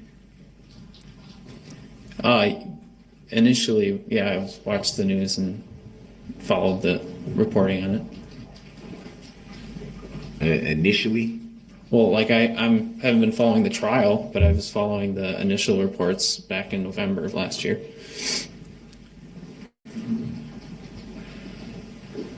So pretty much right when the incident happened is what you followed? Correct. You know, the following week or so, or 2 weeks.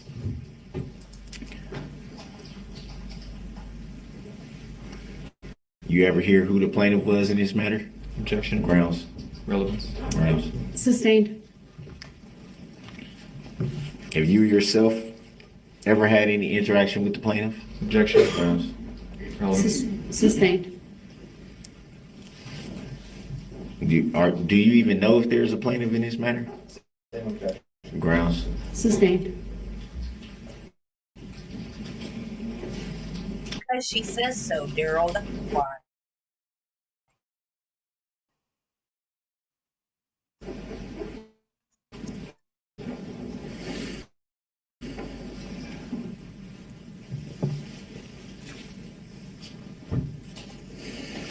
Do you recall how much you sold the ring footage for? Objection. Grounds. Relevance. Overruled. He may answer. I believe gross, it was a little over 23,000, but after taxes and we donated a lot, so we saw a lot less than that afterwards. Dang, I wouldn't expect Would it be fair to say that's quite a nice profit? Objection. Grounds. Sustained as to the form of the question. No, he said And that would was that gross. be the price just for one of the ring footages, or in total, all that you sold? That was total. Yeah. The four. Like I said, I don't know how that worked. That was just the kickbacks that we got from working with so yeah, I guess all of it, all four footage that was distributed to the news.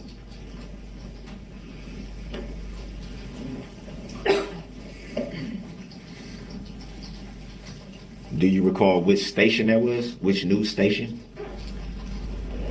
I mean, I think it was like most of the NBC, ABC.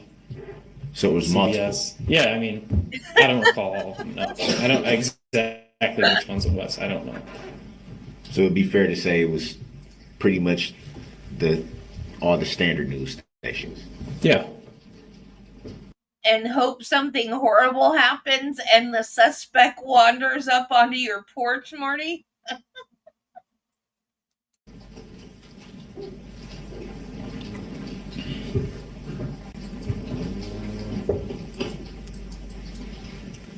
Do you recall if that included TMZ? Objection. Grounds. Relevance. Sustained. You've made your point. You can move on.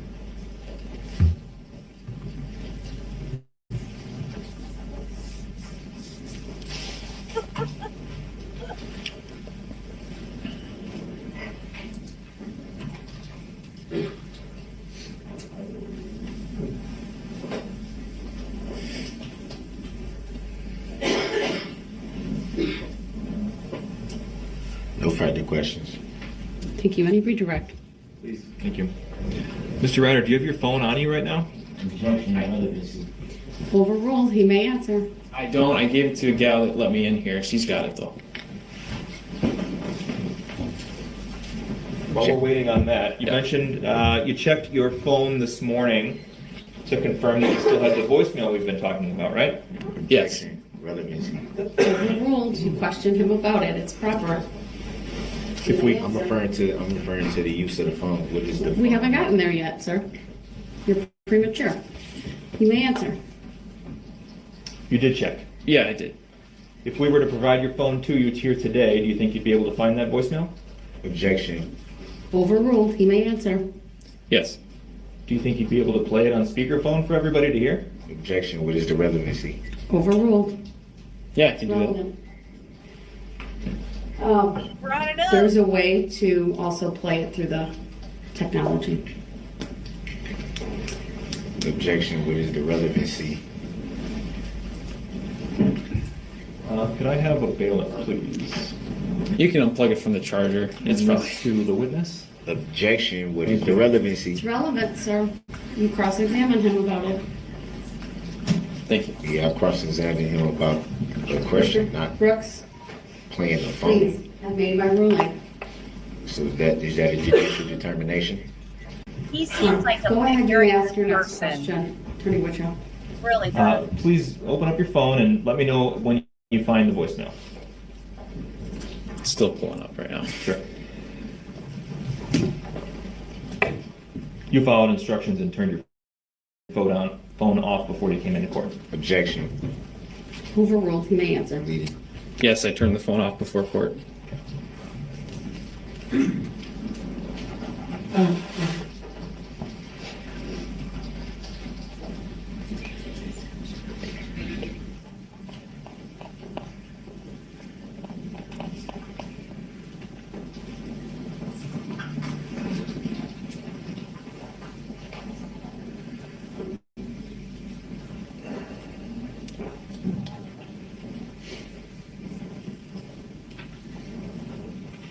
Attorney Wichow, I presume while he's loading that you're not offering the voicemail for the truth of the matter asserted, but simply to substantiate that he received a call. Yes. The jury will be instructed in terms of what is said in that voicemail, not to consider it for the truth of the matter asserted, but just simply to substantiate the voicemail was received. And part of that request, Judge, would be to include the time that the voicemail was left and the number from which it came. Objection. What is the relevancy of that? The objection's noted, and you may ask the witness those questions. You might as well ask about the videos too then. We'll get to those. How much longer do you have with? 5 minutes. All Well, right. I don't know how long this voicemail is, with that caveat. All right, please continue. It's Okay. 29-second voicemail. Okay. Can you tell us what phone number that voicemail came from? Objection. Relevancy. Overruled, he may answer.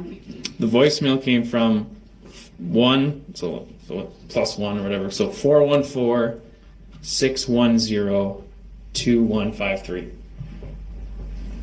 Can you tell us what time that voicemail came in? Yeah. Relevancy. Overruled, he may answer. 5:27 p.m. on November 21st of 2021. Of 2021. Objection. Leading. Overruled, his answer may stand. And Your Honor, at this point, I've asked And he brought it up. to allow the witness to play that voicemail using He brought it out speakerphone. that he still And had if it that on doesn't the work phone. great with the audio system, then we can try the plugging in option. Once again, the jury, again, will only consider this not for the truth of the matter, of what's asserted in that voicemail, but simply to substantiate that it was received. Go ahead. Objection. Noted. Overruled. Yes, Mr. Ryder, I don't know what's going on. I'm at work. I work at Trader. And my son, that was my son who let use your phone. Oh, sorry. I'll restart it. I was using the wrong Yes, mic. Mr. Ryder, I don't know what's going on. I'm at work. I work at Trader. And my son, that was my son who let use your phone. And he's calling. I don't know what's going on. I'm just trying to see if he got the lift or what, because the guy is in a white Charger. I guess apparently the lift driver switched cars, and I didn't get the message. So I'm just trying to find out what the hell is going on. So I'm just want someone to just call me and tell me something, because I don't know. And then that's the end of the voicemail? Yes. And you didn't contact the person who called you and left that voicemail after the fact, did you? Objection. Asked and answered. Cross. Overruled, he may answer. No, I never contacted her. Okay. The videos that we played in court today, those 4 videos, Exhibits 75, 77, 78, and 79, you turned all those videos over to the police, is that correct? Objection leading. Sustained as to the form of the question. To whom did you turn those 4 videos over? I emailed them to Officer, I believe it was Officer Lilling.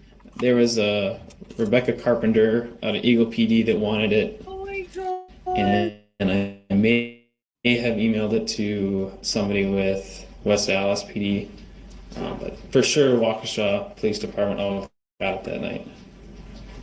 So while you got your phone in front of you, are you able to access the call log? Overruled. Can you go back to November 21st of 2021? Okay. Can you see what number Mr. Brooks dialed that day using your phone? Objection leading. Overruled. Objection, I don't consent to being called that name.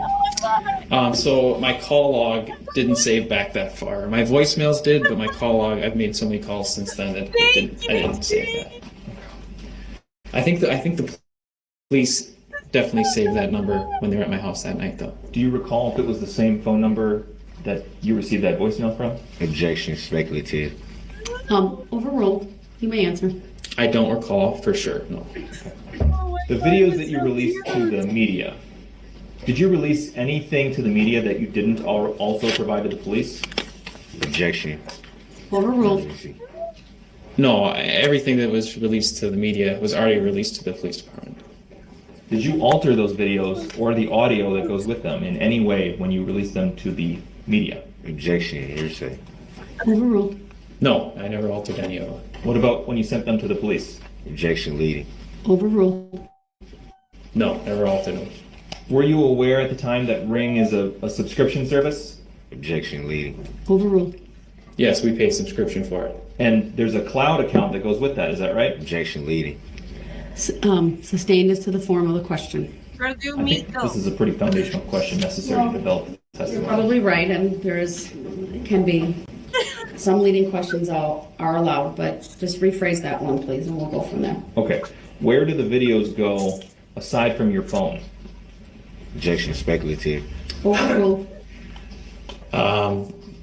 There's an app on my phone that I was able to save and download off the app onto my phone. So there might be, I'm pretty sure that there's a Ring cloud that the company Ring can probably access the footage, but I was never notified that they have access to it or anything like that. If someone did want to access those videos through Ring, were you aware at the time that someone would have been able to double check and make sure that you didn't fudge with that video? Objection leading. Overruled if you're able to answer. Yeah, I mean, Ring could, if we needed to get Ring to validate that it's correct, they would be able to do that. When Mr. Brooks first knocked on your door, were you planning to sell those videos? Objection. I don't consent to being called that name. Overruled. The witness may answer. Objection speculative. It's not speculative. Overruled. The witness may answer. Objection hearsay. It's not hearsay. Go ahead. No, I had no idea what was going to happen after that. What about after you let him in the back door and gave him a sandwich and a jacket? Was this all part of a plan at that point? Objection leading. Overruled. He may answer. No, there's no plan to get footage to sell or anything like that, no. You simply provided those videos to law enforcement and the media. Objection leading. Overruled. Yes, that's correct. Thank you. I don't have anything else. After the fact. All right. Thank you. You may step down. It's a little after 12:09. We will take our lunch break. We went a little bit longer, so I'm going to take about a 90-minute lunch break today. So all rise for the jury. We are in recess. I'll see everyone at about 1:40. He knows nothing. He knows nothing, and then I guess his lawyers made some questions, made notes or something, or wrote some questions for him. But the other questions that he asks make no sense. He's just reading off a police report and saying, did you say such and such? And there's no strategy. They don't matter. It makes no sense to the case. So some of the questions are like questions that, or notes, questions and or notes that the lawyers made. And then some of the questions are him just reading off the police report. Did you say? And then the last set of questions is, did you file a claim? And do you know who the plaintiff is? That's his MO. And it's not helping him at all. It's just, I don't know if he's doing it. I don't know if he thinks it's helping. Like, I don't know if he really believes that. I don't know if he really believes that he's trying his case. Like, thinks he's doing something. I don't know if it's that, or if it's a stalling tactic, or if he just thinks he's supposed to do that because he's his own counsel, because a defense, he doesn't have to prove his innocence, so he doesn't have to do anything. But since he's representing himself, maybe he thinks he has to ask questions to every witness. Like the technical witnesses, like the one that he asked, you mentioned Newton's law. What exactly is that? He could have just not asked any questions of the technical people that he didn't know how to ask questions of. But he didn't know that. I don't think he knows he doesn't have to ask any questions if he doesn't want to. Do you really think? I don't know how anybody. I mean, he's not a smart guy, but he's not 100% stupid. I mean, I don't think he's that stupid that he actually thinks he can get away with this. I mean, forget the fact that we already know the outcome. I don't think he's that stupid. Well, yeah, that's true too, Jeanette. I don't even want to get into it. I would not even want to get in that man's head. Yeah, he is. He's trying to testify.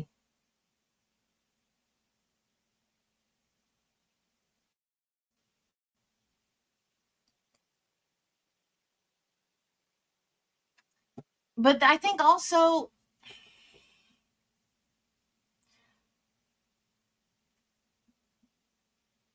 you do think he's dumb enough to believe that?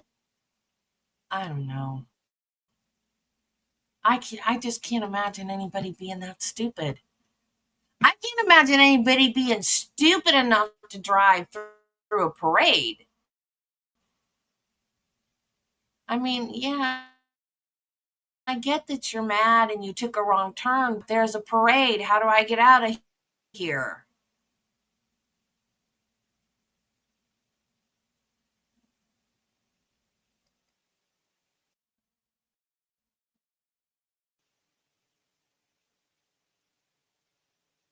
And this Bible reading crap, there's a clip of that?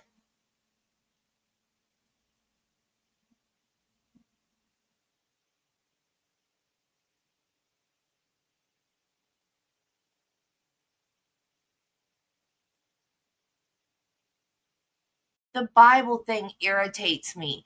And the reason it irritates me is because it's a prop.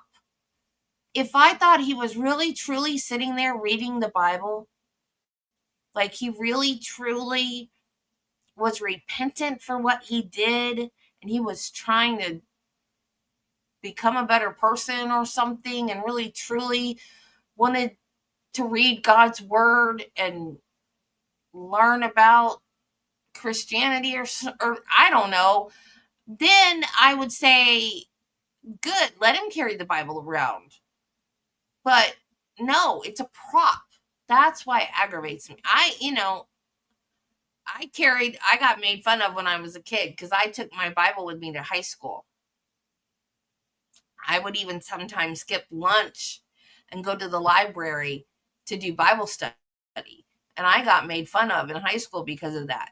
I'm all for taking your Bible with you everywhere you go if that's your thing. I don't have a problem with that at all. I have a problem with him doing it because it's a prop. And your Bible is not a prop.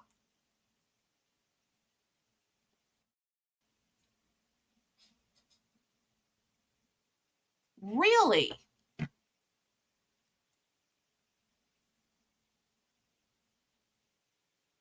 So I knew that he'd been in jail before. I didn't know he'd been in prison before.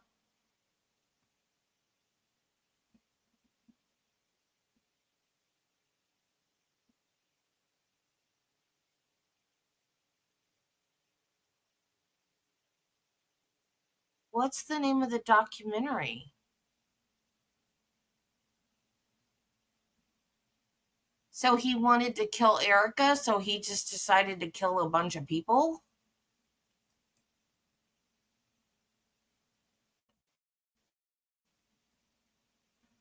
Oh, it was meth. Oh my goodness. So you mean that this jackass, I'm sorry, but he was on meth, went to prison, and then he gets clean from that and then comes out and does this?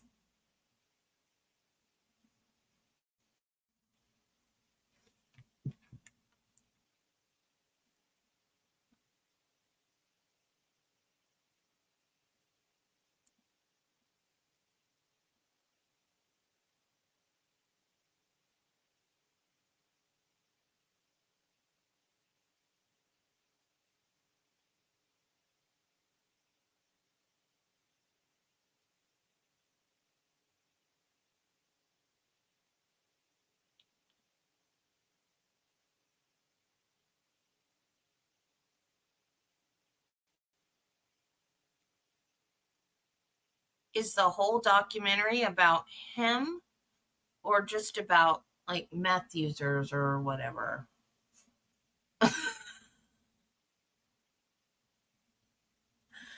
Squeeze. Oh.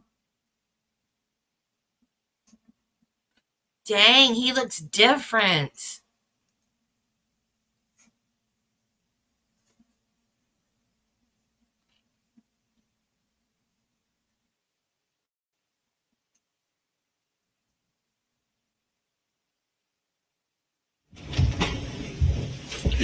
Thank you, everyone. Be seated.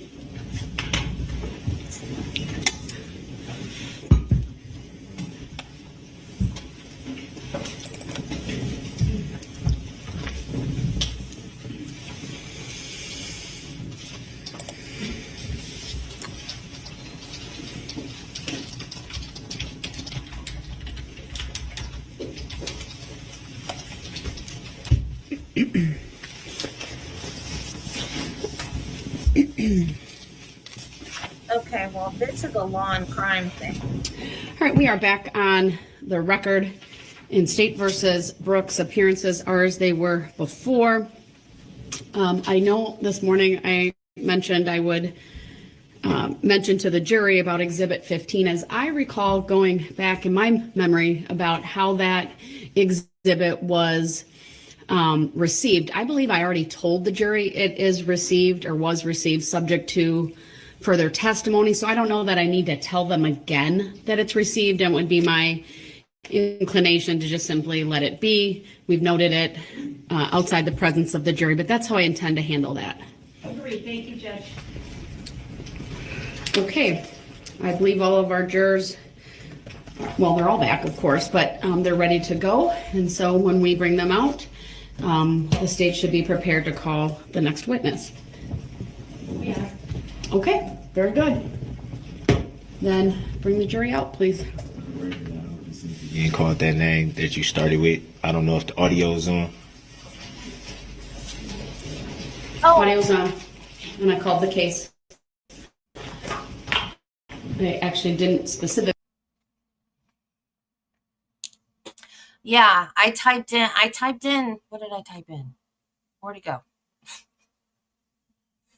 Darrell Brooks documentary 2007, and it came up with the law and crime thing. I'll find it. I forgot to tell you guys. The lady that stabbed the toddler. Oh, I found a video that says Darrell Brooks talks about pimping out Erica Patterson at 16. I'll save that to watch later.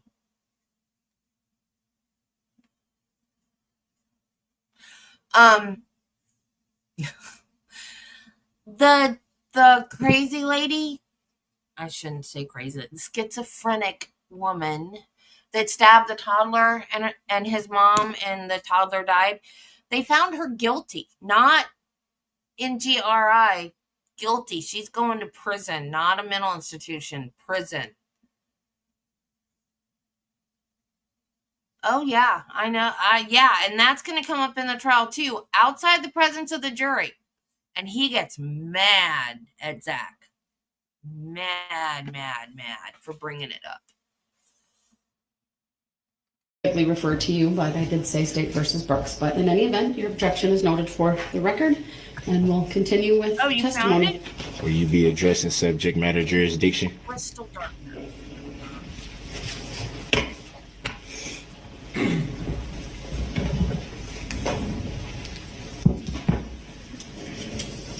Is that a judicial determination not to answer, Your Honor?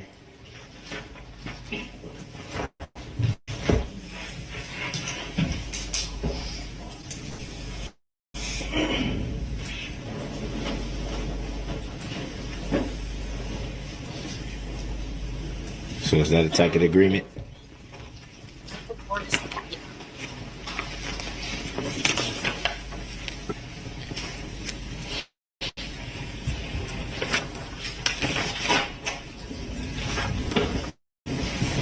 All right.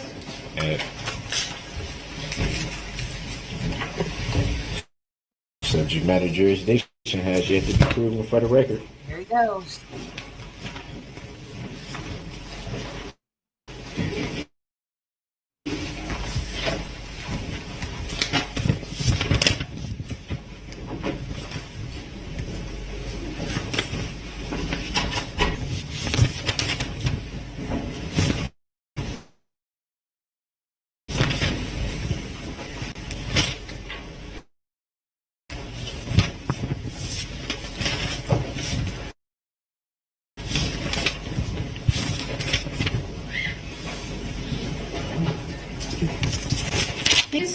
The state calls Officer Rebecca Carpenter.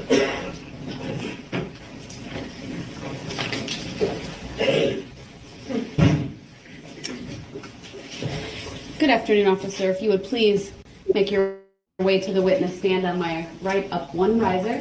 When you get there, please remain standing. Raise your right hand. My clerk, Teresa, will swear you in. Do you solemnly swear that the testimony you're about to give shall be the truth, the whole truth, and nothing but the truth, so help you God? I do. Thank you. Please be seated.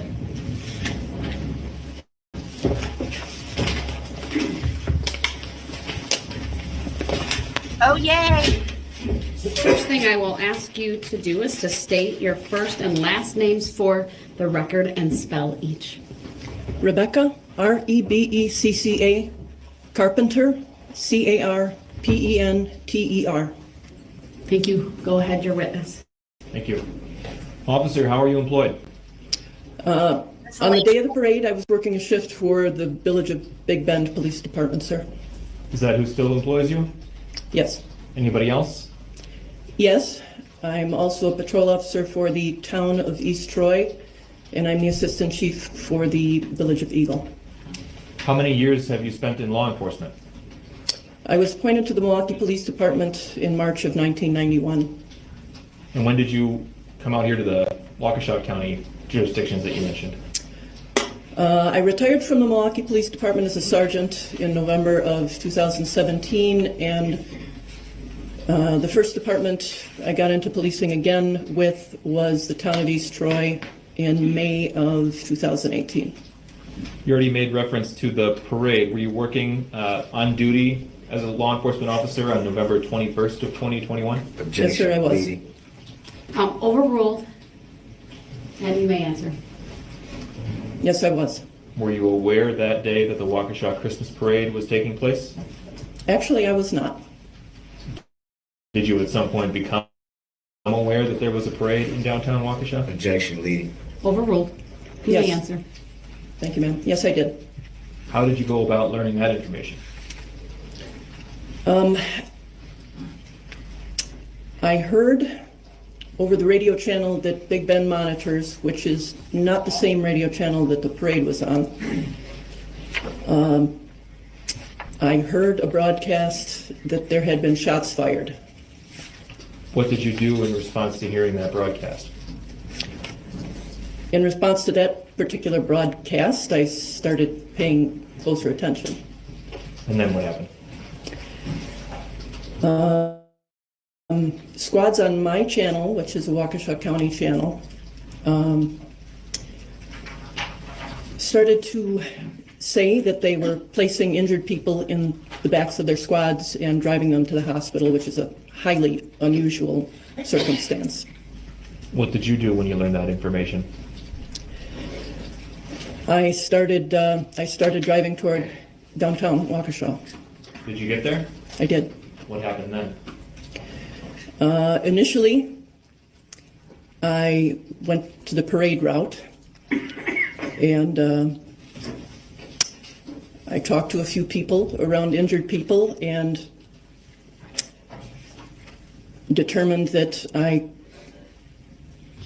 wasn't really able to be of help there because they were all back injuries, and I can't, in a squad, I can't help with that. So what did you do next? I answered a call on the radio that said there was a man going door to door on Elizabeth Street asking to use people's phones to call an Uber. Did you go to look for that man? I did. Where did you go? I responded to Elizabeth Street, and I parked my squad on Elizabeth and West. Where did you go from there? I got out and partnered up with two other officers, and we decided that we would walk the street and look for this person. Were you wearing a body-worn camera at the time? Yes, sir, I was. Where was that device affixed to your person? The control box was on my chest, and the particular model of body-worn camera that I was wearing had a lens that I was wearing affixed to my collar.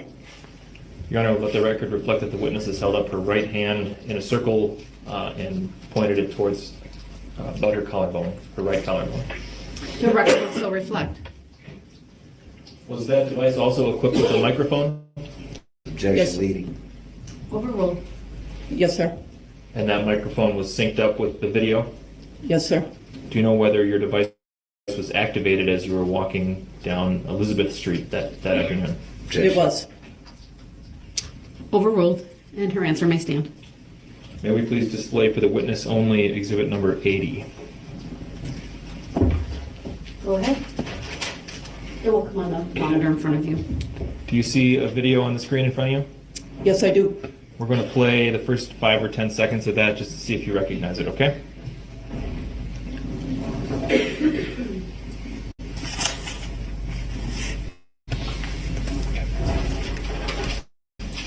All right, we played 6 seconds. Do you recognize that video? I do. What is it? It is my body camera video of walking down Elizabeth Street. From November 21st? Objection, leading.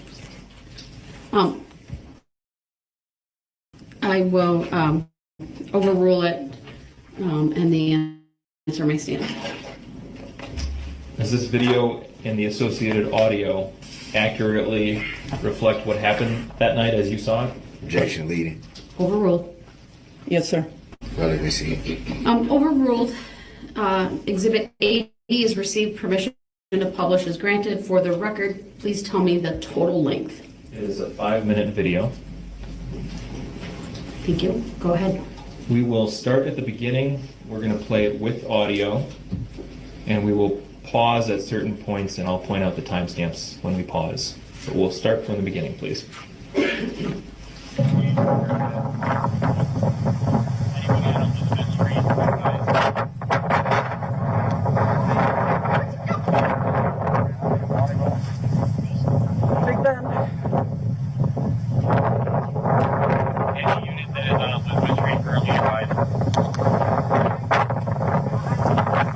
Robert 277. Robert 277. What's up? Hands up! Put your hands where I can see them. Put your hands up! Hands up! Hands up! Get on the ground! Get on the ground! Do it now! I don't have to. Hey, you're taking one of the hospitals for a plan here. What did I do? Lay on your stomach. What did I do?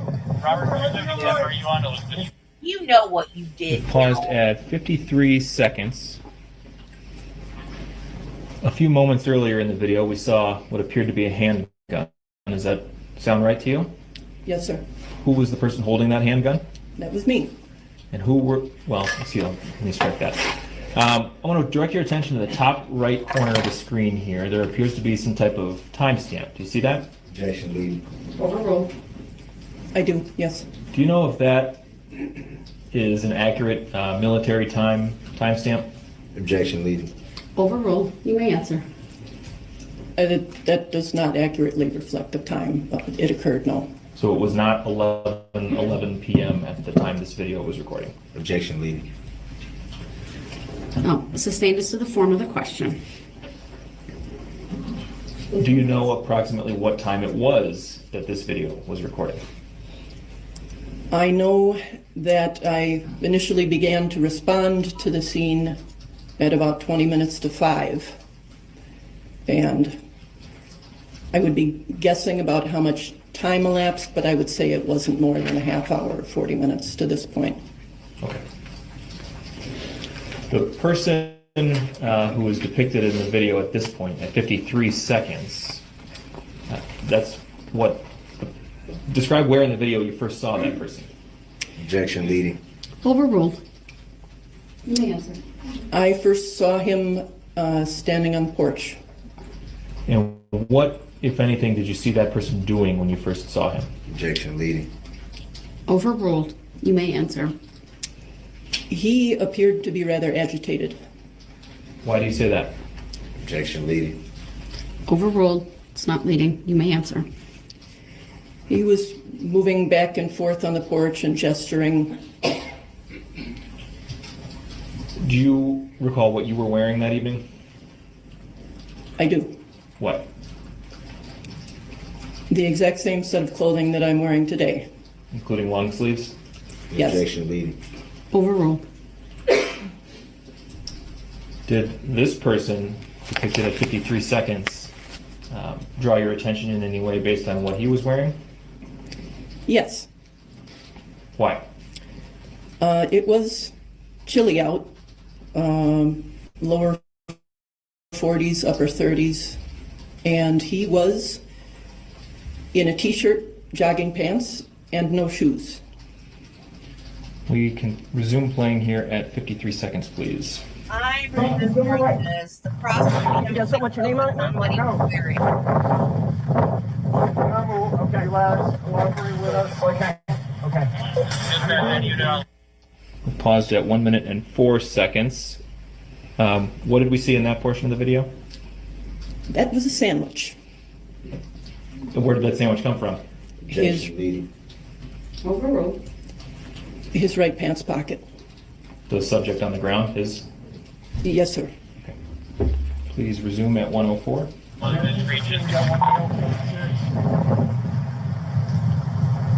Robert 277. What's your We paused at 1 minute and 14 seconds. He also says his Did you at some point ask the subject depicted in the video at 114 to to identify himself by name? Go ahead. I did. What was that person's response?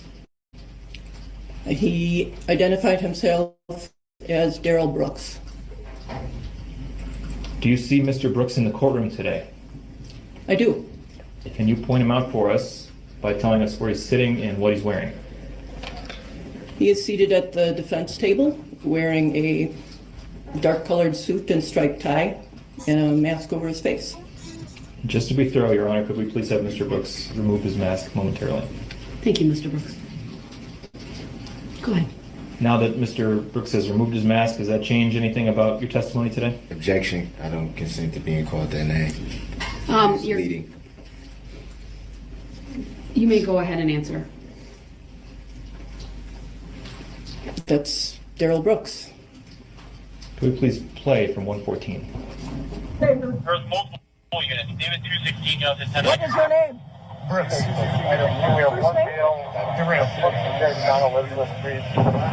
name? Brooks. Paused at 1 minute and 23 seconds. Sitting on the witness stand today, do you acknowledge that Mr. Brooks has a short haircut? Objection. I don't consent to being called that name. He's leading. Sustained as to the form of the question, please. How would you describe Mr. Brooks's haircut today? Objection. I don't consent to being called that name. Sir, I understand your objection. Please do not interrupt with that further so that the questioning of the witnesses may continue. You may answer. If you say that name, I'm objecting. And the jury will disregard the objection if it's solely for the name purposes. Go ahead. Mr. Brooks has his hair cut close today. What about when he took his face mask down? Did you notice his facial hair? Objection. Leading. Overruled. He does have facial hair.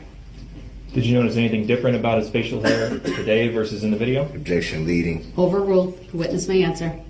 That is also trimmed closer. Does the hairstyle and the facial hairstyle here in court today give you any pause or concern over whether or not it's Mr. Brooks in the video? Objection. Go ahead and answer, please. No, not at all. Let's resume playing at 123. Objection noted for the record. I just used somebody's phone to call for a minute, that's all. Oh, okay. That's what I need. We'll mail 1026 to blackmail and Fred's short t-shirt. I'll tell you what. Okay. If everything turns out to be on the up and up, life will be good, and you'll be on your way, all right? Yes. I got it. Suspect, I presume? Oh, no. Ask him. Ask him if he knows. He was on the porch here. Yeah, I was using his phone. What's your location? I was using his phone. You're holding the W to make sure I'm holding her down. I called my... Any squads available for a transport? On the 500. Give me a lift. That's all. I was just using his phone. Sarah, this is Schwartz. I'm leaving WSC. Where do you need me? What? Can I just sit up? I was freezing. Can I please just sit up? You have any weapons on you? No, sir. What's your name, guy? 9209. I just told her my name. What is your name? Yes, sir. What's your first name? Darrell Brooks? Yes, sir. Additional victims. The next block. Copy. No additional victims. This matches the description of the guy that got called on who was going door to door over here. Yeah, I was trying. Where are your shoes, man? I was trying to use somebody's phone. Where are your shoes? My flip-flops is in his house. Paused at 2 minutes and 49 seconds. Did you hear the last thing said by the suspect on the ground at this point? Objection. Yes. Leading. Overruled. What did he say? Objection. Leading. Overruled. You may answer. He said, my flip-flops is in his house. Do you know if any flip-flops or any other shoes of any kind were ever retrieved from the residence that this was taking place in front of? Objection. Speculative. Overruled. You may answer. I did go in the house and speak to the resident there and asked if he had left shoes or outer garments or anything like that, and he said that he had not. Can we please resume at the 2:49 mark? He was saying he just gave me a jacket. He's identifying himself as lighter skin, black male, dreadlocks, red shirt, blue jeans, no shoes. Yeah, I did. I did go to that house. I went to that house right there, right down the street right here. Where you coming from, man? I was coming from that parade down here. Okay. I know a friend down here. I think that's a fabulous idea. I can't, Mr. Brooks. Okay, I'll tell you what. Roll over on your butt. Okay, now roll over on your butt. Roll up on your knees. Roll over on. Roll up on your knees. Okay. 500 block of Elizabeth. Stand up. No, 553 Elizabeth. What are you doing? Freaking sweet. Faster here. Did I do something? That is yet to be determined. Go to the front of my squad, man. Okay. Is there anything I need to stick me, poke me, hurt? No, not at all, sir. Okay. Not at all. I don't have any weapons. Glad to hear it. Nothing like that. How did you get up over here, man? I was coming to see a friend. Yeah? Where's your friend? I don't know now. Spin your back your hands for me. You injured at all, dude? Yeah. What hurts? When they slammed me, my knee, I already have an injury. Spread your feet for me. Okay, yes. That's my ID. It certainly is. Yes.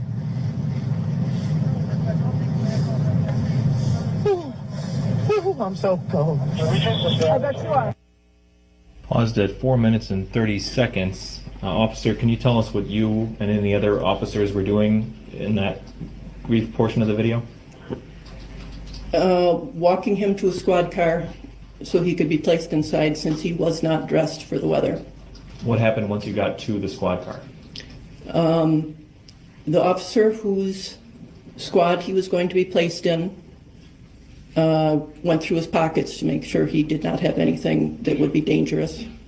Okay. And do you know if anything was retrieved from his pockets? Yes. Objection. Overruled. Her answer may stand. There were no weapons, were there? No weapons. Overruled. Her answer may stand. What, if anything, do you recall being recovered from his pocket? ID, some cards, I believe there was a credit card in there, and a car key. Can we please play from the 4:30 mark? Go ahead and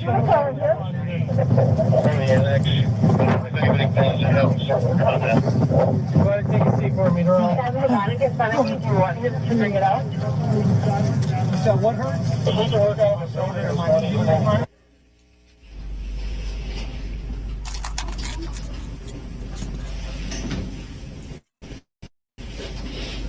We're having some skipping issues, so let's pause it there and go back to 4:50, please. I'm sorry, what time? 4:50. Go ahead. Okay, we're at 4:48. We'll play from here.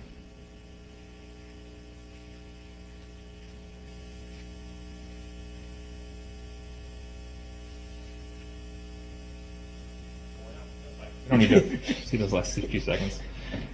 We can get them to work, I'm sure, if Mr. Brooks would like to see them. Could we please show for the witness only exhibit number 176? Do you recognize the photograph on the screen in front of you? I do. What does it depict? It is still taken from my body cam footage. Those are my hands, and in my hands are the property that was taken from Mr. Brooks. You can see the officer's back at the open door of the squad, and Mr. Brooks' leg in the light there, where he's sitting in the squad. Your Honor, I would move exhibit 176 into evidence and request permission to publish. Objection, relevancy. Exhibit 176 is received. Permission to publish is granted. The objection is overruled. And while we're waiting for the screens to activate for the jurors, I'll ask you, Officer Carpenter, do you know what happened to the objects that are in your hands in that exhibit? Yes, I gave them to the officer whose car Mr. Brooks was sitting in. You don't know the identity of that officer? I don't. There was There were a lot of officers from a lot of different jurisdictions.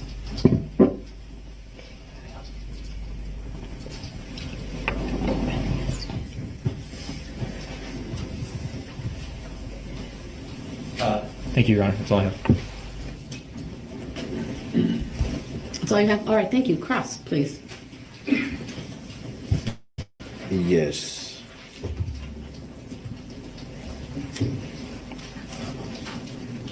At one point you stated the suspect was wearing jogging pants.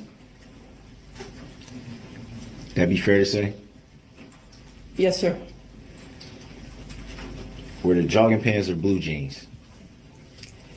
They were soft pants. They were not blue jeans. Can we show Exhibit 80 again? Yes, we can. Well, yes, we can. Go ahead. Thank you.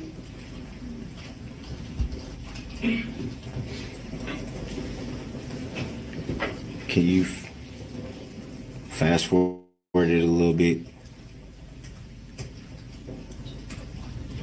I'm not gonna be sure exactly where to pause it at. Can you fast forward just a little bit?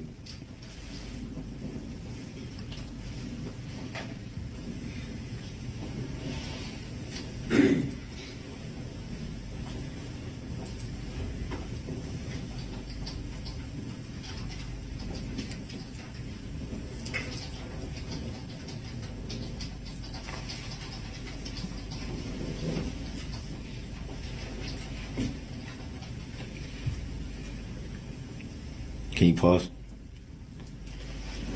Can you zoom in a little bit?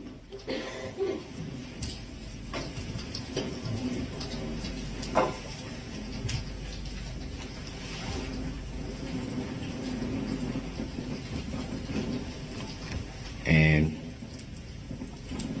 play a few more seconds. Would that mess the zoom up? Would it still be zoomed in or would it go back out? It'll stay zoomed on that portion of the screen. Okay.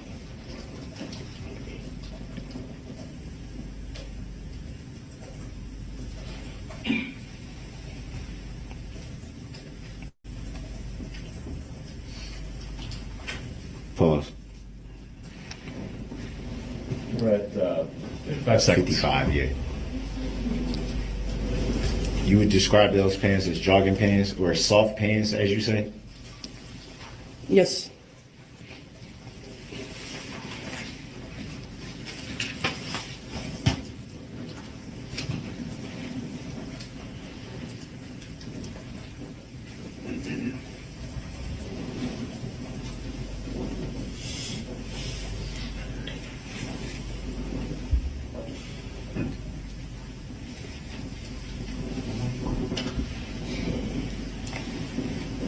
And you stated that when you parked your car, where you parked your squad on Elizabeth and West, you hooked up with 2 other officers? Yes. And those officers had long guns? Yes. Can you explain what a long gun is? Shoulder weapon, rifle, It's long. or shotgun. Do you recall if it was a rifle or a shotgun? I did not examine either weapon closely.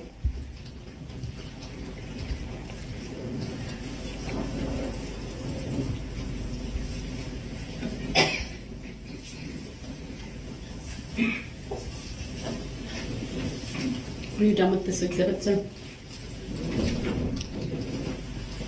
Yeah, for right now, yeah.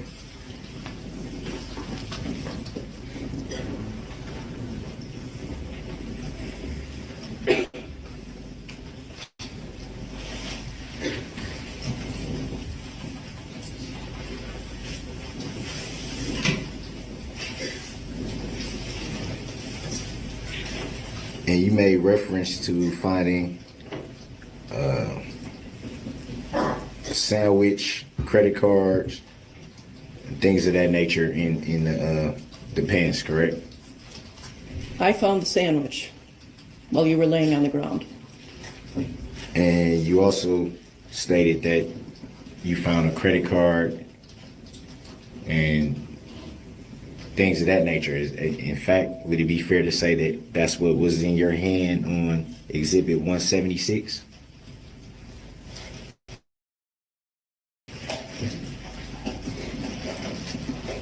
Do you need the exhibit to answer? Do you recall? There were, I don't, thank you. There were what appeared to be credit cards and ID and a car key. And they were in your hand, correct? They were. Does it come in your pocket?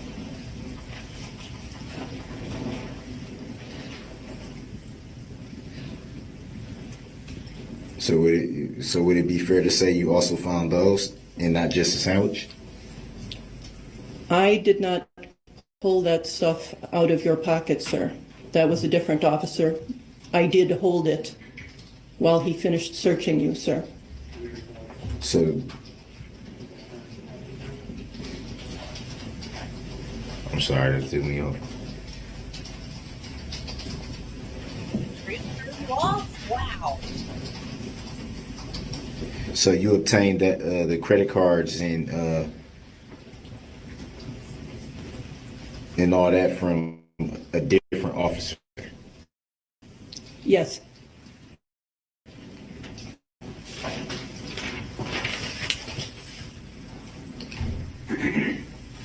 Did you find anything else? On your person, I was not the person searching you. Aside from the sandwich while you were on the ground. So as far as your search, you just found a sandwich? Correct.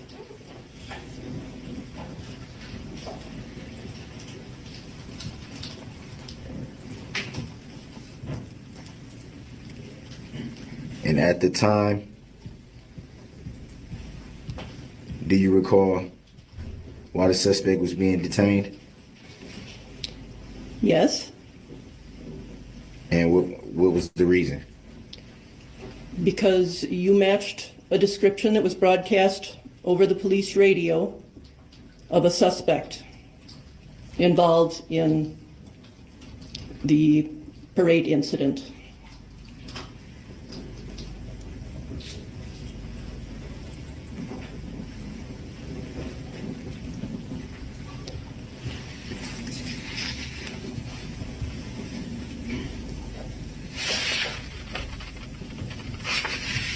In this report, did you write it yourself or did another officer? I wrote it. Do you recall writing that the suspect was being detained for investigative purposes? Yes.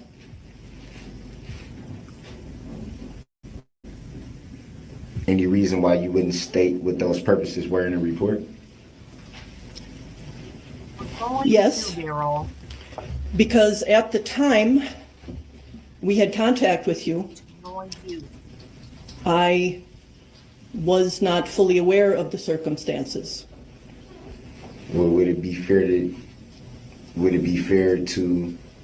say that you just stated why the suspect was being detained?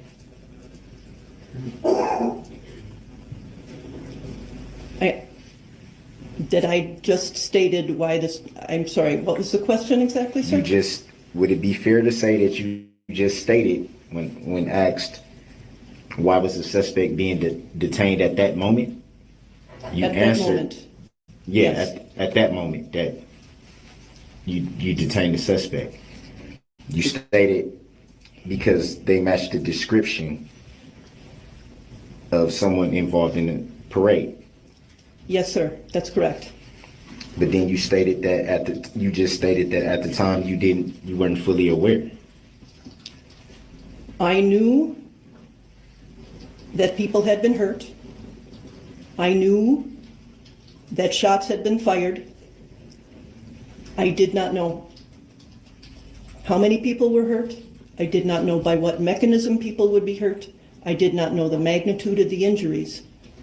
I just knew that something violent had happened. So it'd be fair to say you weren't in the known of a lot of information at that point. That's true. Grounds. Overruled. Her answer may stand.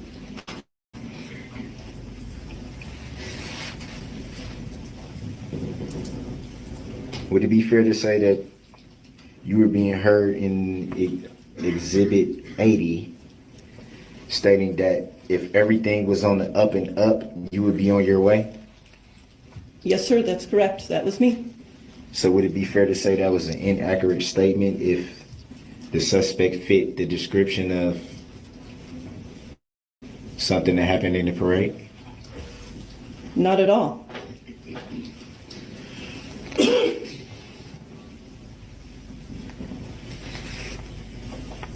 And what do you mean by not at all? I mean, sometimes people look like someone who did something and turn out not to be that person. But that was not the case here. So as far as you knew at the time, it could have been mistaken identity. It could have been, but it was not. Well, at the time, it'd be fair to say at the time you didn't know. At the time, I did not know.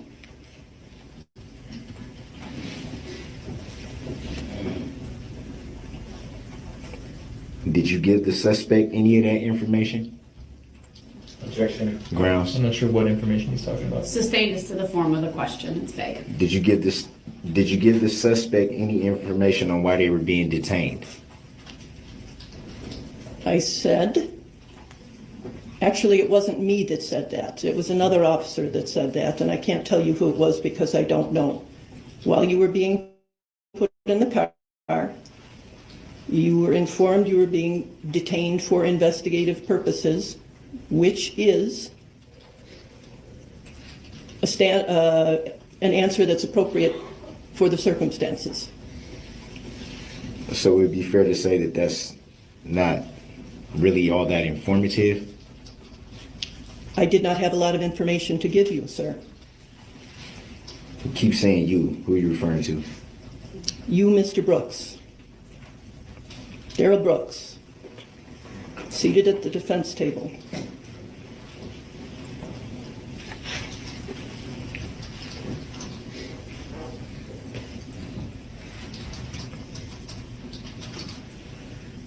Any reason why you wouldn't tell a suspect why they're being detained? Essentially being that if you take someone into custody, they should know why they're being taken into custody. Wouldn't you agree? I can't give you information that I don't have. And I wouldn't want to tell you the wrong thing. That wouldn't be fair. So why would a suspect be detained without any information to your knowledge? Objection. Grounds. Asked and answered.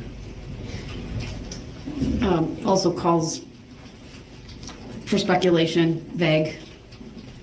Sustained is to the form of the question.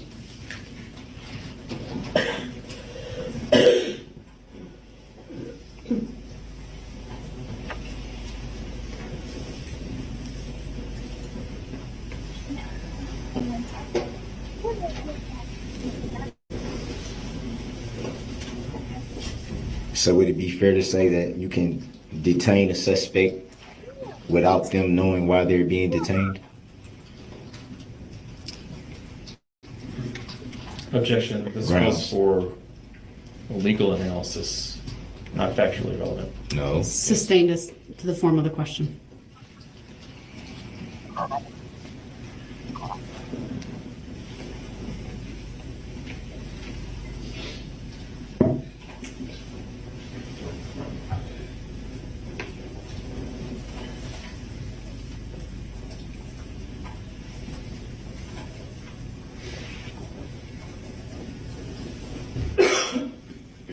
Would it be fair to say you initially responded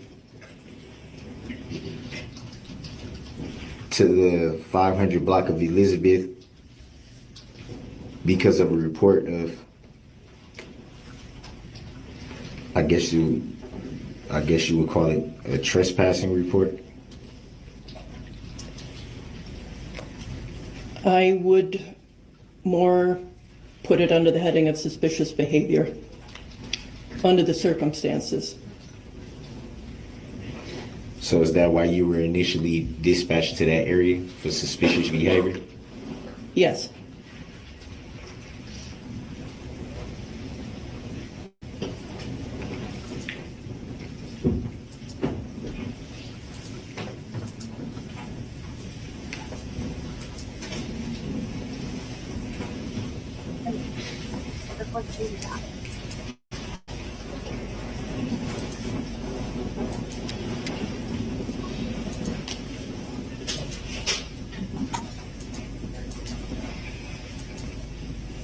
And do you recall when you got the report of shots fired? I believe that was one of the first things I heard over the radio before I was even there.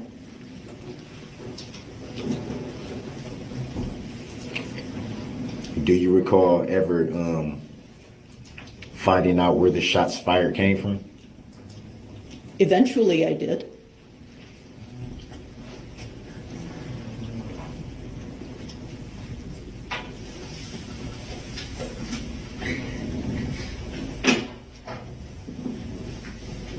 Do you recall in your reading report writing that when you had arrived at Elizabeth and West and parked your squad and began to walk down the street, that you had your firearm in your hand? Yes. And was that because of the call of shots fired, or did you feel unsafe at the time?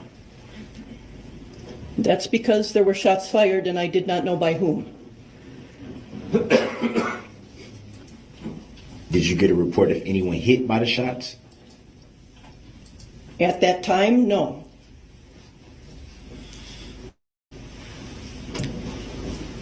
I did not know one way or the other if anyone had been hurt. Did you? It had been hit. I knew people were hurt. Do you recall the area of where the shots fired? Was that the general area? The general area, somewhere in the vicinity of the parade.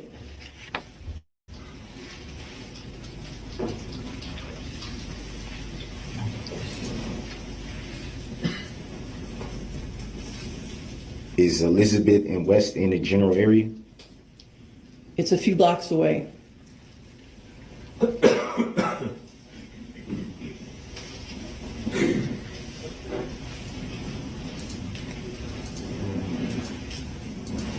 And you did state you didn't find any weapons on the suspect, right? Correct. Did you find any shell casings or? No.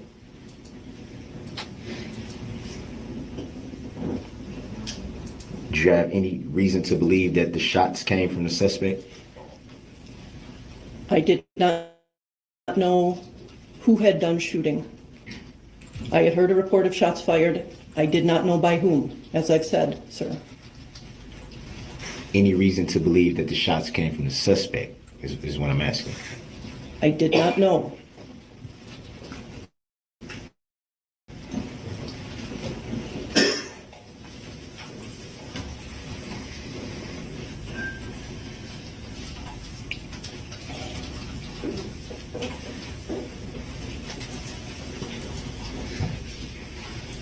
And you stated that upon seeing the suspect on the porch, that they were gesturing?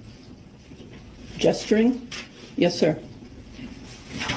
And you also stated that in your written report that it was in the upper 30s that evening with the brisk wind. Would that be fair to say? It was Pretty upper cold. 30s, lower 40s, somewhere right in there. It was cold. I was cold.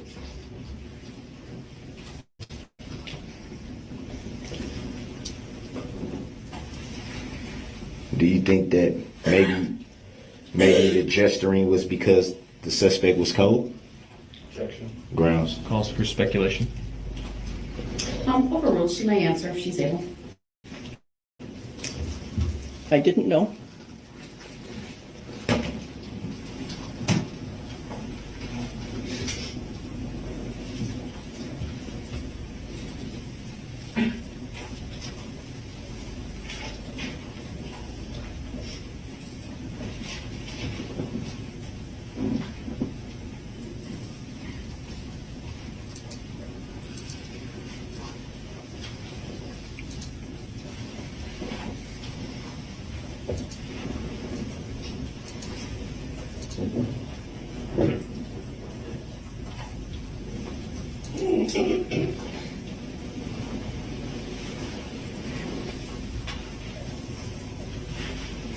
And do you recall checking the general area around the house that you found the suspect? Yes, sir. Did you find anything around the house? I guess I'm referring to where you wrote in your report you checked the likely path of travel. Yes, sir, I do recall that. No, we did not find anything.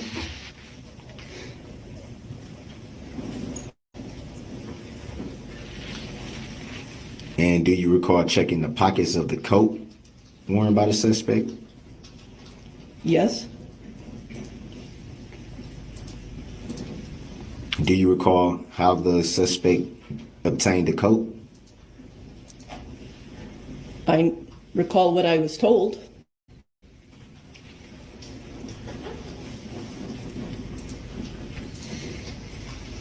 So it'd be fair to say you weren't sure if you were only told this information.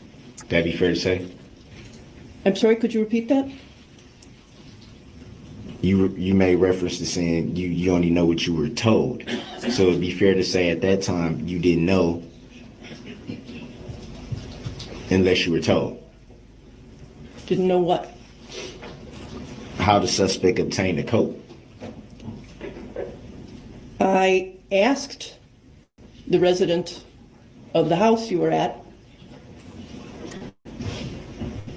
Actually, I believe he volunteered to me that he had given you a coat to wear. And you checked the pockets of the coat? Yes.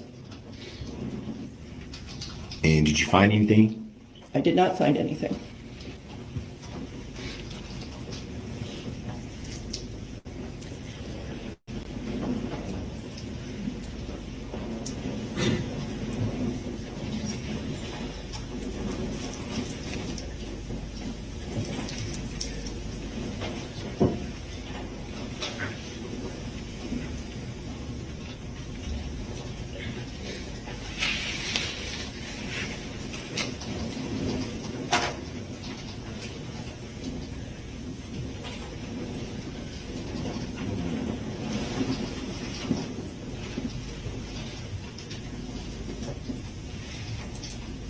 At what point did you learn that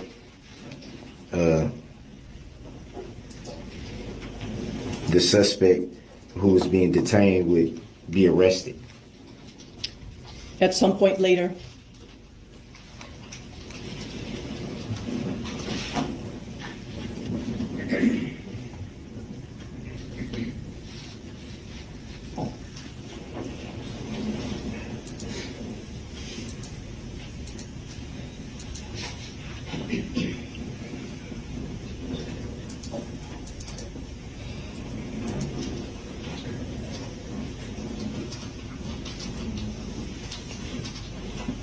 And it was another officer's vehicle that the suspect was placed in, correct? Correct.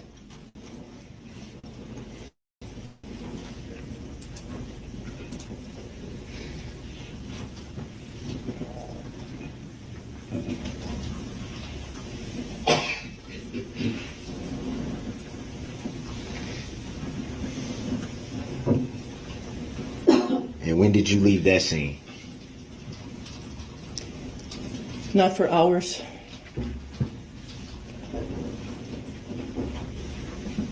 Why so long? Because when there is a crime scene that potentially spans blocks, everything needs to be searched for evidence. Witnesses need to be located. Because once things are gone, things are gone. So it has to all be done right the first time.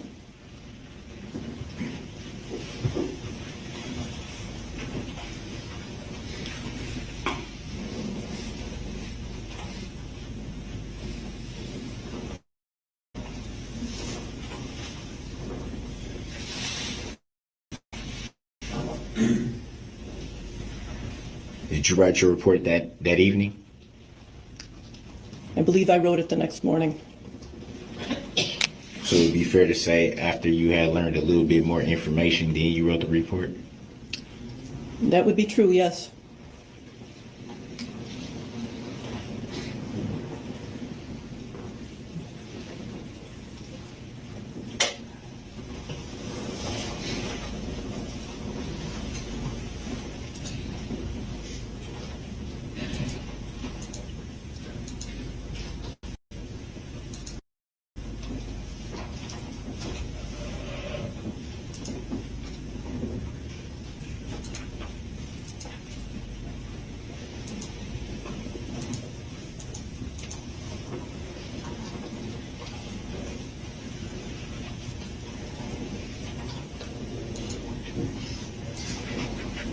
In the video,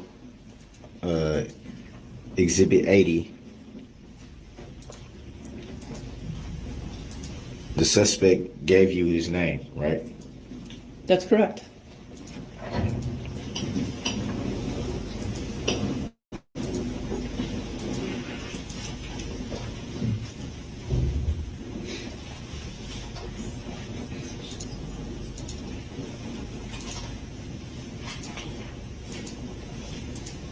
Was that right when you handcuffed him, if you recall?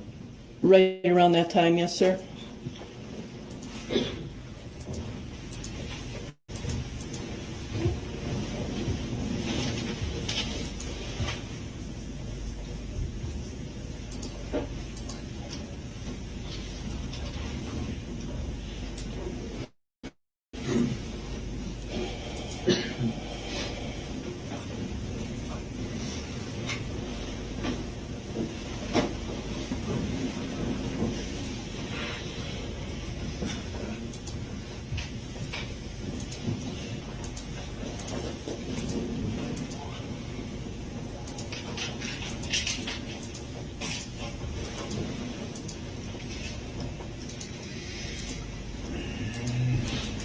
And did you talk to any other witnesses that evening besides the owner of the home that you saw the suspect?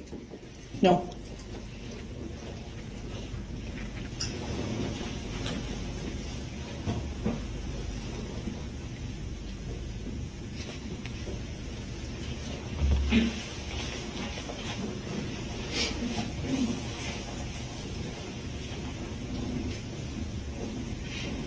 In the hours that you stayed on Elizabeth, did you talk to any other witnesses at all? No, I looked through a few yards and mostly maintained a perimeter for a search.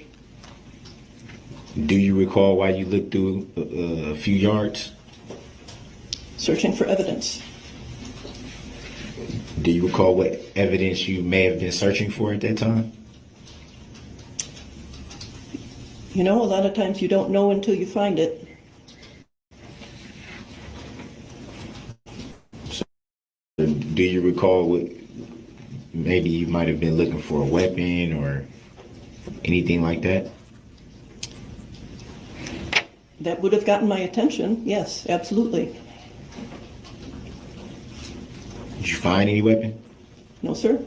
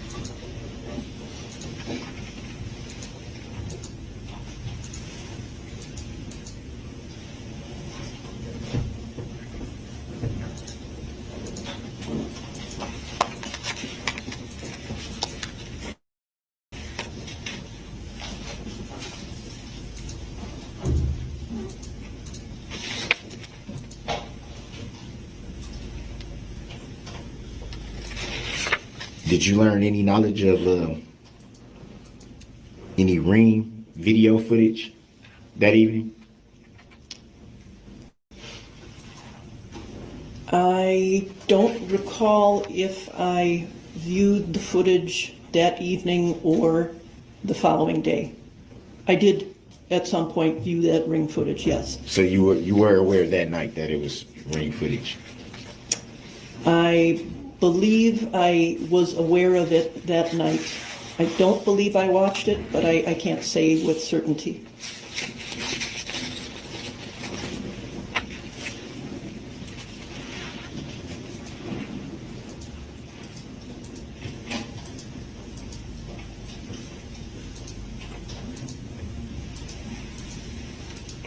And do you recall initially responding to Clinton Street and Broadway first? Yes, sir. And do you recall why you responded to that location first? To see if I could help anyone. About how long did you stay there before responding to Elizabeth?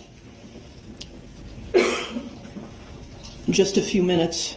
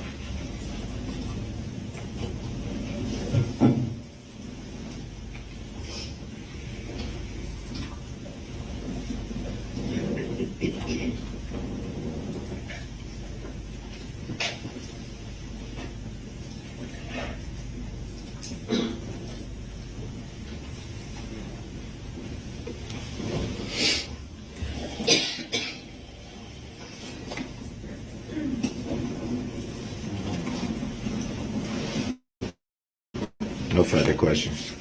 All right, thank you. Any redirect? Referring specifically to the time that you placed the handcuffs on Mr. Brooks, remember that time frame? Objection. I don't consent to being called that name. Overruled. You may answer. Thank you. Yes, I do. Do you recall how Mr. Brooks ended up on the ground as that was happening? I do. Could you tell us about that? Objection. Saw in video. Overruled. The witness may answer. We instructed him to put his hands up and then to get down on the ground. Did he comply with those instructions? He did. Did you or any other officer have to put hands on Mr. Brooks to get him on the ground? Objection. Speculative. Overruled. The witness may answer. No, sir, we did not. After he was on the ground, that's when the handcuffs went on? Objection. correct. Leading. Overruled. She may answer. Your answer again was? That's correct. At any point after the handcuffs went on, did you or any other officer throw Mr. Brooks to the ground? Objection. Leading. Overruled. The witness may answer. We did not. How did you treat Mr. Brooks as you moved him from his prone position on the ground to the squad car? Objection. Overruled. She may answer. As the video shows, he was instructed, let's call it the path of least resistance, to get up off of a prone position, eventually to his feet, with a minimum of discomfort. Did you successfully achieve that objective?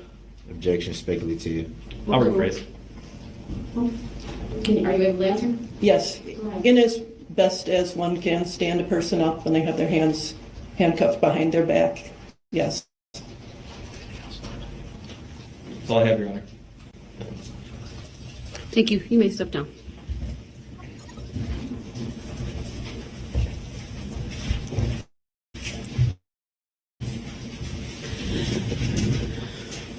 Statement called to next witness. Thank you. The state calls Officer Garrett Luling. Okay, we're gonna stop it there for tonight, and we're gonna pick up there in the morning at 8. It's 5:30 now. We've been at this for 9.5 hours, so we will pick it up there in the morning at 8. So I will see you guys tomorrow.